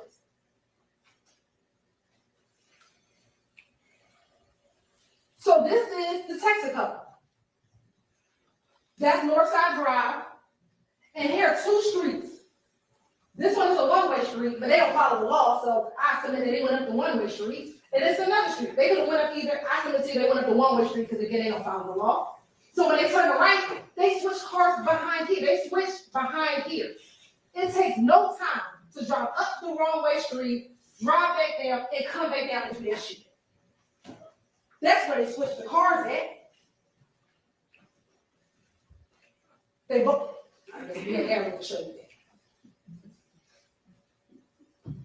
that. And this is where he talks about it. I'm not going to play it for you, but that's what he said. And let me tell you something. This is how you know they switch cars. We told you he came in the Infinity with Javorth Bradford, right?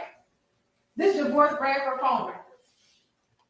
After the murder, this is him between 6:36 and 7:19. You see the crime scene, he's stationary around the crime scene, right? There's a gap in time between 7:19 and 7:24. At 7:24, between 8:08, this is where Bradford's phone is, right? From 7:31 all the way to 8:08. What's over here? Oak Drive. OG Bentley House. Where they said they got rid of the guns. Let me tell you what he's doing. He waiting for them to come back. And you want to know how we know that Yak isn't in the car with him anymore? This call right here. Security. You may start the conversation now. So, I went down, I was sitting there like that. Nah, he ain't got, what is that they got there, security? Nah, yeah. Y'all good? Yeah. Hey, Goldie Mom. Who that is? Boosh. What's up, shortstop? What are you doing? What's going on?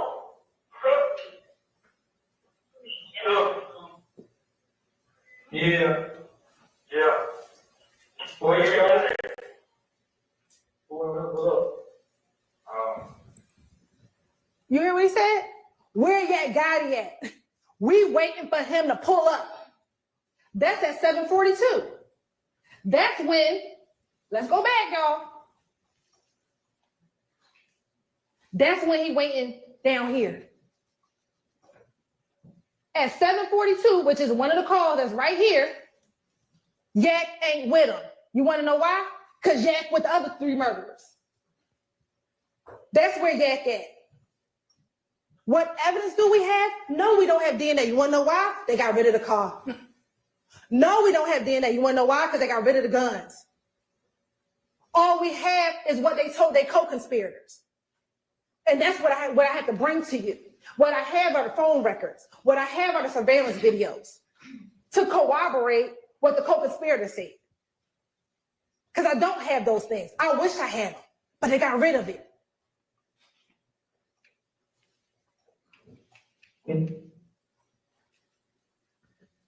That's Jack the night of. What'd he say? Maniac's back. That's what he said, right? Y'all know me in my Santana voice. You right. The maniac's back. He just drove the car that took somebody's life. For no reason. For no reason. That's just to show you, that's Javorce Bradford in that Pontiac. That's on that surveillance video. This is when they talk about the guns used to commit the murder. So like do nothing. Make sure that everything right. Ezekiel pretty much told you with him, Shannon, Nard, Bentley. Now, Ezekiel so he and a girl went to the phone went to Bentley house. He did. And when they got them doing it, they supposed to go to the punk in the house. But I think the girl in the bush, you know, the girl is supposed to be skinning it. She knows what's going on. And this girl, Shannon, turned 18. You know, they can't try to do a lot of the cup. This girl, I told them that I was a hotel ride. So it was Yak driving, Shannon with the AK, Nard with the pistol, and Dewop with a pistol. Now, I'm saying Dewop had a pistol. Okay. Right. But you just know what seats, how they got a seat car, and all you know is Yak drive. Not just they say that way drive, and that's basically what Amicia told you. Yeah. Look me. Okay. We gonna lie. Why not say Dewop had a gun? Let's lie. Like, we gonna lie big. Everybody had a gun. But he didn't do that. He said, nah, I don't think Dewop had a gun. I don't think so, but I definitely know Yak was driving, because if we gonna lie, say Yak had a gun too. But he didn't do that. They put you back there, what's wrong? There's AK-72, right? He said, you tell you gonna say what kind of gun they had for the murder, right? So AK-76, who's gun was that? No, another gun. What else? That a 4.5. Who's gun was the 4.5? Shit. You remember what brand it was? HP or something? XP? Yeah. What are the shell casings? How you know it was a 7.62? That's what Donovan was killed with. Those are the bullets that came out of Mr. Thomas. The shell casings that was found, there was multiple types of shell casings, 45s, 9s, and 7.62s. How they know that? This is called corroboration. This is called verification. They don't know that they don't know what bullet was pulled out of Donovan Thomas's body at the autopsy. They don't know what shell casings the police picked up off the ground. But ironically, they know, it's not ironic. They know the type of gun that they use.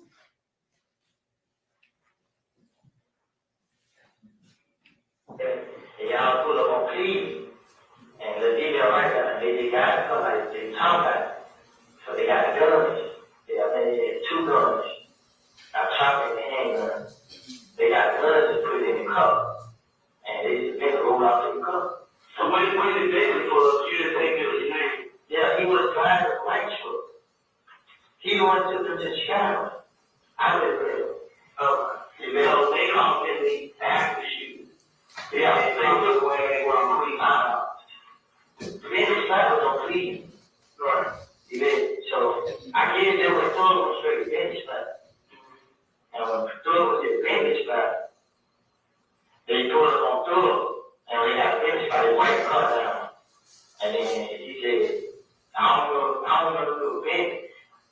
It had to be somebody, if it wasn't bench, it was somebody that, I mean, he had a cup and broke it up with the cup. You know what I'm saying? And he cleaned up the car and guns. You know what kind of car it was. Like, it was an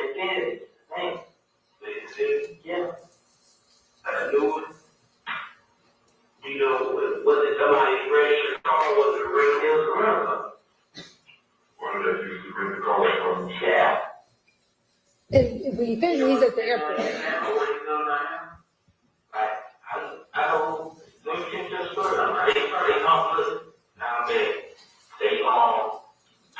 They took the guns in the car, OG Bentley. No Bentley. Yeah, sure. They gave him guns in the car. What did he do with it? He hid the gun and they took the car back. Do you know where he hid the gun at? I don't know where he hid the gun. I know they couldn't finish time, please. You know where it is? It's not. Yeah, I don't know that. It's my old gun. Over? Yeah. That's the address I showed y'all, right? It's on Oak Drive. That's Bentley spot. And isn't it ironic that that's where the guns was kept in April when Dexter Montgomery, when they went and shot up at Dexter Montgomery, they got all the guns from Bentley spot. Bentley keep the guns. That's what happened here. When we talk about interrelatedness, this is the interrelatedness that we are talking about. The same location, you drop one gun off, you pick one gun up. That's what happened. That's what Walter Murphy, I'm not going to play the clip, but that's what Walter Murphy told you back when he was interviewed in July about OG Bentley spot. You think that that's ironic that both Copeland and Zachary talk about the guns going? Oh, and the phone records corroborate that all the phones was at Bentley house right after the murder? All of those things are corroboration. That's evidence.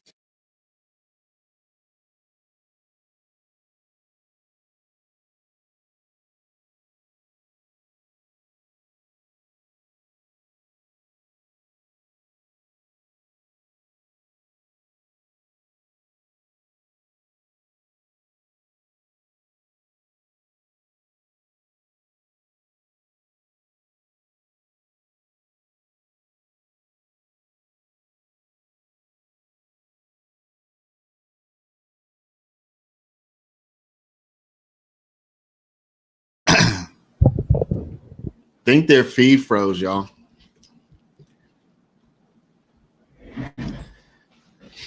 I think the feed just froze. Believe it or not. Oh, shoot.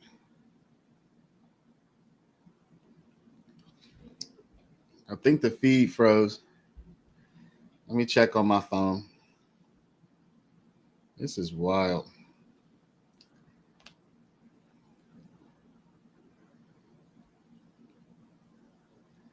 Yeah. The feed is frozen. That's law and crime right there. It's about to black out on us. Yep. Told you. So y'all don't have to go looking for another feed. The feed is gone. It's gone. Might come back, but that's law and crime. You can see it.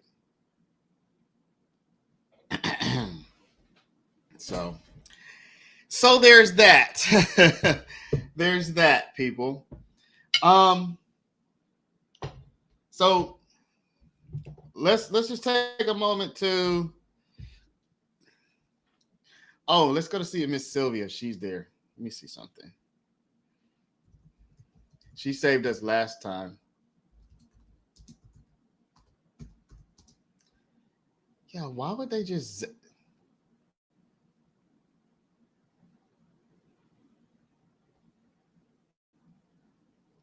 I think she's still out. No, even Miss Sylvia's is zapped out. 9-hour interview. And let me say this. If some reason y'all want to watch No, this isn't live. just gotta let them know.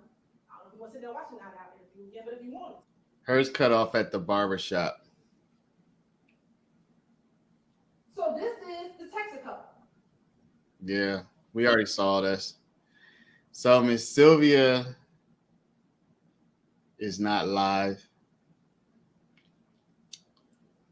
And the other streams have cut out as well. So last time Miss Sylvia, she saved us, but Andre, that's what I'm doing, man. You don't see me? That's literally what I'm in the middle of doing here.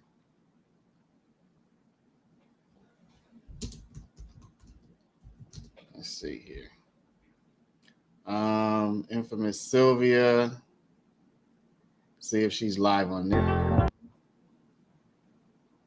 Nope. So they just zapped out on us, y'all. They just cut it off. That's it. They cut it off. I don't see anywhere else that is live. Law and Crime, I just showed you on my phone, it's gone. It's just done. It's over. This is Law and Crime, as you can see.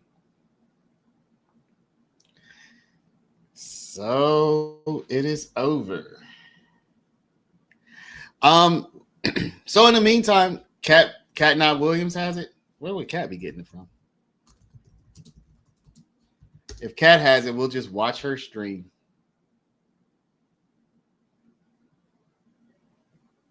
No,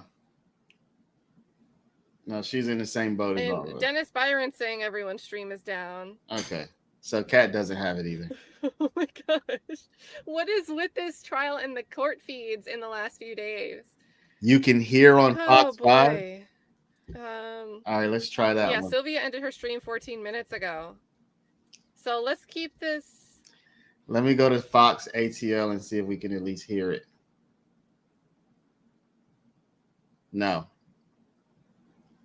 You can't hear it on Fox ATL. So that's it, y'all. We are to the rainbow colors. Yeah, camera crew was like, I'm out. So let's talk about it. Y'all were roasting Hilton, so I'm gonna try to play the opposite of y'all. Hold up, is it coming back? Or is this just... No, it's not coming back. I'm going to try to play a little bit the opposite of y'all. Let me see. Do I feel she convinced me of anything? No.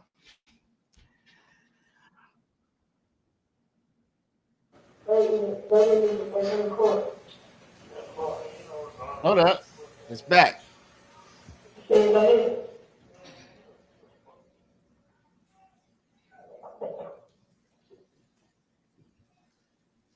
They're playing a jail call now.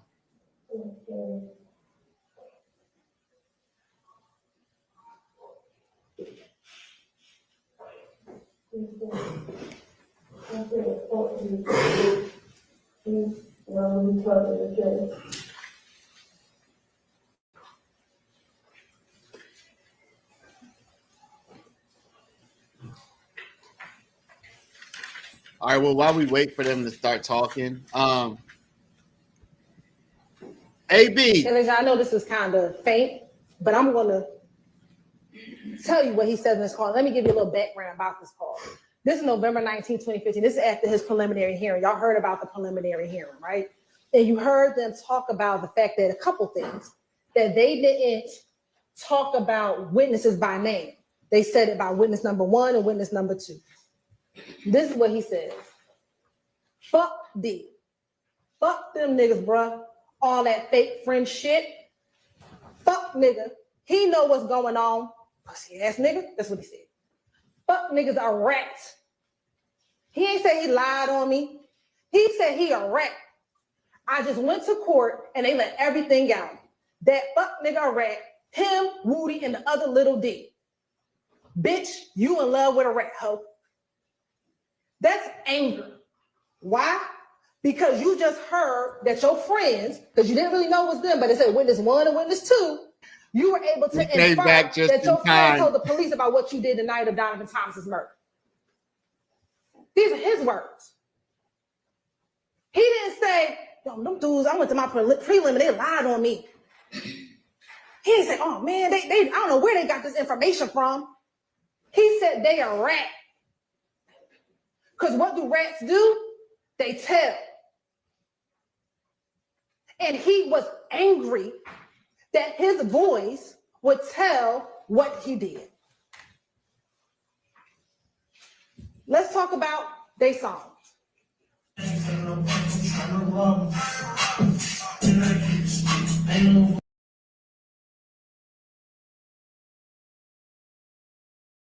Y'all already know, man. I get demonetized for a 10-second clip, so I'm definitely muting this out. I already know some stuff I'm gonna have to cut out of this live stream. But yeah, nah. So at least we should be able to see whenever this is gonna be over. All right. It's important about the timing of this. Ladies and gentlemen, we told you that between 2016 and 2019, there were no courts involvement. From 2019 to 22, there was no indictment, nothing happening in the case. So in 2019, which is 4 years after the murder, he knows that Slash has been dismissed, Copeland has been dismissed, and Garlington has been dismissed. His case is the only one that ain't been dismissed. In 4 years, you haven't heard about an indictment. You think you beat a murder rap.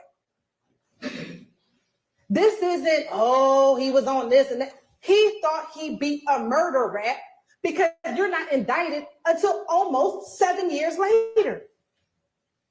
So you think you got away with it. I keep a stick, ain't avoiding no smoke, a chopper. I just beat a murder rap, pay my lawyer $30 for that. Me and my slimes above the law, I know it's mumbling, but he said, we don't work in court at all. And I'll wipe your nose, send your family's face, and just smile it off. Some of these things he repeats in multiple songs. What's this song? Let's go.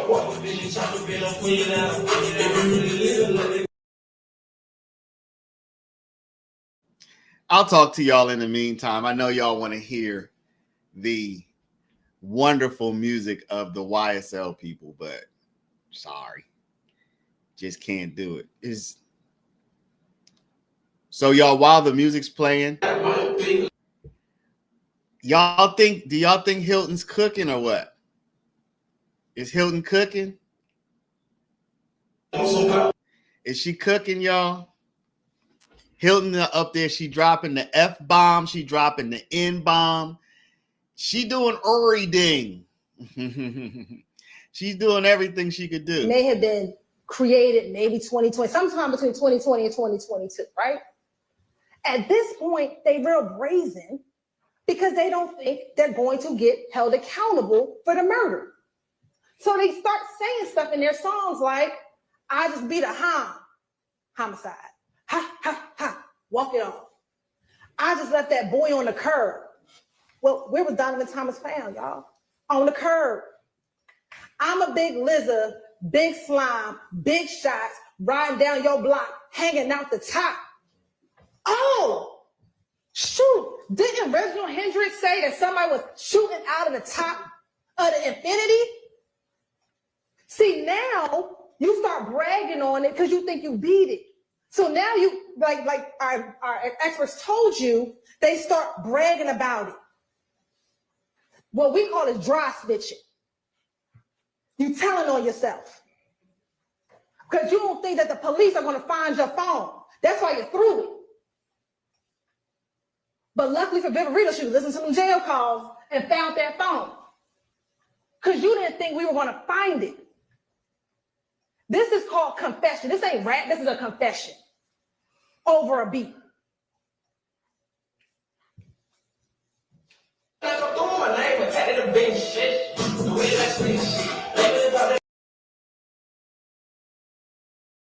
All right, so the turkey is still frozen. Y'all be surprised to learn that I just ate a turkey leg. Not that that has anything to do with the trial, but gotta fill the time some kind of way. Got a red light. I'm on go. I'm on green. I see an eye. I'm taking him down. Walk him down from a mile. The last homicide, I smiled. How many times you gonna keep talking about the fact that you killed this man? And you bragging about it. This now song number 3. And then I can send the whole gang to the heavenly house? You good with killing folk. That's why you didn't kill Donovan, you didn't kill Shamel.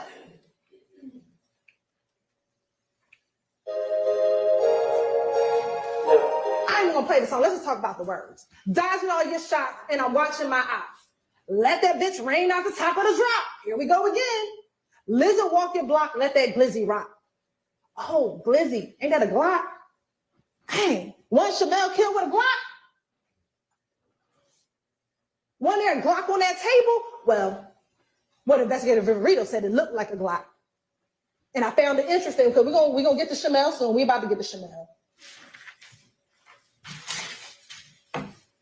He said that Shannon wasn't linked to the 40, but he linked to having guns thrown away. That's what he did in 2015. He's linked to the gun that was probably in the house an hour before he killed Shamel, sitting on the table in front of him.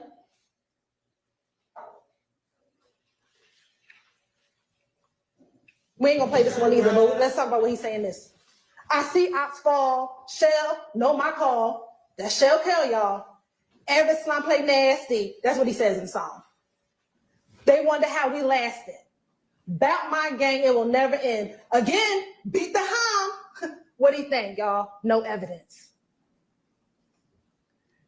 He don't realize that what his two co-conspirators said is evidence.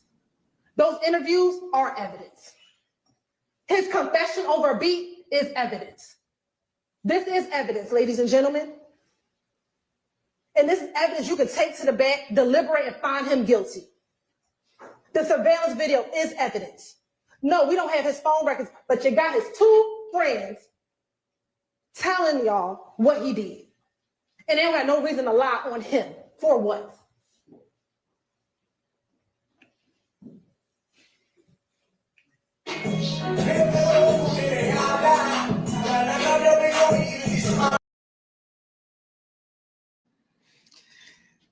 Y'all, okay, she's still talking. Donovan Thomas was the big homie. There was no need for that ad lib at the end of the song. But again, in 2020, they brazen. They have the audacity to think that they can just brag about killing somebody and no one's going to hold them accountable. That's what they're doing in 2020.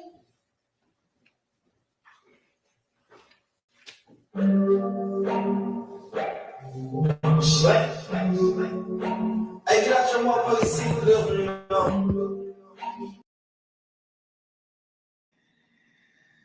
So they really leaning into this lyrics thing, y'all.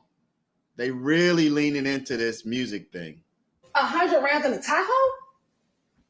Everyone knew that Donovan drove a Tahoe.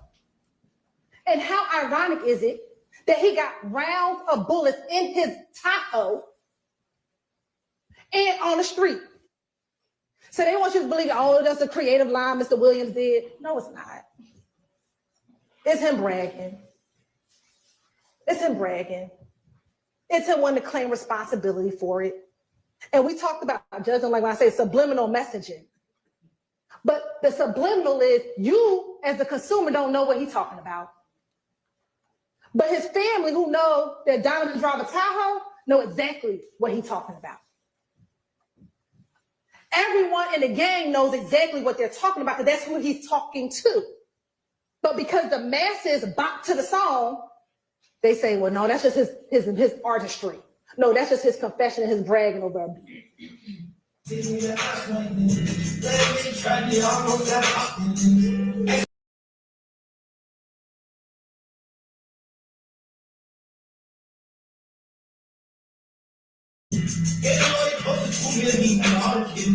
I don't know when I don't want no life business.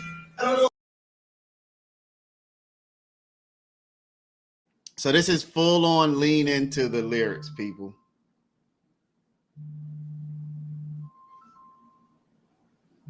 This is full on lyrics that she's doing here.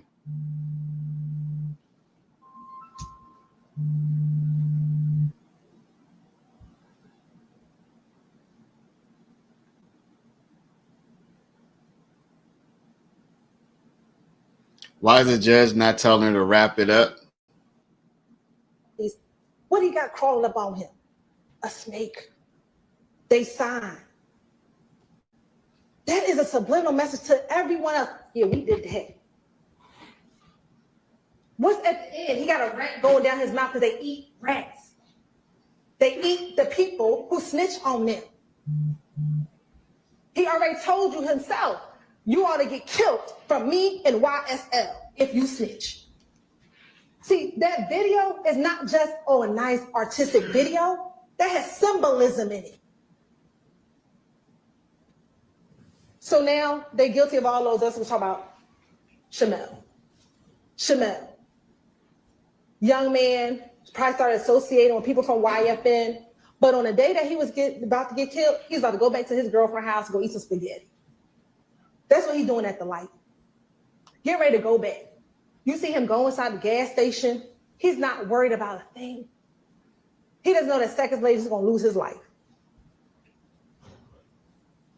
So the timeline here, this is, and I'll tell you here, this is a direct result of retaliation from the stabbing of Lucci. So what do we have? February 9th, Rayshawn Bennett gets stabbed in the Fulton County Jail by Jada Myrick. February 22nd, Eppinger calls Antonio Sumlin to see if he could get paid for finishing what Myrick didn't now do. she changed it to paid. Then you heard about that emergency bond paperwork that was filled out on March 3rd. Then sometime around early March, the media hears about the YFN Lucci stabbing. It gets picked up on media. On March 11th at 3 a.m., two YSL associates, Christian McMillan and Darius Ford, are murdered on I-75 and I-85. That same night, there's a shooting at 12 Atlanta where a YFN associate gets shot in the head.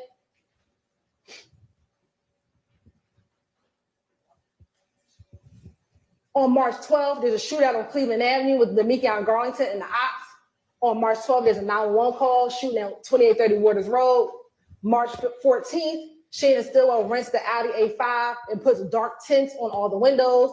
March 14th, 10 o'clock is the murder of Shamel Drakes. On March 16th, the shooting at Waters Road, where the investigator Rita comes out. March 17th, there's a search of Waters Road where everything is taken out except for a few guns that they left behind. And then Stillwell and Nichols are arrested. Again, we talk about the state does not have to prove motive, but here, ladies and gentlemen, this is motive. Again, that's that same video with Quindarius, y'all.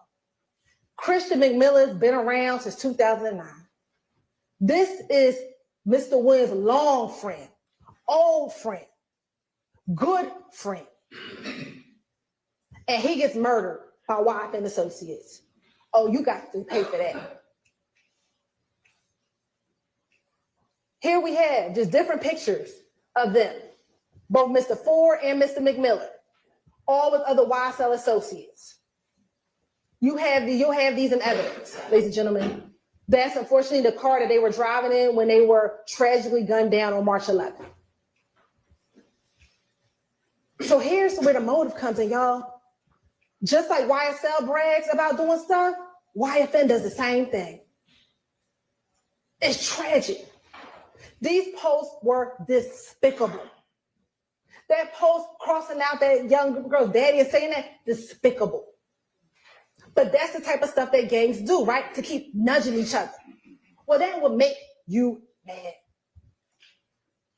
You see how heartbroken YSL was for the death of Mr. McMillan and Mr. Ford.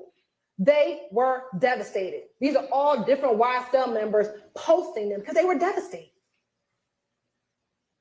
And that's where revenge kicks in. That is Mr. Stillwell's post. I ain't gonna be the only one crying. Nope, you're right. The Drinks family crying. Because he had to make sure. And then what does he say here? Just ref Mac, I got you, man. Crying emoji, broken heart, taped up heart, devil emoji. He was ready to go out hunting. I know that was in January, but that just goes to show you he already knew how to be on the prowl. He already knew how to go out hunting. And this is what Demekion say on the wiretap on about March 11th and March 12th. March 12th. I ain't talking about the AV. Oh, AV. Yeah, you know, yeah. You know what he on. He on looking for them folks who killed our boys. That's what he on. Yo, but hey, it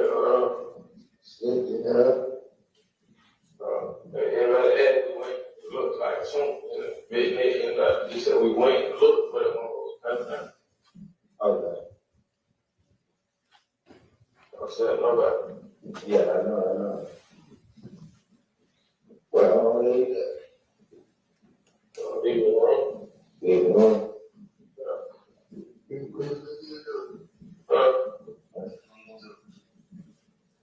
Same shit. Same shit. I said, sometimes it'll come pick me up. Shit, that was hard. Yeah. That's why being here on Rock, I said, man, Rock, let me get no coat. Yeah. I tried that shit yesterday, but nigga don't got that. Yeah. Same shit. We all the proud. We looking. We went because we need to go find them folks who killed our boys. So we out hunting. Let's go rent this car. Now, you know, this notion that they rented the car because Taisha got into the gunfight. Well, she got into the gunfight on March 9th. So she got into the gunfight on March 9th. Why y'all just renting the car on March 9th? They rent the car on March 14th. Oh, here we go. And what do? Immediately go to the tent place to go get the rental car tinted. Well, why do you do that when you're op hunting? Because the ops don't know what kind of car you in. So you can disguise yourself in this Audi because they don't know you in it. So they're not suspecting you. That's not the car that they're used to. So when you go op hunting, you got to switch the car out because they're not expecting to find you in the car. And then you get tints, but not just regular tints, y'all, like dark black tints. Like you can't see nothing. Some may say those are not the tints you're ever allowed to have on your car. Why? Because you op hunting. What do we know about Shell Kell and Demikian Garnes' social media? What does investigative retail tell you? That because she was following both pages, she could see who followed who, and Demikian followed Kelvin Watts. So what post do we see? This post was posted, I believe, on March 13th. And it's a picture of Mr. Drinks, Jasper Walters, and Kelvin Watts. And Shell Kell reposted it with the two shells, the zipper lip, and the black heart. And I guess for Mr. Stillwell and Mr. Garner, there must be a confession. Because this is the post that got Mr. Drinks killed. Because remember, no one knew who Mr. Drinks was. The investigators didn't know. When you listen to some of the wiretaps y'all listen to, they didn't know. So this post is the post that gets him killed. Not any verification, not that you should have been killing anybody anyway, but no verification whether or not they actually did or anything. But because Shell Kell posted two shells, a zip lip, and a black heart, that was Mr. Drinks' death sentence. Op hunted. The reason why we took this picture, y'all, is if you remember from the video, and we're going to look at the video in a moment, Shannon was parked about right here in the alley. And we know that because you see him when he comes in. If you watch the videos, you see when he comes in. Remember that Mr. Drinks pulled up to this pump. No, this pump. They had the best vantage point to see when Mr. Drinks came in, when he walked into the store, when he walked back out the store, and when he pulled off.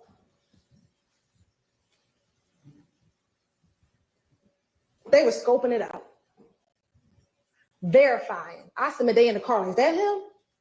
Oh, yo, I think he do got the same sneakers on. I think that's him, y'all. Scoping it out. Sit back, watching it. Let's watch the video.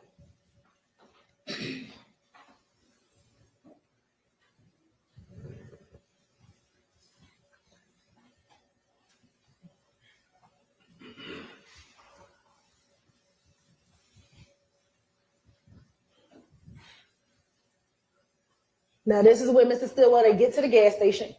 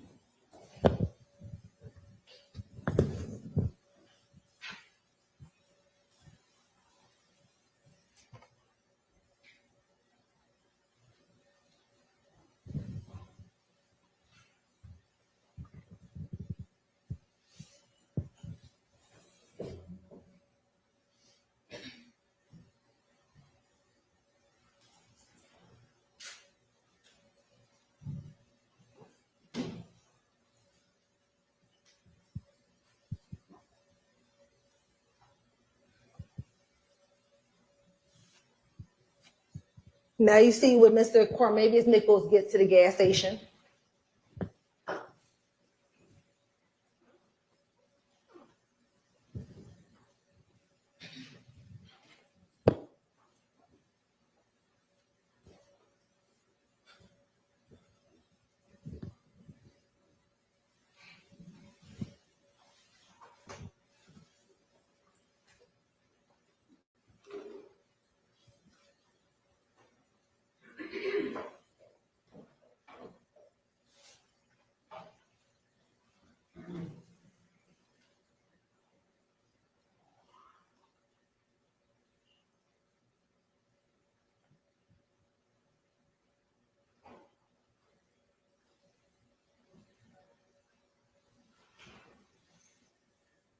That's when Miles gets out the car.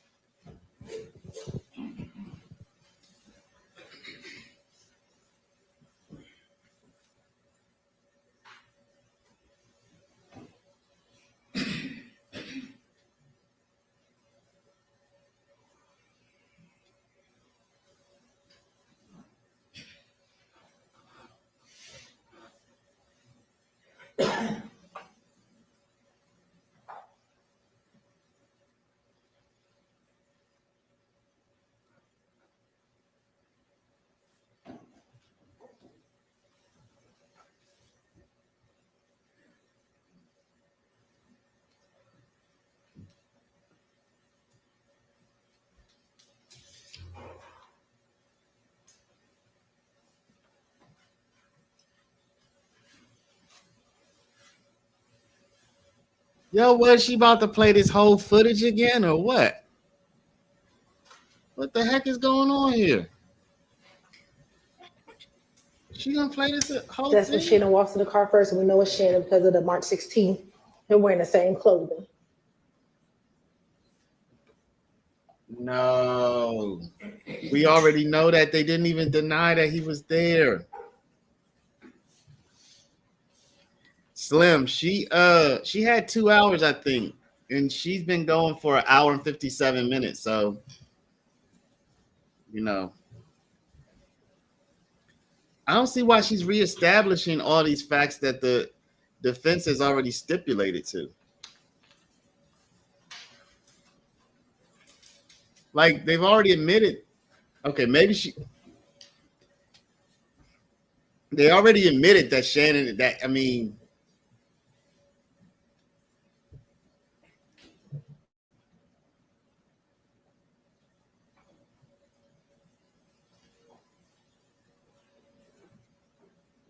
Of course, that's Cornelius Nichols when he walks inside the store. why is she doing this, y'all?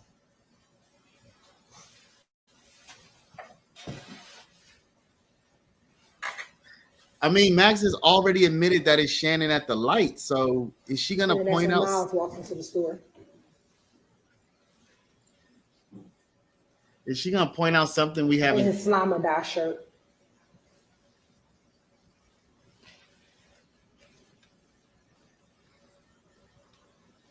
She got to point out something new, y'all. It's the only reason she could play this video with a straight face. She has to point out something we didn't notice.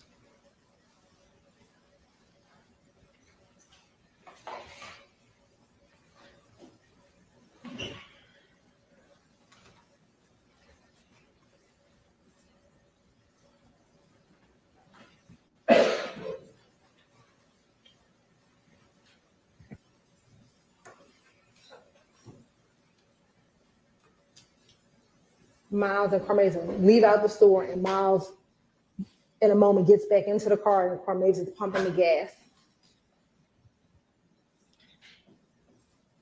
I think she could point out something new because it's evidence. It's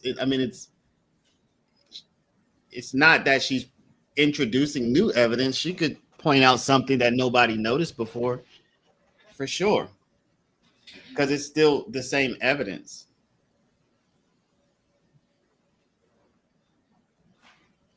She couldn't just play like a new tape that hadn't been introduced yet. But if she sees something, she could certainly say, take a look at that.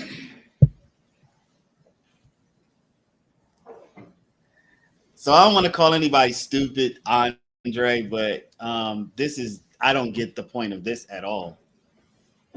Like, this is valuable time, and it's taken. Look, what are we watching right now? Just people pumping gas? I mean, is she gonna just play this all the way through? Yeah, but Drinks hasn't even pulled up yet, y'all. This white car has to finish pumping gas, pull off, then Drinks has to pull up.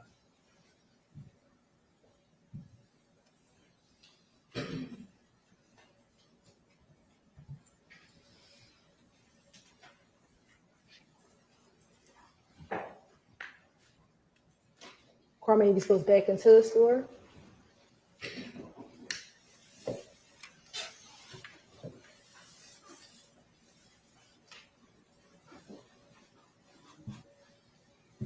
Hilton is trending on X right now, y'all.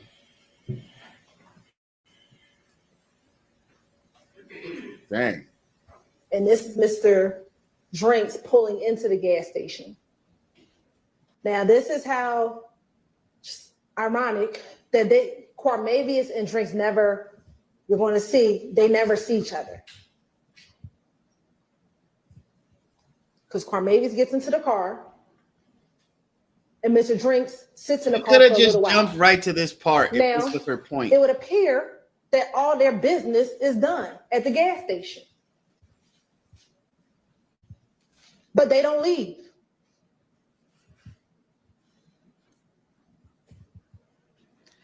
Paige could stop her, but she's not going to stop her right now. It is 21:56.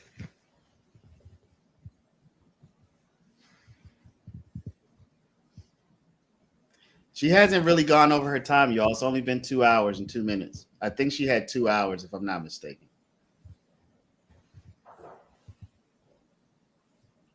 So if she's over, she would only be a little bit over.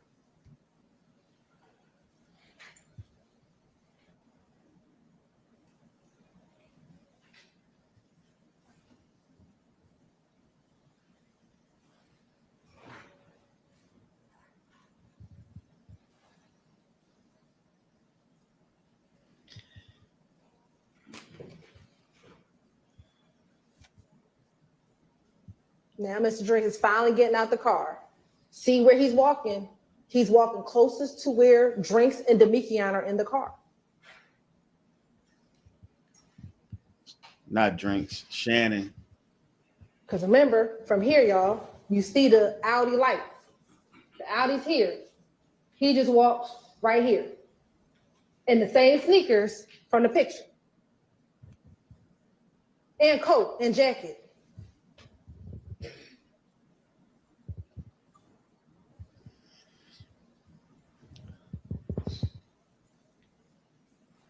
Y'all, she could have put a fast forward on this thing or something. I hope she must be closing with this. This must be her grand finale, y'all. I can't imagine she's going to continue after this. I mean, maybe the ultimate close, but this has to be part of her grand finale. Has to be.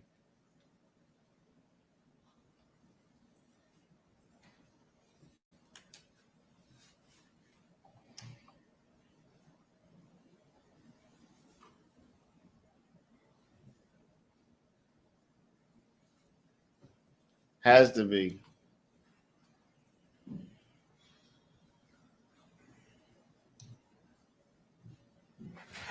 This is her grand. They're still sitting there.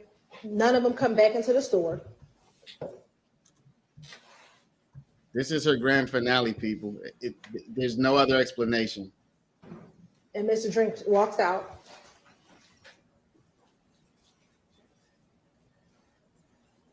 And he walks back to his car. Now it's 21:58.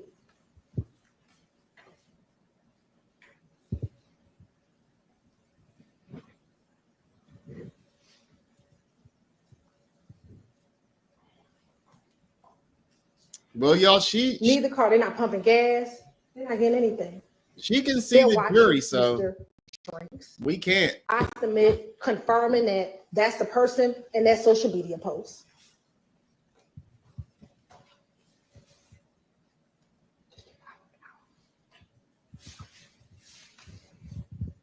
She can see the jury, y'all. We can't. So, you know, she should be able to tell if they're with her or not.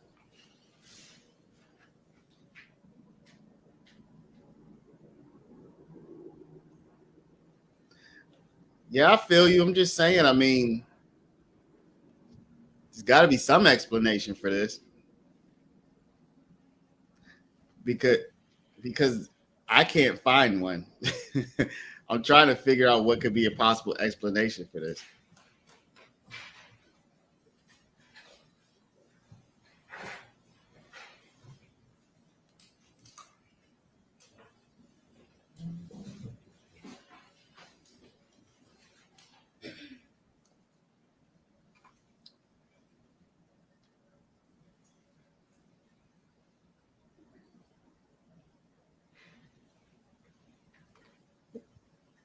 Now Shema has finally gotten into the car.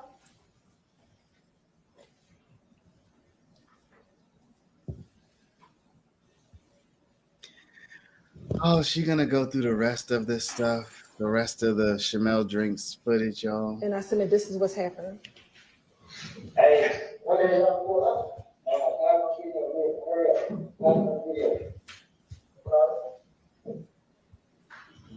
He wanted him to call on video real quick. Call him on FaceTime real quick. You know what happens on FaceTime. You've heard testimony about what happens on FaceTime. What happens on FaceTime is that is when criminal activity is planned because they think that FaceTime, you cannot track it. Now watch as Mr. Drinks pulls out of the gas station. They have been sitting there for minutes, y'all. Y'all been watching this video like, what we gonna do next? That's how long we've been sitting here. And as soon as Mr. Drinks pulls out, that is when vehicle number one pulls out, hunting car. And then that's when the second car immediately pulls out. They sat there, y'all. We were quiet for at least 2 minutes here when they did nothing. So she did that. And they want to tell you some other car killed him? That's them driving by the liquor store. They laid in wait until Mr. Drinks pulled out. You have to look at all the evidence together, not just the FedEx video, but we're going to talk about that FedEx video. Oh, so she's going. This is them pulling up to the light.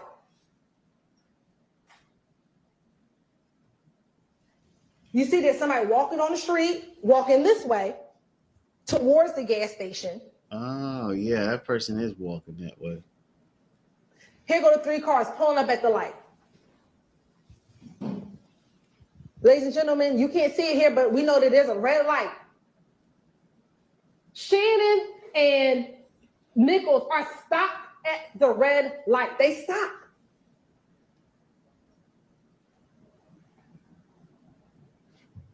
Drinks is in the left turning lane. Shannon is right next to him, and Kwame is right next to Shannon. Y'all now see the traffic going in the opposite direction that they are in. Then you see Nichols pull up. I'm just going to submit that this car stops here. This car, I think, saw what happened. Because he stops a little behind it, like, whoa. You had the person walking down the street. Yeah, there's a person walking. Okay. Mr. Sharp, and we're going to talk about this car in a moment. Mr. Sharp talked about what the medical examiner said. What she said was there will be no conscious movement. She didn't say anything about unconscious movement. Because that is what you see with the brake lights, y'all. No, he could not consciously say, let me go. But the unconscious movement, because he just been shot in his head, is what is happening.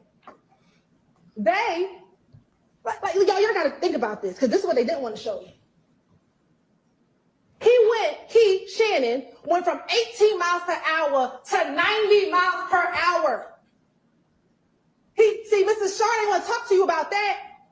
He want to tell you about a car that turned around because he heard the gunshot, but the man or woman walking down the street didn't hear any gunshot. That person walking, just chilling. You think if the people in the car heard the gunshot and turned around, don't you think that the person walking down the street would be like, hold up, let me back up? It's a gunshot down there. She's tripping because there were shots. She's the person saying there were shots. Maybe the car that turned around saw the liquor store and said, shoot, let me go get me a drink. It's Saturday. Could it be they left something at the gas station? He wants you to believe that the only reason why they turned around is because they heard gunshots. That doesn't make sense when someone is walking down the street. Isn't she saying it don't make sense that there were gunshots? Then let's talk about the car that was closest to them. You see what time the cars are going. Oh. Here are the three cars in a straight line. Do you see that straight line? It's a straight line. The three cars. Shannon's car is directly next to Mr. Drake's car. And that's going to be important when I show you these crime scene photos. This other car that he wants to talk about, that he's like, oh, this is the one who killed, this is the person who shot. Oh, and we couldn't get LPR. What? Where was I going to get LPR from? You can't see no license plate. I don't even know what type of car it is. That car is never directly next to Mr. Drinks. It is always behind. I submit they saw what happened. And when they inched up, they looked over, was like, oh, let me get up out of Dodge. As most other cars did, except for Mr. Cheeseboro. Mr. Cheeseboro's call did not come in until 10:27, because every other car did what that car did. They drove by it. That car actually waited at the red light. Versus Mr. Stillwell almost hitting traffic. So this notion that he stopped at the red light, if you didn't just shoot and kill somebody, why are you fleeing through traffic to get on the highway at 90 miles an hour? Use your common sense. Many of y'all, if y'all choose to talk to us at the end and you can, once the judge lifts all the admonitions, some of you may ask, how I get chosen? And we're going to say, because you got common sense. Your common sense will tell you that when you go from 18 miles per hour to 90 miles per hour, when you see the person who you think killed your best friend, that you shot and killed him. That's just your common sense. Not some random car that pulls up behind and unfortunately may have witnessed a shooting and they don't want to be involved. Let's look at the car. The crime scene pictures take pictures for a reason. Here go the bullet holes. 1, 2, 3. See, Mr. Sharp didn't show you that. Because if you see the crime scene photos will show you that the bullet went through the door where Mr. Stillwell's car was. And we'll talk about the the gunshot residue wouldn't make sense. There's no muzzle flash anywhere on the video. So that's just nonsense. They don't see no muzzle flash. Mr. Drink's dead though. So we know a gun was fired. Let's take his theory. You don't see the muzzle flash when the other car pulls up, do you? You don't. Y'all, she That Jack theory cooked, makes y'all. no sense. You have to take all the evidence. I know y'all upset. Not just FedEx, but everything that occurred. Like I told you, he went from literally, y'all, 18 miles all the way to 90. To 90. This is the intersection. This is 1 minute later. What you fleeing for 90 miles per hour if you ain't killed nobody? You was just chilling. And then you go to the studio and do what you do. You brag. Because remember, they all went to the studio. And what did he say? Pop my shit. I really got options. Poor little ops. Look how they just dropped it. Poor little ops. Look how they just dropped it. Those are his words. After he just executed a man at a light. He goes to the studio to go rap about it. This is why they think they above the law.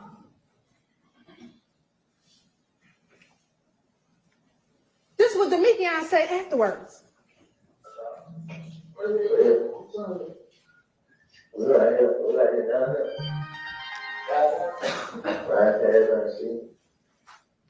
Now I know I don't know if y'all remember when them two got into it, Mr. Reeves was like, he said city, he said C. No, he said, I'm coming back. We just coming back through trying to see. This is at early morning hours on March 15th. Why are you coming back through the crime scene if you ain't did nothing? Why? This is Mechanicsville, y'all. They went to Fulton Industrial. This is coming back in the city trying to see. They came back through. Why? Because they want to see, is the police still out there? What they doing? They canvassing? Any of the homeless people see what happened? Let me try and see what's going on. And then what did Demekian say afterwards? This on March 15th, y'all. We got y'all, boys. You right? They thought that they got him because they killed Mr. Drinks, who they thought murdered Christian and Darius. This is we got y'all, boys.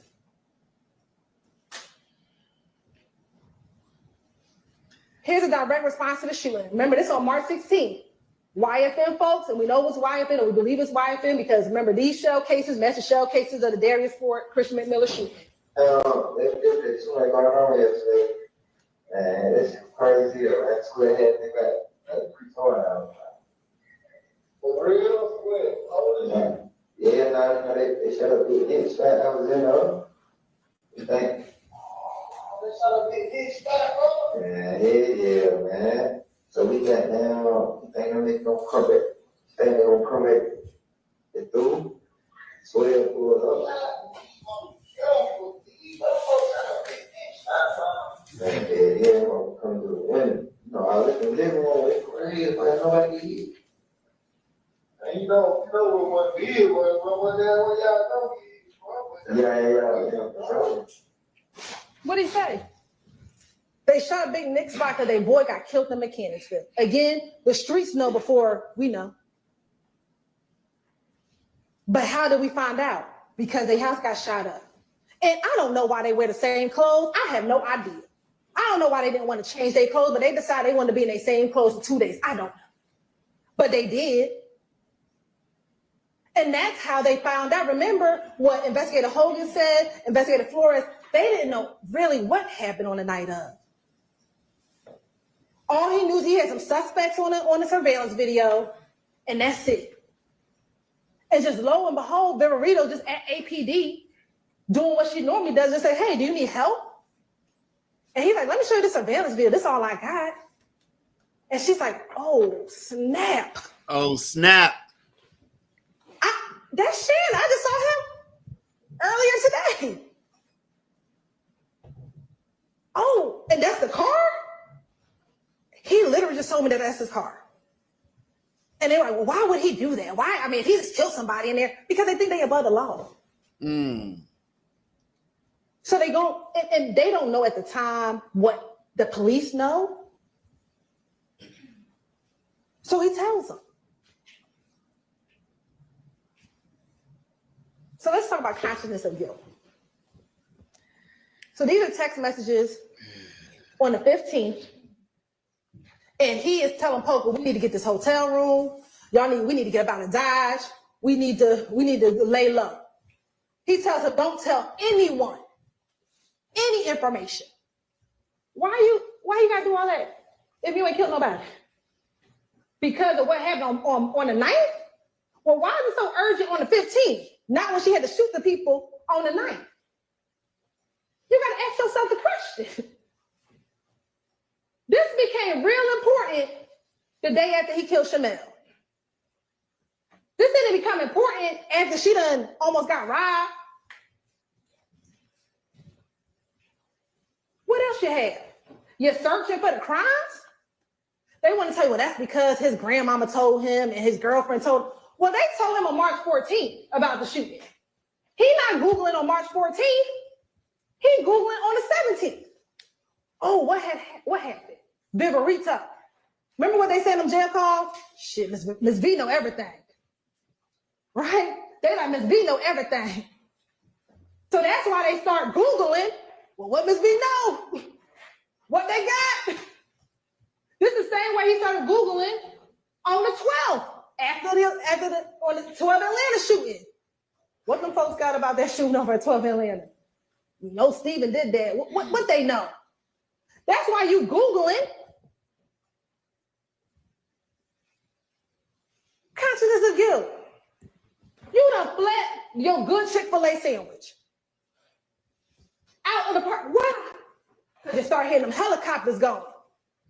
You like, hold on.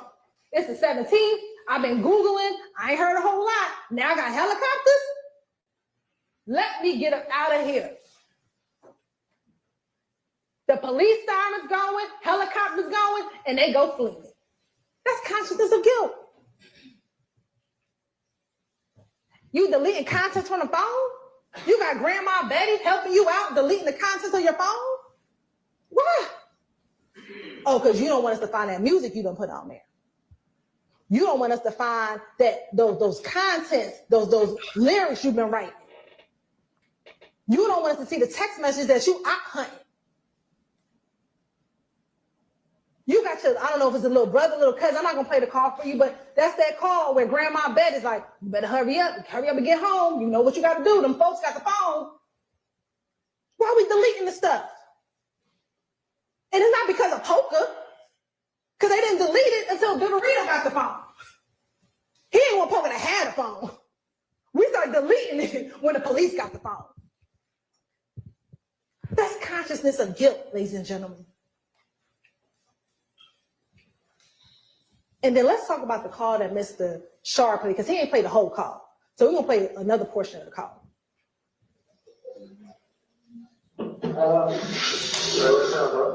What's up?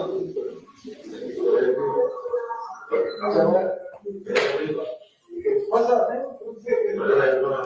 Man, shit, right here, huh? I said, right here, this shit, you know what? Leave that going, right? Yeah, he's trying to shit. So, yeah, are you on? Oh, this is the other one?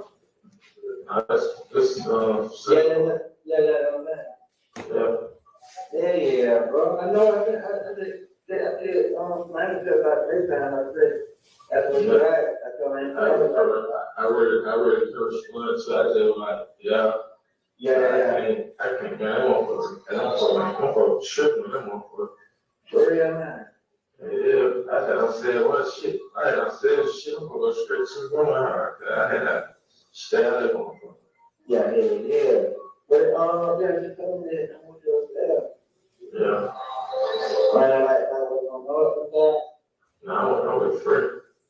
You were Fred? Yeah. Oh, yeah, so, yeah. Nigga, Fred. Nigga, yeah, damn, somebody said, Q-Rock was in the room?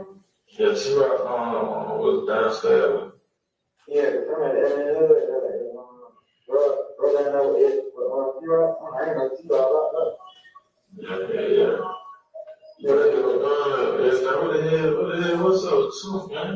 Man, you know, something crazy. What is that? Just something crazy, man. Nah, I don't know shit, man. You got crazy right now? Nah, it's about me, something about wild shit. But I ain't heard of that. Yeah, it's wild shit, so, yeah. I mean, blow. They blow? Had me blow. Oh, yeah, I ain't talked I'm talking about the years now. Yeah, he asked me like, what's going on? I'm like, yeah, I don't know. What the hell? Hang on, bro. Everything's smooth. Yeah, I know that. They just got them, they on mild. Yeah. Cause I don't know what the fuck he got from. Yeah, that's what I'm saying. Like, that's what I'm saying for. I'm like, shit with them, they not going for like, they just saying, like, I'm like, but they good. I'm like, they want to do shit like that anyway. They going to someone that, like, like, yeah, let me be in there, though. I keep telling you that now. Look, he kept going like that shit, like, I know. Yeah, I'm like, this is man, bro. Like, they just doing that cut. They see that they got get it. Like, that shit. You see what I'm saying? Yeah, man. I can tell around, I ain't like this, bro. They're like, I'm doing other cat business, but no. They're still on top, bro. Not one word. Yeah. What they trying to portray or what they say, man, don't say shit. Yeah. I ain't heard that song. Yeah, I don't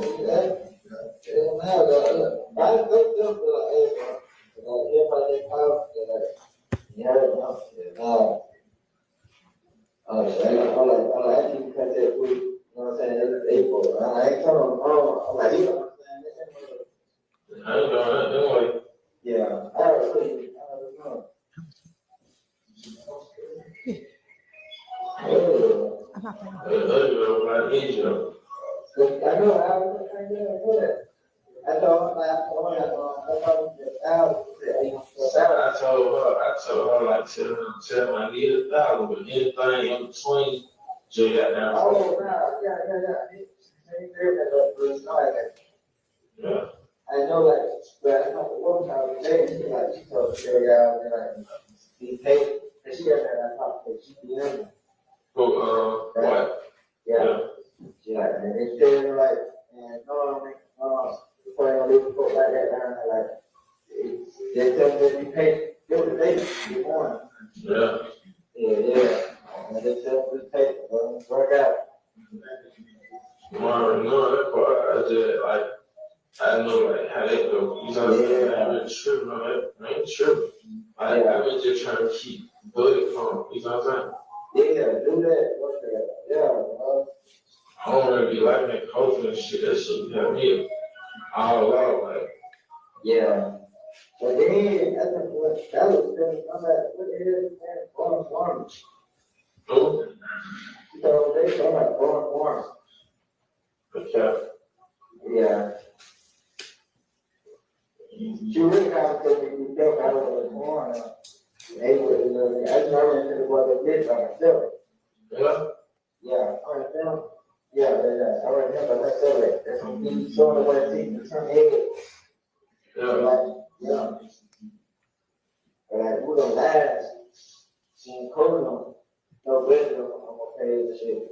So, I don't know who told us how to video check, like, bro, I ain't lying. I say, you running, you some shit, man.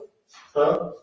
I ain't saying running, some shit, Yeah.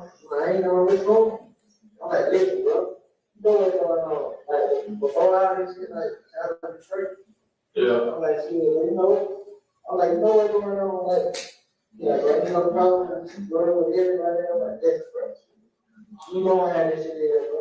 I had this shit, bro. Like, I'm like, everything. I'm like, shit, that ain't going on, bro. I'm like, y'all, they don't need you. I ain't going on right now. I don't go quiet. Yeah. Yeah, now they get figure like hours on me at the stove. This shit like I'm like 3 hours. No, they know. So that means to stay away from that. That's the police shit. Yeah, man. Got down. You know, they pin piles the rings, all that shit up. Yeah. Don't come back clean. You know what I'm saying? So I ain't tripping on that. So there's a few things that happened in this call. So let's talk about the first part of the call. The first part of the call, they're talking about Miles Farley. And if y'all remember, y'all heard the jail calls when they were trying to get protection for Miles Farley. Well, this call is on April 1st, early in the morning before Miles is arrested. And what you hear them talking about in the call is, one, I don't know why Miles got out the car. That's the only thing they really got on him because they saw him on the surveillance video. And more importantly, saying, tell Miles don't talk to the police. Tell Miles don't talk to them folk. Because see, Miles ain't never been in jail. So they think if Miles starts talking to the police, he the weakest link. So they're like encouraging Miles, don't say nothing to him. So that's what the two people who are in the shooting car are trying to make sure that they are protected by making sure Miles don't talk. So that's the first part of the call. Then you hear them talking about Dolly White. Well, we all know Dolly, Doug's sister. And they're talking about getting payment for a lawyer. And then before that, or right after that, they're talking about Blizzy seeing Damikian at the hotel in Cobb County. Remember, Blizzy is the ops, Carlos Barber. And so now Damikian is updating Shannon about what's happening. Because remember, Shannon's been in custody now since March 17th. What's also important is that they're on this contraband phone. So remember, early in the call, they're like, Shannon, I couldn't be on that other phone because they got my phone. So now I'm using somebody else's in jail contraband phone so that we can talk. So on this contraband phone where they don't think anyone can hear them because they don't know it's a wiretap, they're like, hold on, Miles is tripping. Tell him don't talk to them police. He said the other boy tripping too. I submit he's talking about Carmavius Nichols. He said, I'm just trying to keep Buddy calm. Because remember, at this time, only 2 people are locked up. Shannon and Cormarvius. Miles is not locked up, and we have not confirmed that DeMarco Boyer is a part of this. So he's trying to keep Quay down, trying to keep Miles from snitching, and that's what they're talking about.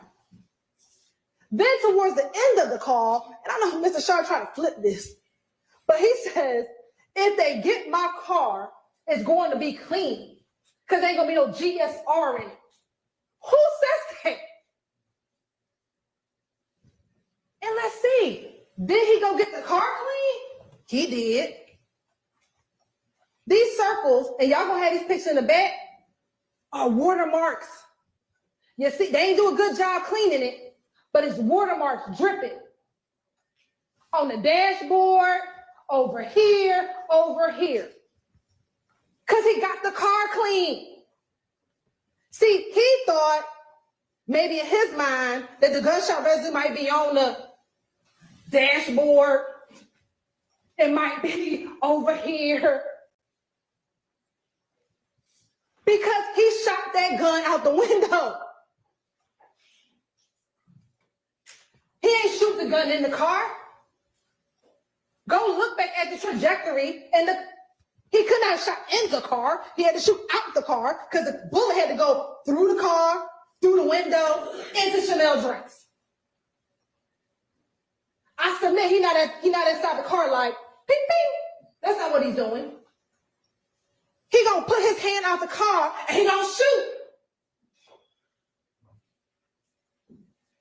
So when he's talking about they gonna wipe the car, it's gonna be clean, because that's what he think the gunshot residue gonna be. And what did Mr. Colvin tell you? He said, I dabbed, I took 2 dabs. I think he said he took about 8 or 16 dabs, but I didn't dab the entire headliner. He said there could be portions that had it. That's just not what I tested. You saw how big the headliner was. We pulled it out the bag for you. Is it possible, reasonable, that it could have been on another piece of the headliner? Yes. Or is it reasonable that all of the gunshot residue went out the car? Because remember what he said, it's going to be a poof, but it's going to go in the direction of the bullet. You might have some blowback, but not a whole lot, unless the shooting happened in the car. The shooting didn't happen in the car. Therefore, it's not going to be a whole bunch of gunshot residue inside of the car. Remember, we asked him, is there going to be a distinction between the two? He said there's going to be way more gunshot residue if, say, the Mikion or someone in the car fired. But if the gun is outside the car window, it's going to blow back a little, not a lot. It's going to go towards the direction of the gun, or of the bullet. But that would be towards the direction of Mr. Drinks. So any gunshot residue, he thought he wiped down. That's why he says that on a contraband call to his co-conspirator, who they both killed, Shamel. Don't worry about it, bro. If nothing else, when they got the car, don't worry about it. That gunshot residue. We cleaned that. That's why he wanted to extend the car rental. He extended the car rental on March 15th. He had to. He couldn't take the car back. By this time, I got to get that thing cleaned down. We got to do something with it. He probably going to try to get rid of it. But we called him on the 17th. He ain't have enough time.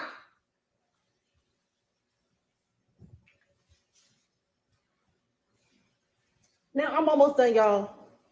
But I found it ironic how the first murder and the last murder in this indictment, how eerily similar they are. How ironic is it they both named Nut? They both happened near gas stations. They both using rental cars, one by Jeffrey Williams, one by Shannon. They both have multiple YSL defendants. They both travel after the murder. He talks about going, they flee to Miami. He talks about poker. He talks to poker about going to Miami. They go into the studio, writing lyrics about it.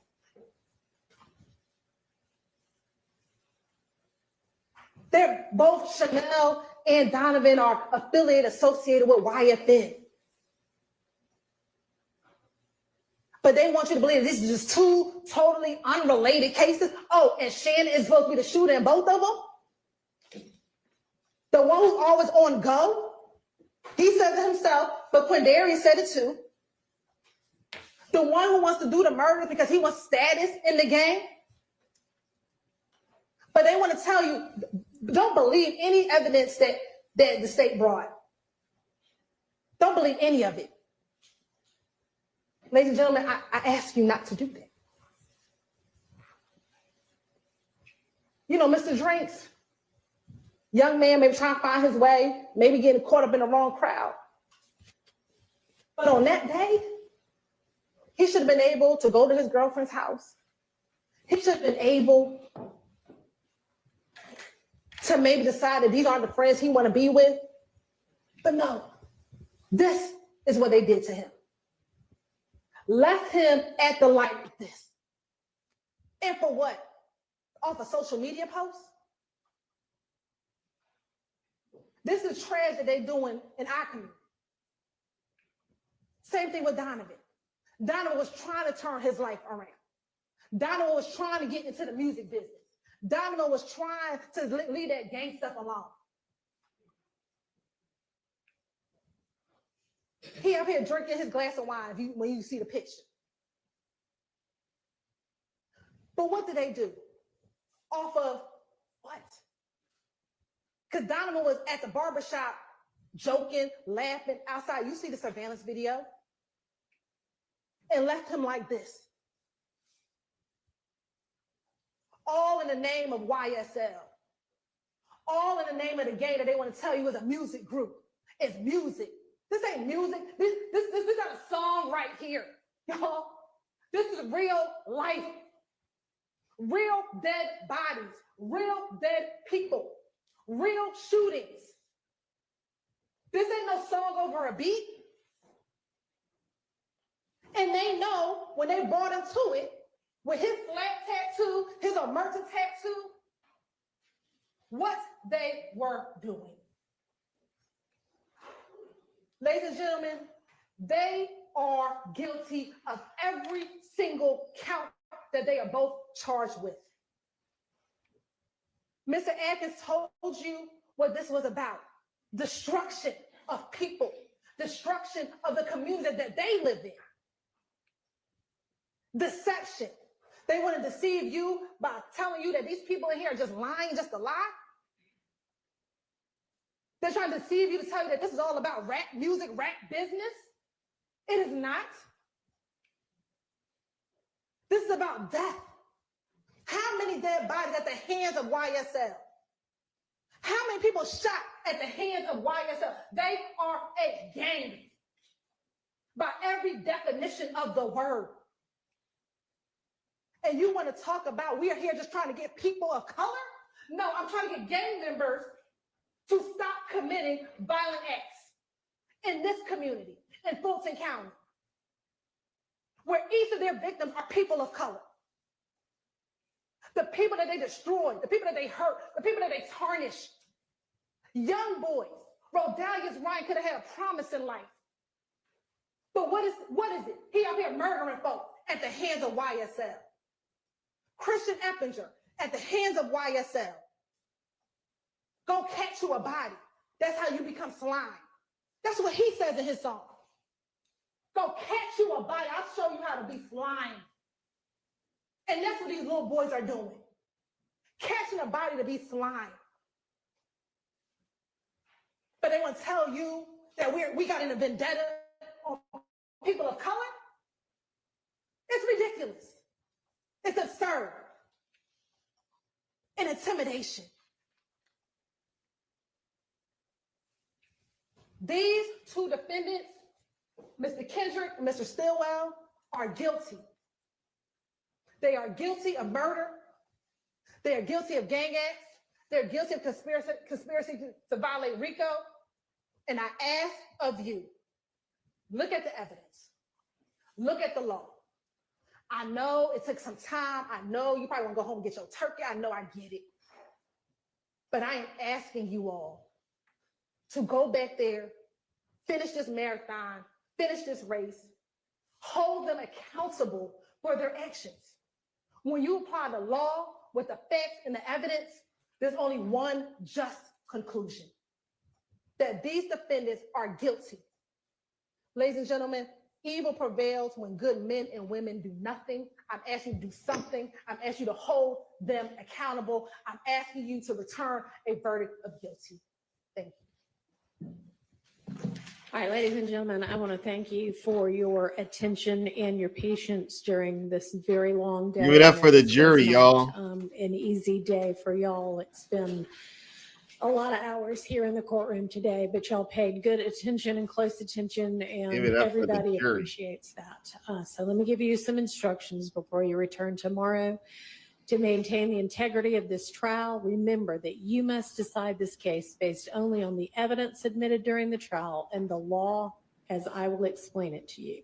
I have not yet given you this law. I will do that tomorrow. So it's not yet time to deliberate. Do not conduct any research on your own about this case or about any people or places mentioned during the trial, including online, through the internet, through any kind of traditional media or references, through social media, or by asking anyone anything about this case, and not from any other source, electronic or otherwise, should you get information about this case or about the law. Do not watch, read, or listen to any accounts of this trial that might appear in the news media, on social media, or through any other type of communication with anyone. In short, as I've told you before, Do not seek any information, including even hypothetical questions about this case from any source outside the confines of this courtroom. And until the deliberations begin, which is not going to be until tomorrow, after you have heard the law that applies to this case, do not discuss this case with anyone or even amongst yourselves. Do not allow anybody to discuss it with you. Remember, you all have a late start tomorrow, so I'll see y'all at 11. We won't have a traditional long lunch break since we're starting late, so go ahead and eat something before you get here and come in ready to get back to business on the case. We'll see you at 11. Thank you. All right, for the jury. Give it up for the jury, people. I'm going to give them a clap. Those people deserve. I know they're going to get nice paid rewards, paid interviews and stuff. They deserve it, man. It must have been very taxing on them to be there all day, listen to all of that. And they're doing the country's work for us, y'all. We should be very happy and proud to have a jury system. In other countries, they just have a judge. And I'll tell you what. All right, and for all of Rather have y'all, a jury. because we all still have some business to wrap up and, dot all the I's and cross the T's on before we join the jury joins us again. Let's plan to be here at 9:30. All right, see everybody then. Thank you. All right, y'all, since we have the infinite stream on the other channel. Yes. I am going to be ending this stream, and I'm just going to be playing. I'm going to start off with just playing Max Sharp. I'm going to just play his again. If you want to go, go. If you don't, you don't. I don't care if it's just one person or 0 people. I'm just going to keep that open. So I am going to be going over to, I'm just going to keep this stream going on the other channel, Morbid Law. If y'all want to continue to chat there, feel free. If not, we will see y'all mañana. Thank y'all for being here. This has been a marathon day. I'm going to be putting Max on in the next couple of minutes, and I'm just going to stream it all the way through. And then I'll probably put something else on. So if y'all want to continue, you do. If not, I'll see y'all tomorrow morning. I'll probably be on at 8:15, 8:30, just like usual. So thank y'all. And again, here's the link if you want to go to the other channel where we have been live for 2 days and 10 hours. We have been live on that channel for 2 days and 10 hours. And we're going to stay live. So I will see y'all there. Have a good evening, people.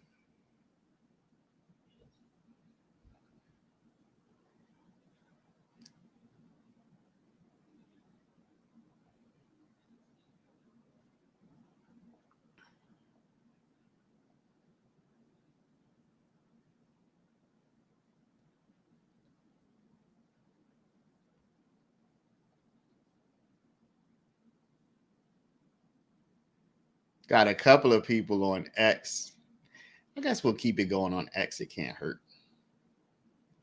Can't hurt, can't hurt, can't hurt. To keep it going on X.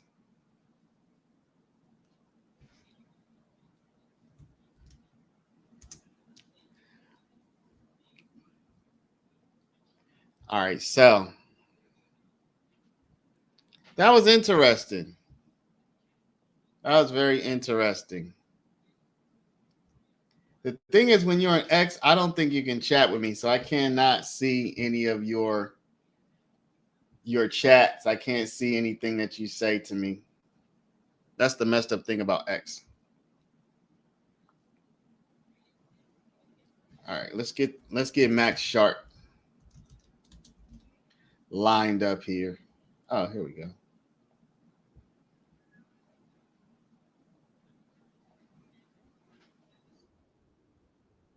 Okay.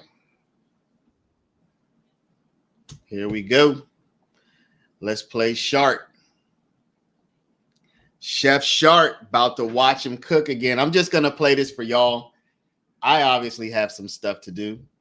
But since we have something like a never-ending stream going, and certain people who might want to continue popping, rocking, and locking and rolling. Shart is 3. No, listen, y'all. If you here, you're here. If you're not, you know what I'm saying? I'm just putting this on. I just decided, shoot, it'd be cool to just keep this stream going, keep it rocking. You know, it's already 2 days. Why not go for 3, 4, or 5? My wife got us 2 turkeys today. So we got 2 turkeys plus. So my wife is one of these people. She's an immigrant to this country. Okay. And the reason that's important is because she always heard about how in the United States you could get food for free and stuff. So when she got here, she just started looking for the free food because she's from a country where they teach her like, hey, when you get to the United States, you can just go get food. They give you food for free. You know, in her country, food can be hard to come by. So my wife, she goes and anything she can go find, she goes and finds it. So she found us 2 turkeys and turkey giveaways or whatever today. That's like her part-time job. That's her part-time job, y'all. So we have 2 turkeys now for Thanksgiving.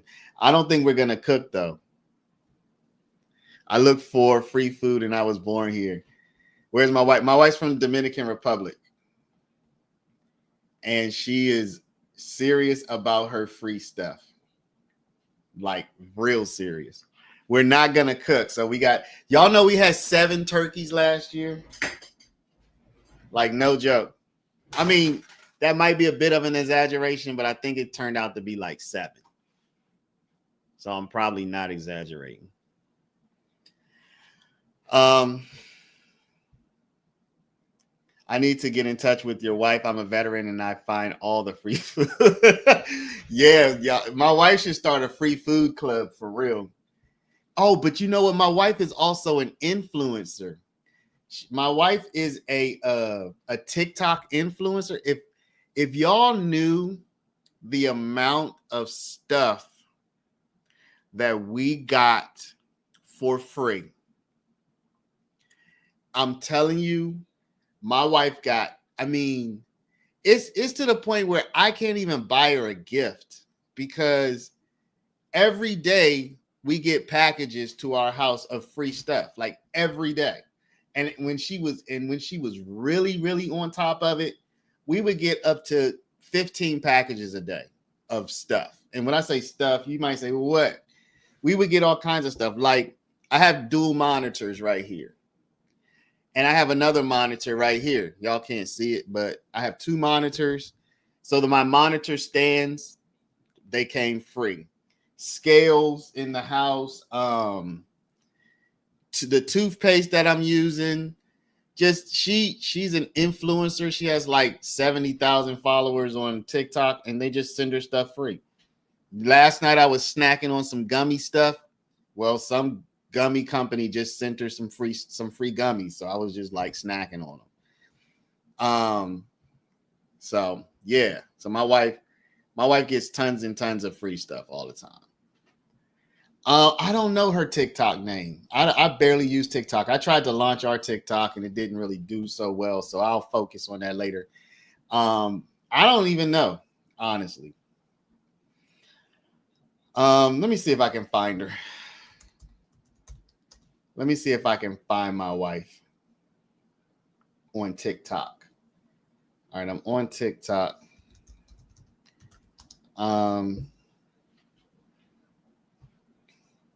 Oh, here she is. Oh, she's calling me. Y'all, give me a sec. She's calling me right now.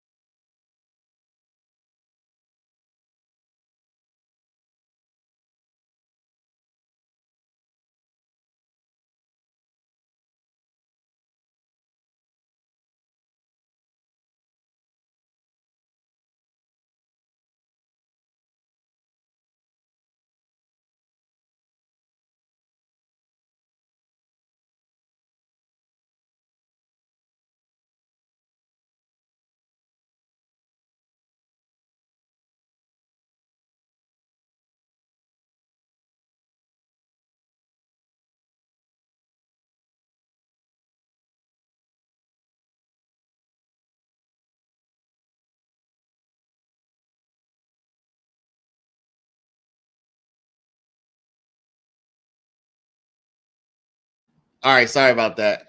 I'm gonna show y'all. This is my wife, and this is the stuff that she gets for free.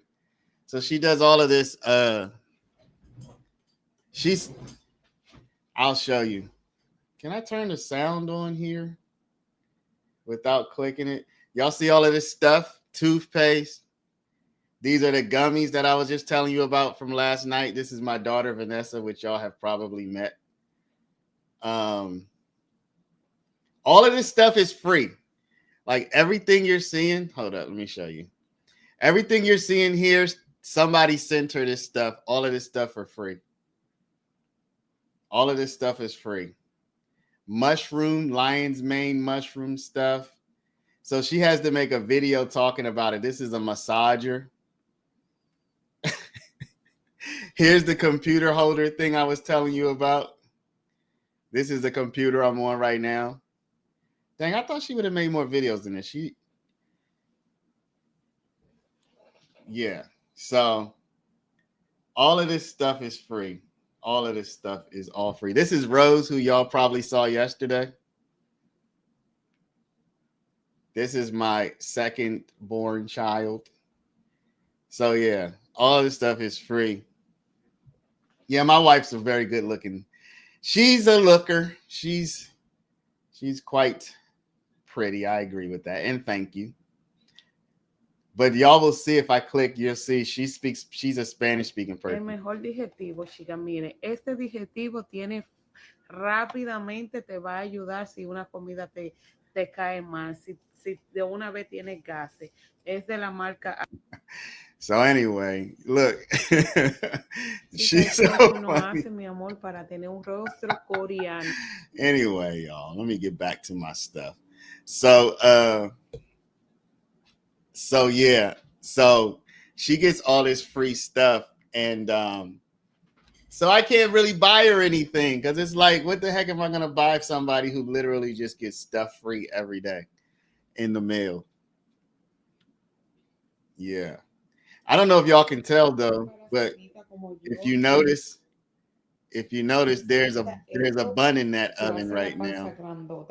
There's a bun in that oven. Pero eso te va a ayudar, chica, tu pelvis. Can you tell? A sostener un poco la pancita, el peso. También este kit That oven has a bun inside of it. Las medias a la que van a dar a luz. So that's gonna be a third daughter that's coming out sometime in the very near future. All right, y'all, let's get to the Chef Shark. So I'm gonna just play this. If y'all want to hang around, hang around. Thank y'all for the congratulations. If y'all want to hang. If you don't, there's no need to. I'm just gonna play this and probably go about my business here a little bit. All right. So thank y'all for the congratulations. Yeah, we are having an unexpected but quite welcome addition to the family coming up. So, all right, let me put Chef Shark on, y'all.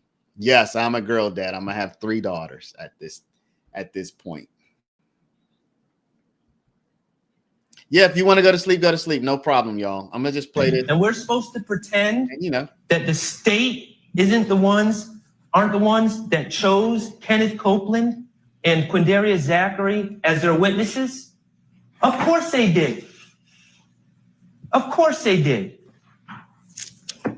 And why did they choose them? What are the qualifications that Kenneth Copeland and Quindaria Zachary both had? And we are back, y'all. Go ahead and hit that like button. We're going to jump right into the biggest Chef Shark roast session that you're ever going to see. It's a long one, but it's worth it, y'all. Sit back, relax. Don't forget, we are paralegal school. If you want to work in the legal field, you want to work with attorneys like Chef Max Shark, go to careerparalegal.com, put in your information, and we will contact you. Other than that, don't forget to comment, like, subscribe, sit back, relax, and just watch Chef Shark cook them.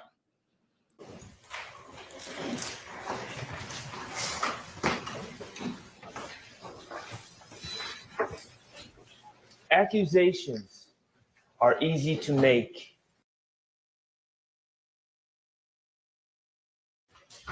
Allegations are easy to wage.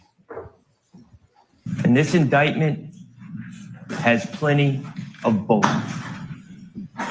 But here's the thing.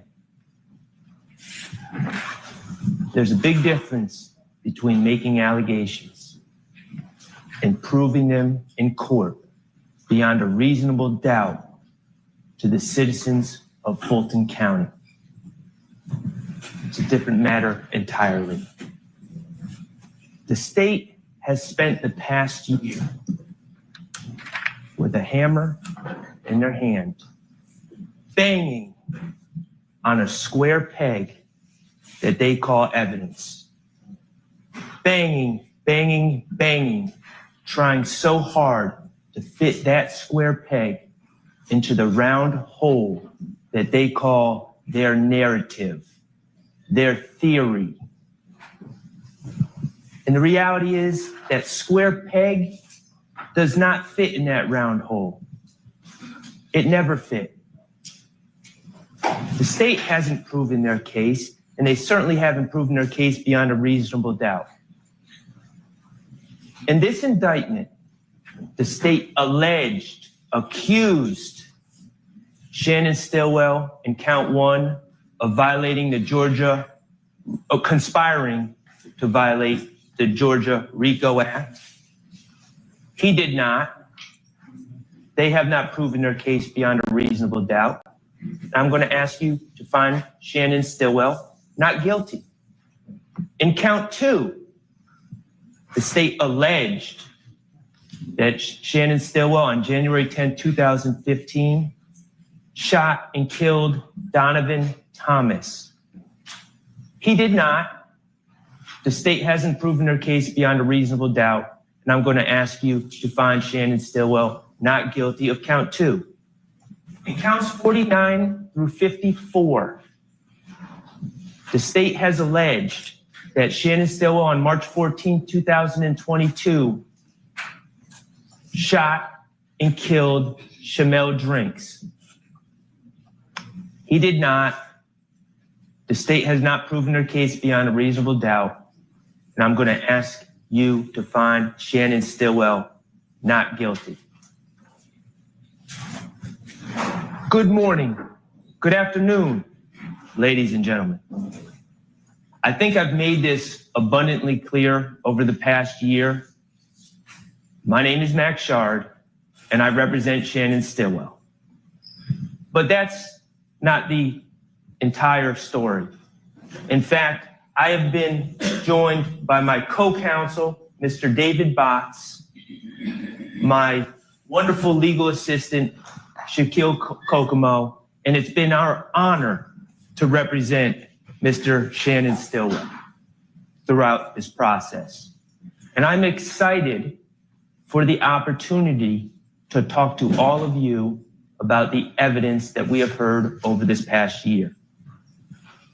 But before we get started with that, I want to acknowledge you, the jurors. I want to acknowledge the immense time commitment that you have given this case.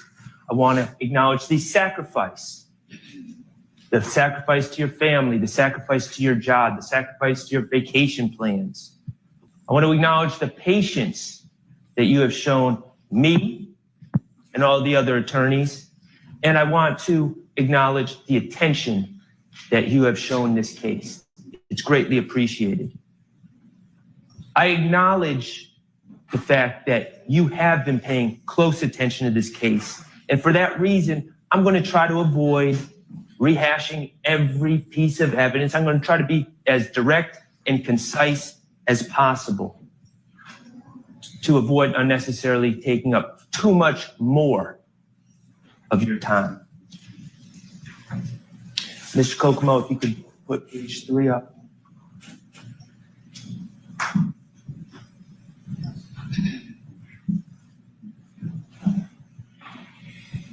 So, ladies and gentlemen, let's just get into it, okay? Count 1, as the state discussed in their opening, Mr. Stillwell is charged with conspiracy to violate the Racketeer Influence and Corrupt Organization Act.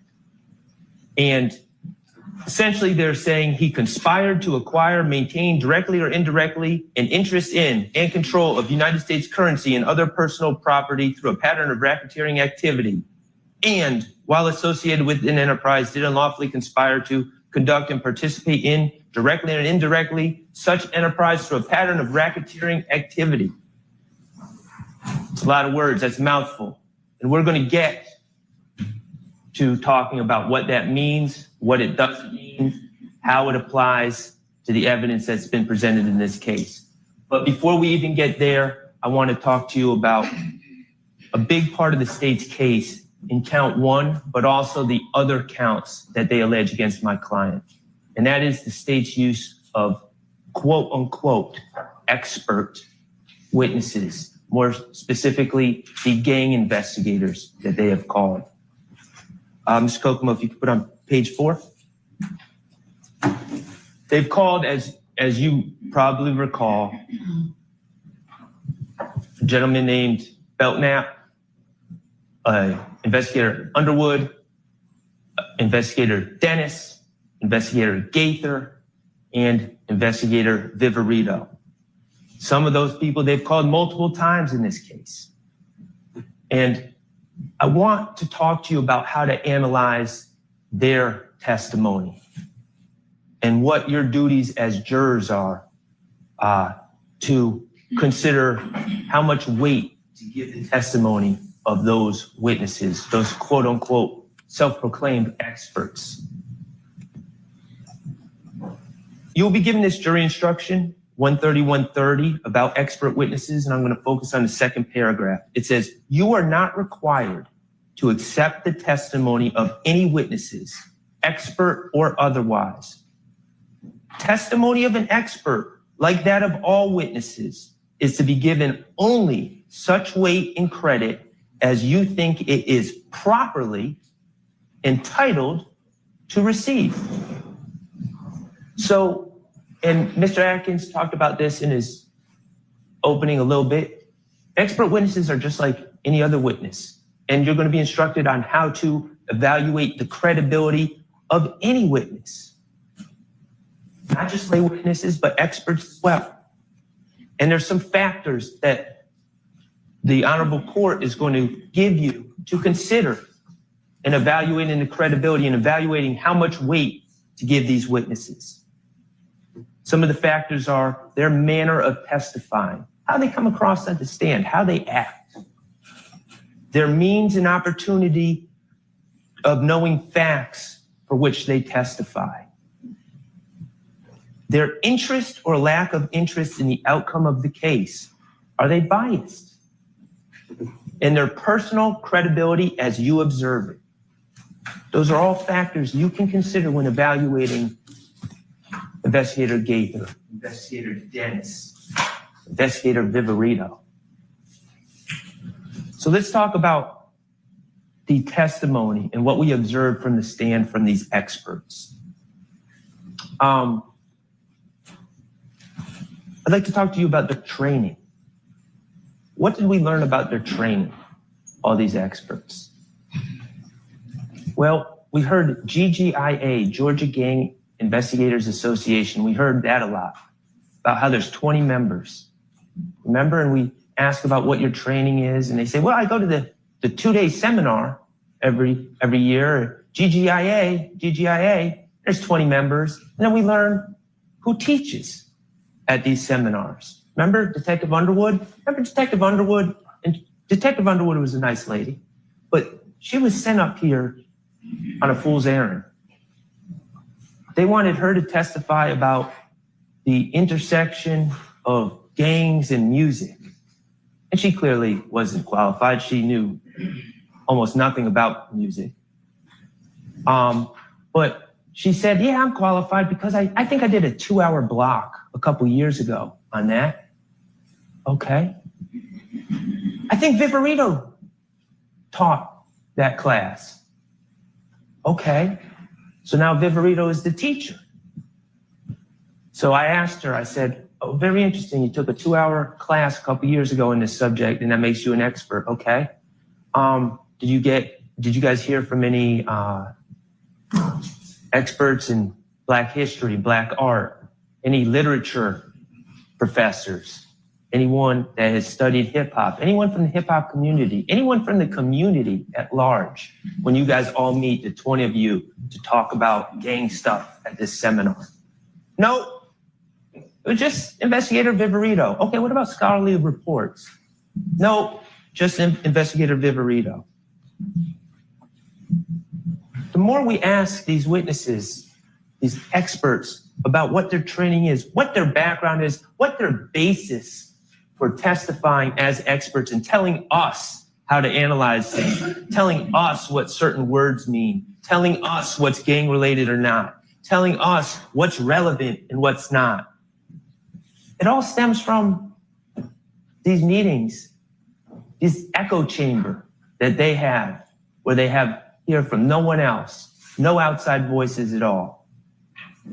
And they all call each other experts. And they even created an association to look official.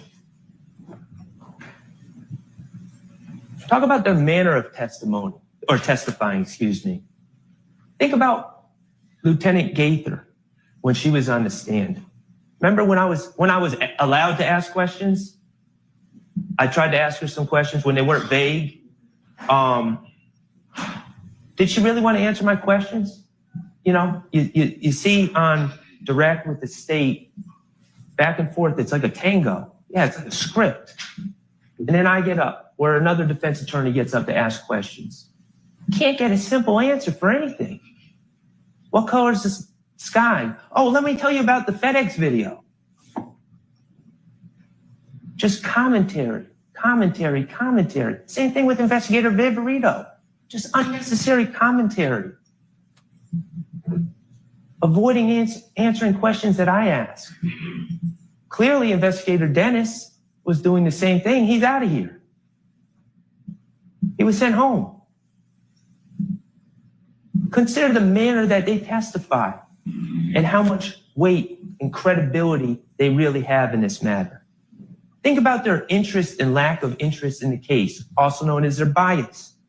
Mr. Kokomo, would you put up Mr. Williams 70A for me?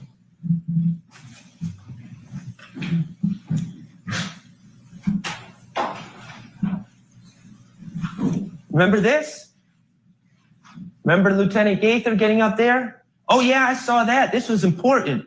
This was a symbol of a gang war. This is the gang war that was going on. This is YSL declaring war on Bird Gang, which is an offshoot of the If Gang. Oh yeah, that's what it is. She told you that. As sure as can be, the expert that y'all are supposed to rely on. Well, what did my good friend, Attorney Brian Steele, do? Brought in the album cover. Wait a second, you're saying that this is a hawk skull and a gang war? Isn't this an album cover of a collaboration between my client, Young Thug, this is Attorney Steele talking, Young Thug and Future? And isn't his label Free Bands? And isn't Future's Free Bands mascot an eagle? Isn't this album cover just signifying the collaboration between the eagle and the snake? Doesn't that make more sense? After all, that's exactly what the album is. Okay. Mr. Kokomo, could you put up 471 VV?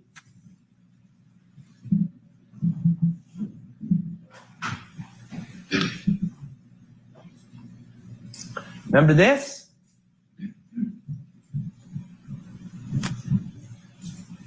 It's Kokomo, that's not 471 VV.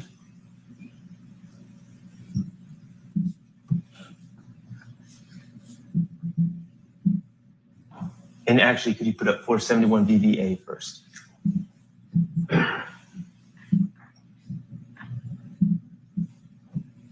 Okay, we saw that video, but first, actually, VV.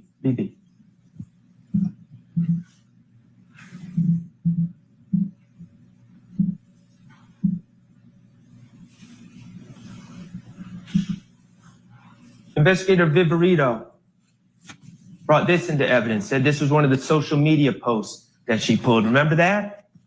When she wrote no reports about pulling social media, we have no idea what she looked at, what she didn't. She just determines what's relevant. Not us, not you. You don't get to see that. She determines. Remember, this came into evidence. She said, of course, she didn't give us a date because she wrote no report, but she said she collected this shortly after the shooting of Shamel Drinks. I run with,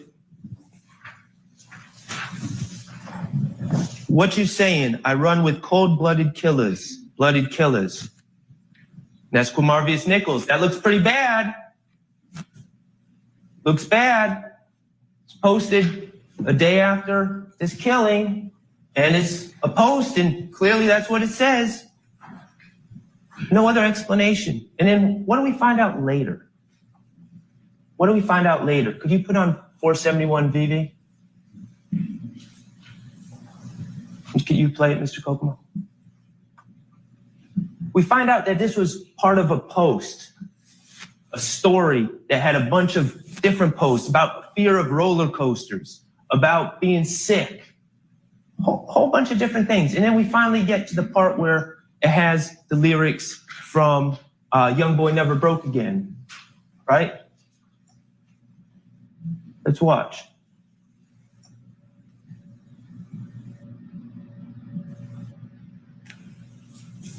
We don't even see these lyrics. Why don't we see them on this post? Because they're on for a millisecond in the very beginning of the switch. And we hear about Instagram and how those aren't really words that Mr. Nichols would have typed. Those are words from a song that he picked. And sometimes you pick the lyrics if you want, and sometimes Instagram picks them for you. But what else do we see from watching the entire post? Those weren't even the featured lyrics.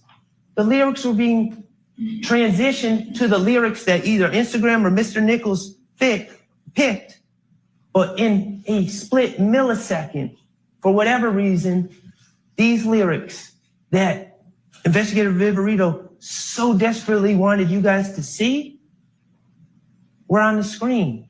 And so what did Investigator Viverito do? She gets the post.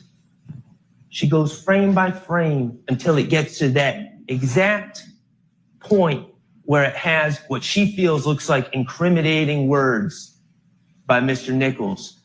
Words that weren't even picked by him. And she freezes it, and she screenshots it, and then she puts it in front of you. Again, no report about what she did. She manipulated the evidence. And she's caught.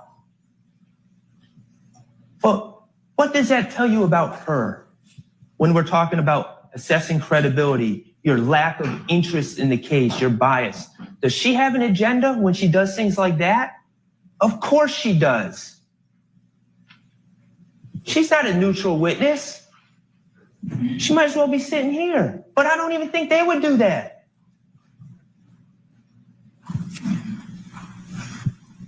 Personal credibility as you observe it. Mr. Kokomo, could you put that other exhibit that you put up, the affidavit?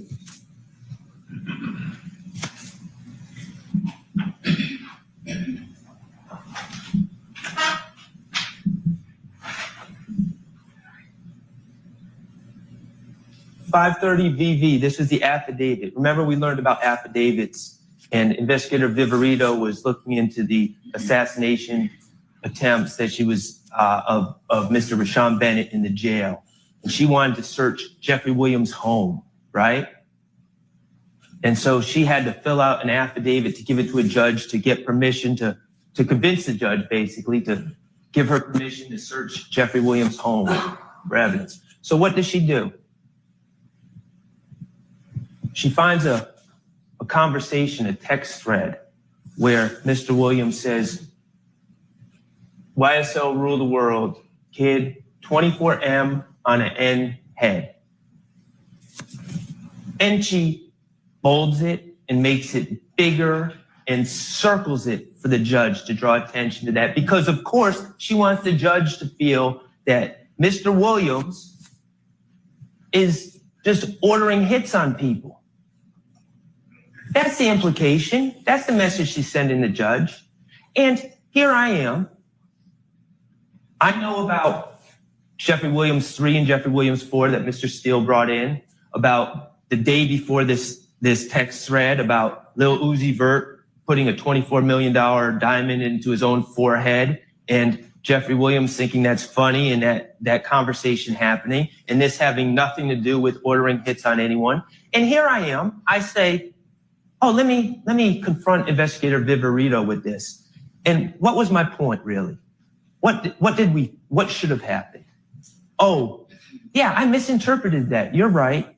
And then I would have been Mr. Smart Lawyer and say, see, jurors, Investigator Viverito doesn't always know what she's talking about. She misinterpreted that one when she's telling you what my client means when he says things, what other people mean when they say things. Investigator Viverito doesn't know. She makes mistakes. That's what I thought was going to happen. But what happened? Something far darker. Investigator Viverito sat in that chair and said, she doubled down. And she said, you know what? Even knowing what I know now about 24M on an N's head, even knowing what I know now, I would still put it in that affidavit. That's all I needed to hear. Yeah, I would mislead a judge. Yeah, I would lie in an affidavit.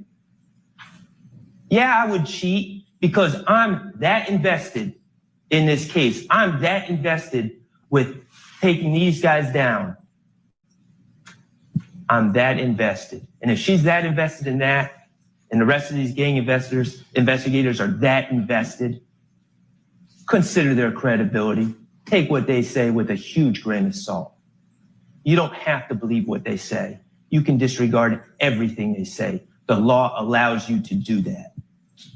When they say, oh, this is a hybrid gang, and they can't even explain what that means or why it's classified as a hybrid gang, and it's just something that they come up with at their little private meetings every year at these 2-day seminars where they don't get input from anyone else. You don't have to buy that. It's not a hybrid gang.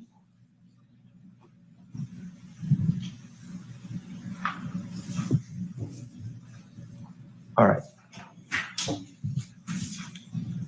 Let's start talking about count one. Mr. Kokomo, if you could put page 14 up for me.